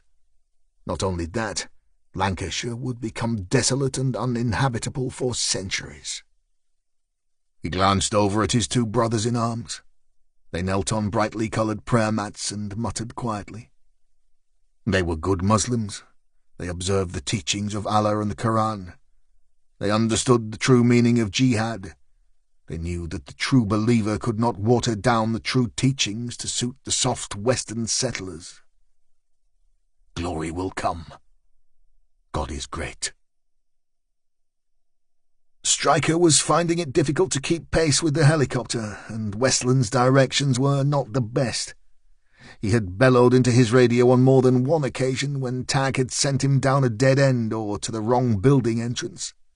Tag was far too scared of crashing to be worried about Stryker's temper. They now had less than an hour before LS-740 was due to land, and they had identified 16 different possible launch sites stretching a mile from the runway to 14 miles away. That said, although it was preferable for a shooter to be up on firm, high ground and away from prying eyes, the man-pad was easily deployed anywhere, even from the back of a pickup. So when Westland had described the search as a needle in a haystack, he had been underestimating the task at hand. Captain Tennant had done his best to keep Westland comfortable, but wind shear is unpredictable, and at such low altitude dangerous in the extreme. Tag had managed not to scream like a girl on the fairground, but he couldn't prevent the occasional profanity. That meant his directions had a surreal feel to them, a strange mix of left, no, right, fuck, oh God, straight on, Jesus Christ! Stryker was throwing the car around in the wet like Mika Hakkinen showing off to his new girl. The Flying Finn would have been proud of him, especially as his co-driver was 200 feet above him and didn't know left from right. So far, every building was secure, with no sign of tampering. More importantly, there was no sign of Abu al-Zakari and his rockets. Beneath the banter, fear of failure was edging ever closer. Gina Williams was soaked. She'd followed Barry to his favourite watering hole, the Princess Alice, just off Plungington Road. Barry would be in the tap room and on his third or fourth pint by now. Gina had tried to huddle in a shop doorway to avoid the worst of the rain, but after 15 minutes or so, the owner had asked her to move, so she had been standing in the wind and rain for over an hour. The daughter of a Preston dock worker was made of stern stuff. Whatever Barry was up to, she intended to find out, rain or no rain. Barry himself was in far more comfortable surroundings. He was holding court with two of his regular drinking cronies, Jimmy and Matty Smith. The rucksack was tucked behind a chair in the corner of the snug. He had yet to connect the mobile phone to the main charge as Danny Slade had instructed him, so he knew the package was safe. After all, he didn't want to blow up his favourite boozer and his mates, did he? He guzzled his beer, feeling the alcohol take effect. His bravado was returning. The fear he had felt sitting at the kitchen table had evaporated into a beer glass. He was warming to his task. Jimmy and his brother looked up to Barry, and he considered them part of his crew. Barry drained his Stella and waved the empty glass at the barmaid. "And one here for the lads here, love," he said, winking at Jimmy. "Cheers, Buzz," said Jimmy. "Yeah, cheers," mirrored Matty, who was 10 years younger than his brother and equally stupid. Barry puffed out his chest. "No worries, lads. I'm feeling flush, aren't I? With this new security job I've got, I'm proper on it." "You always were lucky when it came to work, though, Baz, eh?" said Matty, unaware of how long Barry had been unemployed. Williams took his pint from the bar and made a show of paying for all 3 drinks with a 20. "Can't keep Mad Barry down, lads." All 3 clinked glasses and toasted their luck. There was a brief silence until Jimmy motioned toward the rucksack. "What you got in there, Baz?" Now even someone as dim as Barry Williams knew he should keep his mouth shut on this little matter. Trouble was, Barry didn't like to work alone, and once he had a pint or 2 inside him, he just couldn't help but brag. He tapped the side of his nose and leaned forward conspiratorially. "It's a big job I've got on, but it's like real hush-hush." No one could be quite sure which of the Smith brothers had use of their solitary brain cell on any particular day. That said, Barry knew he had their attention as they nodded simultaneously, slack-jawed. "You know we all hate the Packies, eh?" he began. More nodding. "Well, you know the black cunts are building that new mosque on Watling Street Road. Fucking millions it's costing us taxpayers, that cunt." "I never paid tax, Baz," said Matty. Barry grabbed him by the arm. "Course you have, Matty, we all pay, don't we? Even when you get the dole, mate, they take tax out of it. When you buy a beer, there's tax on it. I bet you didn't know that the fucking council have given them thousands towards it and all." Matty scratched his head. "I never knew that, Baz." Barry dropped his voice so the barmaid couldn't hear. "Anyway, never mind that. I'm going to blow the fucker up." Jimmy may have been short on brains, but even he knew this was bigger than anything he'd ever considered. "Fuck me, Barry. I'm not for killing any fucker, Packy or no Packy." Williams shook his head. "We ain't killing any fucker, Jimmy. The place isn't finished, is it? It's a fucking building site. All I'm going to do is fuck the building up. I just need a couple of good lads to keep watch for me while I throw the fucking bag over the fence." Jimmy scratched his head, glanced at his younger sibling, and then rubbed his thumb and forefinger together. "How much?" he said. 50 each, said Barry. "That and all the ale you can drink back here after the job's done." Jimmy turned down the corners of his mouth, seemingly unimpressed with the fee. "Not much for helping blow something up, Baz. I reckon 100 will be nearer the mark." Barry was getting knocked. "Listen, you ungrateful fuckers, how long's it been since you earned 50 quid for half an hour's work?" Matty nodded at his older brother. "He's right, Jim. That's nearly 100 quid an hour, that is." Barry pointed at the younger Smith. "Exactly right, Matty. And I'll get you both in at this new firm I'm working for. I'll introduce you to Danny Slade, the guy who organises everything. You'll be quids in when he finds out you've helped me out on this one." Jimmy still wasn't sure. He nodded toward the rucksack. "So how'd you set it off, then?" Barry got even closer. "That's the sweetest bit, lads. We don't. It's got a mobile phone attached to it, so once we drop it in the gaff, I'll let Danny know. He dials the number when there's no folk about to get hurt, and boom. Fucking simple, isn't it?" Jimmy was warming to the task.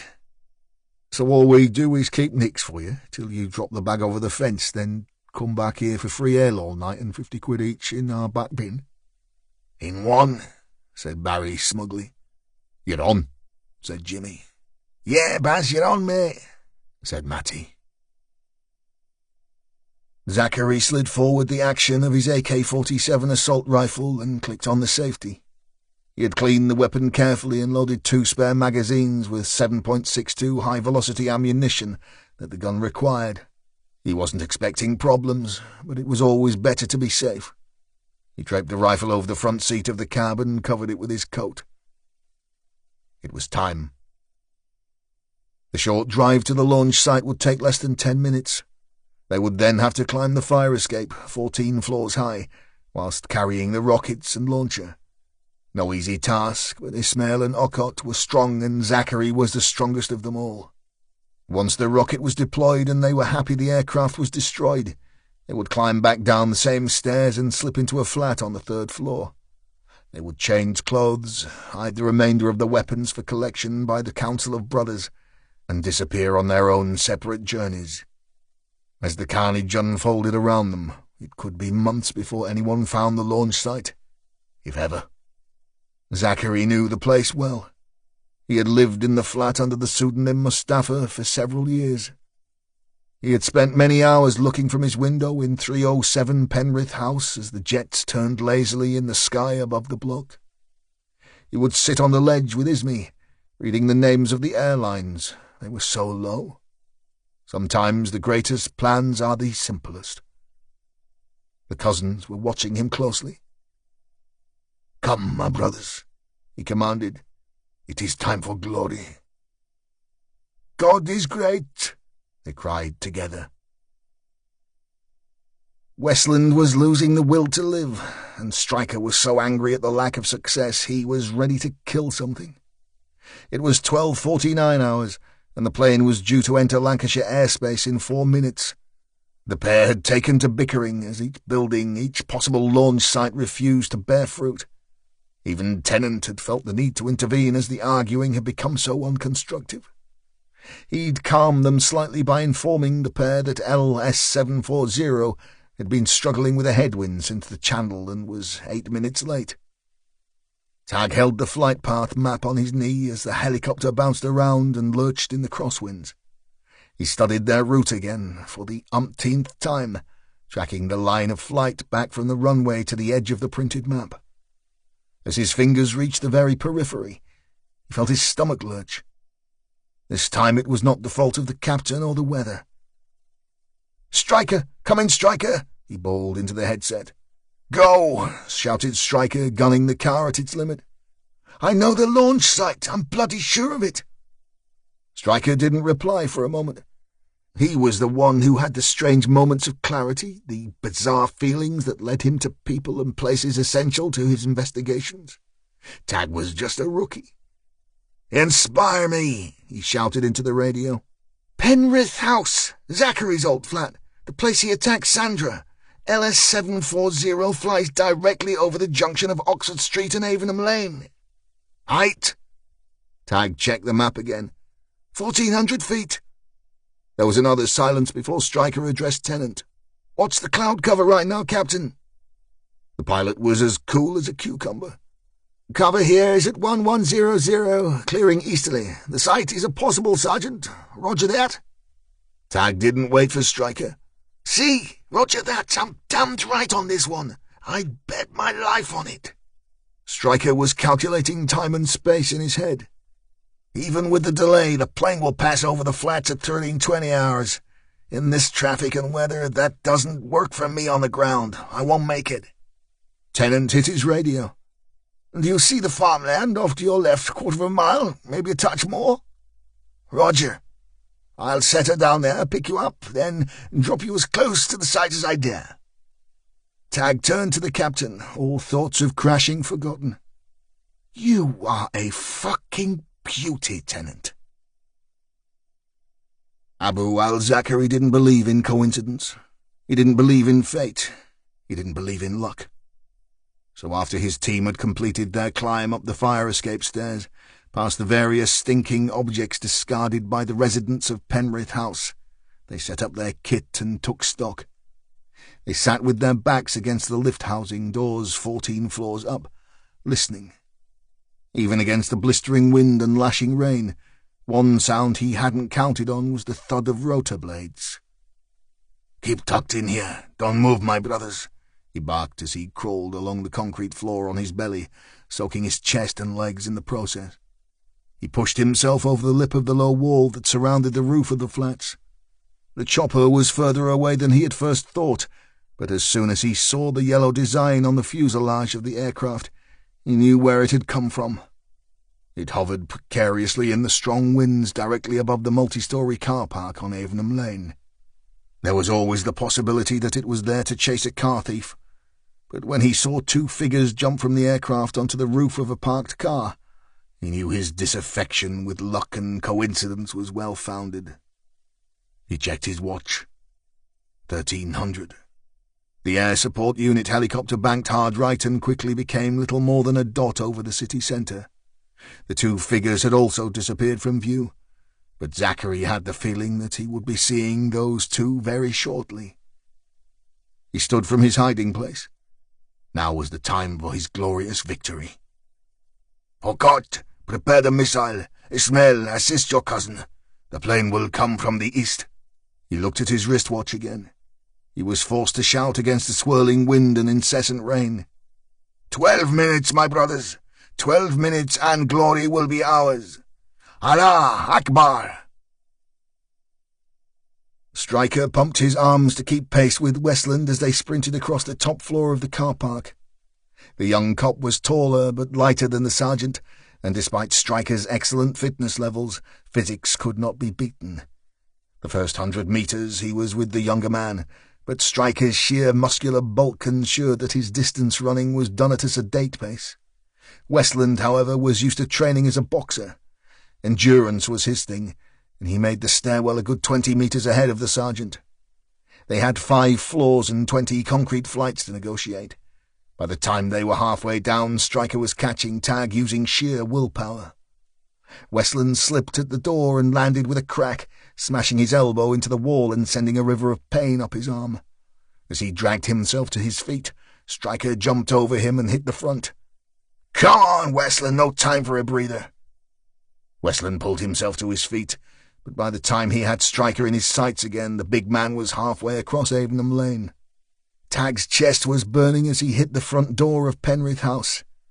Nothing had changed since his regular visits, and the electronic door was wedged open with a beer can. Sweat poured down his back as he found himself just 4 steps behind Stryker on the fire escape. By floor 5, Tag was once again in front, as he took the stairs 2 at a time. His legs were on fire, his thighs and glutes worked so hard that they were starting to cramp. Tag knew the flats, he knew where the stairs led, he knew the door at the top opened inward. With 1 flight to go, he stopped and waited for his sergeant. He rested his hands on his knees. He was blowing hard. Stryker appeared seconds later, equally exhausted. They took silent seconds to recover. Stryker stood straight first and pulled his gun from his belt. Tag mirrored him, and they walked to the top landing. Tag's heart beat faster than he thought possible. He had never experienced such fear. He had never experienced such exhilaration. Stryker nodded toward the handle on the door that would lead to the roof and the unknown. "Let's go, son."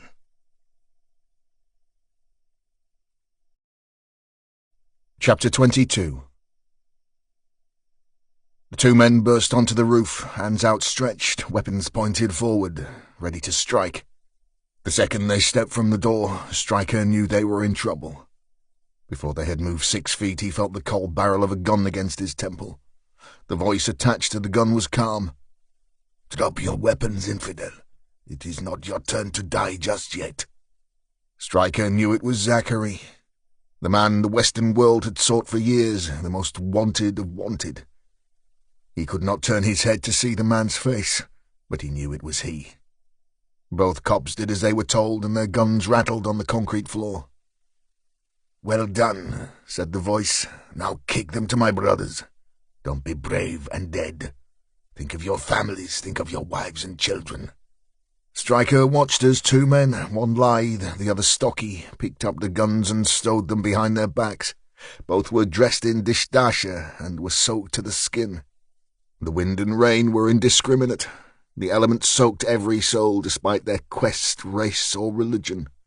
The two young men appeared of African origin, maybe Somalian or Sudanese. Neither showed any fear and simply watched their superior for any command. For a brief moment, Stryker felt genuine fear.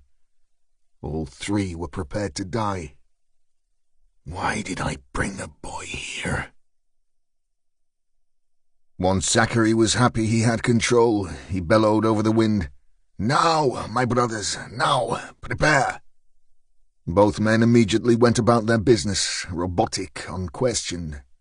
The stocky male uncovered an FM-92 Stinger missile launcher, whilst the taller one picked up a spare rocket. The taller of the two men handed his partner a BCU. In order to fire the missile, a battery coolant unit is inserted into the handguard of the launcher. This shoots a stream of argon gas into the system, as well as a chemical energy charge that enables the acquisition indicators and missile to get power. The unit made a high-pitched whirring sound, which told everyone being drenched by the rain that the unit was ready. Tag had stopped being frightened. Another emotion had taken over, an emotion he had been brought up with all his life. Reason. He couldn't help himself and turned to face Zachary. You are crazy, man. There are hundreds of innocent people on that plane. What is in your head? Children, man, women. What the fuck do you think you will achieve by this shit? I mean, come on. How is this going to change a thing? Zachary clicked off the safety of the automatic weapon and brought it to his shoulder. His voice was barely audible above the weather, but his eyes burned with hatred. Shut your mouth, infidel scum. Tag was convinced Zachary would shoot. He steeled himself for high-velocity bullets to tear into his body, to end his life. It didn't come. The Arab was suddenly distracted by a noise that was now audible above the howling wind. It was the engines of Flight LS-740. Zachary stepped away, but kept his weapon trained on the two cops. A broad smile drifted across his drenched face. Now you will see, British man. Now you will witness the supremacy of Al-Qaeda. Now you will believe in the power of Allah. Stryker could make out the landing lights of the Airbus. The aircraft was in plain sight. The stocky African started the firing process on the man-pad, and the lights on the display turned green as it acquired its target. The plane was a sitting duck.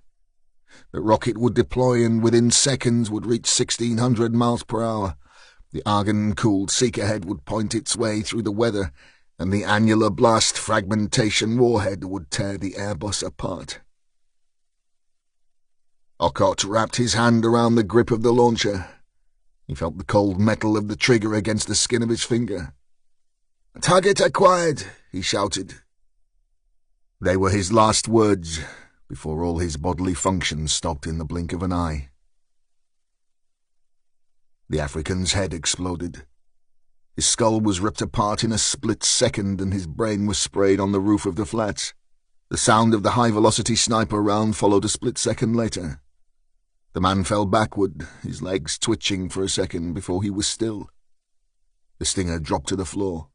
Zachary turned in shock and lifted his AK-47 toward the two policemen.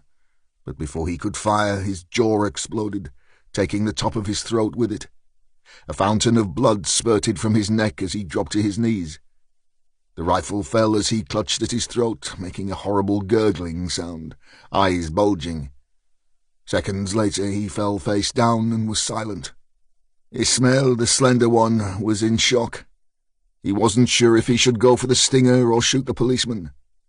He decided on neither and ran to cradle his cousin. As he lifted Okot into his arms and started to pray, another expertly aimed bullet took out the back of his head. Flight LS-740 to Blackpool, carrying 194 passengers and crew, banked right and lined itself up for final approach. Stryker watched it for a moment. He wiped the rain from his face. The pilot deployed the aircraft's landing gear. "You'll never know how lucky." He turned his attention to the roof of the next block of high-rise flats, Richmond House. There was nothing to see, of course. The shooter was gone, as would be all trace of him. He shook his head ruefully and then went about the task of recovering his 2 handguns from the dead African. He stowed them both in his coat. Least said, soonest mended, is what his mother used to say. Tag had slid down the wall of the lift housing until his backside hit the wet floor.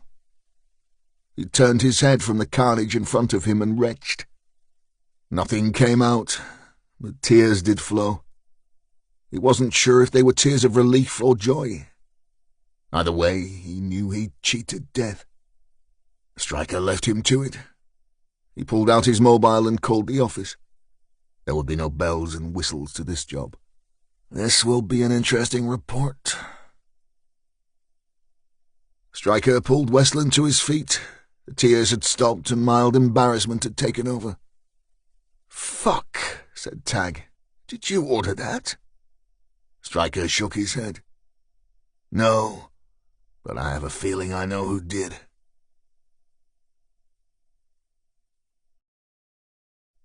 Chapter 23.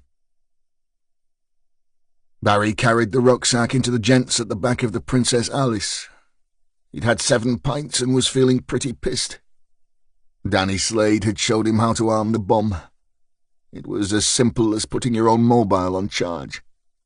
Barry attempted to push the micro-USB connector into the phone 3 times before he achieved it. He swore under his breath. "Fucking package, you'll fucking get it now, eh?" He exited the toilet and gave the nod to his 2 would-be lookouts. Jimmy Smith was close to legless. Matty never looked any different no matter how much alcohol he consumed. He just wore a daft grin. Barry threw the bag over his shoulder and the 3 stepped out into what had become a fine drizzle. Gina saw the 3 men stagger into the street and gave an inner groan. She watched her husband closely from her vantage point. He carried the rucksack that worried Gina so much. "Look at the state of him. Pissed again. What was it my mum said? You make your own luck, girl." A plane flew low over her head, its landing lights flashing as it flew into Blackpool Airport. It was so low she could read Jet 2 on the fuselage. "I always wanted a holiday abroad, wanted to go to Greece like that Shirley Valentine in that film. Instead I got him." She was soaked, she was cold, but this was important, she just knew it. Now she had seen that the Smith brothers were part of Barry's plan. Well, it could only mean one thing. Trouble. Westland had been whisked away from the scene by a very important-looking suit with a black car and no sense of humour. The guy had remained silent all the way to Fulwood Police Station. Tag was so delighted at being alive that all common sense had deserted him, and he nicknamed him Buddy. He didn't seem to appreciate it. A second suit with a body odour problem was waiting for him in an upstairs office. He was not so silent and was firing questions at Tag left, right and centre. Stryker had been put in a different car and was now in a different office, being quizzed by different suits. Body Odour Boy reminded Tag 4 times that he had signed the Official Secrets Act. Then the general line of questioning seemed to revolve around the misuse of a police helicopter, damaging a car roof by jumping on it in order to get out of said helicopter, and 2 illegal firearms. The matter of 3 dead terrorists with their heads shot off was either not important, or it was as if they had never existed. Tag got the impression that if he agreed that the 3 dead guys were indeed a figment of his active imagination, all the other stuff would go away. He played dumb. It wasn't hard. He spent much of the time shrugging and asking for food as he was starving. Gina kept a safe distance as her husband crossed Blackpool Road and headed north toward Fulwood. It took him and the Smith brothers a good 15 minutes to make it to the junction of Watling Street Road. When they got there, Gina couldn't quite work out what was going on. Jimmy Smith wandered up Watling Street itself until he got as far as the gates to the old Sharrow Green Hospital. There he sat on the wall, seemingly oblivious to the rain, and lit a cigarette. Matty, the younger of the 2, not known for his astuteness, stayed at the bottom of the road, hands in pockets, looking just about as suspicious as was possible. It was only as Barry started his trademark strut up the road that the penny dropped. Gina felt physically sick. Oh, Jesus, the new mosque. After much whining, Tag finally got a pie, chips and gravy sent in from the local chip shop. Mr. Smelly, the noisy suit, had got so fed up with Tag's incessant references to food, subliminal or otherwise, that he allowed him to eat. As Westland stuffed his face noisily, he reminded the suit about his constitutional rights and how his uncle was a very swanky barrister who was a personal friend of Boris Johnson, and that his mother played bridge with the deputy chief of MI5.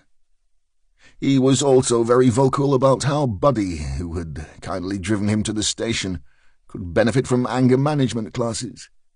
"You're not taking this seriously, are you, Westland?" said Mr. Smelly. "No," said Tag. "Well, don't you think it would be better if you did?" Tag pushed the last of the chips into his mouth and stood. "I think it would have been better if you guys from whatever part of Canary Wharf you are from had listened to us in the first place." He dropped his fork onto his plate and grabbed his wet jacket. "I'm tired, I'm wet, and I'm fucking traumatized. Strangely enough, I'm not used to regular near-death experiences. I really don't like to fly, and I really don't like seeing people get their heads shot off. I'm perfectly aware of my constitutional responsibilities, my loyalty to Queen and country, and my signature sitting at the bottom of the Official Secrets Act. So, unless you're going to arrest me, this debrief is over." The suit was about to open his mouth when Stryker opened the door, just on cue. "Westland, we're out of here." Tag gave Mr. Smelly a narrow smile. "We were just saying goodbye, weren't we?" Gina walked across to the service station on the opposite side of the junction and stepped inside the shop. It was the only place she could think to hide as Barry strolled back down Watling Street Road, minus the rucksack. He stopped on Blackpool Road and waited for the Smith brothers to catch him up. Gina watched as they drunkenly slapped each other on the back and made their way back to Plungington and the Princess Alice. The Asian guy behind the counter was eyeing Gina suspiciously. "You here to buy, love?" he said. Gina jumped as he shocked her from her thoughts. "Oh, sorry. No, I'll leave now," she said absently. "Well, you need to," said the man, straightening his skull cap. "I'm closing up. They're blessing the new mosque soon. I want to be there. It is a very important day for us." Gina shot the man a look of horror. "A blessing? For the mosque?" The man walked around the counter, a look of genuine concern on his face. Gina was drenched and shaking from a mixture of cold and fear. "You okay, love? You look like you've seen a ghost and you're soaked." She looked the man in the eye. "I'd stay open if I were you," she said, and bolted from the shop. Barry, Jimmy and Matty had made it back to the warm tap room of the Princess Alice and were in ecstatic mood. Barry was playing King of the Castle and had dished out the wages and bought the first round. He took a large gulp of beer and laid his pint on the bar. He rummaged in his pocket and found the business card he was looking for. It had Danny Slade's number on it. Danny had told him to destroy it, but Barry wasn't that good with numbers. He did his best to focus on the small font and dialed the number into his mobile. "Mr. Slade," he slurred. "Yes," said the voice. "It's done," said Barry. Williams was hoping for a well done or a pat on the back, but the phone simply went dead. Worse still, there was no mention of payment or when to collect. Barry looked at the phone, his face like a puzzled pug. He'd blown all the wages he'd earned for the security work at the festival on paying the Smiths and a few beers. "Everything all right, Baz?" chirped Jimmy. Barry straightened. Yeah, of course it is, Jim. I'll give Mr. Slade a bell tomorrow. Nip to the unit, pick me cash up, then." Gina barreled up to the front door of Fulwood Police Station and found it firmly locked. It had long since stopped being a public access station. A sign on the door proclaimed, "In case of emergency, please use the phone to the right of the door and dial 999. Oh, no. Gina was almost at the point of breakdown. She didn't know how she would cope without her Barry. But she had been brought up as a good girl, a good person, and she could not stand by and watch this terrible thing happen. Maybe if she stopped it, maybe, just maybe, they would go easy on Barry. She grabbed the phone and punched in the 3 9s. The operator answered at the first ring. "Police emergency."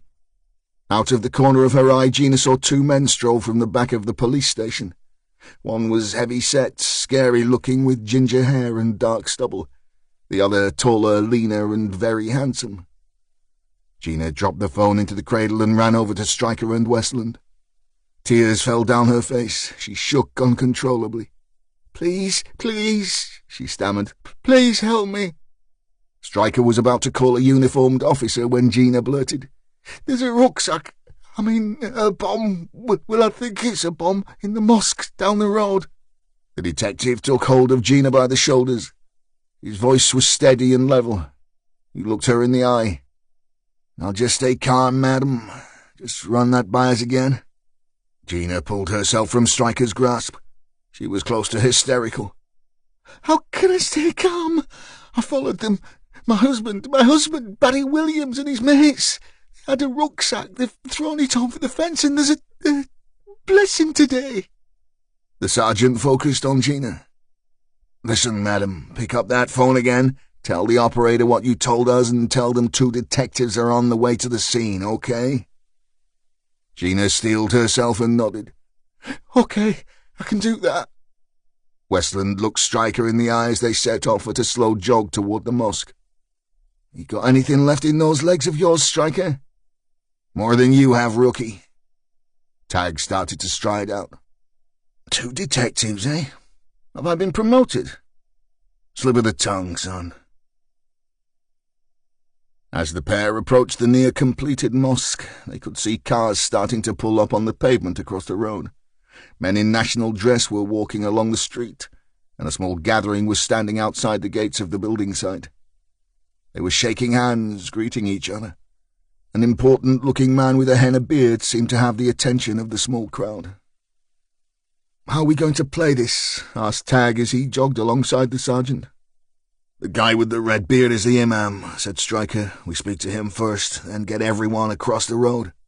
As the pair closed the last 20 yards, the gates to the site were opened by an excited man in his 30s, who seemed delighted that the imam was being ushered inside.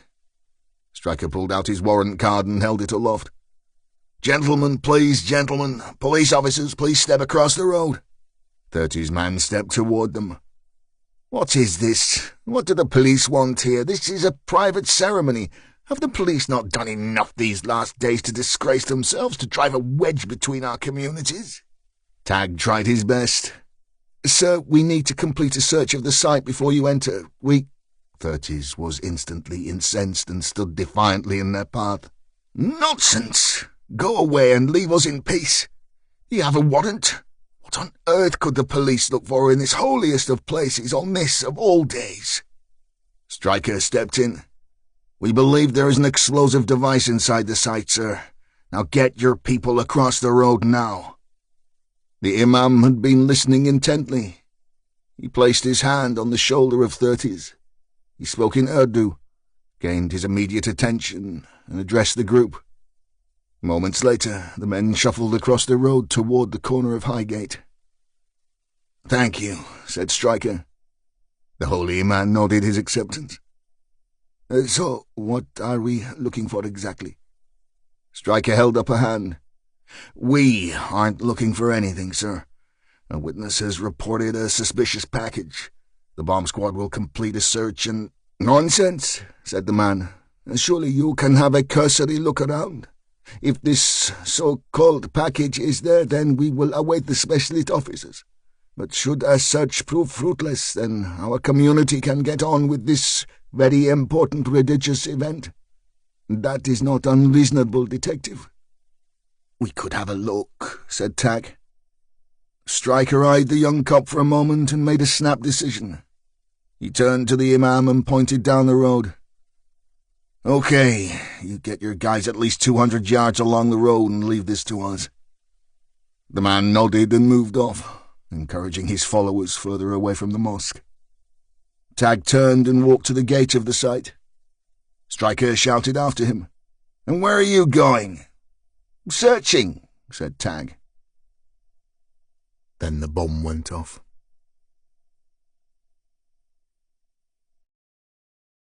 Chapter 24. Stryker found himself in the middle of Watling Street Road. He was deaf. A high-pitched whine blocked out all sound. Debris dropped all around him, everything from insulation boards to shards of bricks and lengths of scaffold. He couldn't see from his right eye. Blood poured into the socket from a deep head wound.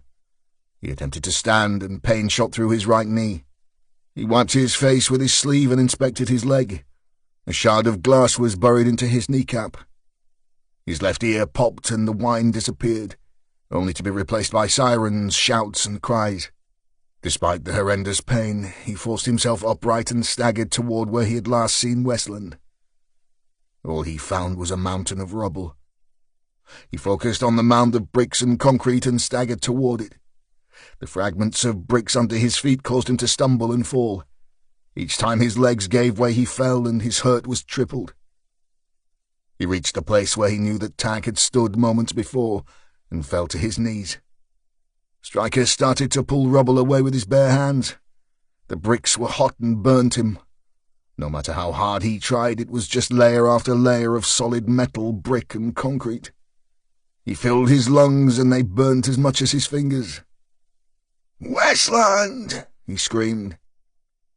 He held his ear to the rubble, praying for a reply, but none came. He dragged at the debris and tore the skin from his hands. He screamed at the gathering of men who stood shocked but unhurt on the footpath opposite what had been their flagship mosque.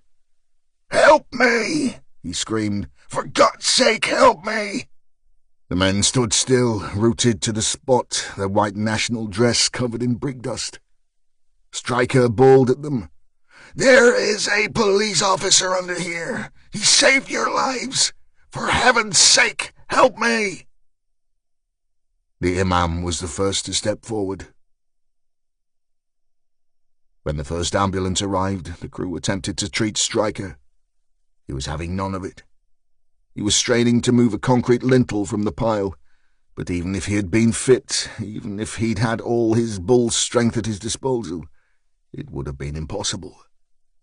Stryker was not a man to give in, and he shouted encouragement to the other men as they moved brick after brick. Then he heard a cry. It came from the imam.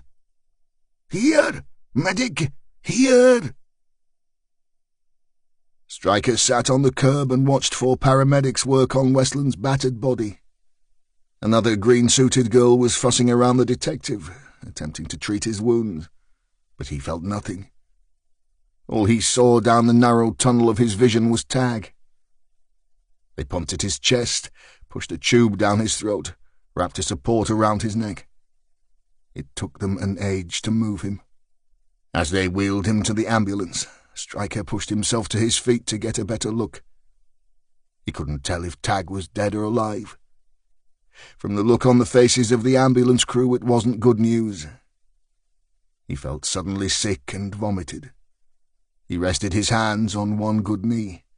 His head spun. He grabbed at the medic for support. Stryker was unconscious before he hit the floor.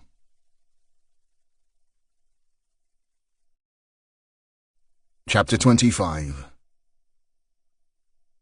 Ewan Stryker opened his eyes to find Detective Superintendent Errol Graham sitting at the side of his hospital bed. "How long have I been out?" he said, looking at his wrist where his Amiga would usually sit. Graham's deep baritone filled the small room. "Long enough for them to stitch you up." Stryker pushed himself to a sitting position. He swallowed hard. "Westland?" Graham rubbed his chin. "Early days, Stryker. He's in surgery and likely to be there some time. He has some internal issues. He wasn't breathing on his own. He's alive, that's all we can say for now." The sergeant nodded. Winston touched his head. "What about the bombers?" "We arrested them in the Princess Alice pub about an hour ago." Stryker swung his legs from the bed. "Whoa!" exclaimed Graham. "Where do you think you're going?" "I want the interview," growled Stryker. "I need this one, Graham. Me and Westland have the right. You can't." Graham held up both hands. "Stop right there, Sergeant. Williams and his 2 cronies are as drunk as skunks. They won't be fit for interview for at least 8 hours, so you can't speak to them, as you well know. Not unless you want to fuck up the whole investigation before it starts." Stryker steadied himself. He took some deep breaths, raised a hand and pointed at the senior detective. "Okay, but I still want The interview, yes, I know, and you'll get it. But right now you need to get some rest." Stryker grabbed at his trousers that lay on the chair next to him. He inspected them. "Any chance of some clothes that aren't covered in blood and shit?" Graham gestured toward a holdall on the floor. "In there." Stryker met Graham's eyes and nodded. "Thanks, boss," he said. Just after 10 p.m, Stryker pulled into the car park of the Princess Alice pub on Plungington. Stryker's usually thick mop of dark red hair had been shaved by the hospital staff, prior to 17 stitches being inserted into his wound. His right knee was heavily bandaged, and as he limped into the tap room of the pub, people would have been forgiven for thinking he was an extra from One Flew Over the Cuckoo's Nest. The landlord was straight over. "Now, we don't want any more trouble in here tonight, pal, so if you're looking for Mad Baddy, he's not here. He's been locked up." Stryker pulled his ID. "Oh, sorry, pal. Just that you look a bit, a bit rough-like." Stryker gave the man a weak smile, which quickly disappeared into a scowl. "So you know Barry Williams, then?" The landlord nodded. "Oh, aye, everyone knows Mad Barry round here, and the 2 numpty brothers he was with today, the Smiths, like." Stryker sat painfully on a bar stool. "Go on, tell me more. I'm all ears today." The landlord seemed to relish in his gossip. "Oh, they've been drinking in here for years. Barry has always been trouble, especially after a few pints, but today they were steaming, all 3 of them. God knows what they've been up to, but when your lot came in to lock 'em up, well, it proper kicked off. Barry knocked one copper clean out, I reckon." The landlord pointed to a pile of wood in one corner. "Damaged me table and all, and broke 6 glasses." The man suddenly seemed to remember his job in life. "Would you like a pint, mate?" Stryker's throat was dry and his stomach was empty. "Do you do food?" Mr. Hospitality pointed at a blackboard and chirped. "Only until 8 o'clock, sorry." Stryker leaned forward onto the bar and flexed his considerable biceps. He glowered at the landlord. "I've had a really bad day, and I've kind of lost track of the time." The landlord took a step back. I can fix you a sandwich, a bit of chicken, maybe." Stryker nodded. "What's your name, matey?" "Colin," stammered the man. "Colin Sanderson. I'm, the landlord, like." "Well, Colin," said Stryker with more than a dollop of sarcasm, "that would be decent of you. I'll have a pint of Diet Coke to go with it, too." Colin selected a glass and started to pour the drink. "Were you serving Williams and his crew today?" asked Stryker. Colin shook his head. "No, they'd been in all afternoon. It would have been Gemma that was serving them." "Is she working now?" asked the detective. "No," said the landlord, "but she is in." The man pointed over his shoulder toward the lounge area of the bar. "That's her, talking to the blonde girl." Stryker took his drink and drained half of it. "Thanks," he said, moving slowly off his stool and heading toward the lounge. "Be a good lad and bring the sandwich through." Scarlett had the news on with the sound down. She chatted on Facebook, looking up occasionally to see what death and destruction was happening this week. Her father was sleeping at last. It had been a very difficult day, but thankfully the home help would be back in the morning, and Scarlett could return to her job. The awful weather seemed to have calmed things down, and now, even though the rain had stopped, the streets were quiet. As she inputted text into her phone with her thumb, her attention was drawn to the television. She saw a reporter standing outside her workplace, the Royal Preston Hospital. She put down her phone and turned up the volume. The explosion destroyed the newly constructed mosque and has left several people injured. The most serious of those is believed to be a police officer who has been named as Thomas Westland, 24. Westland is a probationary constable with less than 2 years' service. A picture of Tag flashed up in one corner of the screen. It looked like his warrant card picture. Scarlett put her hand to her mouth. She thought she might cry, but tears didn't come. She picked up her phone and dialed the hospital. Stryker found a stool next to Gemma and her friend. Both eyed him suspiciously. Under normal circumstances, Stryker looked scary, but with the Frankenstein haircut and scar, he was even more frightening. His sheer bulk meant Gemma had to ease herself closer to her female companion.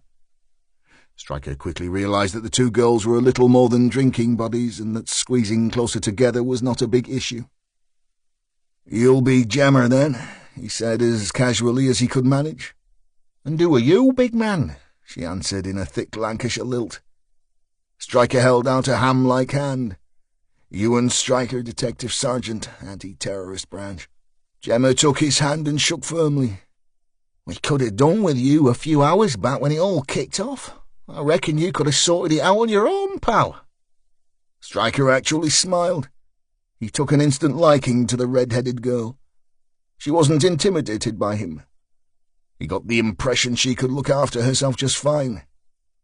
"That's what I wanted to chat to you about, Gemma. It was you that was serving the three of them this afternoon, right?" "Oh, yeah, that was my penance for the week, love. Dealing with Mad Batty and the Smith brothers is an occupational hazard in here." "Did you notice anything unusual about Barry? Anything out of the ordinary?" Gemma turned down the corners of her mouth and tapped her lips with a blood-red fingernail. "He had a big bag with him, a blue and yellow rucksack. It looked new to me. I've never seen Barry with a bag of any kind before." She nodded swiftly to herself, as if confirming her own information was accurate. "Yeah, defo a blue and yellow bag. He came in early doors. Matty and his kid brother tipped up soon after, a couple of minutes maybe. They were putting it away like Prohibition was about to start. And they fucked off for a bit, about 3-ish, I reckon. Weren't gone long, though. They were back on the booze about 4. All happy-slappy matey they were, like they'd had a win on the horses or something." Stryker's sandwich arrived and he nodded his thanks at Colin before turning back to Gemma. "Did you see the bag when they came back?" Gemma shook her head. "Funnily enough, no, I don't think he had it later on. But to be honest, I was more concerned with keeping them sweet. They can be a set of twats when they've had a few." Stryker nodded and started to pull the chicken from his sandwich, leaving the bread. He dropped a piece into his mouth. It was dry, and despite his hunger he pushed the plate away and gave up. Gemma watched him. "Are you on the Atkins?" she asked quizzically. Stryker screwed up his face and then realized what the girl was talking about. "What? No, I'm not. I just don't eat bread. Anyway, did you hear any of their conversation, anything they might have been up to?" Gemma shook her head and grabbed her blonde friend's hand for support. The helpful and friendly barmaid was turning bandit on him. Her voice became flat, monotone. "I don't hear anything in this pub, Sergeant." She sat forward and wagged a finger. "Hearing things can get you in the kind of trouble you've been in, by the look of that very nasty cut on your head." Stryker touched his wound absently. "I don't want a statement, Gemma. This is off the record, just between us, nothing written down, no names." The barmaid's blonde girlfriend leaned in to get a better look at Stryker. "No one gives evidence against the likes of Mad Barry, mate. We all know what he's like. As soon as he gets bail, he'll be all over this pub like a rash wanting to know who said what. It just ain't worth it." Stryker's mood turned black. His lack of patience was starting to get the better of him. "Williams won't be getting bail, love. In fact, he won't be drinking in here again. Not tomorrow, not next week, not ever. That bag he was carrying was an IED. Do you know what that is? A fucking bomb. and it has put a young cop in the hospital fighting for his life. Gemma's mouth dropped open. The bomb at the mosque up Forward. That was in that bag. Barry did that. Stryker just stared into her eyes. Gemma saw something in there, deep behind the hard man stare. He didn't need to add anything. You have to be fucking joking, she said, and glanced at the blonde, hoping to get some moral support. It wasn't forthcoming, but she went with it anyway. Look, I never take much notice of what them three morons are talking about, but it don't surprise me them doing something like that. They're always slagging the Asians off. She took a drink. It's always packy bastard this and black bastard that with them three. They go to them EDL meetings every week. They're all the same fucking racist, the three of them. Stryker drained the last of his coke and stood gingerly. The painkillers he'd been given in casualty were wearing off, and his knee was giving him hell. He pulled a card from his pocket. "Take this, Gemma. If you think of anything at all, just give me a call, okay?" She nodded and pocketed the card, despite the withering looks from her blonde friend. Stryker limped from the bar and made his way back to the hospital. The relative's room attached to the ICU suite was the only place that Stryker could stretch out and get his head down. He was thankful to have the place to himself. Westland's parents were holidaying in the Bahamas, and as yet were unaware of his situation. The boy was still in theatre. The detective checked his Amiga, 0410 hours. Tag had been in there almost 11 hours. Stryker's stomach rumbled. He wandered a corridor and found a vending machine. He bought himself a plastic sandwich that he pulled the ham from, a truly awful coffee, dropped a couple of Cocodamol with the first mouthful and sat. He found himself on a plastic chair specifically designed by the NHS to give you back problems for the rest of your life. At 0511 hours, the door to the room opened and a tired-looking doctor dressed in blue scrubs wandered in. He was a slender man with sharp Arabic features. He sat next to Stryker without being asked. "Mr. Westland?" he asked. "No, I'm a colleague, a police officer working with him. His parents are on holiday abroad. We are trying to contact them." The doctor pulled his mask over his head and threw it in the waste bin. "I see." He rubbed his face and yawned. "Well, your colleague is a very poorly man, Mr. Stryker." Yes, Mr. Stryker. Well, as I said, very poorly. Thomas has suffered severe shrapnel wounds from the explosion. I have seen these many times from the conflict in Iraq." "You served in Iraq?" asked Stryker. The doctor shook his head. "No, Stryker, I didn't serve. Well, not in the sense you say. I am Lebanese. I am a Christian. But I trained in Baghdad because it was a good place to learn to be educated. Of course, later came many injuries, many lost causes." The doctor trailed off. "What about Westland?" asked Stryker. "Is he a lost cause?" He cocked his head to one side. "Do you smoke, detective?" "I don't." The doctor stood. "Well, I do, and as I have been fixing up your colleague for the last 12 hours, I need one. Why not walk with me?" Stryker hobbled behind the doctor until they reached the front entrance of the hospital. The man lit a cigarette and inhaled deeply. "I thought they were bad for you," said Stryker, more a matter of fact than question. "They are, but not as bad as an IED." Stryker nodded resignedly. The doc blew out a long plume. "Your friend has some very serious internal injuries. The device at the mosque was designed to kill and mutilate. It had nothing to do with destroying a building. In some ways he is fortunate to have all his limbs intact. It would seem that he has taken most of the blast to his torso, but he suffered secondary damage due to falling masonry. That caused the compression injuries to his chest and stopped his breathing for several minutes until he was pulled from the rubble. You must have seen worse injuries in Baghdad, said Stryker. Not many, said the surgeon, but some. The city was a good place to learn, even if I say so myself. Your friend has had the benefit of my experience and the benefit of many of Baghdad's lost causes. The doctor flicked ash into a sand bin and added, You are American, are you not? Stryker was starting to feel irritated. His gut churned. Don't preach to me right now, Doc. I know all about the war, all about the reasons why, all about hate. Stryker also knew about death, and he wanted information. His father had been taken young by illness, then his mother by joyriders. The only woman he had ever loved gone at 30 years old from liver cancer. She had never even taken a drink. Everyone he ever got close to ended up dead. He swallowed hard. My ancestry has nothing to do with that young boy in there. So how about we stick to the script, Doctor? Just tell me, will he live?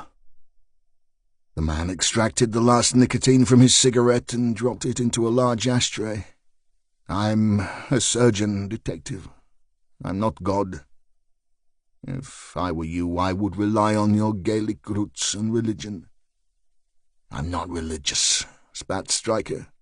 Neither am I anymore, Detective. After the American shock and awe tactics, after all the death and destruction, I decided God did not exist. The doctor turned to go inside. All the same, I'd say a prayer for your friend if I were you. Stryker drove back to his house on Bookshaw, showered, changed, and drank good coffee. He didn't want to think about how little sleep he'd had since this thing started. By 0800 hours, he was sitting in Errol Graham's office, watching the detective eat a McDonald's muffin. Graham wiped his mouth and pushed the wrappers into his wastebasket. He felt instantly guilty. His wife would kill him if she knew. How's the kid? Stryker shrugged his massive shoulders. Not good. I spoke with his surgeon earlier. He said to say a prayer. The sergeant turned down the sides of his mouth. Are you a religious man, boss? The senior detective shook his head. My wife is. She goes to the chapel 2 or 3 times a week, reads the Bible. She's a good person that way. Me, well, I lost my way a little. Me too, said Stryker. He instantly changed tack. Is our boy Mad Barry fit to talk to? Graham stretched. Doc say so. We have the wife in protective custody until we know who was really behind this shit. It isn't down to the 3 clowns we have downstairs, that is for sure. Lawyers? The Smith brothers have opted for the duty brief. He's with Jimmy, the older one now. Williams has requested his usual face, some guy from Randall and Villiers in town. We called him up about 2 hours ago. He arrived just before you. He's a pompous prick called Evans. Errol dropped his voice. It was his turn to change the subject. Listen, Stryker, I know we got off on the wrong foot, but you did a great job out there yesterday. Thanks. I mean it. You should both have a commendation. The senior detective blew out his considerable cheeks. The kid especially. Graham sipped his coffee. I suppose the boys from the ministry have given you the hard word and waved the Official Secrets Act under your nose. Stryker nodded. I've never known such pressure from upstairs, continued the detective. The dead men on the roof will go down as 3 dealers fighting a turf war. You know that, don't you? They've already put out a press release saying we are not looking for any other suspects. Figures as much. There'll be no mention of plots or rockets or planes. It's a disgrace if you ask me. Graham leaned forward and eyed Stryker intently. He was impressed with the guy who he had once thought a rude nuisance. His strength and his integrity were beyond doubt. But there was something more, something Graham could not quite put his finger on. Are you still certain that all this business ties in with Abu al-Zakari? The murders, Hussein, Chowdhury, the bomb at the mosque? I reckon so. Shit, I hope you're right, Striker. We need a break on this one. The streets have been quiet since the bomb. The whole town feels strange. People are just eyeing each other in disbelief. It's as if the whole population has taken a Valium. Errol stood and pulled on his jacket. You were too young to remember, but during the miners' strike in the 80s, some pickets targeted a taxi taking a strikebreaker to work. They threw a rock off a motorway bridge at the car. It killed the driver instantly. Almost from that moment the violence stopped. It was as if the whole community said, enough is enough. I think that's where we are right now, but unless we show some progress, it will start again. I just know it. You can feel it when you walk the street. And this time, if it gets out of the bag, nothing and no one is going to put it back in again. Stryker pushed back his chair and winced. He didn't want to take any painkillers. He needed to be fully functional for the interview. Has the Williams woman got an armed guard? He said flatly. No, said Graham. Get her one, he said, standing gingerly. I want the prick ready to interview by 9, and I don't care what his lawyer says. I'd prefer it if you interview the Smith brothers, and that you do that alone. He checked his Amiga. Let's say we meet back here at 10. Scarlett stood outside the thick glass that protected the patients in ICU. She touched it, somehow hoping it would transfer something to the broken human being on the other side. All she felt was the chill of the plate against her fingers, and she shivered. Tag lay in the semi-darkness. A respirator breathed for him. Drugs induced a coma in the hope the swelling on his brain would subside. Tubes and wires surrounded him. Monitors flashed and beeped. A duty nurse walked by. Scarlett knew her by name. She had sat with her in the canteen a few times. The woman was surprised to see the auxiliary nurse. "Hello, honey," she said in a hushed tone. "What brings you up here?" She followed Scarlett's eyes to the young man behind the glass. The look on the beautiful girl's face said it all. "Oh, my," she said. Scarlett dropped her eyes. "Is it that bad, Sarah?" The nurse didn't answer, but gently placed her arm around Scarlett's shoulders. "I didn't realize you had a boyfriend, hon. How long have you been together?" She shook her head. "We aren't really together. It was just one date. We just met. He's—" Her voice faltered, but she swallowed hard and regained her composure. "He's just a nice guy, you know. One of the good ones." Sarah squeezed Scarlett. "Come on, love. There's nothing you can do here. Let's get a coffee before your shift starts, eh?" The willowy girl forced a smile, touched the glass once more and nodded. "Okay, that would be good. I start at 9. Sarah checked her watch. "We've got 20 minutes, love. Come on." The two women walked the corridor. As they reached the heavy doors, an alarm sounded behind them. Sarah turned on her heels and ran back toward ICU. Stryker stepped into the interview room. He had just spent 15 minutes talking to Gina Williams on the phone. She was distraught and asked about Barry over and over, but she was still a coherent witness who could clearly identify all 3 suspects. Inside the cool, dimly lit room, Williams sat back in his seat. He wasn't restrained, and his hands were clasped in front of him on the table. His fingernails were bitten to the quick. He looked hungover, needed a shave, and from the smell in the room a shower. His right leg bounced up and down nervously, but as the detective strode into the room, the bouncing stopped and Williams sat up. He sneered at Stryker, revealing his awful teeth. Barry nudged his brief. "Hey, look, Nigel, they've sent fucking Frankenstein to interview her." Stryker kept his counsel, but his hair stood up on his neck and arms. "I know you. You were at the rally with St. Clair's lot. Well, well, well." Sitting next to him was a smartly dressed if overweight man who wore thick glasses and a haughty expression. Stryker was accompanied by a uniformed constable who was laughingly present to ensure Williams didn't attack the detective sergeant. The detective sergeant prepared the recorder and signed the tapes. "We all ready?" he said. Nigel Evans wagged an expensive-looking pen in the detective's direction. "I have advised my client that, due to the lack of any solid evidence against him, he should make a no-comment interview." The sergeant shrugged. "Up to you." He eyed Barry with some disgust. "I'm still going to ask you the questions, though, son." Barry put on his best fuck you smile. "Ask away, Ginger Nut." Stryker hit record and the machine buzzed as the leader tape passed over the recording heads. When the sound stopped, he began.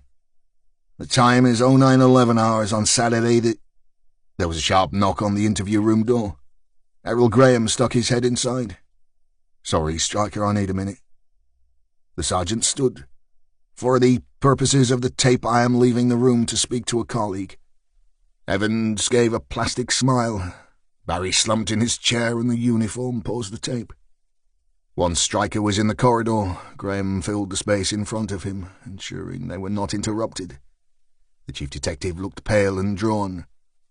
He studied his feet for what seemed like an age, and then looked Stryker in the eye. "He's gone," he said. Stryker felt sick. He knew he was responsible. He should have left Tag where he was, sitting in a shitty cop car, bouncing drunks and reporting motorists. Should have let him walk into his inspector's office and tell him to stick his crappy job. Let him go back to his comfy life down south. It was Stryker who'd seen the potential in Tag Westland. He was always one to spot talent, it was so obvious to him. It was he who pushed the boy, dragged him through the investigation. Now he was dead. A kid who had it all, snuffed out like a birthday candle. Pure hate tore through his body, his anger and guilt taking over. Common sense, normal behavior, logic, all gone. That was the word, wasn't it? Gone? "I'm going back inside," he said, clenching his fists to stop his hands from shaking. Graham wagged a finger. "Don't do anything crazy now, Stryker. The suspect in that room is just that, a suspect, understand?" The senior detective couldn't think of anything else that might stop his sergeant from tearing Williams limb from limb, so he added, "And he has his fat, stupid lawyer sitting next to him." Stryker's mouth was dry. He licked his lips before he spoke. His heart was in his throat. He fought with his body so he could speak. "I'm going back inside this room, and I'm going to finish this interview. Then I'm going to find the fucker who really delivered that bomb." Graham nodded, sweat beaded on his forehead. "Okay, Sergeant. Just stay cool, okay?" Stryker pushed the door open. Williams had sat so deep in his chair that his shoulders were level with the seat back. His arms were crossed over his chest, his eyes closed. As Stryker got to the table, he opened them. "What did the nigger want?" he said. Stryker ignored the comment and hit the record button. He turned and dropped forward so his hand sat in the center of the table. His massive arms propped him up. His triceps twitched as his body continued its fight with the masses of adrenaline pouring into his bloodstream. His face was inches from Barry's. He used all his self-control to keep his voice level and stop himself from smashing his fist over and over into the racist thug's face. "I am resuming the interview with Barry Williams. Present is his lawyer, Nigel Evans, and Police Constable John Barry. Before we go any further, I must tell you that I am arresting you for the murder of Police Constable Thomas Arthur Gordon Westland.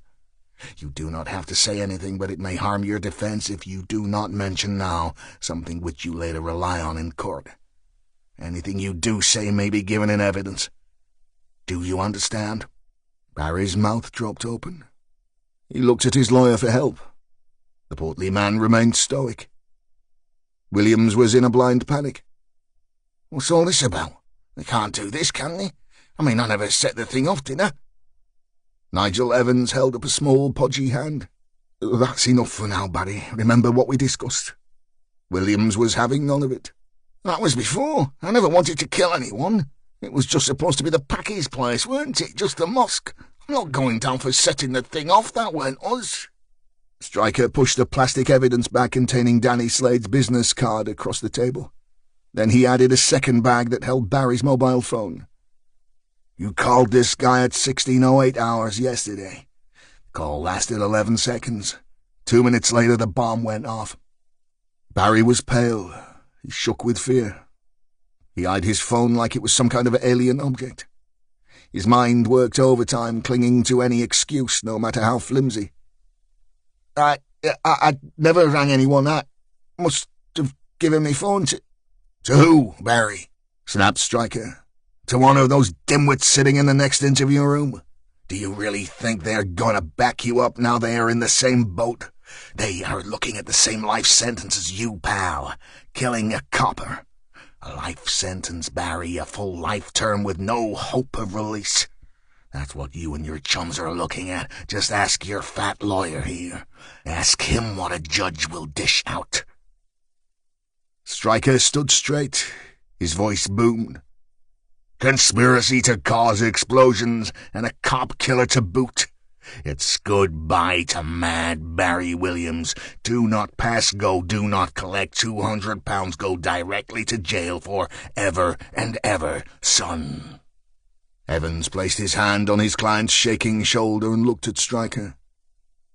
"Let me speak to Mr. Williams. Maybe we can come to some kind of arrangement." Stryker almost exploded. "You think I'm gonna plea bargain this piece of shit?" He stabbed his finger onto Slade's business card. "As God is my witness, Williams, if you don't answer my next question, I will make it my lifelong quest to ensure you do every minute of your time inside with a Muslim cellmate. Now, where can I find this guy?"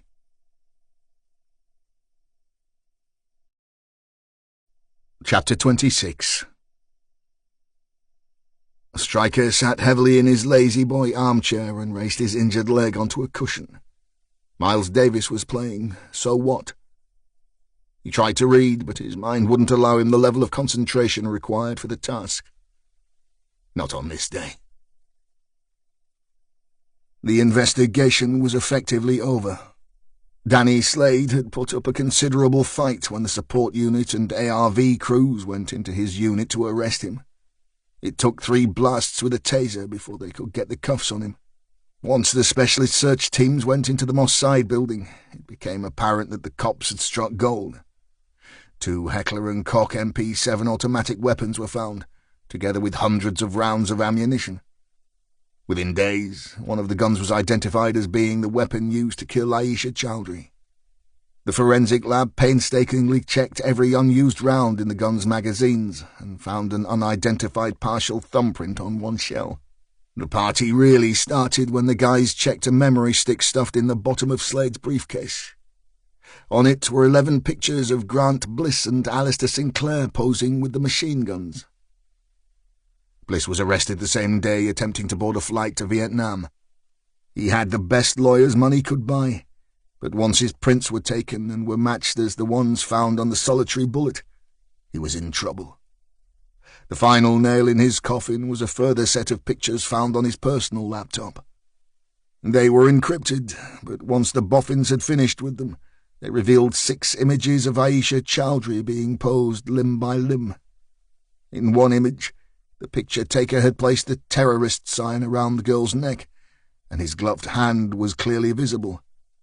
So was Bliss's one-of-a-kind wristwatch.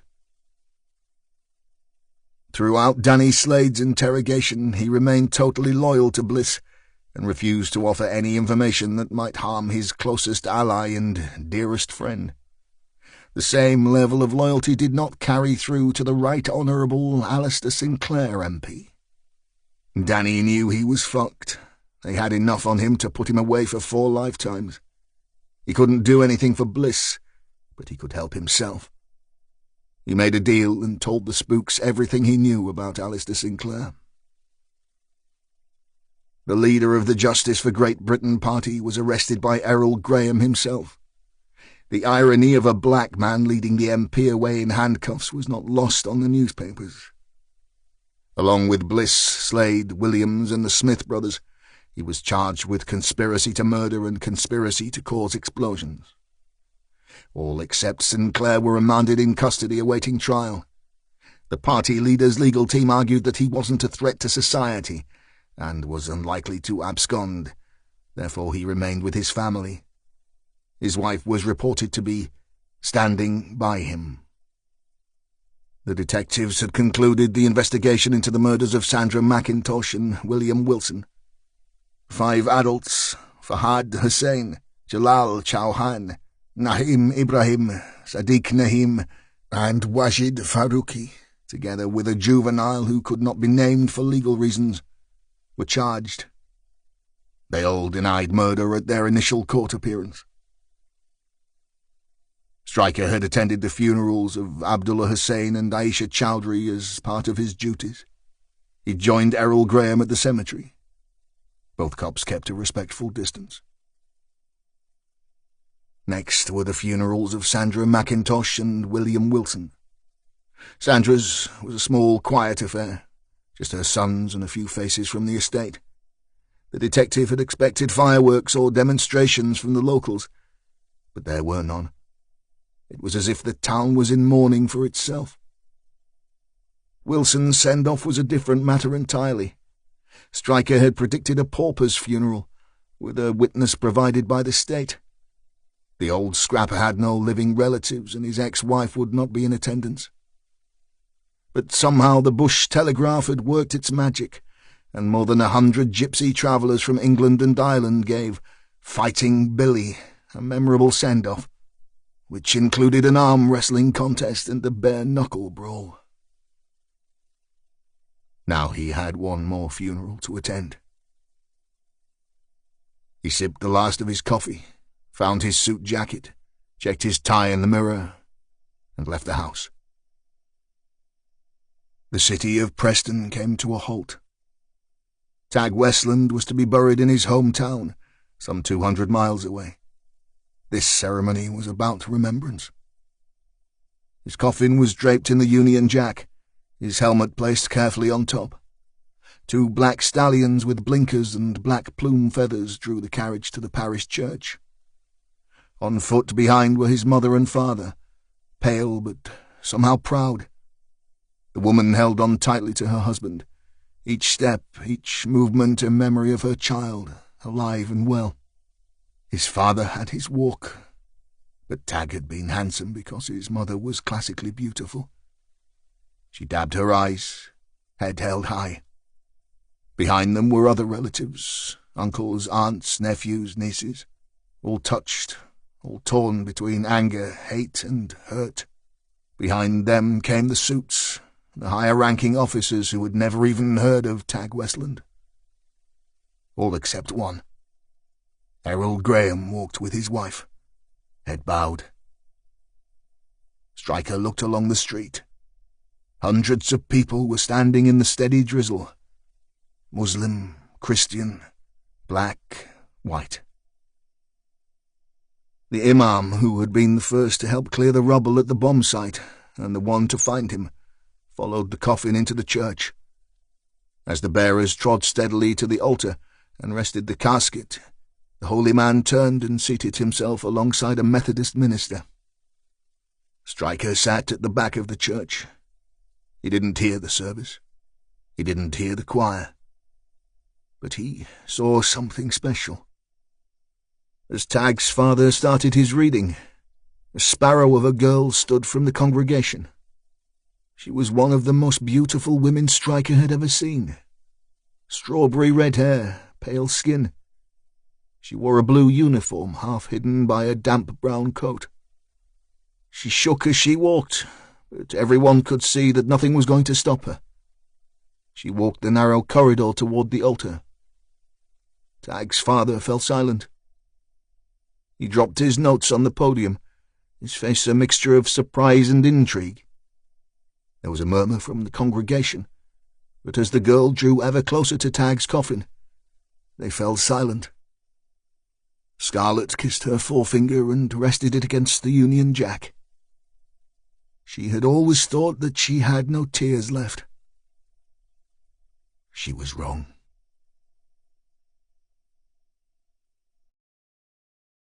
Chapter 27. Stryker stood outside the church, hands in pockets. The press was mingling with mourners. It was time for him to make his exit, and he limped toward Cheapside. As he reached the old market square, he became aware he wasn't alone. "Good boy, that one," said the voice. Stryker turned. It was Des, the guy who'd been standing outside the flat where he and Tag had found Ismay and Hussein. "You again," said Stryker. "I'm a bad penny, pal. Keep turning up." "I noticed. You turned up in time to blow the heads off 3 terrorists." "It wasn't me." "No?" "No, pal. I never was a sniper. But I know a man who is like." "Well, tell him from me. He did a good job."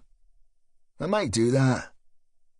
Stryker turned to Des and managed a thin smile. "You fancy a Guinness?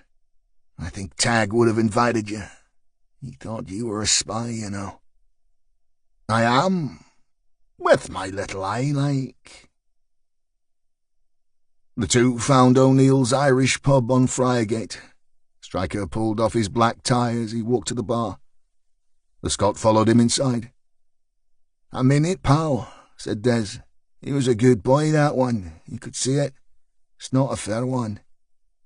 Stryker passed Des his pint. "Spare me the bleeding heart." Des shrugged. He was a man used to death. It was an integral part of his working life.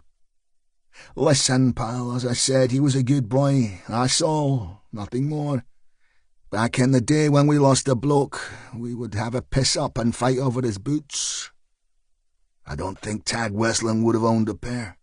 Not his kind of thing." Des nodded and changed the subject. "Weird how William's wife used to work for Hussein, eh?" Stryker eyed Des, his mouth turned downward. The whole thing was tied together. It was like some kind of film script. Zachary, Hussein, Sinclair, McIntosh. Like you say, weird. Des found his pipe and started the process of filling it. "My brief was all about Zachary. Once you identified him, my team came into play. Simple as." Stryker straightened. "Of course you did. It was never going to look good if an airliner was blown out of the sky by a rocket sold to Al-Qaeda by the British Secret Service, was it?" Des prodded the tobacco in his small metal pipe. He was so matter-of-fact. "That kind of thing doesn't go well in high places." Stryker found his blood pressure rising. "And you made sure that Zachary and his little disciples were wiped off the face of the earth without a trace. No chance of spilling the beans, eh?" Des attacked his pint. "Someone has to do the real dirty work, Stryker." The detective made for the door. "And some have to pay, eh, son? Enjoy your beer." The CPS reviewed the evidence in the Sandra McIntosh and William Wilson murder case. They came to the conclusion that it would be impossible for a jury to agree which of the 6 individuals struck the fatal blows. Therefore, all were given the opportunity to plead to an alternative charge of affray and malicious wounding. The adults received prison sentences ranging from 4 to 6 years. The juvenile was released. Barry Williams, together with James and Matthew Smith, were all found guilty of the murder of Tag Westland. Both Smith brothers received a 19-year penalty. Williams was sentenced to a full life term. Barry committed suicide the day after he received notification that Gina had started divorce proceedings. Bliss was found guilty of the murder of Aisha Chowdhury. He received a 25-year term. Danny Slade made full use of his deal with the authorities. He received a 9-year sentence for conspiracy to murder Abdullah Hussein. Alistair Sinclair was the last to stand trial at Preston Crown Court. Before the jury was sworn in, his legal team challenged the Crown's evidence, the majority of which was testimony from Danny Slade. They claimed that Slade had been kept in custody 7 minutes longer than was legally allowed during his questioning, and therefore all testimony was inadmissible.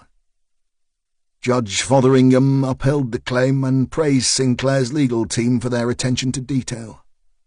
The leader of the Justice for Great Britain party was found not guilty of all charges and released.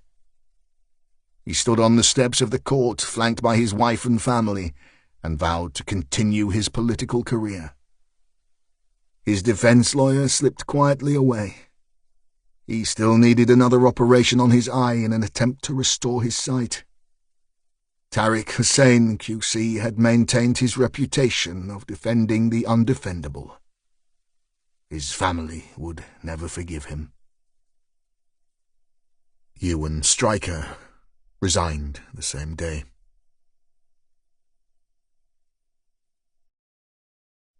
You've been listening to Unrest by Robert White, narrated by Nicholas Cam. Published by Whole Story Quest, an imprint of W.F. Howes Limited. This work is copyrighted 2014, Robert White. This recording is copyrighted 2018, W.F. Howes Limited.